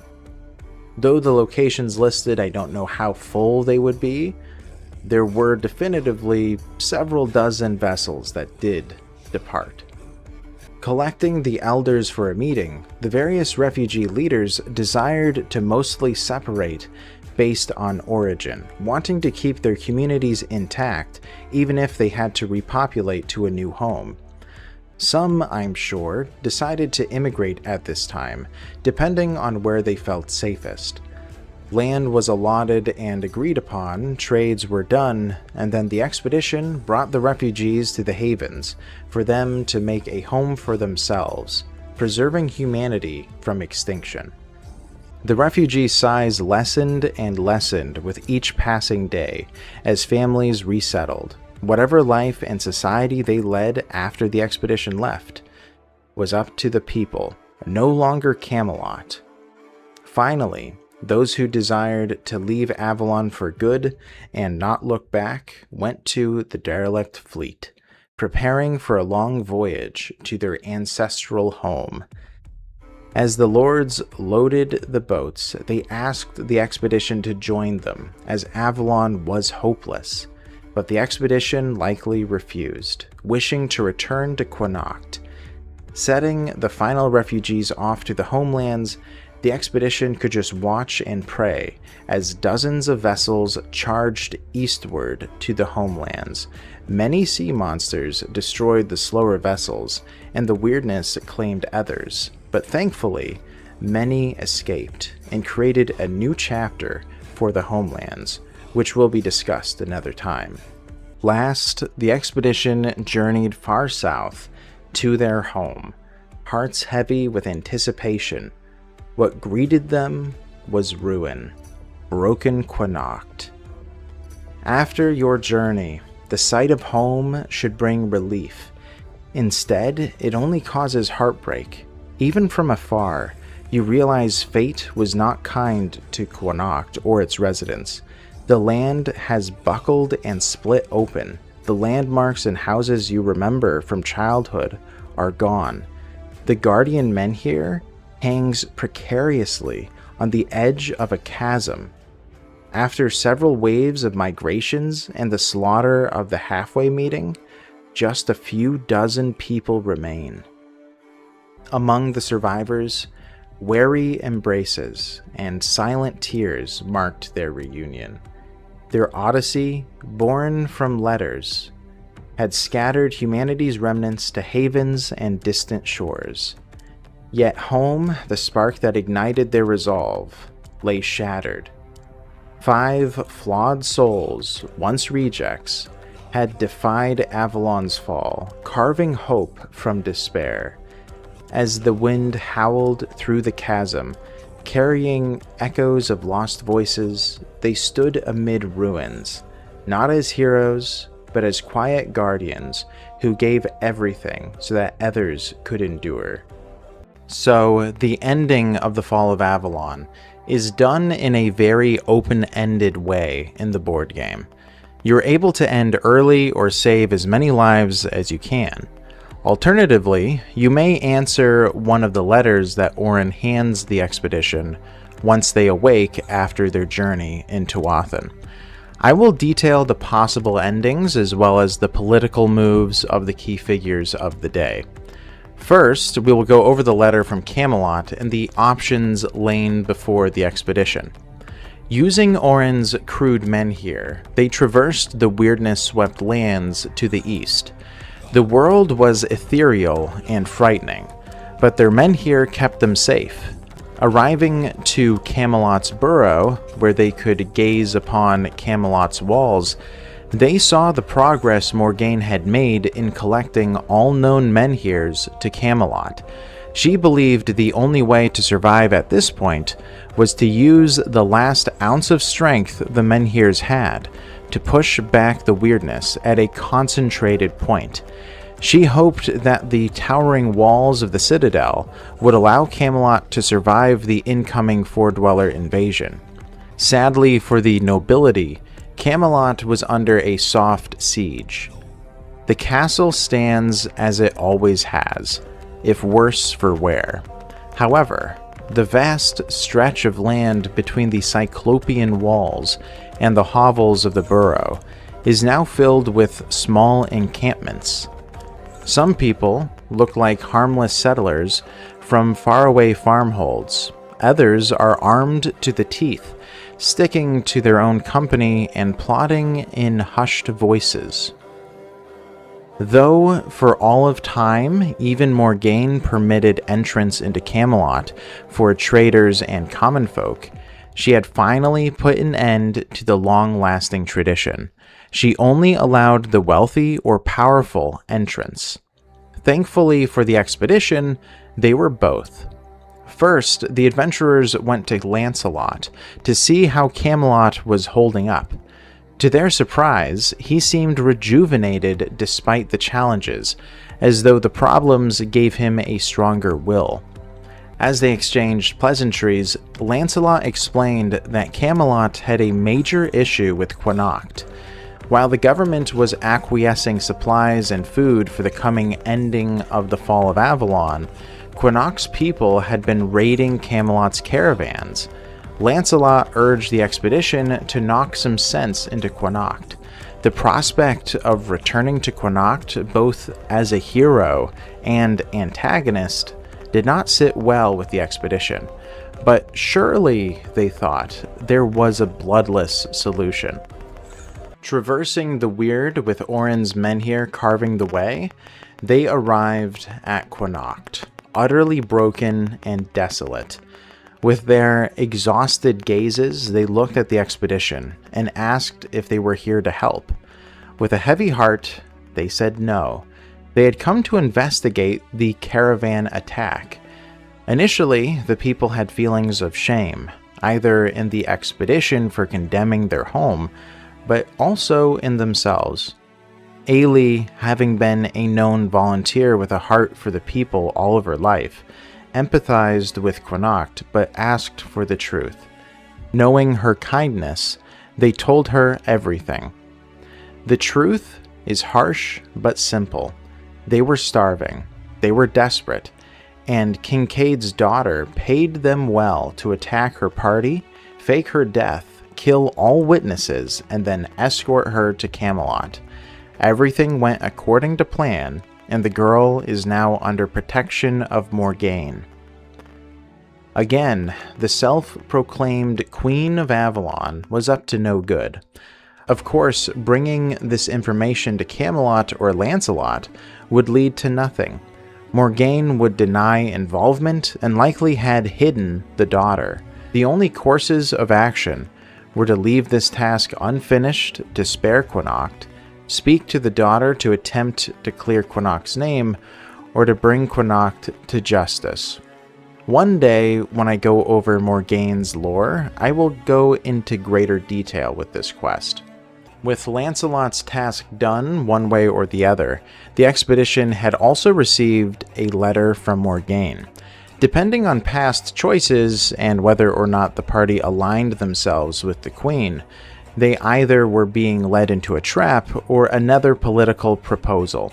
She asked the expedition to go to Connacht and wrench their men here from the chasm that it hovered over. Then they had to bring it back to Camelot. She would offer them positions in her court, and they would spend their days serving the Queen of Avalon. This would definitively condemn Connacht and the surrounding area to death, unless they would be rescued. More than likely, as the expedition had went against her will at the heart of Tuathan, they would have refused the offer. With the letter from Camelot squared away, the next one to discuss would be the letter from a western settlement. Whoever won the war would have sent the letter to the expedition, hoping to gain an upper edge against what was left on Avalon, especially desiring to challenge Camelot's power. The losers of the war were negligible at the end of the story, since they had been razed to the ground. Regardless of the victorious settlement, whether Farshire, Timberwall, or Crow's Nest, all ended similarly, with them offering a position to the expedition to settle down at the end of the age. Farshire's Lady Kincaid would have likewise demanded retribution from Connacht for her daughter having been kidnapped and her caravan robbed. She also would have desired the return of her eldest daughter before walling up Farshire and preparing for the end, hoping the magical power of the dolmen would keep her people safe. Timberwall's Ultan was in need of supplies and mostly weaponry. He feared Morgaine would use the end of the age to eliminate her only competition on Avalon.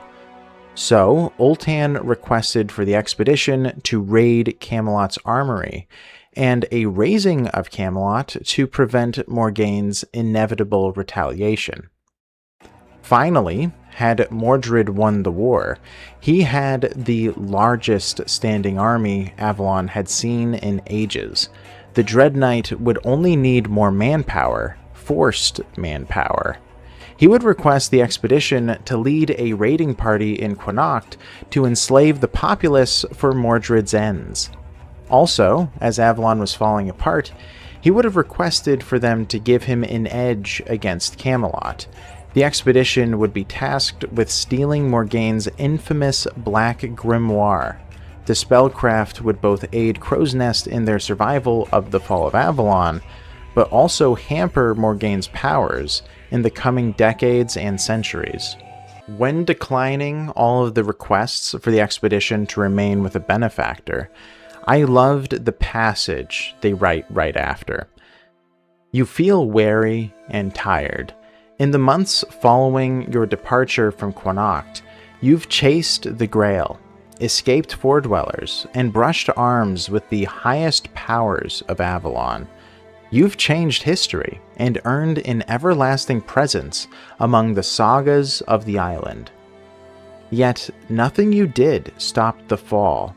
Perhaps that was to be expected.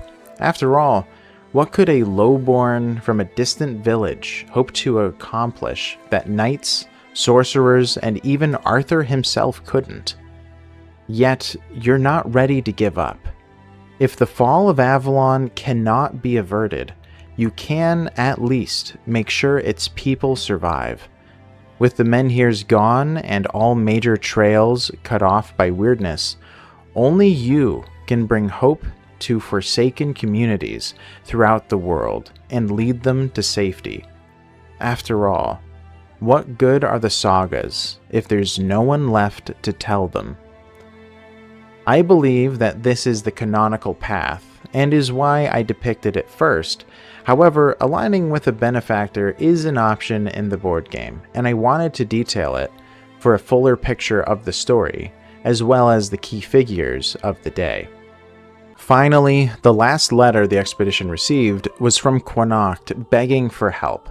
There was no quest but a request for a solution that would involve their survival.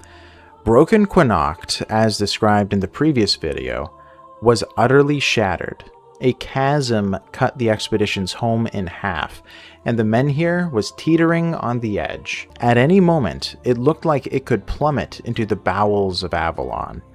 Depending on the expedition's choices, there may have even been no more room in the havens for Connacht survivors. With nowhere to go and no one to take them in, they would have to come up with their own solution for survival. Connacht's populace was mentally defeated, but their elders remembered something. The Dalriada, who lived near the Forlorn Swords for many centuries, had once mentioned that climbing the colossal swords made the climber feel as though the weirdness took no effect. If the weirdness was to be unleashed on Avalon, perhaps Connacht could survive this apocalypse by mounting atop these gargantuan swords. It was a stretch, but the only idea that they had left. Likely, the expedition guided what was left of Connacht, and they helped them set up camp with Orin's crude Menhir, staving off the worst of the weirdness. This project would take months, if not years. Long-term survival was discussed among the elders as to how they could eat and drink for a village of hundreds without flowing water, fertile land, fishing spots, or hunting grounds.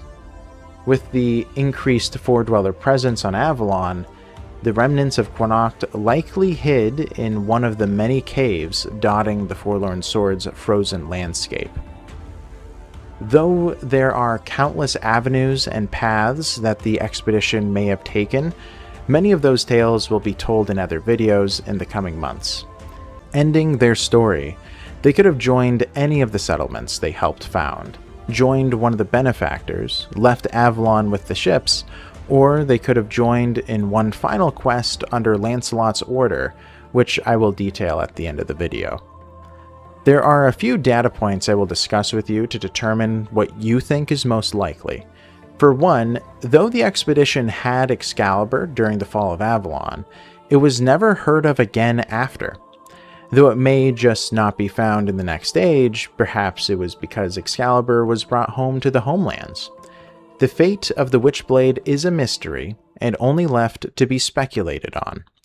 Another point to make is that the expedition's guardian souls are tied to Avalon and are cycled every generation. I think it is questionable, then, whether the expedition could have died beyond Avalon's shores, since the souls continue to cycle. Finally, I think it may be possible they all chose different endings.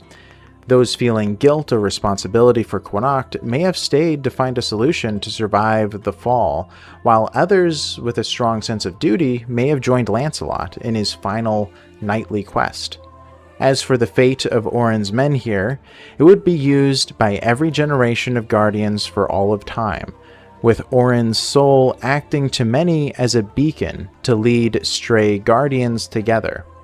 Whatever settlement the expedition decided to settle down in would be the original house of the crewed men here, aiding the survivors in their first few years leading into the Century of Mists.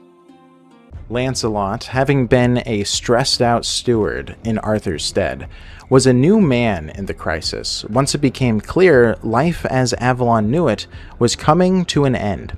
Society and life was collapsing. Morgaine had taken hold of the heart of Camelot. Especially now, at the end of all things, Morgaine had shown her true colors to be seen as the sole leader of Camelot. Nobles swore fealty, and though before it was merely whispered that Morgaine pulled the strings, it was now open for all to see. Knowing his power and say was fading by the day, Lancelot had become resolute. With the end inevitable, it was almost comforting for the legendary knight to know it was all out of his hands. However, one noble deed was still within his power. Like the knights of the Age of Legends and the heroes of grander ages, he could ride out and meet the growing Fordwellers. Though perhaps he could not save humanity through ingenuity or creativity, he could at least buy humanity another month. Calling what knights were left of the Round Table, both the lesser and greater knights, he ordered whatever honorable men remained to go to Longbarrow. Sir Lancelot left without inviting the expedition, but they rushed to help anyway. You're almost late. The Watchtower sentries confirmed the knights were here, but they have ridden for the mouth of the valley just before your arrival. You follow their trail. It's not hard to spot them. A speck of shining steel and resplendent banners before the titanic veil leading into the Fordweller capital. You slowly approach the group preparing to charge the valley. Each knight of the Round Table sits atop their warhorse, followed by a handful of Camelot's soldiers. As soon as they notice you, Lancelot smiles. "I knew you would come," he says. Then he turns to his comrades and speaks loudly. "Before us now, many of you tremble in the face of such power. Yet 600 years ago, men and women like us, made of flesh and bone, came here in their wooden ships and did the impossible. Today, I only ask you to do the same. Today, we strike at the heart of our enemies. We aim to drive a blade deep into the city, buying our people more time to consolidate and build defenses. There will be no way back. 600 years ago, Arthur retreated from Tuathan. We will not retreat until the last of us draws a final breath. It will be an end befitting the Round Table." Knights cheer loudly, and Lancelot turns to you. "Now I must bid you farewell," he says in a soft tone. "I know you'd come with us if I asked, but I have to leave this choice to you. We have our duty to the king and the realm. You have your duty to the people of the island. Whatever your choice, you have our utmost respect." Knights nod to you one by one. They don their helmets, a trumpet rings, its silvery sound echoing between monstrous figures surrounding the valley. And then a glittering arrow, a thin line of steel charges into Tuathan, growing smaller and smaller until it becomes just a silver lining between the darkness of the veil and the boiling sky.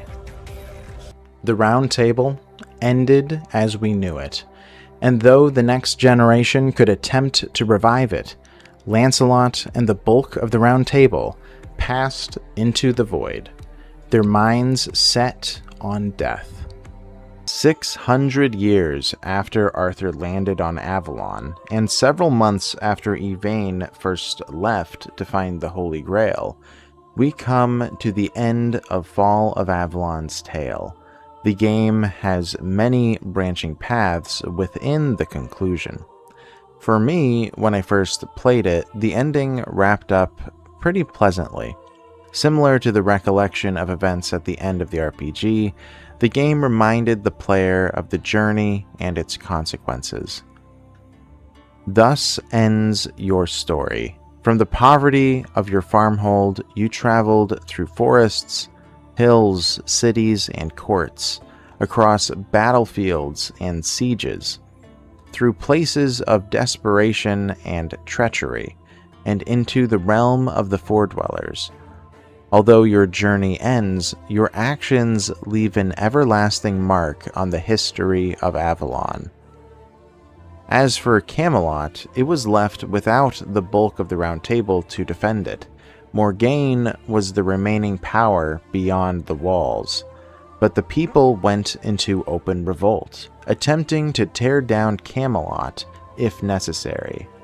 Depending on how supportive the expedition was of the people over the kingdom, would determine how successful the revolt ended up being. As for the Pale Lady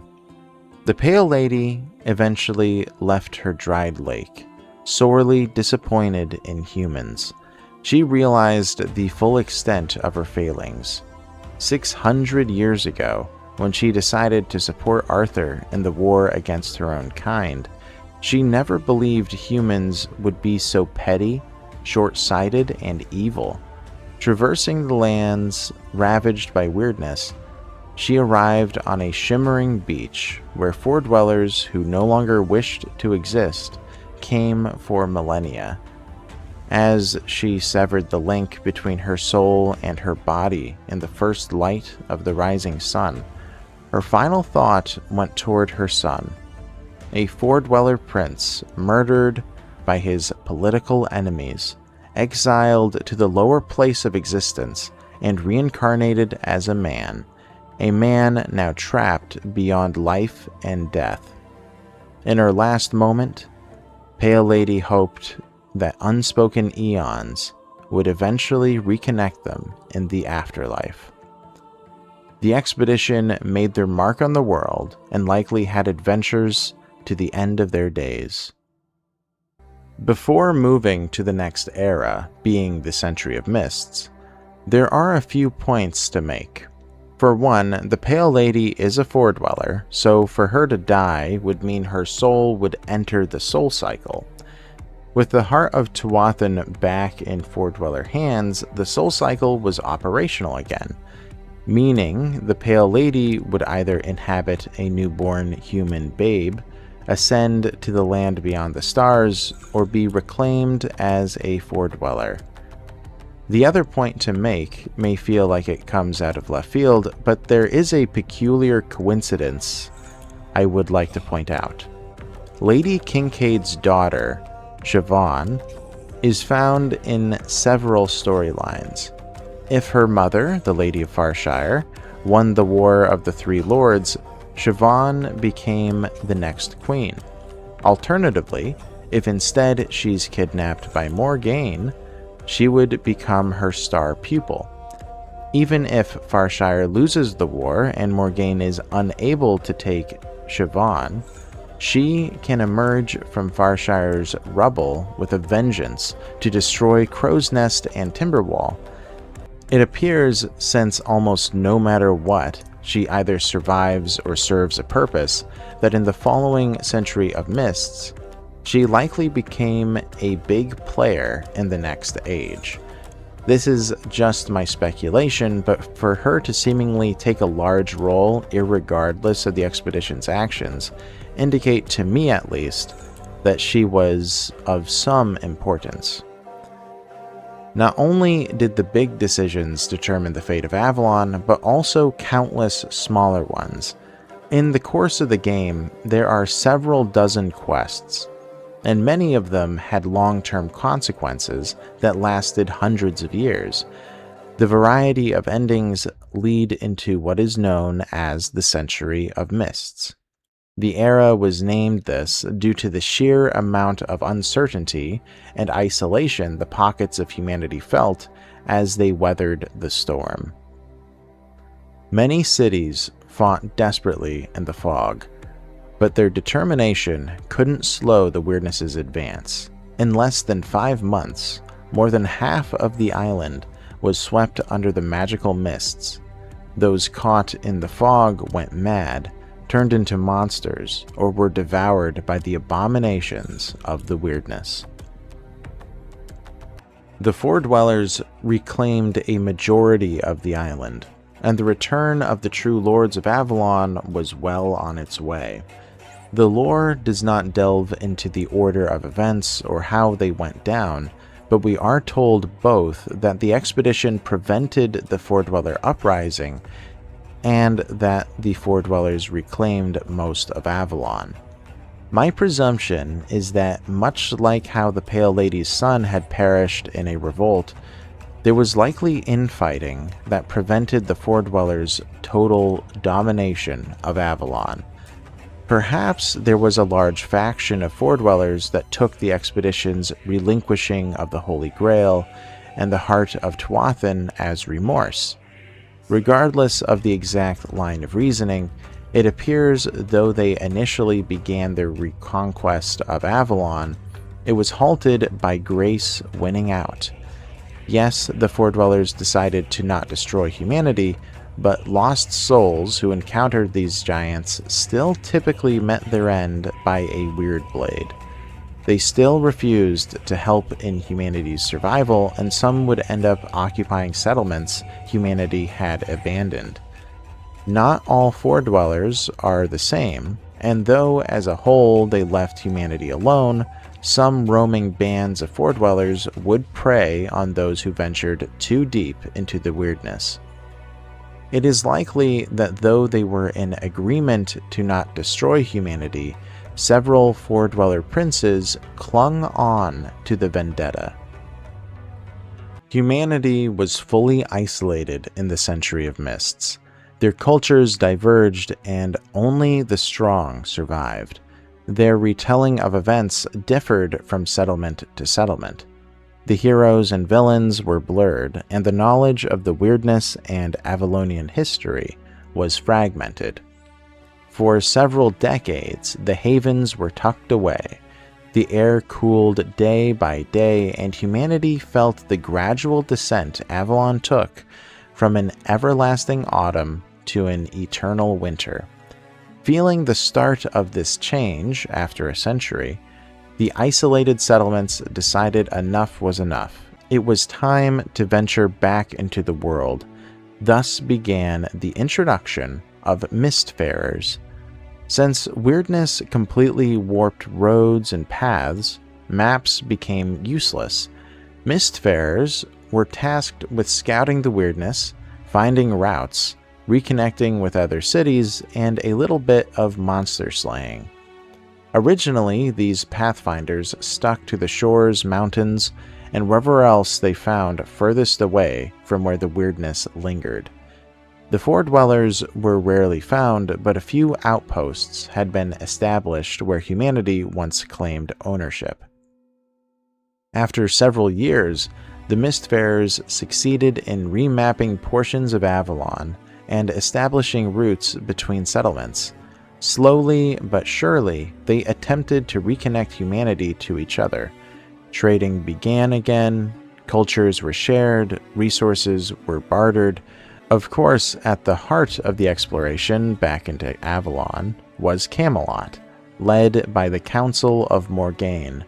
Once the island started to open up, the self-proclaimed Queen of Avalon didn't miss a single beat before consolidating power in the vicinity.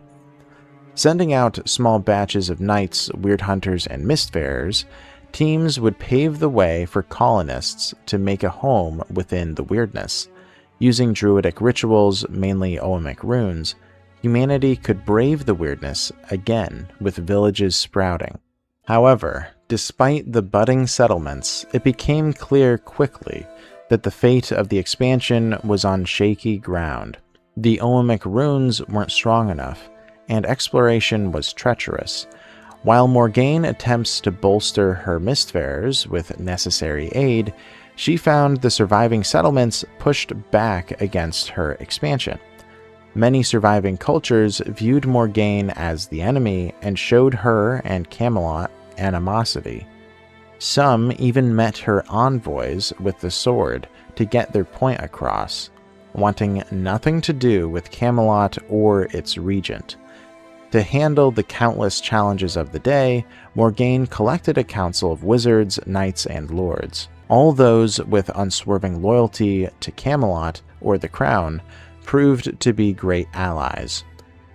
At the time when the Century of Mists came to a close, Lord Mordred had become known as the Lord of Ravens. He continued to work hand in hand with Morrigan, the goddess of death. Their mercenaries from Crow's Nest would raid nearby towns for slave labor or as human sacrifices. Those from Avalon were terrified of his horde of cult warriors. The other lords in Avalon were known as the Greats. The Greats were the lords of many of the havens which the expedition a century prior had preserved. They all had different political views, and navigating the workings of Morgaine's new court was complex and dangerous. Some yielded to Morgaine, and some clung to their independence, while others openly opposed Camelot's rule. Travel remained treacherous, and adventurers rarely survived their journeys. For these factions, the land was untamable. Giant worms nested in strongholds, giants roamed the fields, foredwellers claimed those who ventured into the weirdness, new plants sprouted and had to be cataloged, weird bears and weirdwolf packs slew hunters, weirdness spontaneously turned roads into voids, Oamic runes capable of repelling the weirdness were only temporary, and no good long-term solution was available. If Avalon wasn't deterrent enough, a new player entered the scene upon the end of the Century of Mists. Fomorians had returned. Their flagships were spotted off the coast of the Shimmering Flats, found below the cliff Camelot stood atop. Morgaine, having already formed a council to deal with threats, mobilized what soldiers she could muster. With the archdruidess Nissa at the head of the army, Camelot likely came up with an innovative solution to bring thousands of bodies from Camelot down to the flats. Initially, as Fomorians stormed the beaches, the fishing villages were obliterated. In a grand battle, Archdruidess Nissa managed to miraculously bolster the troops and succeeded in repelling the Fomorian invasion, pushing them back into the sea whence they came. Having lost many human lives in a Pyrrhic victory, Nissa ordered the remaining soldiers to construct barricades upon the Shimmering Flats shoreline. This arduous project took time, but Nissa still managed to defend the shore from the further Fomorian raids, despite their vulnerable position during the construction.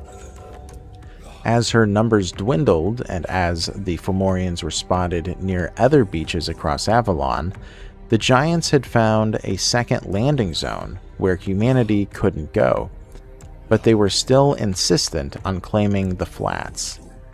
Requesting more troops from Morgaine, the Queen had to decline, since she needed them for the revolting Greats. Instead, Nissa and Morgaine issued an order sent to Camelot, the Greats, and all the known villages on Avalon. Nissa's battle against the Fomorians was one all of Avalon ought to share in common. Therefore, it was decreed that Nissa would only collect volunteers from all over the island to prevent the Fomorian invasion, as opposed to one source. Morgaine was still the main presence at the Shimmering Flats, but she allowed her knights and mistfarers to enter the Greats' territory, whether friend or foe, and they were permitted to collect volunteers to bring to the shoreline. Slowly, Nissa's army was an amalgamation and no longer strictly loyal to Camelot and the Queen. There were many developments at the end of the Century of Mists. Morgaine's main opposition among the greats was Edarin. He is a lord of the south, but because of how the weirdness altered the paths, it was an extremely long journey to Camelot and prevented the possibility of an all-out war unless something developed. Another development was that the Pale Lady, though perishing a century ago, made a return to the drained lake. I can only assume that after her death and 100 years, she was reincarnated as a Fordweller and reprised her role as the Lady of the Lake. She would continue to aid adventurers for the next age, again acting as a guide. Another development, this one not Avalonian, is that the homelands grew in these last 100 years. The current state of the homelands is not discussed in the lore, but since there are cases of ships from the homelands coming to Avalon's shores, it would appear a few things must have happened. For one, the Fordwellers must have restarted the soul cycle to allow for humanity to survive.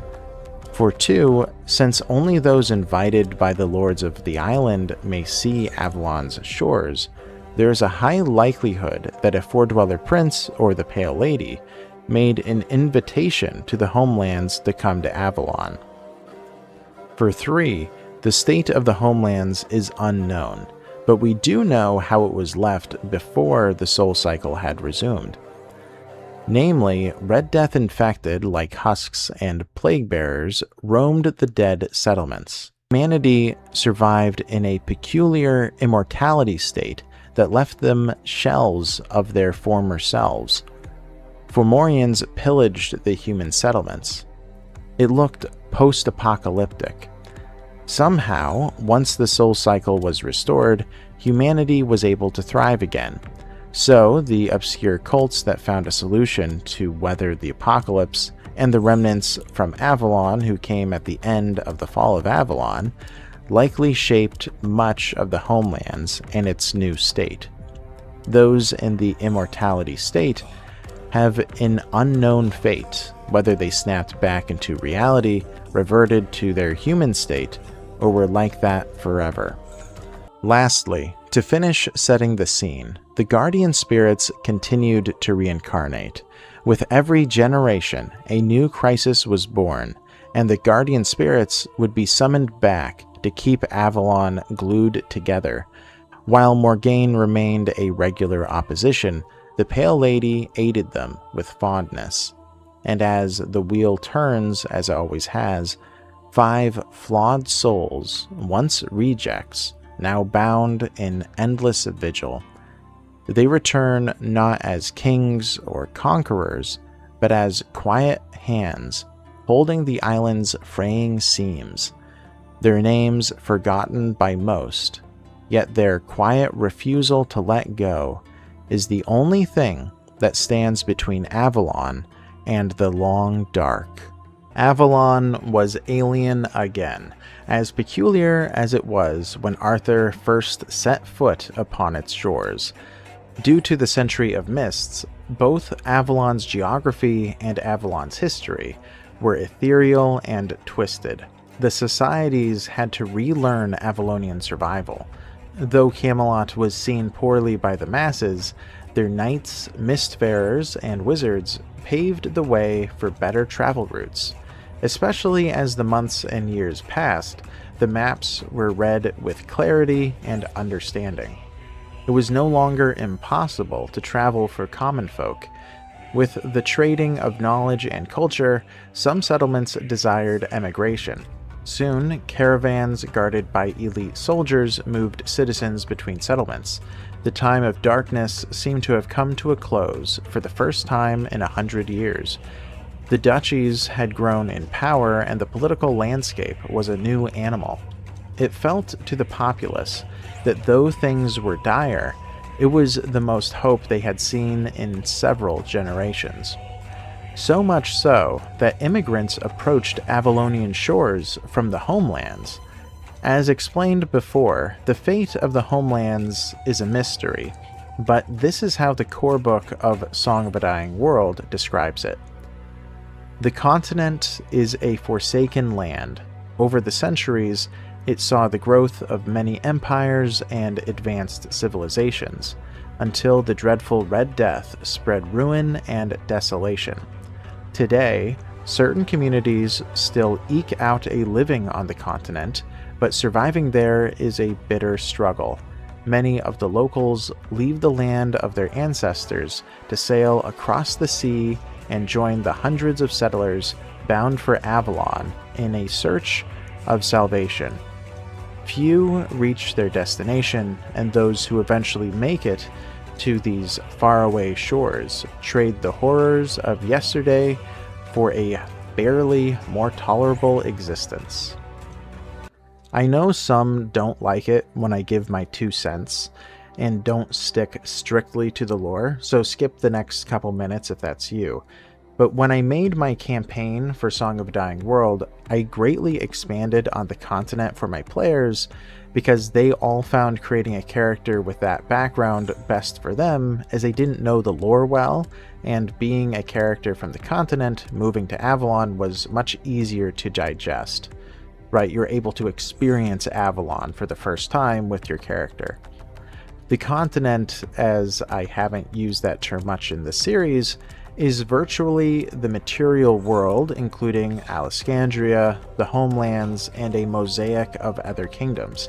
This term was given when Song of a Dying World was released and was after I began the lore series, so my apologies with complicating terms before. Anyhow, I'd presume a few details in the continent as to its state, as well as how, in the world, it could be worse there than in Avalon. As explained a few episodes ago, the homelands and the entirety of the continent experienced an apocalyptic immortality state once Excalibur was buried into Tuathan. Whether those who entered this state while Excalibur was buried ended up reverting to their previous existence or dying is hard to say. Given the tiny number of survivors who avoided such a fate, I'd presume those in the immortality state reverted back to normal. They would have awoken with the world still in shambles. The great cities and empires would have been left to rust and ruin, as they had been several centuries ago. The Red Death husks claimed the capitals, the Fomorians gained footholds across the continent, and humanity was on their own. After a few months of getting back on their feet and trying to survive the revived Red Death onslaught, the ships of the remnants arrived to the continent's shores, detailing the horrors of Avalon while getting acquainted with the horrors of the continent, realizing they were faring far worse than Avalon. Presumably, without permission by the Lords of Avalon, the remnants couldn't return to Avalon, nor bring others with them, even if they wanted to.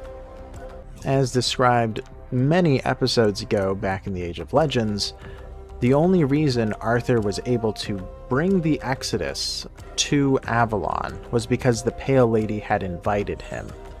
A Fore-Dweller was necessary for humanity to step onto Avalonian shores. So more than likely a Fore-Dweller did not extend this invitation at this time, which prevented them from returning.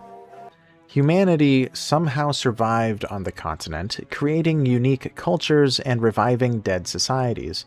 However, the sheer number of Red Death husks and the risk of Fomorian invasion meant that humanity never stood a chance in reliving their former glory. All they could pray for was to survive long enough for the next generation to have a shot. Then, at some unknown point, humanity was given permission by likely a Fore-Dweller to come to Avalon. Whether this was an open invitation, a similar situation with Arthur and the Pale Lady, or the Fore-Dweller used some envoy, is unknown. Regardless of the method, likely after a few generations, humanity started returning to Avalon again.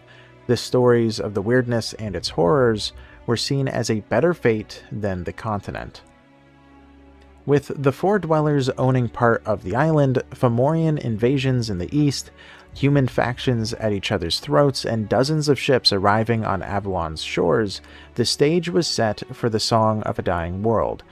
The story from here is yours as to what occurs a few generations after the fall of Avalon, and what happens to Morgaine, the mysterious Siobhan, and the winners of the War of the Three Lords. Since it is so open-ended, I can't say much during this era beyond its static state set during the game. The Guardians of Avalon, whose souls were the Executors during the Age of Legends, and the Expeditioners during the Fall of Avalon, returned again to solve a major crisis, or several, and alter the state of Avalon. Though I don't know what issue they had to solve, one of the last ones likely included the weather. Avalon was ending its everlasting autumn, which it enjoyed for several centuries, allowing for all sorts of crops all year round, and making logistics of survival very easy. The air started to chill, and there was impending doom of an eternal winter. A never-ending winter could mean fewer crops, livestock, fish, and all sorts of resources desperately needed. Whether this was an unstoppable, inevitable event, such as the Fall of Avalon or not, is hard to say. But what is known is, irregardless of the hero's actions during the Song of a Dying World, Avalon would plunge deeper and deeper into the cold. Another advancement, likely during this time, was the conflict with the Four Dwellers and Fomorians. In about 3 centuries after this era, Four Dwellers are again seen as extinct, even though during Song of a Dying World they have a strong presence. For one reason or another, the Four Dwellers are removed from mainland Avalon, perhaps due to the Song of a Dying World's heroes.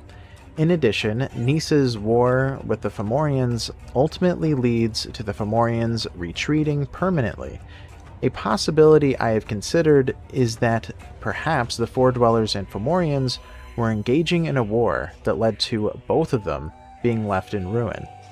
Regardless of the method or the possible hero's involvement, both alien species were decimated.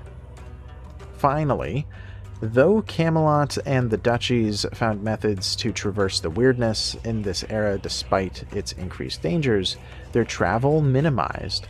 Eventually, not only the weirdness was a terror, but so was the weather. The everlasting autumn transitioned to an eternal winter. Rivers froze, several inches of snow made travel laborious, clearing the paths in the midst of worms, giants, and weirdclaimed was a death sentence. Caravans struggled in the harshness of Avalon with their wagons unfit to brace the conditions. Soon, the Mistfarers again could only travel alone, using stealth and survival skills to find their way to other settlements. With the weather changing and the civilizations turning to isolationism again, the governments collapsed. Each individual village became the arbiter of the local society. Immigration slowed to a near halt, as now, with the threat of a permanent winter, made Avalon no better than the continent.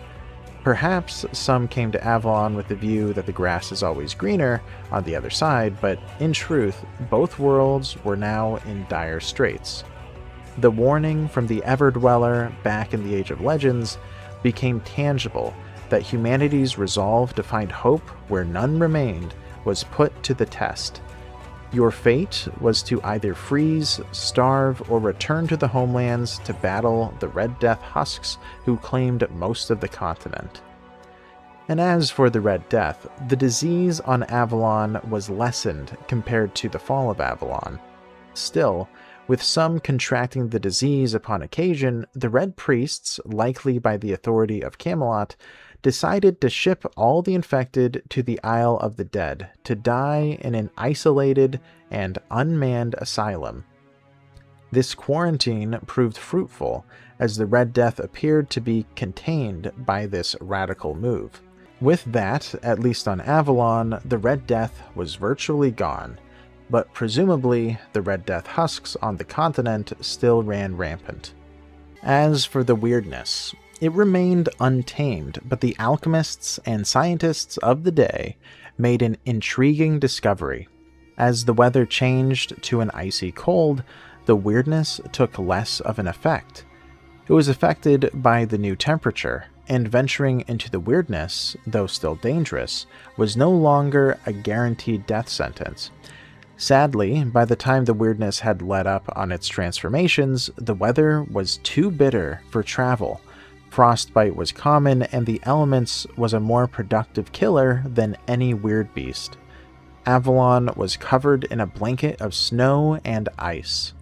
Soon, even the Mistfarers began to disband, unable to survive trekking in the harsh winter. Each haven, which the expedition preserved a century prior, had to find creative ways to survive. There simply weren't valid long-term food supplies. Rationing prolonged the inevitable, turning to radical solutions, innovative creativity, or any god willing to hear their plea. The options were to either adapt or starve. A few settlements found ways to survive, creating elixirs or new magic to ward off the biting cold. It allowed at least to travel the vicinity of their homes to forage and hunt. However, these methods were expensive and taxing, preventing any community to thrive beyond their respective region. These novel methods did promote travel again, but only on very rare occasions. If a giant was near a village, for example, it wasn't unheard of that the village would send out a messenger to call for aid to slay the giant. Relations among smaller settlements were better than in past centuries, as they were unified in wanting to survive and understood at times it was necessary to work together. Though I am sure I will have to make an addendum here and there, as The Last Night is the game I am least familiar, having only played it twice, I will end the episode with the opening to the chronological finale. 400 years have passed since the one true king disappeared. Before the menhirs burned out entirely, forcing people to shelter in scarce, habitable areas, some places flourished in a moment of glory. There were heroes, there were kings and queens, all now faded in the memory of the living as the long-lasting autumn shifted into never-ending winter. Now snow and ice cover all. Even the weirdness is a pale shadow of itself, weaker than before, as if the cold stifled this force of pure change. Though the Foredwellers failed to reconquer their land, the millennium-long story of humans on Avalon comes to a close as something interferes with the fragile balance of the island. As explained at the end of the previous video, there would be addendums here and there. One forgotten detail, which will be explored more in full later on, is that during the Song of a Dying World, right at the end, a warrior scholar named Oisin aided in humanity's fight against the weirdness and the coming winter. He was a sage and a benefactor for humanity, having hailed from Camelot. Oisin will be brought up later in the tale. The other point to make, which happened at the finale of Song of a Dying World, was the addition of a new threat, the Black Drifter. This flying hawk-like creature was the size of a horse. It would camp out near menhirs and seemingly suck out their life force. The Black Drifter was a menace and encouraged Avalon's downfall. For unknown reasons, it was impervious to pain and was in a semi-ethereal state, making it immortal. Countless heroes attempted to slay the monster, however, all failed over the centuries that led to the last night. Lastly, after these hundreds of years, Avalon could no longer depend on menhirs to stave off the weirdness, but instead they used something called sanctuaries. Sanctuaries were locations with an abundance of powerful magic, oemic runes, or natural defenses that pushed back the weirdness during the night. Only a few sanctuaries remained by the time of the Final Age, but for now, we will continue into the last night. Avalon was iced over, with snow depths reaching a man's knees.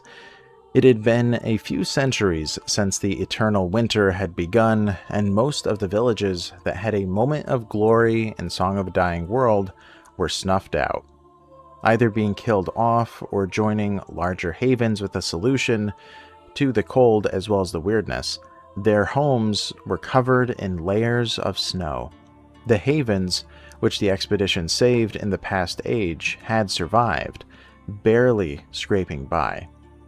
There was no longer a government lording over villages and duchies. Camelot became little more of a memory, as those who ruled were powerless. Now, about 300 years after Song of a Dying World, the weirdness was changing again. Though for centuries it waned in power, it was returning. Its power surged to levels not seen for nearly a millennia.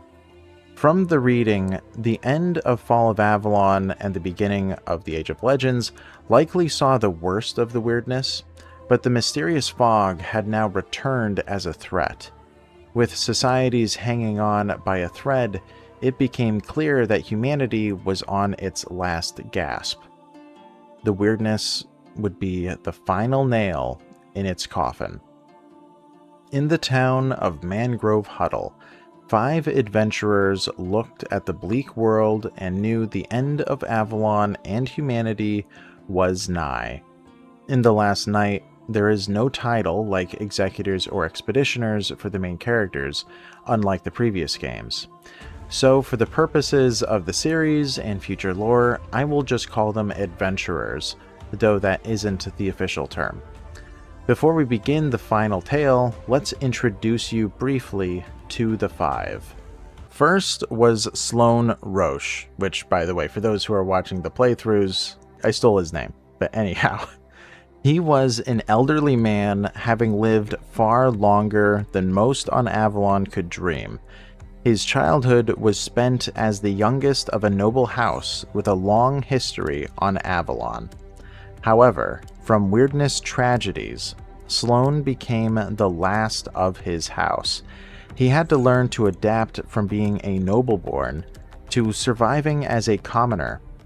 Now, sadly unable to have children, the elderly man searched for meaning and purpose in his final days. He figured if his line was to die out, at least it could die with a blade in hand, slaying the fiercest monsters on Avalon. Sloan's heart was set on diving into the unknown.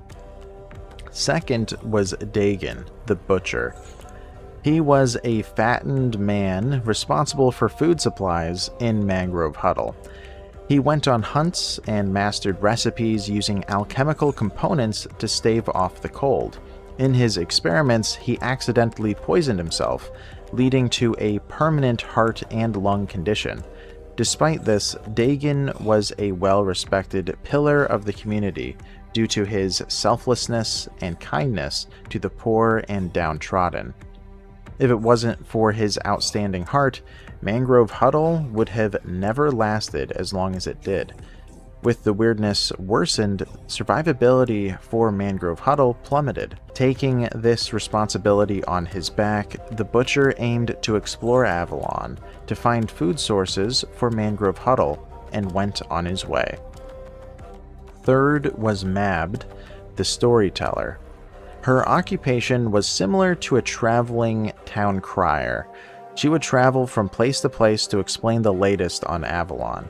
Mabd would tell of safe routes for travelers, tell of monster sightings, and various news on the island. She was well-traveled and spent most of her life as the apprentice to an experienced storyteller. Now, several years had passed, and she had an apprentice of her own who went missing on her adventure. Feeling the end of the age near, Mabd put aside her job to find her apprentice, who she loved dearly, to spend the remaining days with someone who was like a daughter to her. Fourth was Fayul, the Weird Huntress. She was one of the last Weird Hunters. Fayul was well acquainted with the weirdness, leading to her being known as Weird-Blooded. She could partially control the weirdness with raw emotion, a very useful skill in a skirmish. Having spent her entire adult life slaying beasts, monsters, and all manner of weird claimed, she was an exceptional fighter. For 5 years, she was a leader among the Weird Hunters, until they took on a challenge the squad of Weird Hunters couldn't overcome, the Black Drifter. Every one of her companions and friends perished in the fight, but the Black Drifter mysteriously left Fayul alive after knocking her out.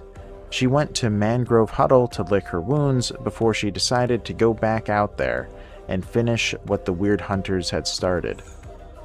Finally, the fifth member was Neve. She had been haunted with hundreds of memories from dozens of past lives. Now, she had finally hit her breaking point. She distinctly remembered murdering innocents and abusing the poor. The latest incarnation of Neve could not stand the sheer amount of guilt that all of her past lives had accrued over the centuries. Worse still, she couldn't tell if her memories were real or a figment of a tortured imagination.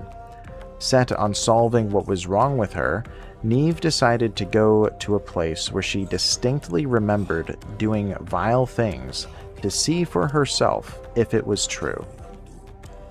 Mostly believing that hope was lost, and they all had to simply write the last chapter of their respective lives, Avalon had something else in mind.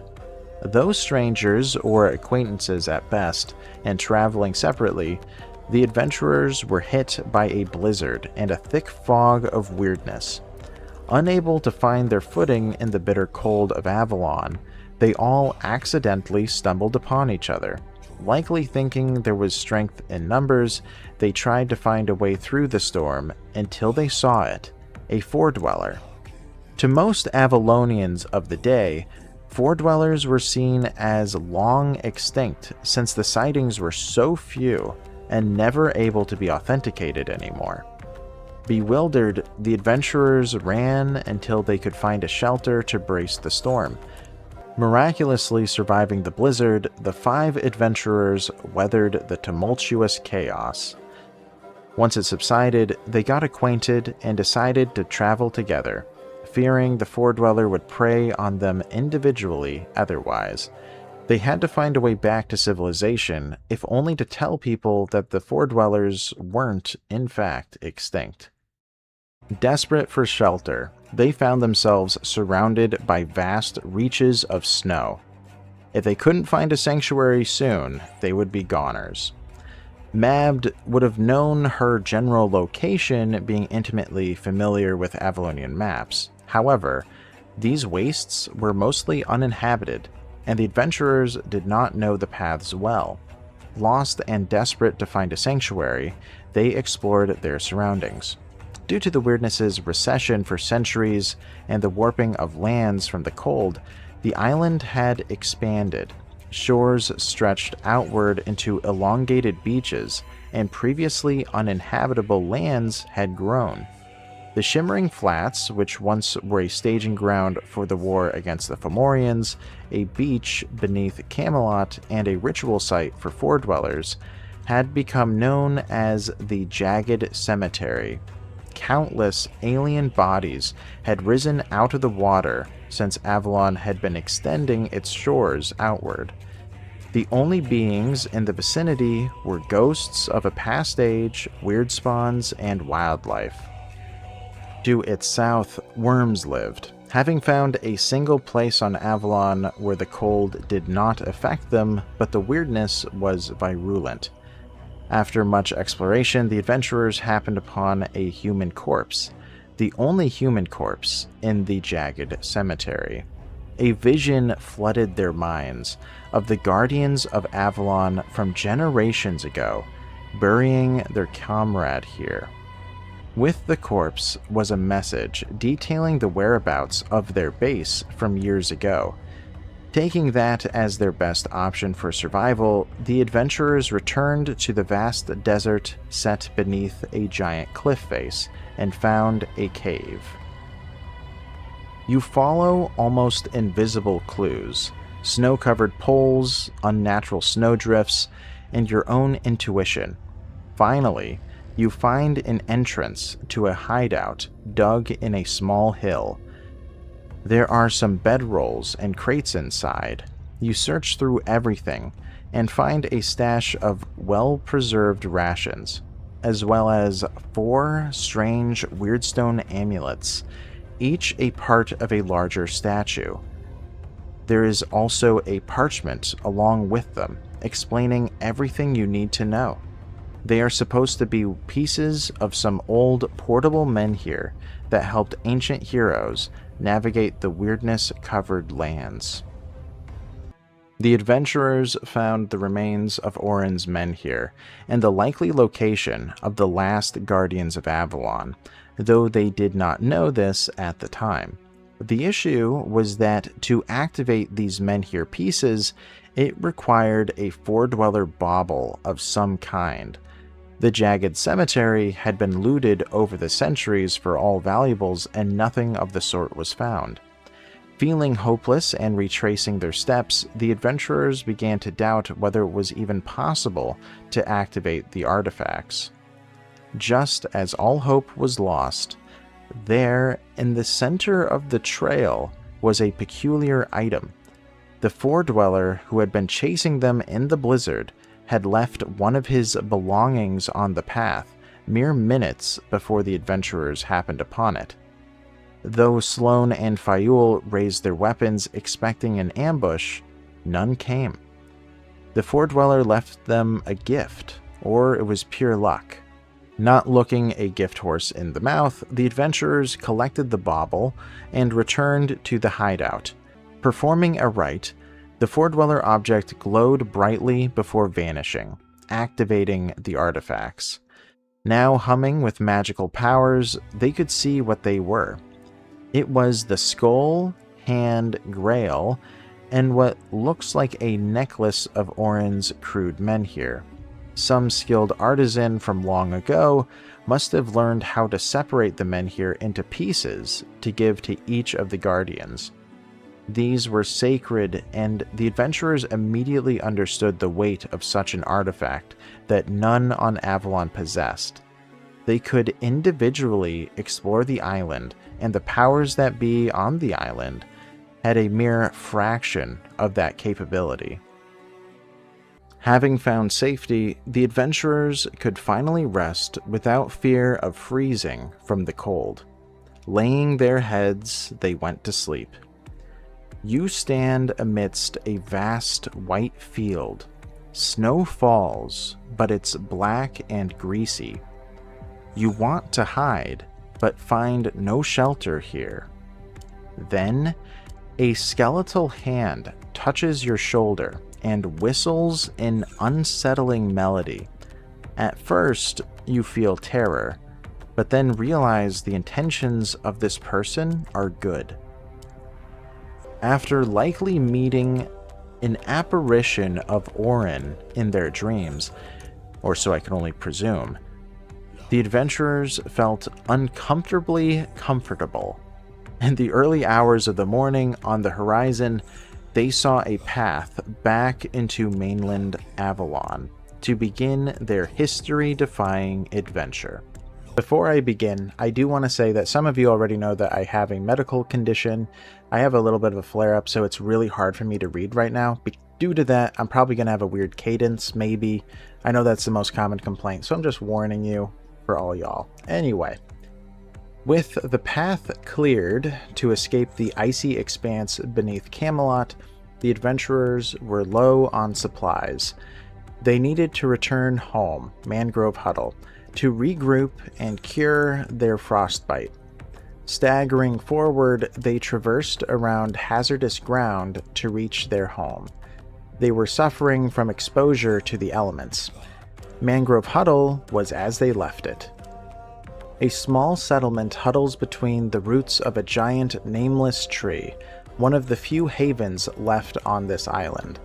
Weirdness avoids this region, they say because of legendary Merlin's blessing. Shining runes on black bark also repel the cold. Still, you're not sure if the town can prevail. Its people peer with hunger in their eyes. The weirdness thickened recently, preventing hunters from making longer excursions and destroying the crops. Some whisper the runes dim, but such rumors are suppressed by the vigilant Allfather's priests and caretakers who tend the tree. The people greeted the adventurers warmly, tending to their wounds and frostbite. Finally, they fed them hot broth to get them going on their way. It was a welcomed comfort after days in the bitter cold. Once the adventurers felt rested enough, they decided to continue traveling with one another. Before they talked to the villagers, they also decided to keep the Fordweller sighting mostly to themselves, likely because they didn't want to cause a panic or because of the generosity of the Fordweller who saved them. Once they resupplied, they talked to the elder of Mangrove Huddle. After the adventurers had left, several hunters had gone missing, and they were desperate for food. Agreeing to help, the adventurers collected brews to stave off the cold and continued their journey. Going first to where the hunters had gone missing, Icicle Forest, the adventurers scouted the hunting grounds. Unknown to the adventurers, this was the ancient battle site in the Age of Legends, where the executors slew the avatar of the Stagfather. Weapons drawn, anticipating the worst, the adventurers walked the common hunting trails. Walking for only a few minutes, they heard a squelching sound. Then they saw it. An ice worm, consuming the corpses of the dead hunters.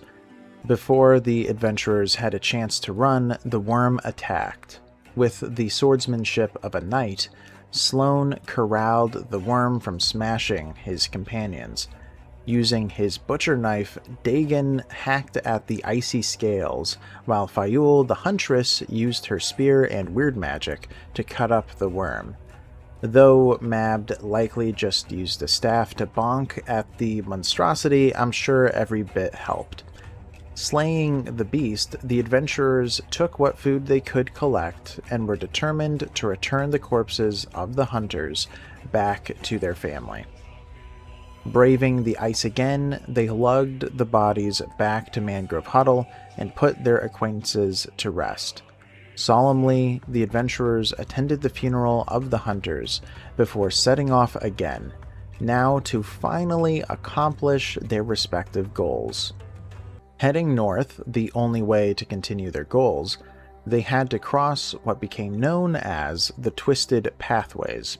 This is what became of the resting place of Fail from the first expedition during the fall of Avalon. Freezing wind flows from the north, winding its way through the labyrinth of tangled roots, fallen trees, and snowdrifts. Remains of rope bridges and lanterns dangle from the trunks, and ancient marks cut into their bark point toward places lost to time. This maze forest is the only known way to the north, but during the last few months, as the weirdness grew thicker, the paths have changed. Entering without a guide might be your doom. Navigating this area would be arduous, and sadly, not even Mabd knew the routes. Despite her being a seasoned traveler, traversing the Twisted Pathways was difficult, and sometimes induced senses of claustrophobia or forced very long jumps. Stepping across an especially dense patch of foliage, Mabd saw a tall armored figure. Not drawing their weapons yet, the adventurers eyed the figure. They then saw this was a Nether Fordweller. Freezing and backing away slowly, the adventurers hushedly tried to back away. Before they could make their escape, the adventurers collectively heard a neutral voice in their heads, saying, "Help me, heroes." The Fore-Dweller turned around to show itself, and upon closer inspection, the adventurers were pretty sure this was the same one from the frozen desert. In front of the Fore-Dweller was a shackled man, stuck underneath the tangled roots of a tree. Simultaneously using 2 arms to pull the tree and 2 arms to yank the man, the Fore-Dweller worked on getting the prisoner out. Utterly confused by such an encounter, Dagon coughed and used his heart condition as the perfect excuse to not help, while nudging Sloane on to aid the Fore-Dweller. Stumbling forward from the cook's strong arm, Sloane walked forward and helped the man out of his predicament. Once free, the Fore-Dweller then urged the adventurers to bring the man to Mangrove Huddle, and then to come right back to Twisted Pathways, promising to compensate the adventurers for the detour.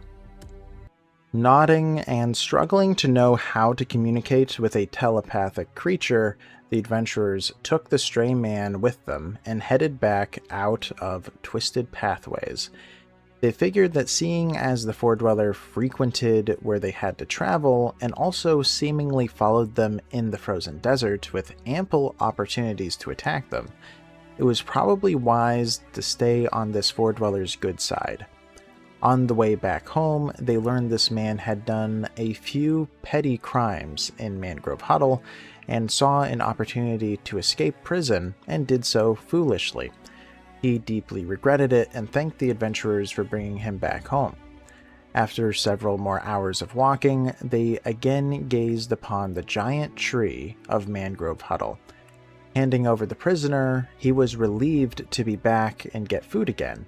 That was until he learned the punishment for escaping prison. The poor man was then executed, and the adventurers were rewarded for bringing back the runaway. Having mixed emotions by the encounter, they set off for a 4th time in a week back to Twisted Pathways. Relying on Mab's Avalonian knowledge, the adventurers discussed what to do about the Fore-Dweller, and whether one of these could even be trusted. Most of their knowledge of Fore-Dwellers were considered little more than fairy tales. Going back to where the adventurers had first met the Fore-Dweller, it stood patiently waiting. Giving the mixed news, the Fore-Dweller voiced its disappointment in the absurdity of human justice. Before they could ask for their apparent reward, the Fore-Dweller ordered the adventurers to follow, not waiting for a response. It aided the travelers through the Twisted Pathways as it explained itself. The journey would be harsh, and it offered to advise on their travel and manipulate the weirdness to make their paths straight. Shocked by the offer of a Fore-Dweller traveling companion, the adventurers asked why. The Fore-Dweller responded, saying that they have similar goals. The adventurers were confused by this statement. The 5 adventurers all had separate goals already, and they only stuck together for safety and convenience. So how could this Fore-Dweller share all of their goals? Attempting to ask further questions, the Fore-Dweller refused to answer, and it became apparent that the Fore-Dweller didn't mean their individual challenges. The being meant they would soon be aligned to a similar goal, as if somehow it knew the future. As they traveled together, the Fore-Dweller explained the political climate to the north and what to expect. It also advised on how to proceed and the lands that the adventurers would encounter. All the advice was a surprise, and the adventurers couldn't help but feel comfortable and safe with the Fore-Dweller, as if their souls knew the creature somehow, and knew its intentions were pure. Sticking back while encountering humans, the companion joined the adventurers as they traveled miles to the north. First, they intended to go to the colony, as the Fore-Dweller explained that this was the place to go if they had business up north. Eventually leaving the Fore-Dweller on the outskirts, they reached Mound Colony. A few guards stood before the entrance, refusing entry. Shocked that they'd be turned away, the adventurers asked for help in some way, as they had a long journey from Mangrove Huddle. Taking pity on the five, they were given a meal and advised that if they want entrance, they'd have to prove themselves to be allies to the colony. When asking for clarification, the captain of the guard explained that the situation in Forest Sanctuary is tense, and the colony's leadership is anxious about it. They think Forest Sanctuary might be preparing a raid on their city. There's little chance for that, but the risk is still too high for them. If you want to access the city, you must investigate what's going on in Forest Sanctuary and return to Colony with the information. The adventurers agreed to investigate the Forest Sanctuary, wanting to repay the kindness the guards had shown them with food and a place by the fire. Going on another trek, they traveled to Forest Sanctuary to the east. They found a rather friendly village, founded by Niante at the end of the fall of Avalon. They, with the help of an unknown druid, found a way to survive the fall of Avalon and even procure a menhir. The village was very busy and clearly divided between two groups. One was planning an expedition into the dangerous forest to find shelter to move the Forest Sanctuary, as survival was becoming too hard for a long-term settlement, while the other group wanted to stay, believing the risks in moving were too high. Both were attempting to sway citizens, and many were packing their belongings, expecting a move. Seeing very quickly that these people were not at all raiders or bandits, the adventurers were confused but felt that their job was done. All they had to do was return to the colony and report that everything seemed fine. Walking back and getting a little tired of walking back and forth between settlements, they saw the colony in the distance, hoping their telling of the Forest Sanctuary's events would suffice to opening the doors. Telling the guards that Forest Sanctuary appears to be harmless as far as they could tell, the guards let them in. However, their presence caught the ear of the queen of the Farpoint Mound colony, and she requested their audience. Being adventurers from the south was intriguing to the king and queen of the colony. Bowing before the royalty, the queen tells you they have captured a strange creature recently. It claims it's a man named Lancelot, but it tells bizarre stories about lands without snow, and curses her people for not fighting weirdness or lighting the menhirs, even though it's common knowledge you can't do anything about weirdness, and that menhirs are just gnarly pieces of stone. It also tells strange stories about four-armed monsters that it was purportedly fighting. The king and queen suspect this man is a weird spawn, but they don't want to make a mistake and kill it without a reason, even if it's insane. You are asked, or rather forced, to peer into this case and share your opinion. Being led by several guards, the adventurers were brought to the deepest reaches of the colony, to a prison chamber. A man with a noble gait and air about him cursed at the guards upon the adventurers' entrance. He demanded release, or else King Arthur would behead them for their crimes. He told them he needed to be freed to return to the war against the Four Dwellers. As the night turned to the adventurers, suddenly, all at once, the five saw a memory. They witnessed this man, Sir Lancelot, fighting a horde of Four Dwellers so that the executors could escape. In this desperate act, Lancelot was eventually overrun and pushed off a ledge, plummeting into the swirling weirdness below. That was 1,000 years ago. So how could Lancelot have survived this long in Tuathan?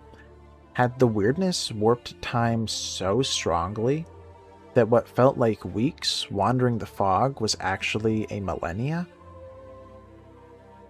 As the adventurers digested the sudden vision of the past, they felt a hand on their shoulder, and they were shaken from their stupor. The guards claimed that the man had put them under a spell. Dragging the adventurers out, the soldiers made sure that they were okay. The five didn't think that they were under any spell, but merely seeing a memory or vision. Trying to determine fact from fiction, they were led to a large, dark room to be separated from Lancelot. Almost instantaneously, the adventurers felt a wave of exhaustion and ease from the warm, damp room. Then, subsequently, they went to sleep. Awakening and feeling as though their bodies had been asleep for days, the adventurers uneasily got to their feet. Calling for the guards, they explained that given the adventurers being swayed by this monster's charms, that they intended to execute Lancelot in a few days. It was far too dangerous to keep him around. This news laid heavy upon the adventurers' hearts, for they knew with certainty that this man was the true Lancelot. Though they had only just met him, they were positive that he was a friend. Spending what few daytime hours remained till nightfall, they asked around the colony about the execution. Slowly giving up hope, they decided to get a breather and stepped beyond the colony's walls for fresh air and to meet with the mystery foredweller to see what it thought.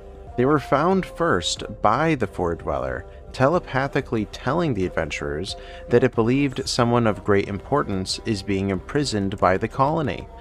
The adventurers confirmed the foredweller's suspicions and told it of their collective vision and what it could mean, as well as Lancelot's execution being imminent. Perturbed, agitated, and concerned, the foredweller insisted that the adventurers have to save Lancelot by any means necessary. With its serious tone in their heads, the adventurers couldn't help but believe that maybe this Lancelot truly was the one from the Age of Legends. Why else would his life be so valuable? Being left on their own to save Lancelot, the adventurers didn't even know where to start in this alien city. They didn't have friends and barely had acquaintances.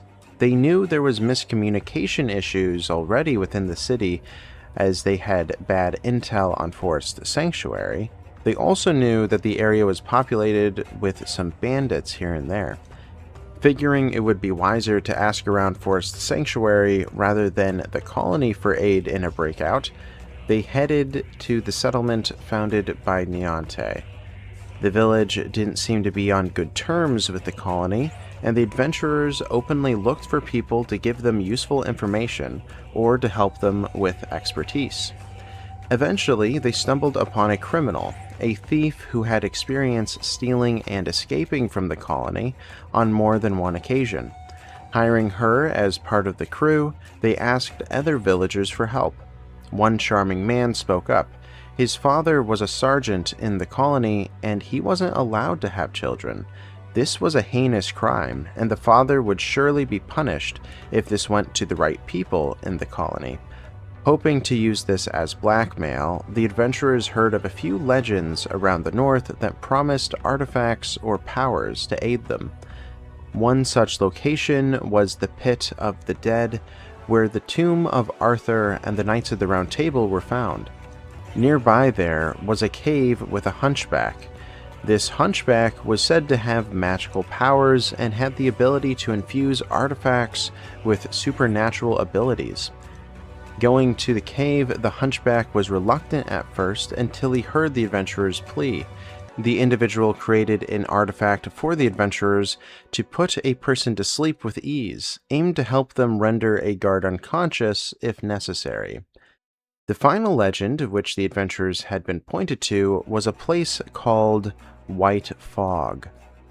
A wet, frigid fog creeps from the north and gathers in this area, floating around cave entrances and above the frozen river. You hear muffled sounds, not unlike chatter, from below the icy surface. You wonder if your mind plays tricks on you, or if something lurks here. It was said that there were voices here that told secrets for a price of your own knowledge. Entering the ominous location, the adventurers heard the muffled voices and followed. They grew louder, and soon they saw lights floating beneath the ice and figures move. The voices promised to help the adventurers for the cost of a few of their memories. Agreeing and not knowing what had been forgotten, new memories flooded the adventurers' minds of various people's lives in the colony. They now knew its layout inside and out with an intimate knowledge. The culture and societal laws, too, entered their minds, allowing them to understand the people of the colony far better. Now feeling that they gathered what they could outside of the colony, the adventurers were confident to enter again before Lancelot's execution date. Returning to the bastion, they wandered the maze-like streets now as if they were locals. Going to the sergeant whose bastard son the adventurers had met, they had no qualms blackmailing him to help them release Lancelot. As they returned to the center of town to discuss, they noticed waste collectors bickering. Heading over to give a compassionate ear, they learned about the infrastructure, but also gained some friends who appreciated not being looked down upon as the others in the village do to them. With things wrapped up in terms of resources collected, Bayul, Dagon, and Sloane spent several hours planning how to release Lancelot from prison, while Mabd and Neve were schmoozing with the guards, thinking it would be wise to get on a first-name basis with a few, and perhaps learn their watch schedules. Finally, after 3 days of prep work and exhaustive days of travel, the adventurers had it all planned out. Waiting for the change in watches, they had the sergeant make a distraction to get the adventurers inside. The thief then picked a lock leading deeper into the prison. Once inside, they knocked out the jailer using the Hunchback's artifact and got to the pit where Lancelot was being held. Using rope ladders, the adventurers successfully got to Lancelot, who was badly bloodied, likely from interrogation, and was now of need of medical care. Heading back up the rope ladder, the adventurers were able to escape the prison unseen. Soon they were in the streets of the colony, using the passageways that the voices from the white fog gave them knowledge of. Just as they thought that they were out of trouble and were on their way out of the colony, a small group of people spotted the adventurers, and Lancelot with them. They were convinced that this Lancelot was a weird spawn, and a mob begun to form. Trying to think of an alternate route to get out of the city, suddenly, several of the waste collectors jumped in to defend the adventurers and settled the crowd, convincing them not to call the guard. Thanking the workers, the five hurried through the colony and were able to escape. They had to escape back to the south where they would be safe. Lancelot, bloodied and tired, dragged the adventurers down and slowed their progress. Feeling the worst was hopefully behind them, the adventurers went to the Pit of the Dead, which was along the way. Here, they encountered several locals. Instantly, they spotted Lancelot. Not wanting to let them go to tell others what they saw, but also not wanting to add murder to their list of crimes, Bayul chucked the Hunchback's amulet, instantly putting the group to sleep with its power. Pushing forward, they came back to white fog. The wind in this terrifying location was exceptionally biting, and the adventurers began missing the hearth of the colony. They felt the onset of frostbite coming back, and their pace was slowed. Then they heard howls. All-Father Vindicators were on their tail. These men were the elite of the elite. Trained warriors who go out and slay heretics and all those that the priests sick them onto. Urging Lancelot on, Mabd and Neve hurried to get to Stillwater, where the only passage to the south led, while Sloane, Dagon, and Fayul prepared for a battle with these elite warriors. Charging, Dagon used raw force while Sloane slashed with expert precision. Meanwhile, Fayul used her weird magic to attack the Vindicators with powers not meant for man. Fighting these Vindicators was the hardest challenge that the adventurers experienced so far, but their skills had grown in the last few weeks. Slaying the Vindicators, the adventurers walked away, scathed and wounded. They didn't even stop to mend their wounds, knowing other Vindicators were hot on the trail. Forcing their bodies to keep pushing, they came across Stillwater, the only way to get to the south, which went through twisted pathways. Thankfully, with the Four Dwellers' aid before, they knew the way. Either clutching at their wounds or carrying Lancelot, the five had their hands full. After hours of travel, they were finally in the south, and they doubted the Vindicators could traverse the twisted pathways. Finally taking a rest, the adventurers began patching wounds, and they laid Lancelot against a nearby tree. Once they all had a chance to catch their breath, Lancelot spoke. He asked what was wrong with the menhirs. The adventurers shrugged, as menhir knowledge was limited, and even now, 1,000 years after Lancelot's time, no one really knew how they operated in the first place. Lancelot then asked where the druids are, and why they aren't tending the menhirs like they ought to. Suddenly, a branch snapped, and Lancelot hushed when he saw the figure of a giant four-dweller. With his muscle memory, Lancelot reached for his sword Erendite, but swore to himself, remembering he was unarmed. His eyes widened in fear as the four-dweller approached. Rising to his feet, using the tree as leverage, Lancelot raised his fists, futilely preparing for a fight. Then, to the shock of everyone, the four-dweller spoke with a feminine voice. She told them there was nothing to fear. She was the Pale Lady. Jaw open, Lancelot blinked in confusion. "My lady?" Lancelot asks. "You look different." "And you look exactly the same as 1,000 years ago, Lancelot," the four-dweller replies. Then they start a conversation that you cannot entirely comprehend, but you understand that the monstrous four-dweller is apparently the Pale Lady, a legendary figure from the past, the traitor of her race, and the savior of humankind. The man is Lancelot, a friend of King Arthur, one of the original knights who came here from the homelands. They discussed topics that the adventurers didn't understand, and occasionally spoke in hushed voices. Lancelot was clearly taking everything the Pale Lady said very hard. Life was so different, and everyone he had ever known was long dead, except for the Pale Lady. He had become a legend, and most of the history from the Age of Legends had been lost. After a long conversation, he agreed to do a task for the Pale Lady, retrieve the menhir rites in Camelot. He hoped using the rites could stave off the weirdness and the eternal winter. The Pale Lady viewed this opinion as infantile hope, but agreed that at the least, the menhir rites would be a benefit to accomplish what came next in everyone's story.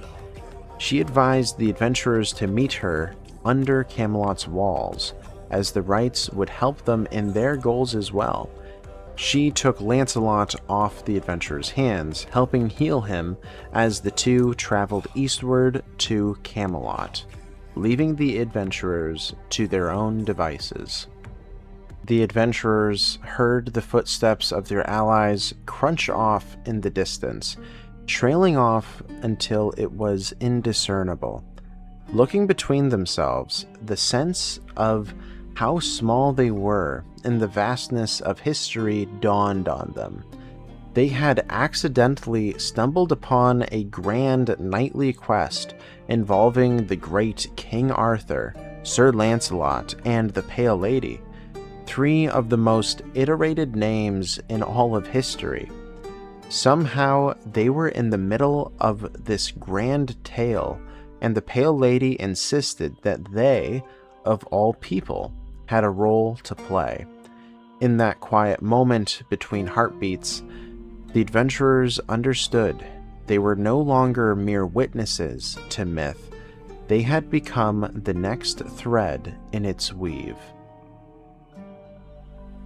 Feeling that heading north would be dangerous given they were wanted by the Vindicators, the adventurers chose to venture east to where the Pale Lady had suggested.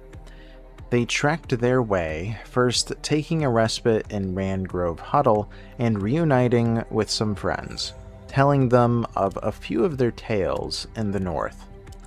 Their home was still barely scraping by, and the end of the age remained imminent.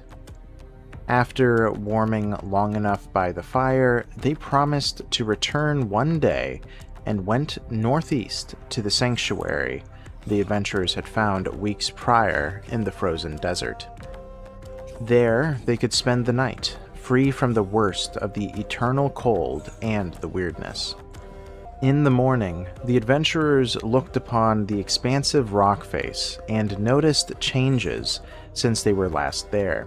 The Pale Lady had indeed manipulated the area in such a way to make the rope bridges visible, which led up to Camelot's burrow.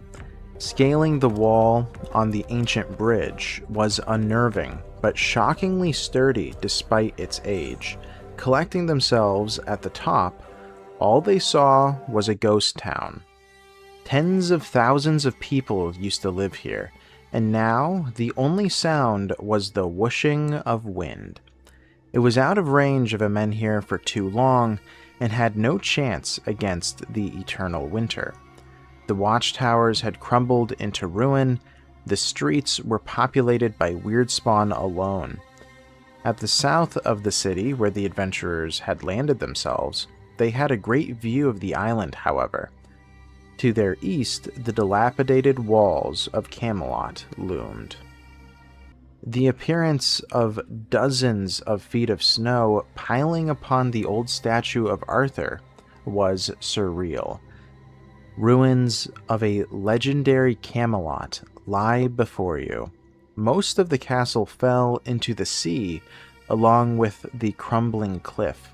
An enormous statue, broken in half, still guards the gaping entrance, glowering from beneath its stone hood.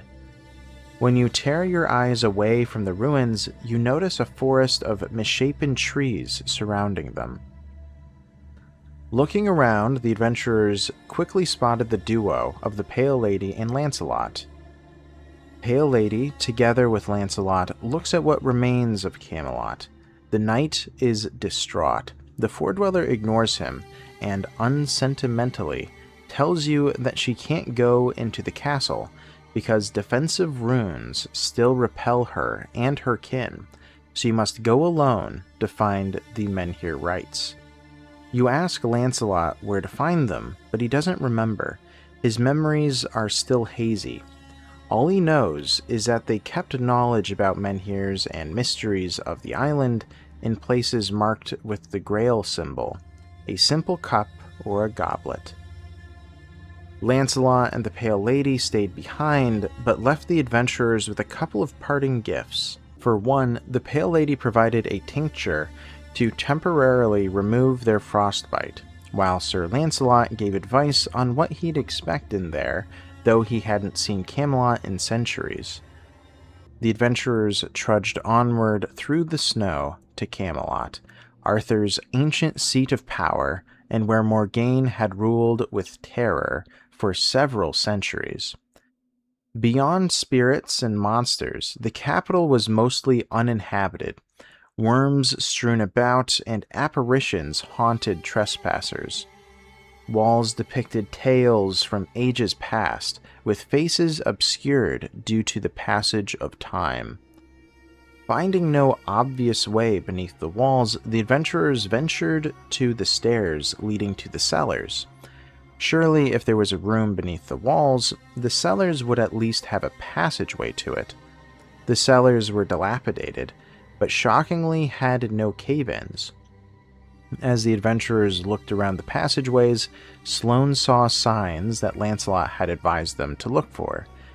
Guided by the knight's advice, they wandered the maze-like cellar with too few rooms until they came across another intersection. No longer seeing markings on the wall to guide them, the adventurers waited to think. They dreaded the idea of being lost down here with weird spawns lurking about. Taking a breather, Dagon and Mabd noticed that the air down one of the passageways felt familiar. The more that they thought about it, they realized it radiated an energy much like the mangrove-huddled tree. The Pale Lady had mentioned a barrier which guarded against foredwellers. The adventurers guessed that perhaps it was a similar kind of magic, and followed their gut down the corridor. Then they came upon it, a magical barrier erected to ward off weird spawn and foredwellers. As the adventurers tried to walk through, they felt resistance. Confused, they tried again, feeling the magic pull them back, preventing entry.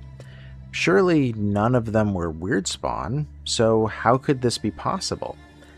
Forced to retreat, they left to give the update to the Pale Lady.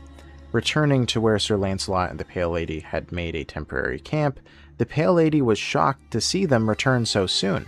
The wards specifically were made to allow humans, and humans alone, entrance. Thinking for a moment, the Pale Lady concluded that perhaps, with how long humanity has lived in Avalon, the weirdness changed their essence to becoming more Avalonian, and ancient magic no longer even considered them human. It was a strange theory, but she gave the adventurers knowledge of runes Arthur would use to bypass the magical shield, as he too was not fully human. Handing over the magical rite, the Pale Lady and Sir Lancelot bade the adventurers farewell, as they decided to let Lancelot rest further south to recover from his wounds.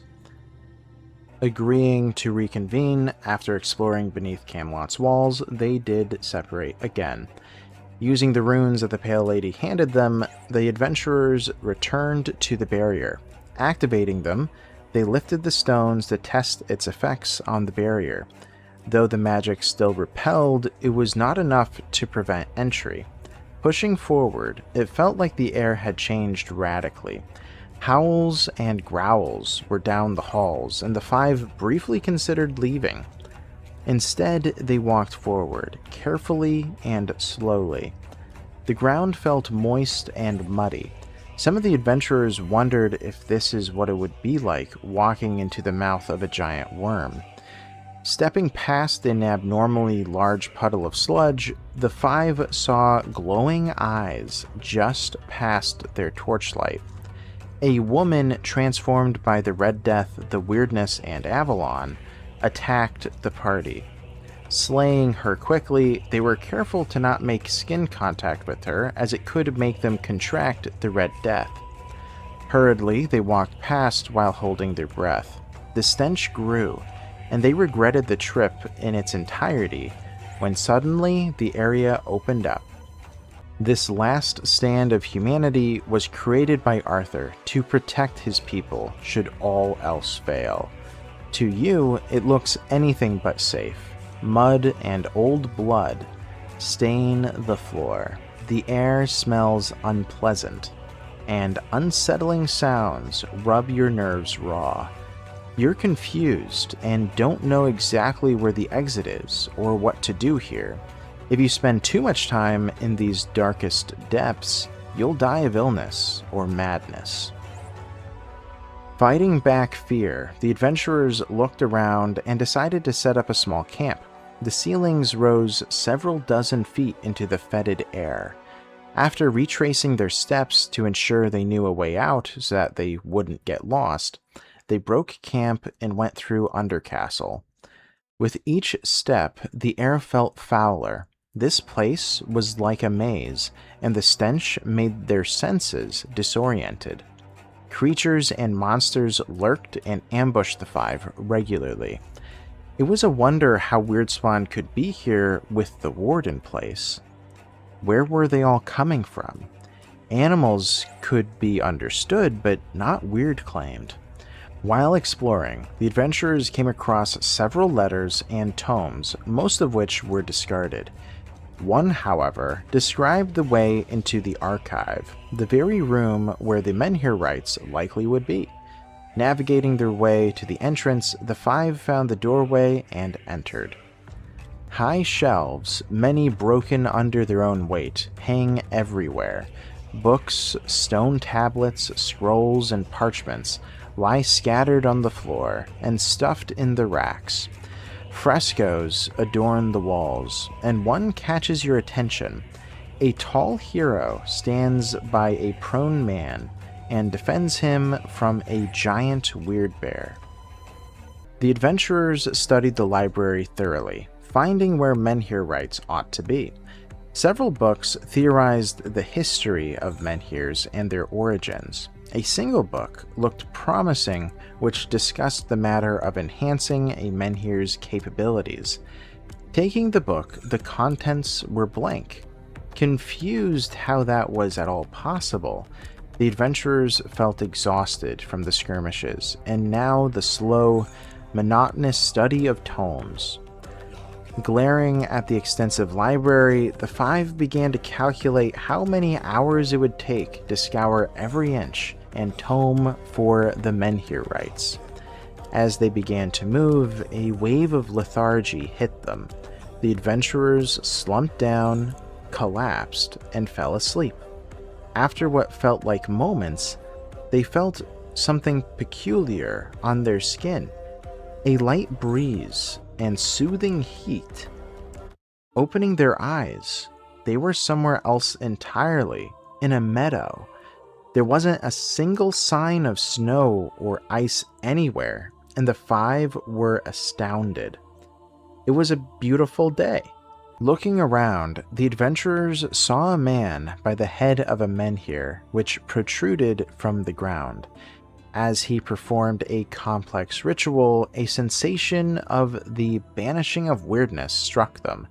That same man then collapsed from the taxing ritual, and suddenly, a weird bear came out of nowhere and charged at the unconscious man. Charging at the monster to save the innocent man, the weird bear then ran off. It was afraid. The five looked between themselves, very confused. No weird bear had ever done that. It wasn't in their nature. They attack wanton, never afraid. Could it have been an ordinary bear? Do those even exist? The adventurers see colors of green, yellow, and brown about the vicinity. They had never seen such colors this vibrant in nature, and none on Avalon had, in centuries. All they had known was gray. Going to the man, Mabd and Neve checked on him. He wouldn't wake up for quite a while. Confused and lost in a weird world, the adventurers set up a camp and waited for the mysterious man to awaken. Sitting beside each other, they debated what could possibly be happening and what sort of alien world this could be, or if they were experiencing a collective dream. If it was a mere dream, then how were they going to wake up? Would they have to hope that the Pale Lady or Sir Lancelot would save them before a weird creature killed them in the real world? Suddenly, the man awoke. Helping him to some water, the man spoke before the adventurers could ask questions. The man thanks the five for their kindness and saving him from the bear as they described. He then asked, seeing as they look like a capable sort and good Samaritans, if they would be willing to escort him back to Camelot. Not knowing what else to do, the adventurers agreed before asking the man's name. He introduced himself as Oisin. Immediately, Sloane's eyes darted between his friends. He knew exactly who this man was. Ever since he was a boy, his father would tell him tales of the great Oisin, the druidic poet knight. They had been set into the distant past to before the eternal winter set in, and 100 years after the fall of Avalon. They were at the tail end of the Century of Mists, and they were about to witness when Avalon plunged into the cold. Could what they do now change the past and alter Avalon in the present? What if there was a way to save Avalon after all?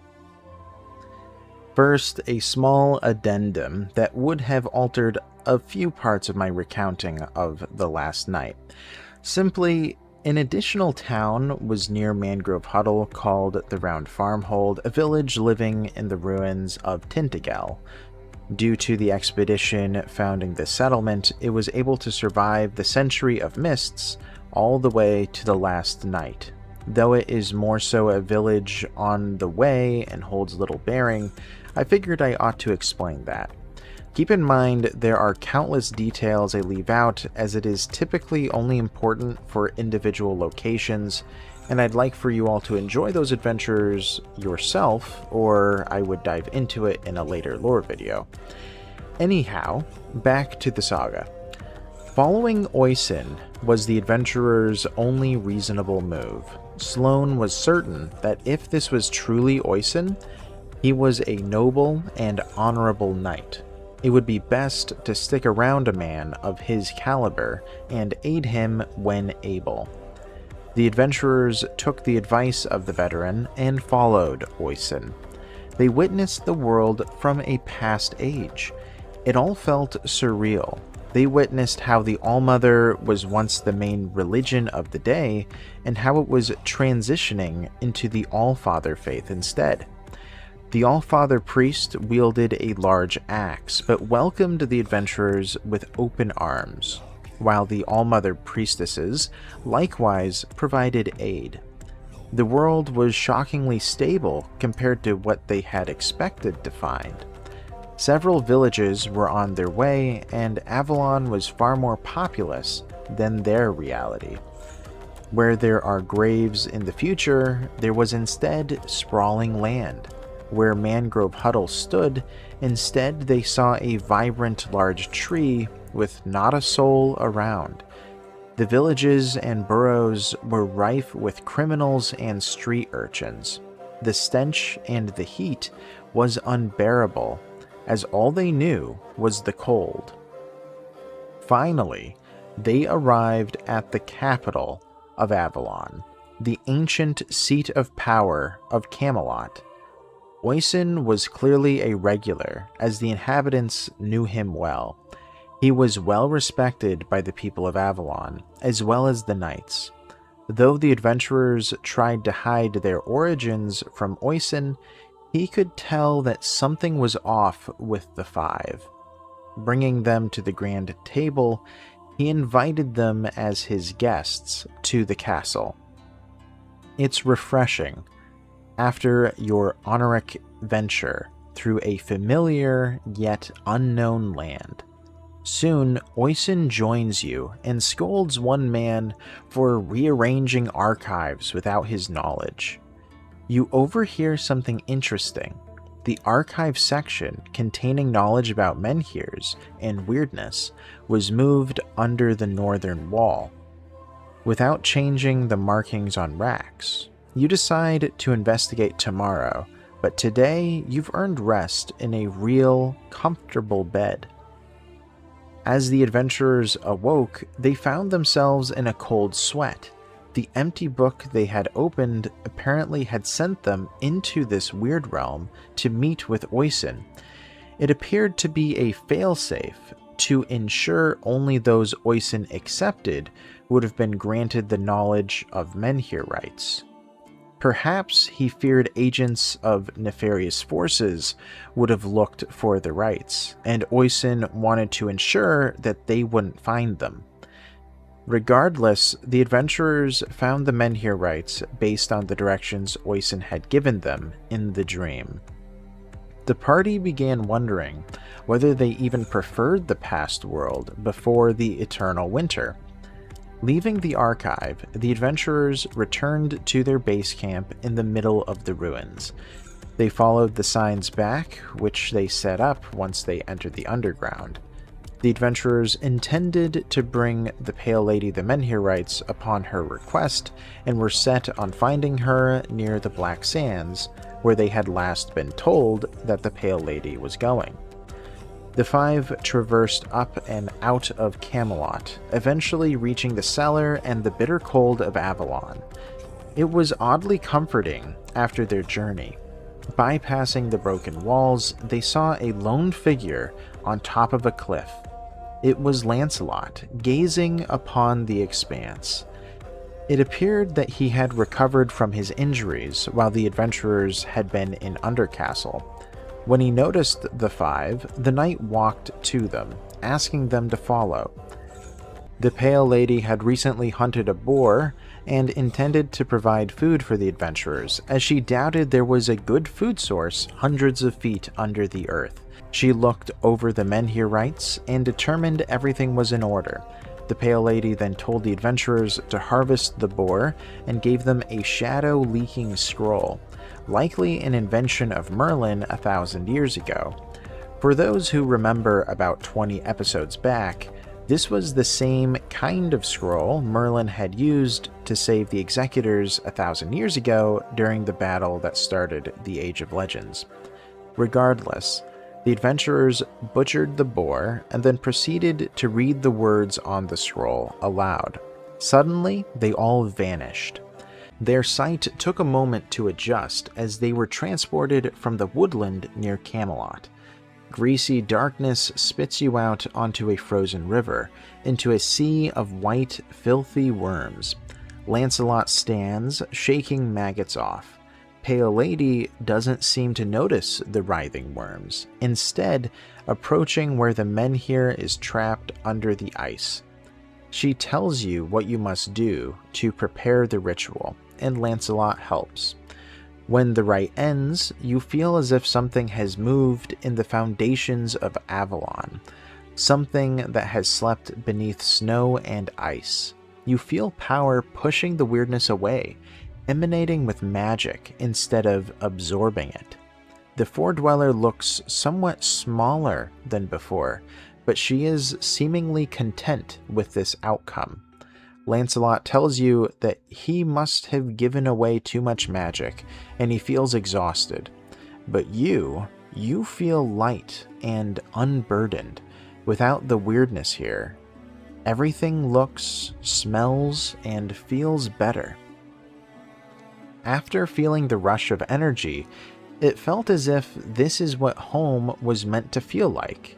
It felt oddly natural, even though they had never experienced the utter dissolution of weirdness. As they began gathering their surroundings of this putrid place, the Pale Lady spoke and asked the adventurers to listen to her words carefully. She explained that her goal was to cleanse Avalon of the weirdness and make Avalon humanity's new home. The Pale Lady then revealed that a giant menhir resides under the ancient Four-Dweller capital of Tuathan. She believed that activating it, as well as the smaller menhirs on Avalon's surface, could banish the weirdness for good from the island.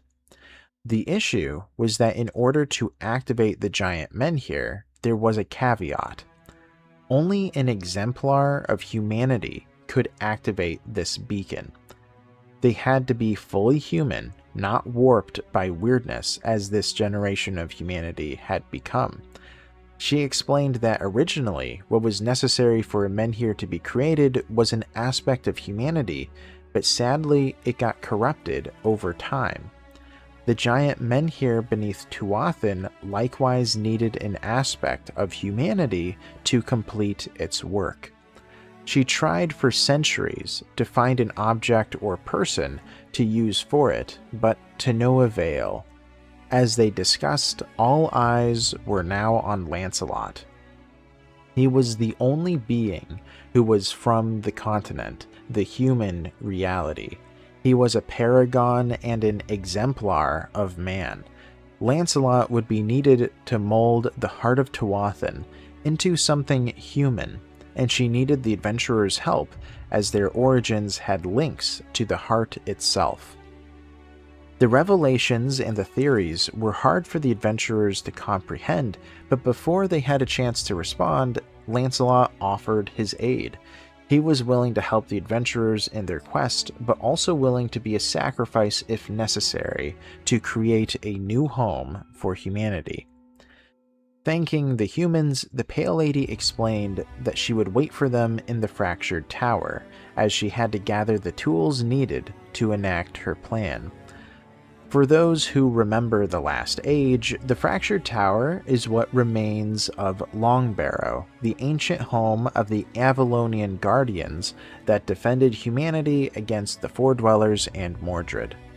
Leaving the Six, they were now on their own. However, now they had the Menhirites, capable of banishing the weirdness in their path, leaving mainly just humans to deal with. Traveling to the Pale Lady would be a journey in of itself, though, as the children of Morrigan acted like warlords in this part of the island. It was full of sycophants. However, having fought several tough foes at this point, most skirmishes with these acolytes were doable. Not to mention, Lancelot was famed to have once slain a giant worm with a single blow of his blade erendite, which was a story he regularly reminded the party. The night was a juggernaut. The adventurers were at the crossroads that led to the north or south. Checking the area for a way westward now with clearer vision with the weirdness dispersed, they suddenly heard a screech. Wielding their weapons, only Fayoul knew what that terrible sound was. The Black Drifter dives at you from the sky. You feel the magic hoarded in your artifacts and your body start floating away. The beast isn't interested in fighting you, it only wants power. This was the creature that slew Fayoul's lifelong friends in mere moments. Even with how much they had grown as a party, and even with Lancelot by their side, she knew this was folly. The Black Drifter was drawn to the menhirs and was summoned when one was activated. The giant, shadowy, bird-like monster towered over the adventurers, nearly the height of the menhir. Its claws, a mix of shadow and bone, gripped the ground as its being consumed the magic of the adventurers as well as the menhir. Advising against attacking the Black Drifter and letting it consume the magic, they had to choose to either trust Fayoul's warning or fight it. If letting the Drifter have its way meant losing the power of the menhir, the rest of the adventurers went against Fayoul's warning. They charged the creature of shadow, who at first ignored the strikes. Though it wasn't completely futile, hitting its semi-ethereal form did not land the blows they had hoped it would. Once it drained the party of enough magic, it then attacked. Its claws sliced through steel as though it was no stronger than a wisp of air. Gashing and slicing through the adventurers, they were severely wounded, and Fayoul remembered the horrid memories of her last group being slaughtered. Still attempting to tell them the more they fight it, the more the Drifter would lash out, Sloane and Lancelot ignored the warnings. Giving it all they got, they cut through large chunks of shadow, insistent to at least give this thing a crippling wound. They couldn't let this creature stop them on their quest now. Then, as suddenly as it appeared, it took flight and vanished, leaving the adventurers in a bloody mess. They took no casualties, and apparently they had given the Black Drifter enough of a bloody nose that it decided to leave them, and that it wasn't worth the effort. Feeling a modicum of guilt for steering her friends the wrong way, Fayoul realized this creature wasn't as invincible as she feared it was. If it bleeds, there must be a way to kill it and avenge her fallen comrades. Licking their wounds, the adventurers continued their journey with the weirdness dispersed and the menhir intact. Where there was once a pocket of swirling weirdness, it was now gone. A path had opened up from the menhir's lighting that led to the west. Not for an age had this path been open, and the ease of travel between east and west was now unbarred. Leaving the sea of white maggots, the adventurers went northwest. They saw things Easterners had only been told tales of. They found the remnants of the Moon Ring and the Weeping Watcher, which housed many of humanity in the west. However, their goal was to get to the Fractured Tower, where the Pale Lady had set up her base for a final expedition into Tuathan, believing this last quest could finally bring peace to Avalon and humanity.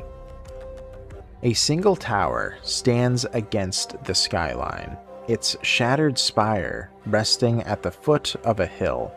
The tower appears in many legends and paintings as a meeting place, backdrop to a scene, or as the setting of a battle. No one knows its original purpose, but it must be related to the Tuathan Wall looming to the west. Strange beasts prowling the surrounding woods certainly come from this ancient city. Standing motionless at the foot of the hill which the Fractured Tower lay, the Pale Lady gazed at the mouth of Tuathan. Her belt was adorned with tools, artifacts, and runic stones. All the sacrifices, all the tests, and all the calamities led to this moment. A moment where she could finally actualize her dead son's dream. Even if Arthur couldn't see it done, she would ensure humanity had life again. The adventurers knew now that their role was clear. They would participate in the fate of the end of an age and the fate of humanity. Never had humanity been so close to permanent extinction. After a good night's rest, they awoke in the ruins of the Fractured Tower, the previous bastion that staved off foredwellers and Weirdspawne for centuries. Breaking camp, the adventurers, Lancelot and the Pale Lady, trotted over to the massive, flesh-like walls. The only entrance was flanked by giant skeletal statues that watched the intruders with a stone gaze. Walking toward the ravine, the adventurers encountered the animated dead inhabitants from the Last Age, who once were fishermen before being corrupted and left virtually as guardians to the entrance of Tuathan. After dispatching the undead, they crossed the barrier of mainland Avalon to the ancient home of the foredwellers. You enter a strange valley full of broken statues, stone remains strewing the ground. The wind quickens in this tunnel of Weirdstone, chilling you to the bone. You remember stories of this place, that as soon as you enter, you sense something watching you, and feel unfathomable horrors lurking just beyond your field of vision. But right now, you feel only emptiness and sadness. As was typical Pale Lady fashion, she would lament at the state of the world at every turn. Tuathan was not a place of emptiness and sadness years ago, and all that was left of both civilizations of humans and foredwellers was decay and ruin. The weirdness did not teem in Tuathan, as it had in past ages. Instead, the adventurers could witness the physical nature of Tuathan with their own eyes, unlike the expedition or the executors. They came across large, perfectly symmetrical buildings in the distance. Where in the past they were ever shifting, now it was a graveyard and silent Weirdstone. Thousands of human, foredweller, and animal bodies lined the ground, but there was no stench, Some were normal corpses with varying degree of decay. However, the scene was gruesome, as all their organs remained intact and preserved, while their skin and flesh was gone. Attempting to avoid the bodies was impossible, as they lined the entirety of the city's landscape. Suddenly, a realization struck the adventurers. Supposedly, this was to be the heart of the weirdness, but it was no thicker than beyond Tuathan's walls. How was that possible? The adventurers could merely speculate. Like water finding its level, it appeared that the weirdness reached an equilibrium across the island. Looking around at the bodies, the adventurers also realized that the gruesome display seemed intentional, as if a person or a group stripped corpses of their flesh for some purpose. Looking at the bodies, Sir Lancelot recognized some armor pieces and crests on some horsemen that met their fate here. Many of the Round Table Knights met their end in Tuathan, having decided to go out in a blaze of glory as their last unified act. Leaving the graveyard, the adventurers came across several oddities and answered a few riddles of the island, which I may go over in other videos. Eventually, they came across the last city of the Foredwellers, numbering maybe a dozen. They were the last of their kind. Seeing them, the adventurers were shocked that they congregated near a menhir-like statue, as they needed it to survive, very much so like how humanity clung to menhirs and built around them in past ages. Cautiously, they approached as they didn't seem hostile. As the adventurers neared, the Foredwellers raised their weapons, but not at the humans, at the Pale Lady. She ignored their response and proceeded to have a conversation with them in their minds. The menhir-like statue was something they called an unmenhir. Long ago, in the Age of Legends, when Arthur drove Excalibur into Tuathan's heart, the weirdness would eventually fade substantially. In an act of desperation, once Arthur, his knights, and the executors left, they asked the Everdweller for help. They knew eventually the heart of Tuathan would bleed out mere wisps of weirdness.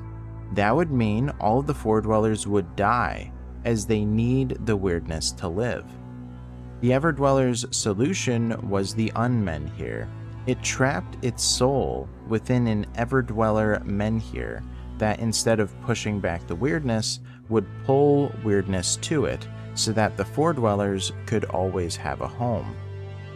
Listening to the explanations, the adventurers felt out of their depth. In addition, since the Pale Lady was a translator, the adventurers also felt unsure about what she was translating. Clearly, the Foredwellers and her were on bad terms, but she refused to explain why. They were worried that she was hiding very important details for what was ahead of them. Perhaps she wasn't on their side after all. As the adventurers nodded goodbye, they suddenly felt a pull. The Unmenhir was calling them, urging them to near. Uncertain, they cautiously approached, and all the Foredwellers watched in anticipation. The weirdness surrounding the giant statue was more pure than anything they had seen, and appeared to be the primordial material found in the land beyond the stars. Reaching out their hand to touch the statue, the adventurers unexpectedly found themselves wrapped by the weirdness, and the Everdweller held them there to speak to them. Shocked and confused, the adventurers felt the telepathic communication enter their minds. The Everdweller welcomed the Guardians, saying they met 1,000 years ago in the Age of Legends. He applauded the Guardians in their resolve during the Age of Legends, and thanked them for acting wisely during the fall of Avalon. As the adventurers attempted to voice their misunderstanding, suddenly dozens of tendrils shot from the undulating stone statue, entering the adventurers' minds with its ethereal form. All at once, their memories from all their past lives flooded back. Without an explanation, the Everdweller told them in their stupor that soon they'd be confronted with the most consequential decision Avalon had ever faced, and pleaded with them to act wisely before releasing them. Dumbfounded, they tried to piece together what happened. The Four Dwellers marveled at the event, seeing as they viewed the Everdweller as a deity-like figure. For the Everdweller to call the adventurers to it, they realized that these intruders must be of utmost importance.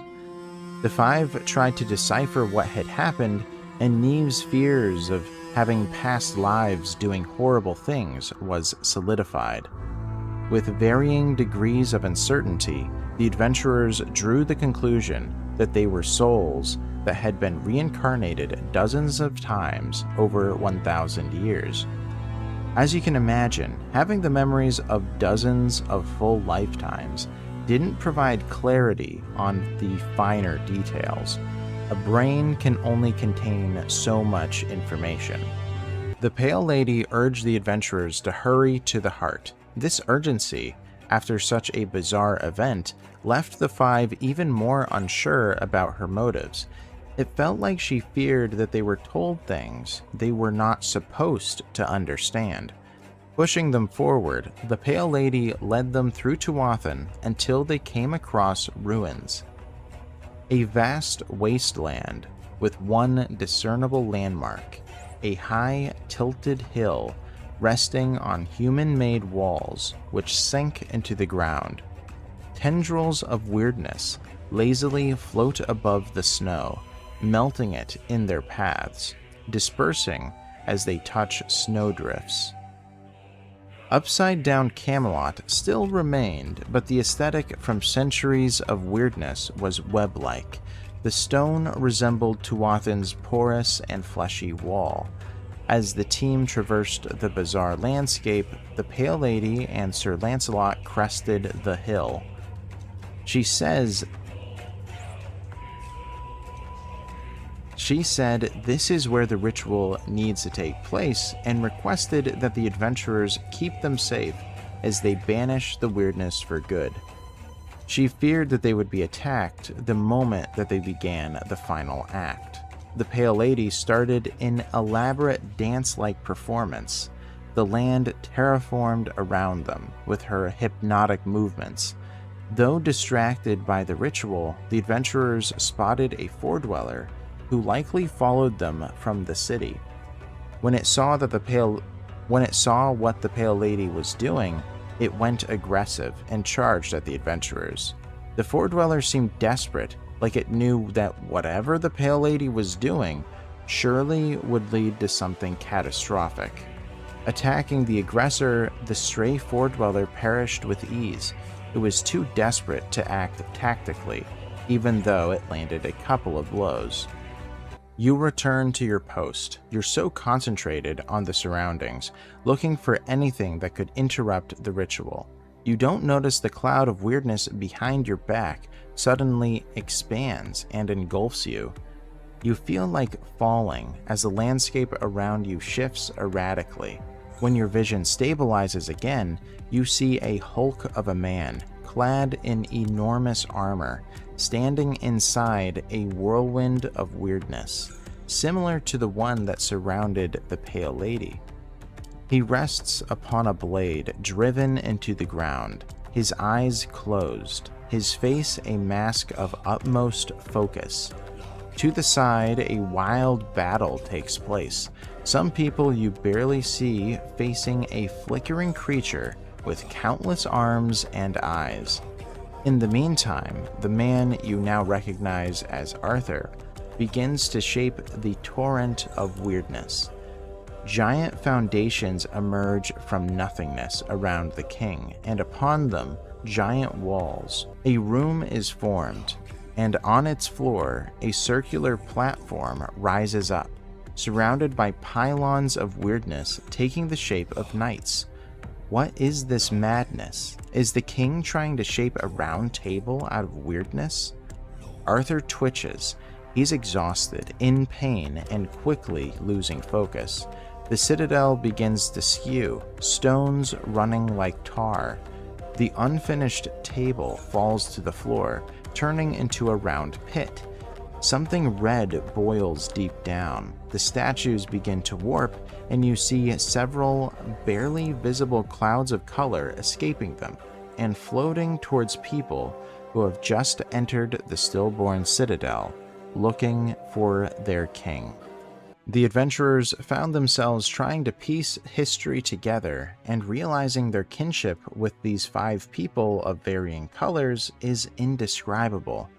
Around them, they notice that they are at the exact spot where Arthur drove Excalibur into the ground ages ago. The weirdness then begins to fade, and looking around, they notice a figure in armor lying on the ground. When the mist finally dissipates, they see it is a weird creature with long, sharp claws. With a shriek, the Pale Lady yells in surprise, but not fear.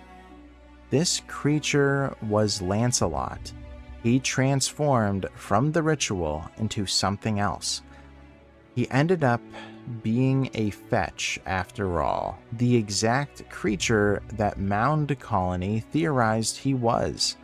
Fetches, for those who don't know, are shapeshifters that contort their face and body to copy another being before killing the real version and then inflicting atrocities with the mask of their victim. This fetch, however, had been Sir Lancelot for so long that it truly thought that it was Lancelot. Cursing and pacing, the Pale Lady was furious and felt lost. She walked away in thought, hoping she could think of some other solution. The adventurers weren't sure how to feel. Not only had the plan to save the world failed, but their friend, who they grew fond over in the last month, wasn't a person at all. The fetch came to after a minute, and was stunned to see its hands replaced by claws. Panicking, it asked what happened and if this was part of the ritual. Debating inwardly, eventually, the adventurers told it the truth, that it was a weird creature and wasn't Lancelot after all.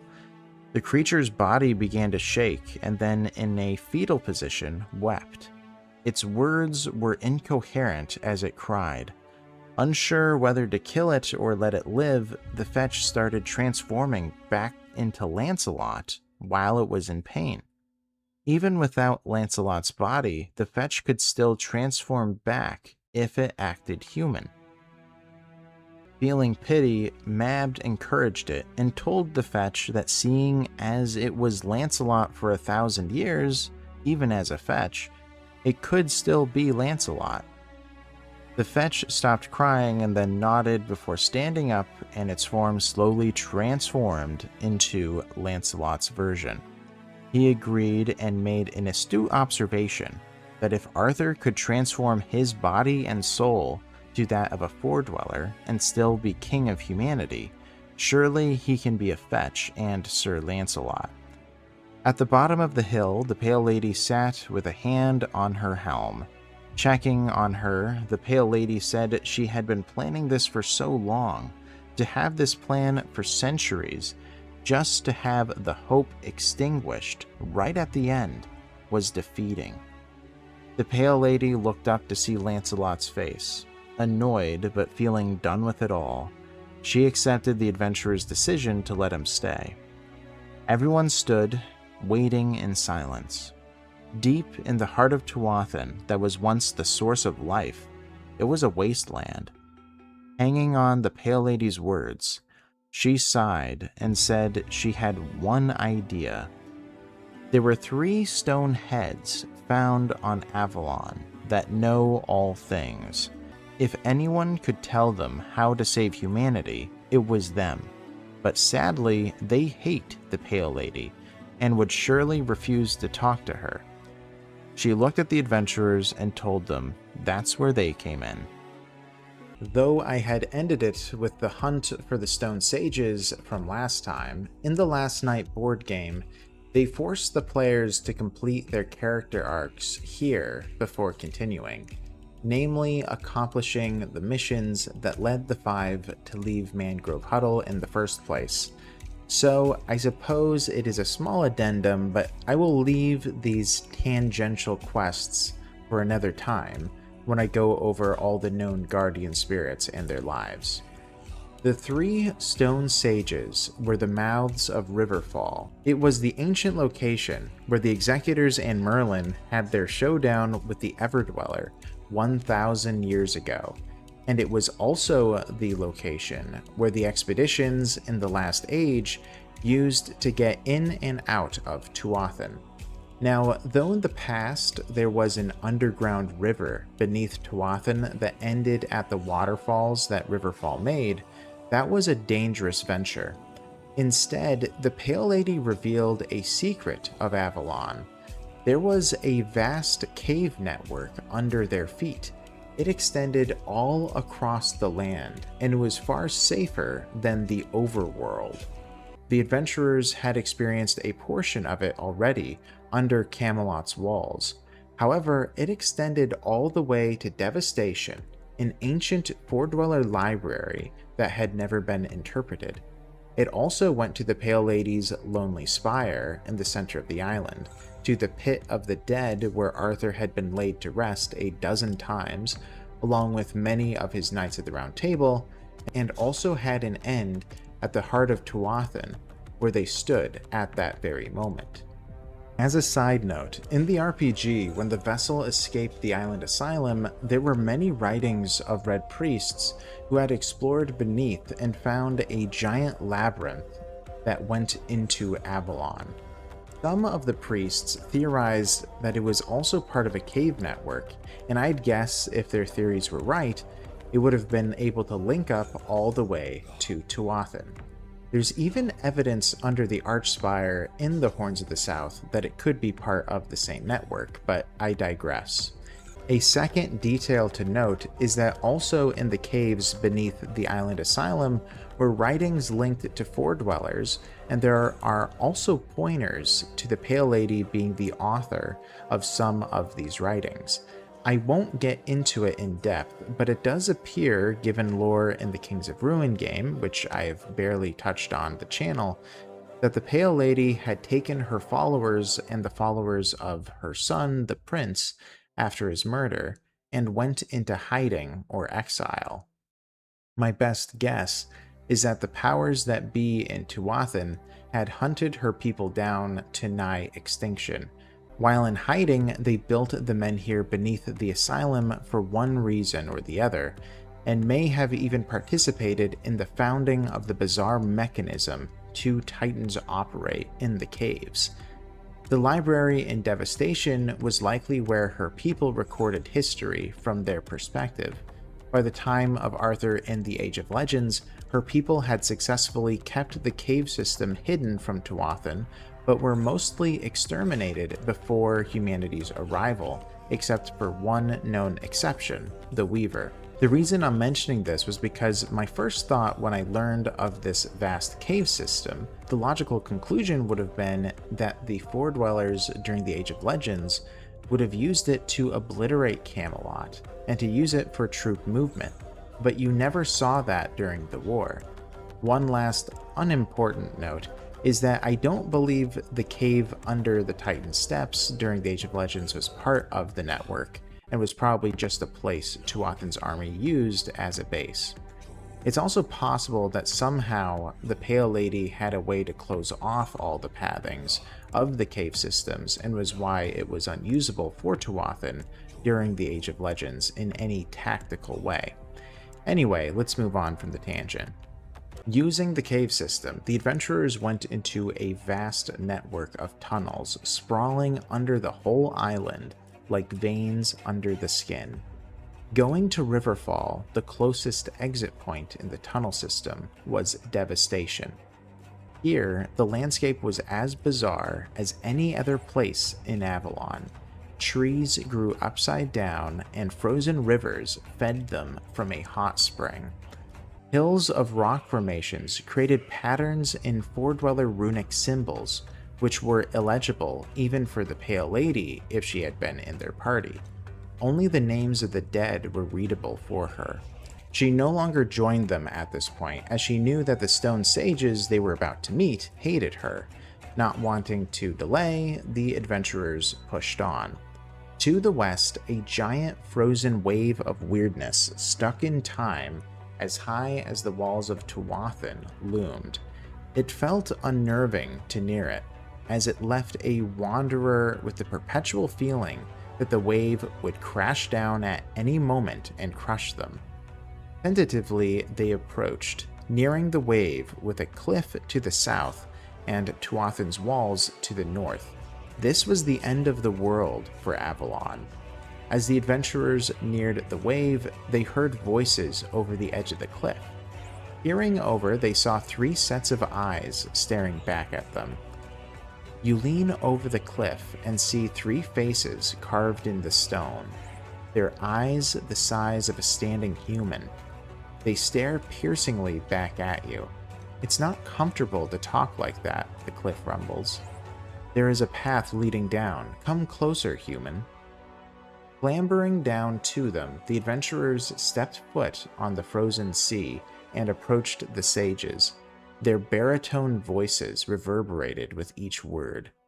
In exchange for power, magic, or resources, they would answer any question that the adventurers had.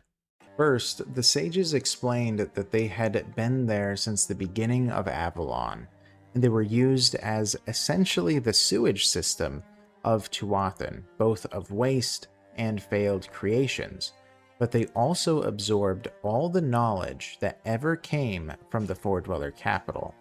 Not sure what to do, the adventurers asked for advice as to what is even plausible anymore, given their failure in Tuathan. The sages answered and explained that one of 3 things can still be done. For one, the adventurers can permanently revert Avalon to how it was, forcing humanity to no longer survive there. For 2, they could attempt to find an exemplar of humanity to instead make Avalon livable for humanity, but destroy the Four-Dwellers and their role in the universe.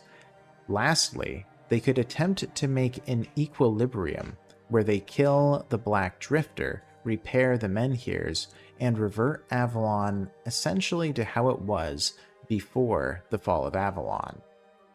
All 3 options had validity to it, and it was very difficult for the adventurers to make a choice. In the meantime, they were not forced into making a decision yet. They weren't even sure that an exemplar could still be found to enact the Pale Lady's plan. If not, that left the adventurers with fewer options. Deciding to try to find an exemplar to see if it was even possible to make humanity the rulers of Avalon permanently, they asked the sages their next question.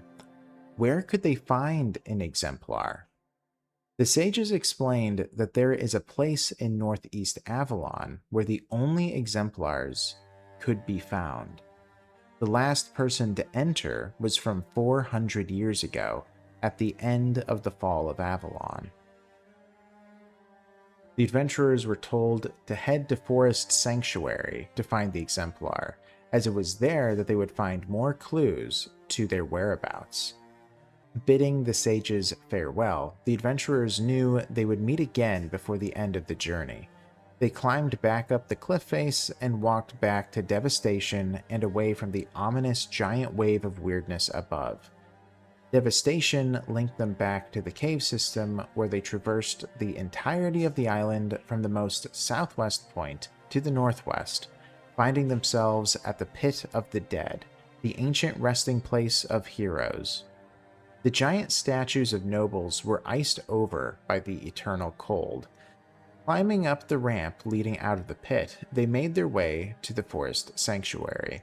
Of course, no one alive today would have ever even spoken to the individual from 400 years ago who entered the Whispering Forest where the exemplar lived, but they figured there could be pieces of evidence to investigate.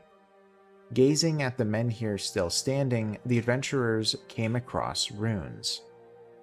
You read about the founding of the Forest Sanctuary. A handful of people fleeing the weirdness tried to find shelter under the menhir, but it was too weak to protect them. They encountered a priestess in the woods who told them to drag the menhir deeper into the forest and make their home there. They did as she said. Soon she left, explaining she must visit a friend. No one has encountered her since then. This lady must have been who the Stone Sages were talking about. Using what clues they had, the adventurers walked deep into the magical forest. As they walked the paths few tread, the trees felt more peaceful. Rounding a bend, they saw a humanoid figure whose body seemed to have been merged with nature. Its eyes were walnuts and hands were leaves. At its belt were severed heads next to an axe. Gearing up for a confrontation, instead the being spoke, offering the 5 wisdom. Refusing to elaborate further, it then told the adventurers of an ancient tree named Grove Soul, who was friends with Niante centuries ago. After giving the adventurers directions, the peculiar being then left and disappeared. Confused, the 5 took the creature's advice. After all, following its directions was about as good of a direction to go than any. Heading north, they came across a thicker patch of forest. It looked as if the woods had intentionally been shaped and forced into impossible positions to make it as dense as it was.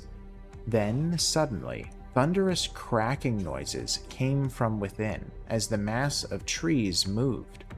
A giant tree creature emerged, its voice like gravel.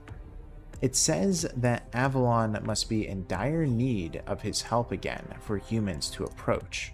Before giving the adventurers an opportunity to speak, Grove Soul seemed to somehow gather the deeds of the 5 up to this point and judged them accordingly. Seeing them as upstanding individuals seeking goodness, Grove Soul said it would help them. The Elder Tree revealed that Niante inhabited the tree after the fall of Avalon, and he has done well to preserve her belongings. With more loud creaks, the tree opened up to allow entrance to Niante's old home. Walking inside the being, they came across a tent, an altar to the Allmother, and a journal. Sifting through, Niante explained that after founding the forest sanctuary, she decided to enter deeper into the woods and into a mysterious realm. Following their lead to find the exemplar of humanity, they walked in her steps. The reality of Avalon began to merge with the new realm of Corbenic. The world was more peaceful, and the trees grew to extraordinary heights. Then, mysteriously, when you are ready to step into the strange area, a madman appears out of nowhere and grabs you by your shoulders. His breath smells like sweet fruits, contrasting with his otherwise poor state. You push him away, and he starts talking about incredible things, that humanity has fallen, but it also blooms, that the Red Death has never existed, but because of it, people came to Avalon and made its creator, and that everyone is dead but living. Suddenly, he screams and runs into the woods. This bizarre encounter was immediately forgotten once they felt their bodies begin to change. Their wounds were mended, their minds calmed, and the sound of music and laughter rang in the distance. This was Corbenic, and the ravings of the madman, though significant to reality, was overshadowed by the splendor of the human realm. It is no understatement to say that Corbenic was like heaven. It was perfect in every regard and beautiful beyond belief. So much of this realm felt perfect, but there was also something off. After breathing the pure air long enough, they realized the problem was within themselves. Their essence had been warped so much after centuries of living on Avalon that even the realm of humanity felt alien to them. The perfection resonated and reverberated within each of their bodies, but it felt painful. The feeling of shame or guilt wrenched within, hitting in their stomach, as though something unspeakable was divinely askew. Before them were the opulent walls of the castle of Corbenic. They were here to find the exemplar of humanity, whoever that would be. Walking towards the castle, everything was in order. 2 knights then charged from the gates of the castle, their armor blazing like stars. Instead of greeting the adventurers, they raised their weapons. Despite having bested a fair number of exceptional combatants at this point, these knights were like another being entirely. Their strikes made the adventurers feel like their arms were merely sticks. Disarming the 5, the knights dismounted and forced the adventurers to the ground. The 2 then tied the adventurers' hands without a word, despite their protests. The angelic warriors, untouched by the adventurers' strikes, transported the intruders to Corbenic's castle. It all looked impossible, like a concept made reality. The ivory walls towered above the rivers, lakes, and hills below. The knights led the 5 to the dungeon, where they were put into a cell, just as pristine as the rest of the realm, clean, beautiful, and picturesque. After an hour of asking for the guard, the adventurers realized it was pointless. No one would listen, and the guards were perfect in their patrolling of the prison. There was no escape. After several hours passing, finally, a woman in white robes approached the cell with an apology. She explained that the king of the realm sensed something sinister and inhuman entering Corbenic, and he had ordered his knights to deal with this intrusion. Hearing the description of the 5, the king decided to speak with them. The beautiful lady led them outside to the fresh air. A pleasant smell of fruits and pastry fills the air. Merry music echoes from within the castle, with walls blindingly white, rising from a clear lake. Everything feels so serene. You could stare for hours and soak up all the sights, but the temperature makes you sweat, and the vibrant colors unnerve. Trying to find clarity, the adventurers walked to some of the citizens and servants, asking about Corbenic. They all knew the castle like the back of their hand, but once the 5 began asking about things beyond the walls, the denizens were confused. It seemed that they had no knowledge beyond the castle of Corbenic, nor understood where they even were. Unnerved, the adventurers stuck close together and walked towards the center of the castle, to the throne room. An old servant led them to the king. Walking into the grand throne room, there was no one on the throne, but the servant paid no mind. He brought the 5 to a small door in an adjoining corridor. You emerge at the hidden shore, where a man in simple clothes sits with a fishing rod in his hands. He looks at you with anticipation. Do you have it? Have you learned the question? The king finally says. He notices your confusion, smiles warmly, and says, I apologize. I see you came here with different purpose. What is it you seek? Confused and ignoring the first questions, the adventurers asked if the king knew of the exemplar and who it is. Oddly, the name of the Fisher King came to their minds when they addressed the Lord, and it seemed the Fisher King didn't mind the title or even notice. Looking in the vast distance in the great beyond, the Fisher King explained that there is a relic found to the east that is the exemplar of humanity. He explained, I decided to move the cup from the castle, For despite all its beauty, its sight pained me greatly, the king says. Go to the temple and take it. It will be reborn here anyway, made whole by the memories of countless worlds that help it exist. Take it and do whatever you want in your world. I'm not a part of it, not anymore.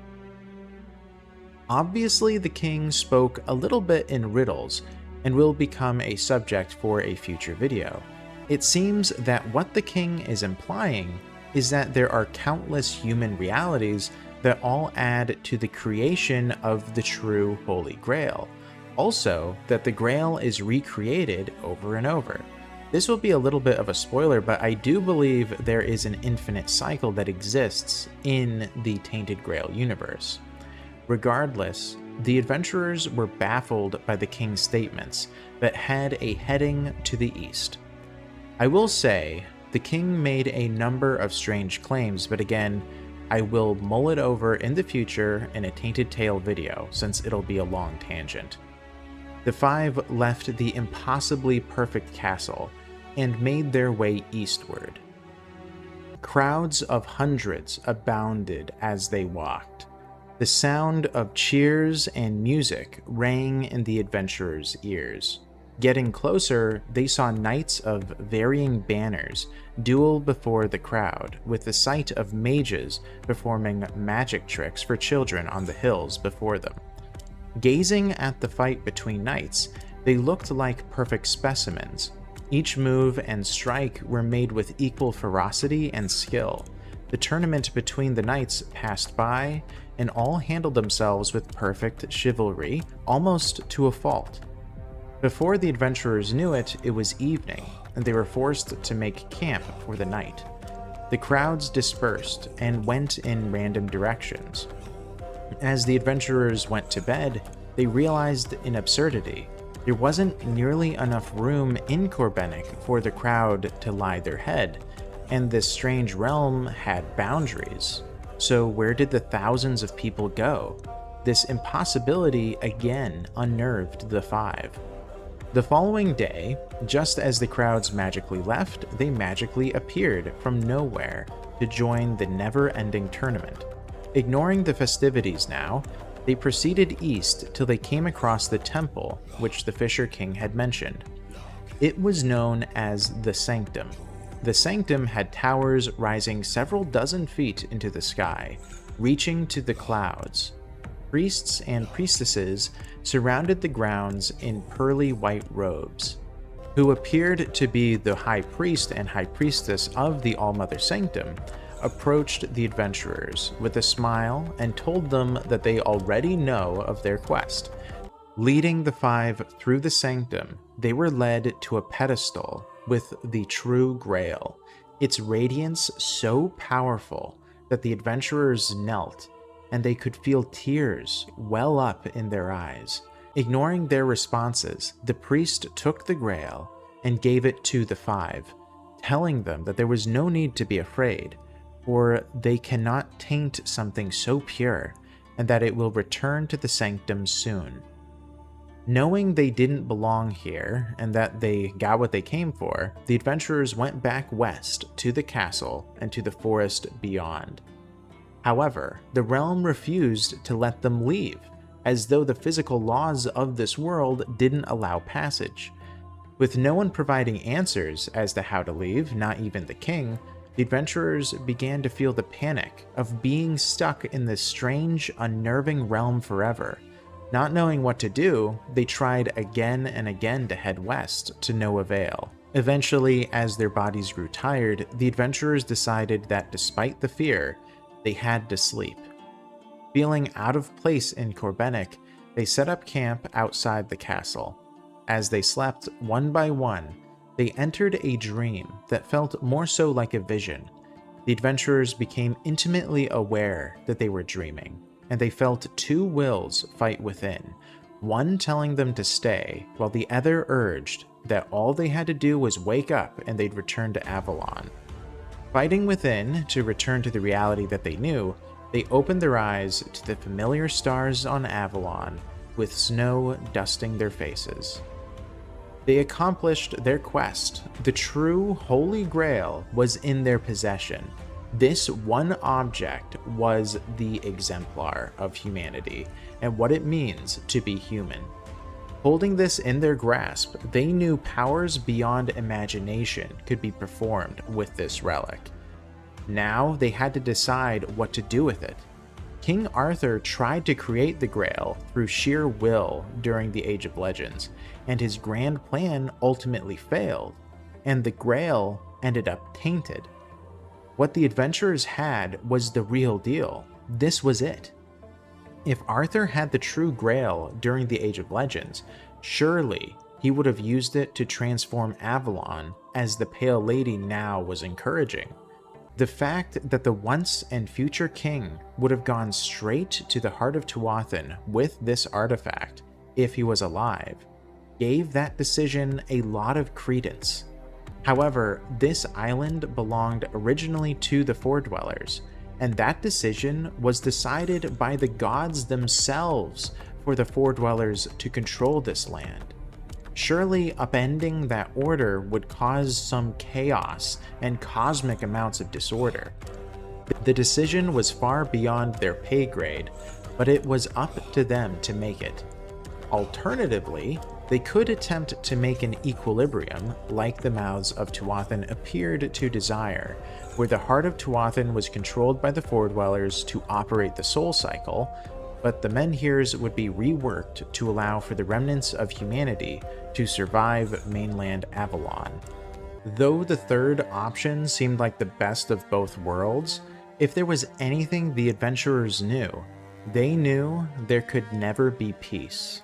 Whether a human king or a Foredweller lord instigating it, war was inevitable. And the most likely result of that war would lead to human extinction, especially without having another King Arthur to save humanity like the last time. Regardless of their choice, the Menhirs needed to be reworked and the Black Drifter had to be slain. The Menhirs had to work in unison, while the Black Drifter, whatever this strange entity was, had to be eliminated from existence since it fed off the Menhirs. Delaying making the decision, the expedition made their way south to where the mouths advised them to go for the Stone Shaper's tools, the only artifact capable of fixing or altering the Menhir's power. Using the tunnel system, the expedition emerged back at Devastation, the ancient Foredweller library, and the closest point to the ancient Dalriatan home, the Forlorn Swords, the rumored dwelling of the only set of Stone Shaper tools on Avalon. The adventurers expected to come across a ruin from the last age. They had heard no word from civilization this far south. It was just an icy, empty wasteland. Nearing the titanic swords, they saw it loom in the distance. The enormous swords dwarf even the mountains. One lies on its side, its blade reaching the bleeding land, its pommel obscured by the mists in the east. A ruined building nestles under its edge. You notice a village hanging high above between the remaining two swords, an enormous hammock stretched under the gray sky. This was it. This town, hanging precariously between two aging swords, was where the village of Connacht resided. This was where the journey began in the extremely long saga of the game. The people of Connacht refused to die, and did everything in their power to keep going through the ages. They refused death, no matter the apocalypse or war. As long as humanity survived, Connacht would be counted among them. A very brief addendum: after the adventurers left Corbenic, several days had passed, and Avalon was even colder now than when they had entered the realm. Anyhow, after 1,000 years, this was the end of the massive Arthurian tale in the vestiges of Connacht, a city named after the famed warrior who saved humanity during the Age of Winds. The adventurers saw an elevator at the bottom of the swords with a few guards operating the system for travelers going to and from the village. Stepping onto the platform, it began to move shakily as they went hundreds of feet to reach Connacht. As they crested to see the village properly, they were greeted with spears. Apparently, there had been a recent murder, and the village was on high alert. Insisting that they had nothing to do with that, Connacht decided to trust the adventurers and let them in. Asking around, they soon realized that the individual killed was their smith and the owner of the Stone Shaper tools.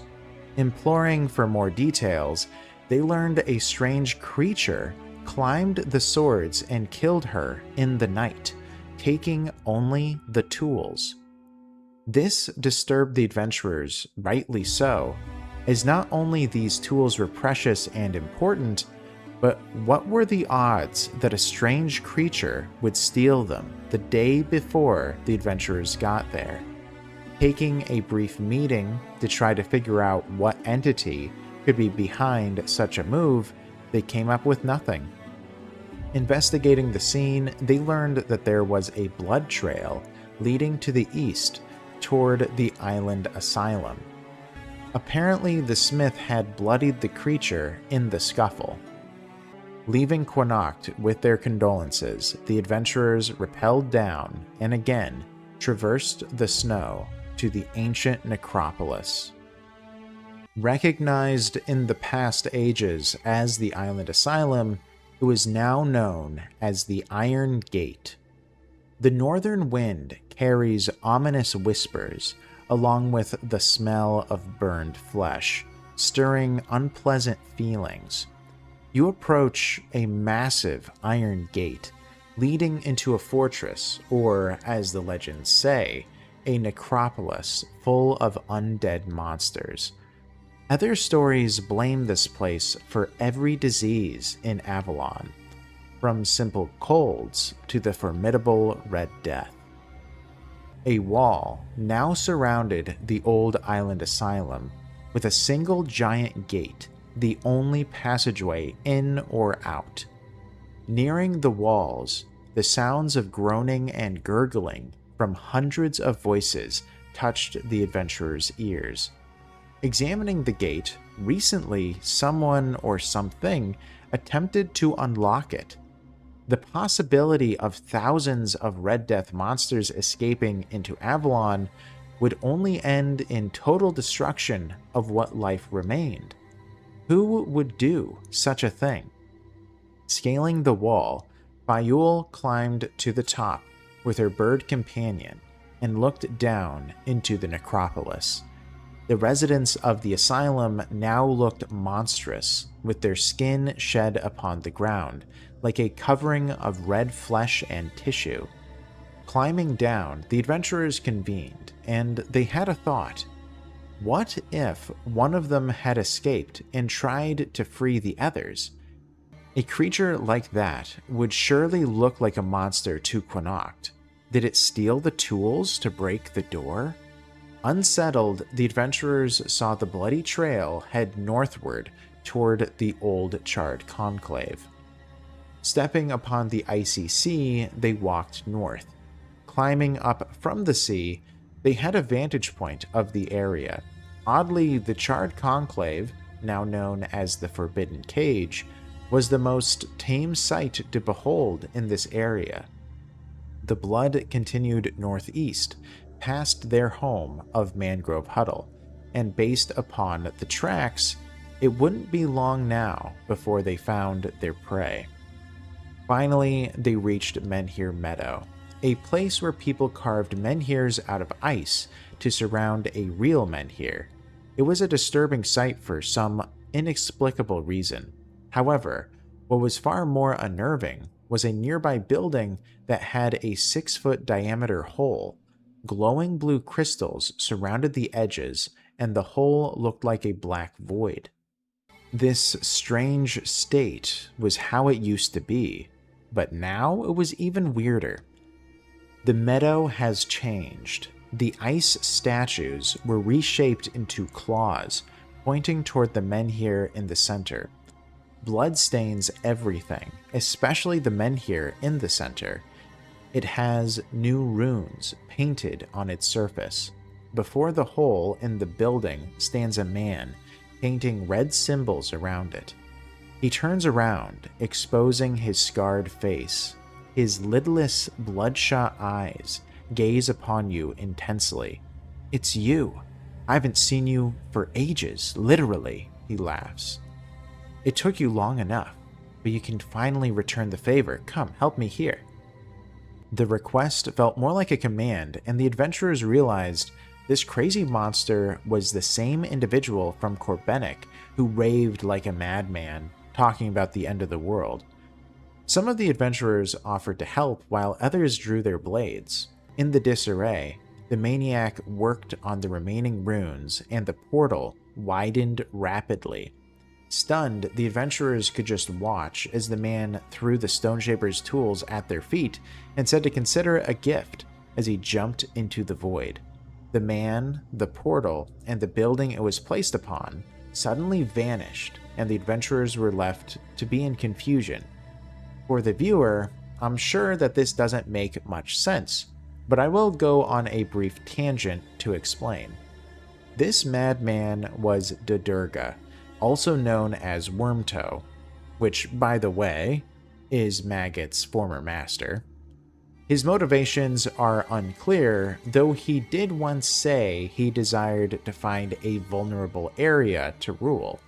After entering the portal, however, Wormtoe reappeared in the Homelands 1,000 years ago, before the Age of Legends, where he became Patient Zero of the Red Death and caused the Red Death apocalypse. Of course, the adventurers didn't know this and were left with the tools that Wormtoe will give them, no matter their decision. It appears that them getting the Stoneshaper tools was in Wormtoe's interest, but we are left to speculate what those interests even are. Now, with the tools, the adventurers had to make the decision once and for all. As explained, I decided that I will only go over what happens with the equilibrium choice till the epilogue, since that is what you generally agree is what the adventurers would do. To forge Avalon into a state of equilibrium for humanity and for dwellers to live, they now had to repair the menhirs with the tools.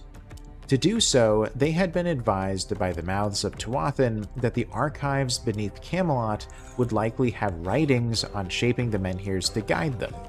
Using the path going along the large cliff face, the adventurers traversed upward toward the citadel.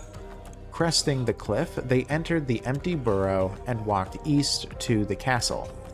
However, they realized they couldn't see Camelot anymore.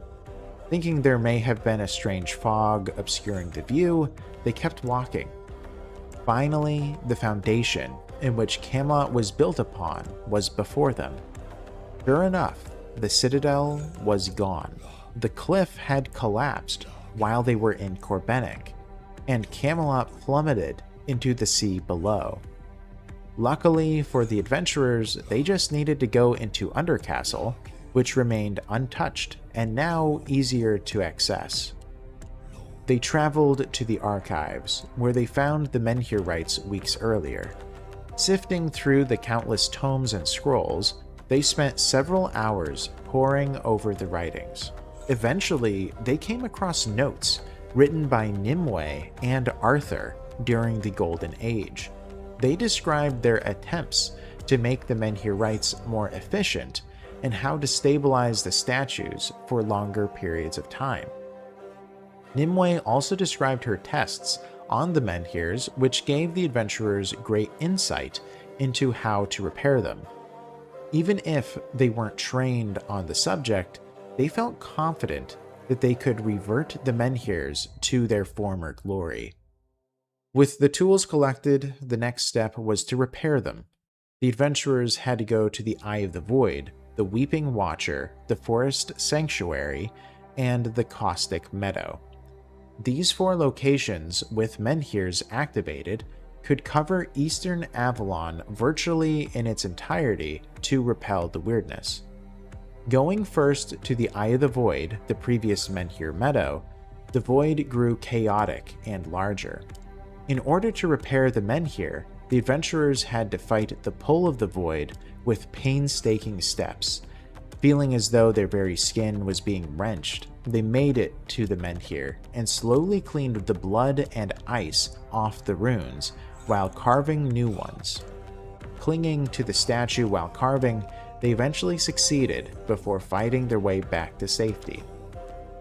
The next statue was found in the Weeping Watcher.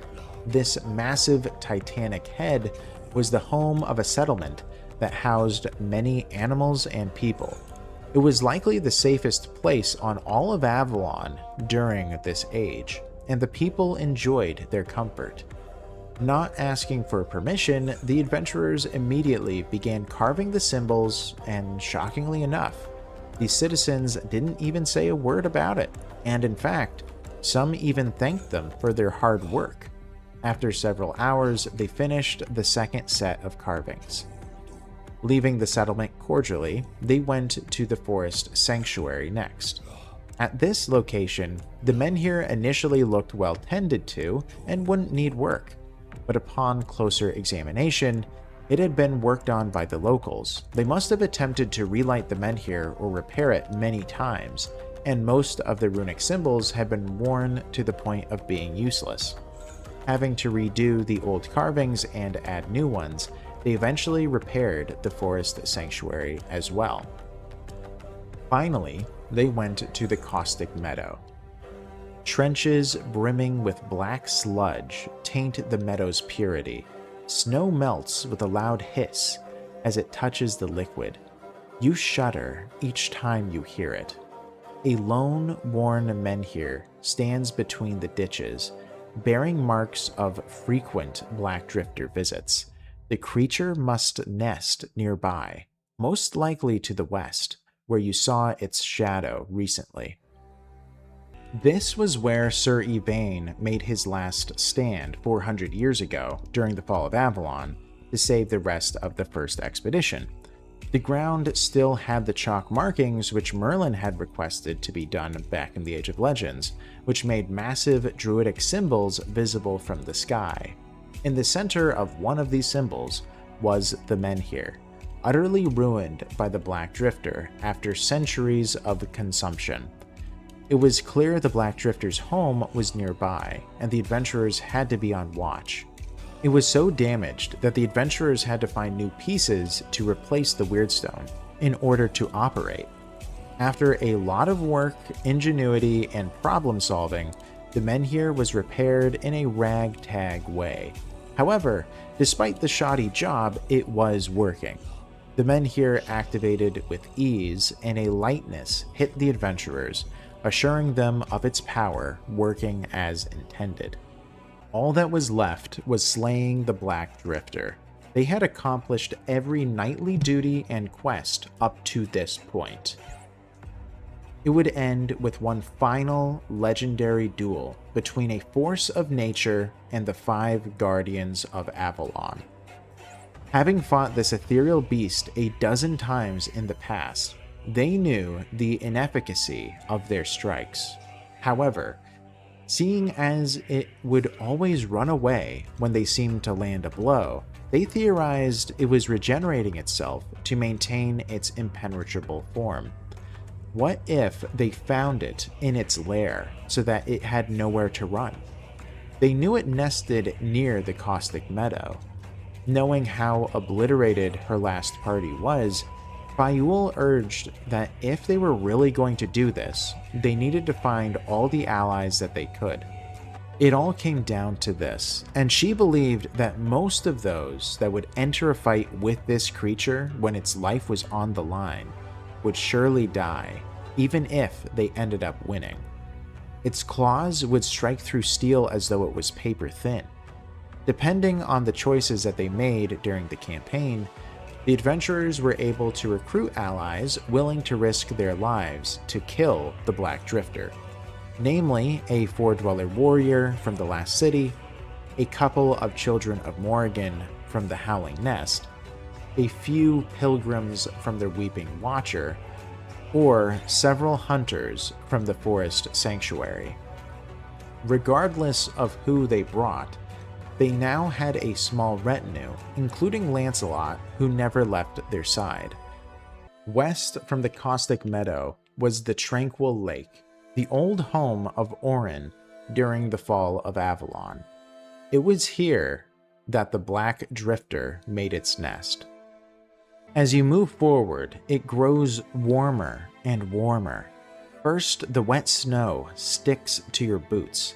Then, white and violet flowers appear. Finally, at the edge of a lake, you spot green grass. The lake isn't frozen. It looks like an enormous bucket of melted snow, or a tiny sea without the ice floats. Dilapidated huts stand by the shore. Something clearly destroyed the settlement. A giant construction made of wood and stone floats in the center of the lake. This bizarre location was the home of the Black Drifter, but it was nowhere in sight. At the edge of the lake, a broken boat sat on the shore. People lived here once after the fall of Avalon and populated the area. As Fayul looked into the lake, she saw something dark beneath the structure in the center. Fearlessly, she decided to swim toward it to investigate what is in the building. Reaching the structure and ignoring the screaming fear of a massive object under her, she found several corpses of people and animals within, along with magical trinkets. Heading back to shore, she explained what she saw to the group. Mabd, the most knowledgeable of the bunch, had no idea and knew no tale of the settlement. Unable to glean any useful information to give themselves an edge against the Black Drifter, they decided it was now time. Scouting out the lake, they realized that the Black Drifter wasn't there. Fear crept in as they wondered if it could be destroying all their work in carving runes into the menhirs. Sloane looked at the area and decided that they needed to lay a trap.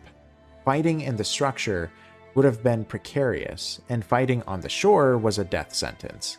Using their allies and preparing nets, they found a spot near the huts where they could lie in wait.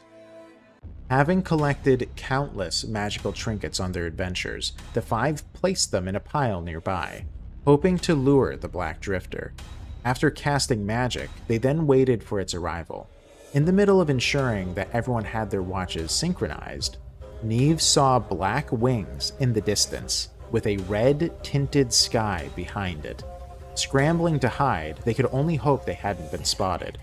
Heart pumping and Dagon's heart condition pushing him to the brink in anticipation, the Black Drifter didn't seem to notice and landed near the trap.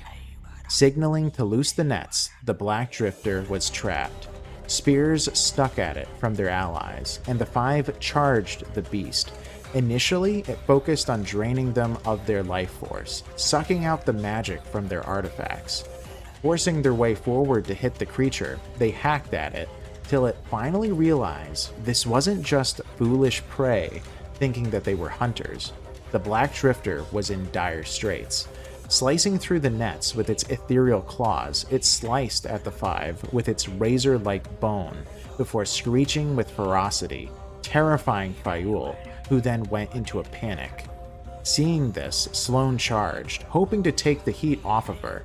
The Drifter slashed at the aged warrior, slicing through his hauberk and chest. Holding his wound with one hand and his family sword Caladbolg in the other, he ordered Dagon to rush in to keep the Drifter off Fayul. Before Dagon could react, the weird huntress, instead of running in her fright, attacked with reckless abandon and tears flowing. Remembering all of her fallen comrades, she lost everything to this creature and already decided her death was a foregone conclusion. Terrifying her just made her more certain that today was her day to die, as it confirmed her certainty. Seeing the chaos unfold, Neve, Dagon, and Mabd ran in. With a single swipe, Mabd was rendered out of the fight, the claws sinking deep enough to cause massive bleeding. Neve went down next, getting backhanded and immediately knocked out. The desperation grew, and Dagon felt his heart begin to give out, and saw the Drifter now using its regenerative power. Being a large man, Dagon had no way to dodge the attacks from the Drifter. He was its next target, and Dagon ignored it as it turned its shadowy face in his direction. Instead, focusing on hacking at its ethereal flesh with his cleaver.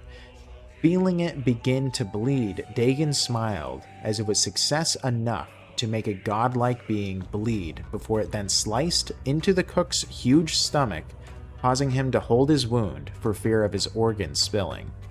No longer feeling in danger against a mere 2, the Black Drifter stopped regenerating, changing its focus to slaying the remaining combatants. With only Sloane and Fayul in the fight, and both impaired, Sloane's tactical mind was useless. All he could do was fight to the last breath, and to honor the Roche family name. Seeing where Dagon had made the creature bleed, Sloane had his heading, and aimed for the limb. Biding his time for the perfect moment, Sloane struck. With a singular strike, the old warrior hit the wound with precision, and the creature roared in anger. Swatting at Sloane, he was thrown several dozen feet and fell into a heap with multiple broken bones. The last of the adventurers, Fayul, was all that remained. Though now insane and in a fury, her instincts took over, reminded of the hundreds of weird monsters that she had slain in her long life as a weird huntress. Calling upon the weirdness, she used it to temporarily dampen the Black Drifter's ethereal form before jumping forward like a Hellion and thrusting her spear through its head. Flickering in and out of corporeality, the Black Drifter thrashed and thrashed to no avail. With a great fall, it collapsed onto the beach. The Black Drifter, the terror of Avalon, was defeated. The 5 adventurers were all now on the ground due to exhaustion or severe wounds. Their quest was finally over, and Avalon was freed. Examining the corpse of the Black Drifter, it appeared that this was a spiritual being born from an unknown dead village built upon the ruins of Orin's home. Whatever caused its existence, it seemed like a spiritual force of nature. It was afraid of the weirdness, warded against it, and even willed itself some children. It was an enigma, but it seemed to have survived as the will to keep human reality alive despite its waning. I'd love to know what you guys think this thing was in the comments. The only links I see are possibly ones tied to Orin, the Eternal Winter's Beginning, seeing as that was when it made its first appearance, and the Age of Legends, since it is said that this is when it was born, and of course the Menhirs. Sometimes I have wondered if the Black Drifter was some entity accidentally freed in the Age of Legends, like when the Guardians of Avalon were first created. Maybe it was the supplanted Guardian of Avalon before humanity's arrival. Just an idea. Whoever survived the last battle then made a pact. The Menhir knowledge had been held close to the chest of the Druids for centuries, and this is what led the crises that followed to becoming more complex. Therefore, they decided that they would spread the knowledge of Menhirs to all peoples of Avalon, to do with it what they will. Perhaps keeping this knowledge to the Druids and powers that be alone was a mistake, and it was best to let others in on the secret, like what remained of the Alchemist Guild, Mangrove Huddle, Quinox Artisans, and all those scientifically or religiously inclined. In the years that followed, a group called the Wandering Storytellers would periodically spread all the knowledge of menhirs to various groups, including the results of tests and studies. This method was used to ensure keeping the menhirs alive and well permanently. With the cold gradually brought to tolerable levels and the weirdness banished, civilization returned. Humanity would have to find their way back to their former glory, if they ever could. I will say that in my humble opinion, I think that this state of Avalon was probably the best to make the official TTRPG set in. I mean, the world is new again. The Dungeon Master could make lore as he pleases, or the Dungeon Master's guidebook could have had preset factions that rose up or survived from the rich lore that Tainted Grail has. There are so many mysteries and places to go from here. Like, I mean, where is Arthur, right? Last we saw him was 400 years ago. There's so much you could do with that, so much you could do with Excalibur. There's so much that you could do with the surviving Four Dwellers, the princes, like who's in charge, but anyway, it's too late now. As for the other alternate endings, which there are technically 3 alternates, I will very briefly go over them, as diving deep into it would likely be confusing as there are tons of branching paths. Plus, I want you guys to enjoy the game too if you want to get it, and maybe you'd be interested in making your own story. Anyhow, the brief big decisions. One alternate decision was to return Avalon to a four-dweller realm. In this event, only one detail is really certain. Humanity is annihilated from Avalon. As the days pass, the weirdness swallowed up village after village. Even Quinacht didn't survive, and the Four Dwellers let humanity die out with a single exception: the All-Father cult.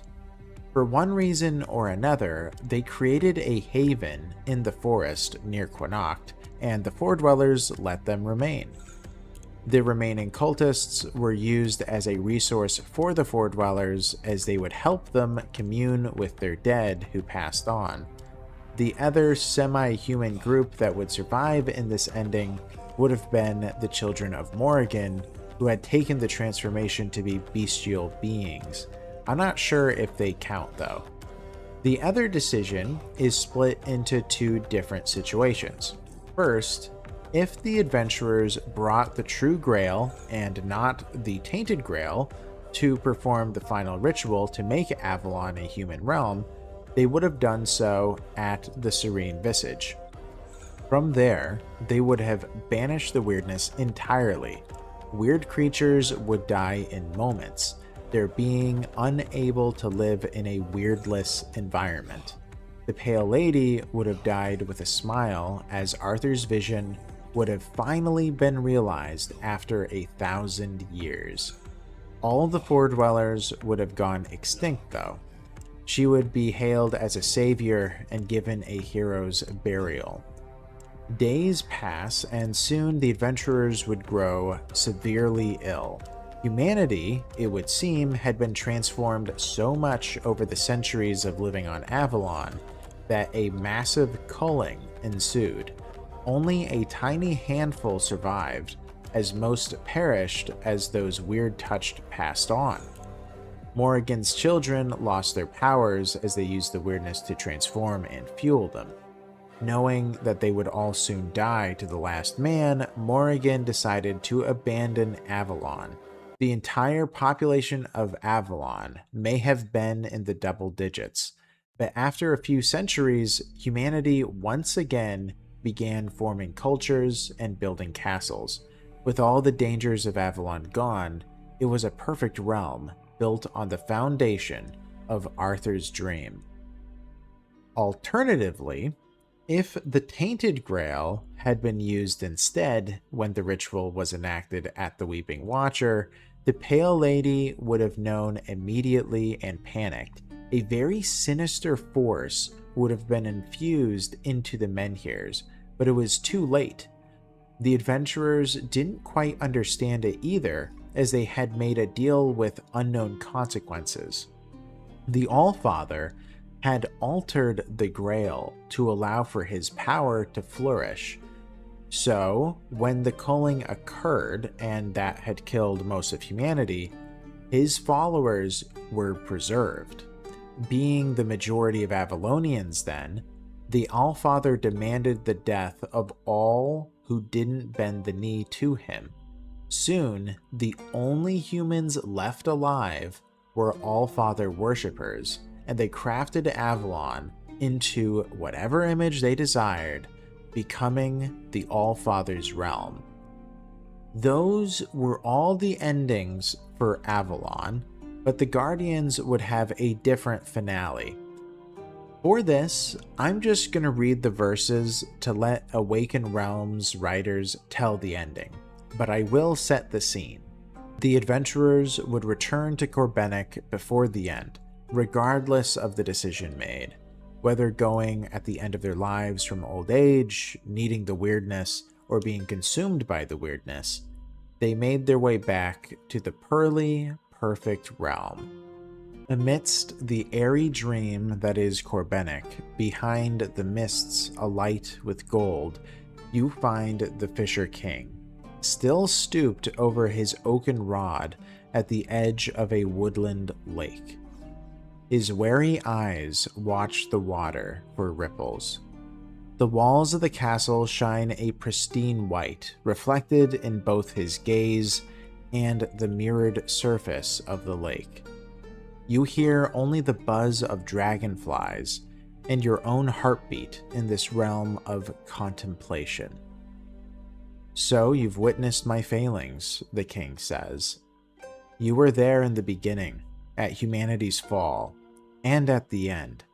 You followed a path that began in the depths of Tuathan, and through many different lives, ended with the fate of Avalon in your hands alone. Tell me, after all this, do you know the right question? Are you prepared to ask it? As you contemplate carefully, memories flood your mind.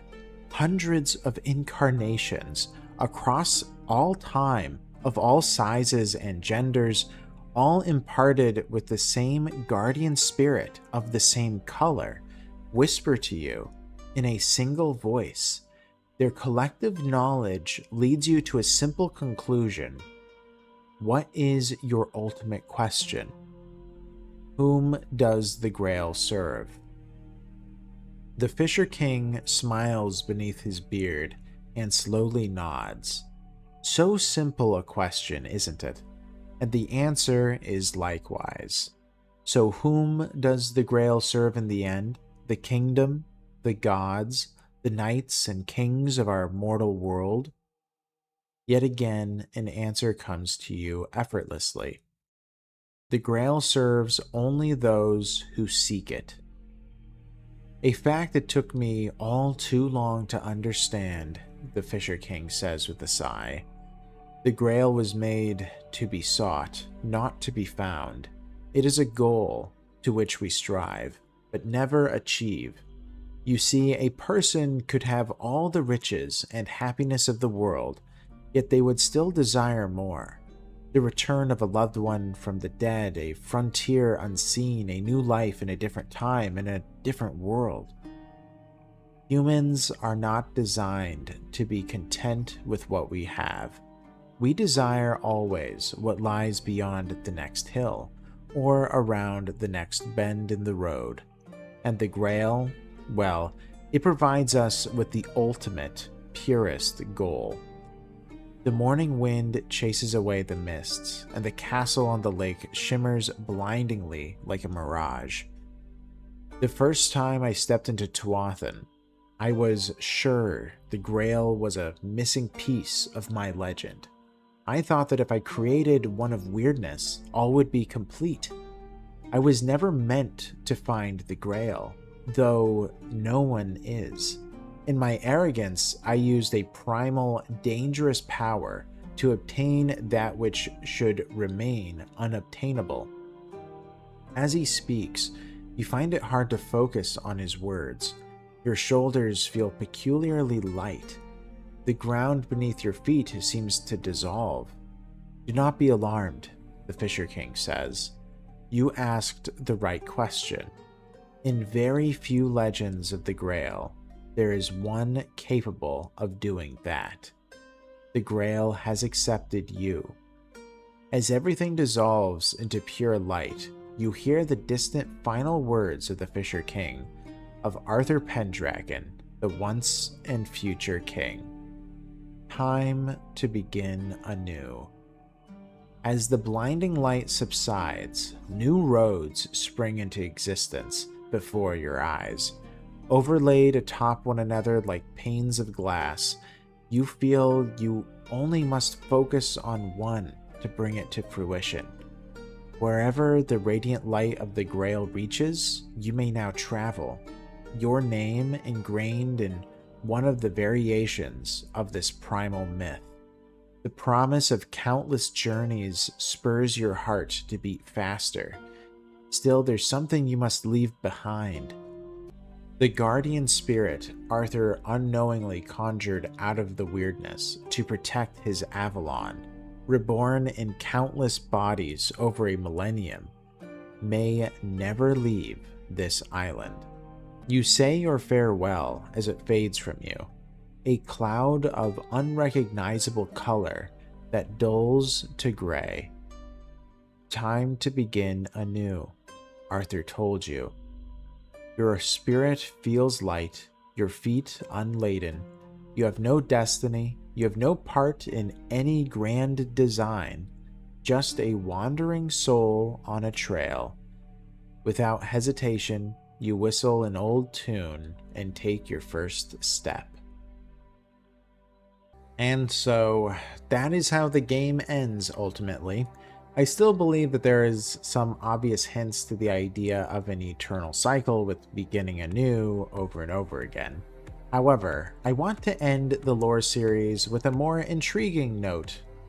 Long ago, before the Age of Legends or the Menhirs, the Everdweller sat in the sky of Avalon, ensuring everything worked as it should with the soul cycle.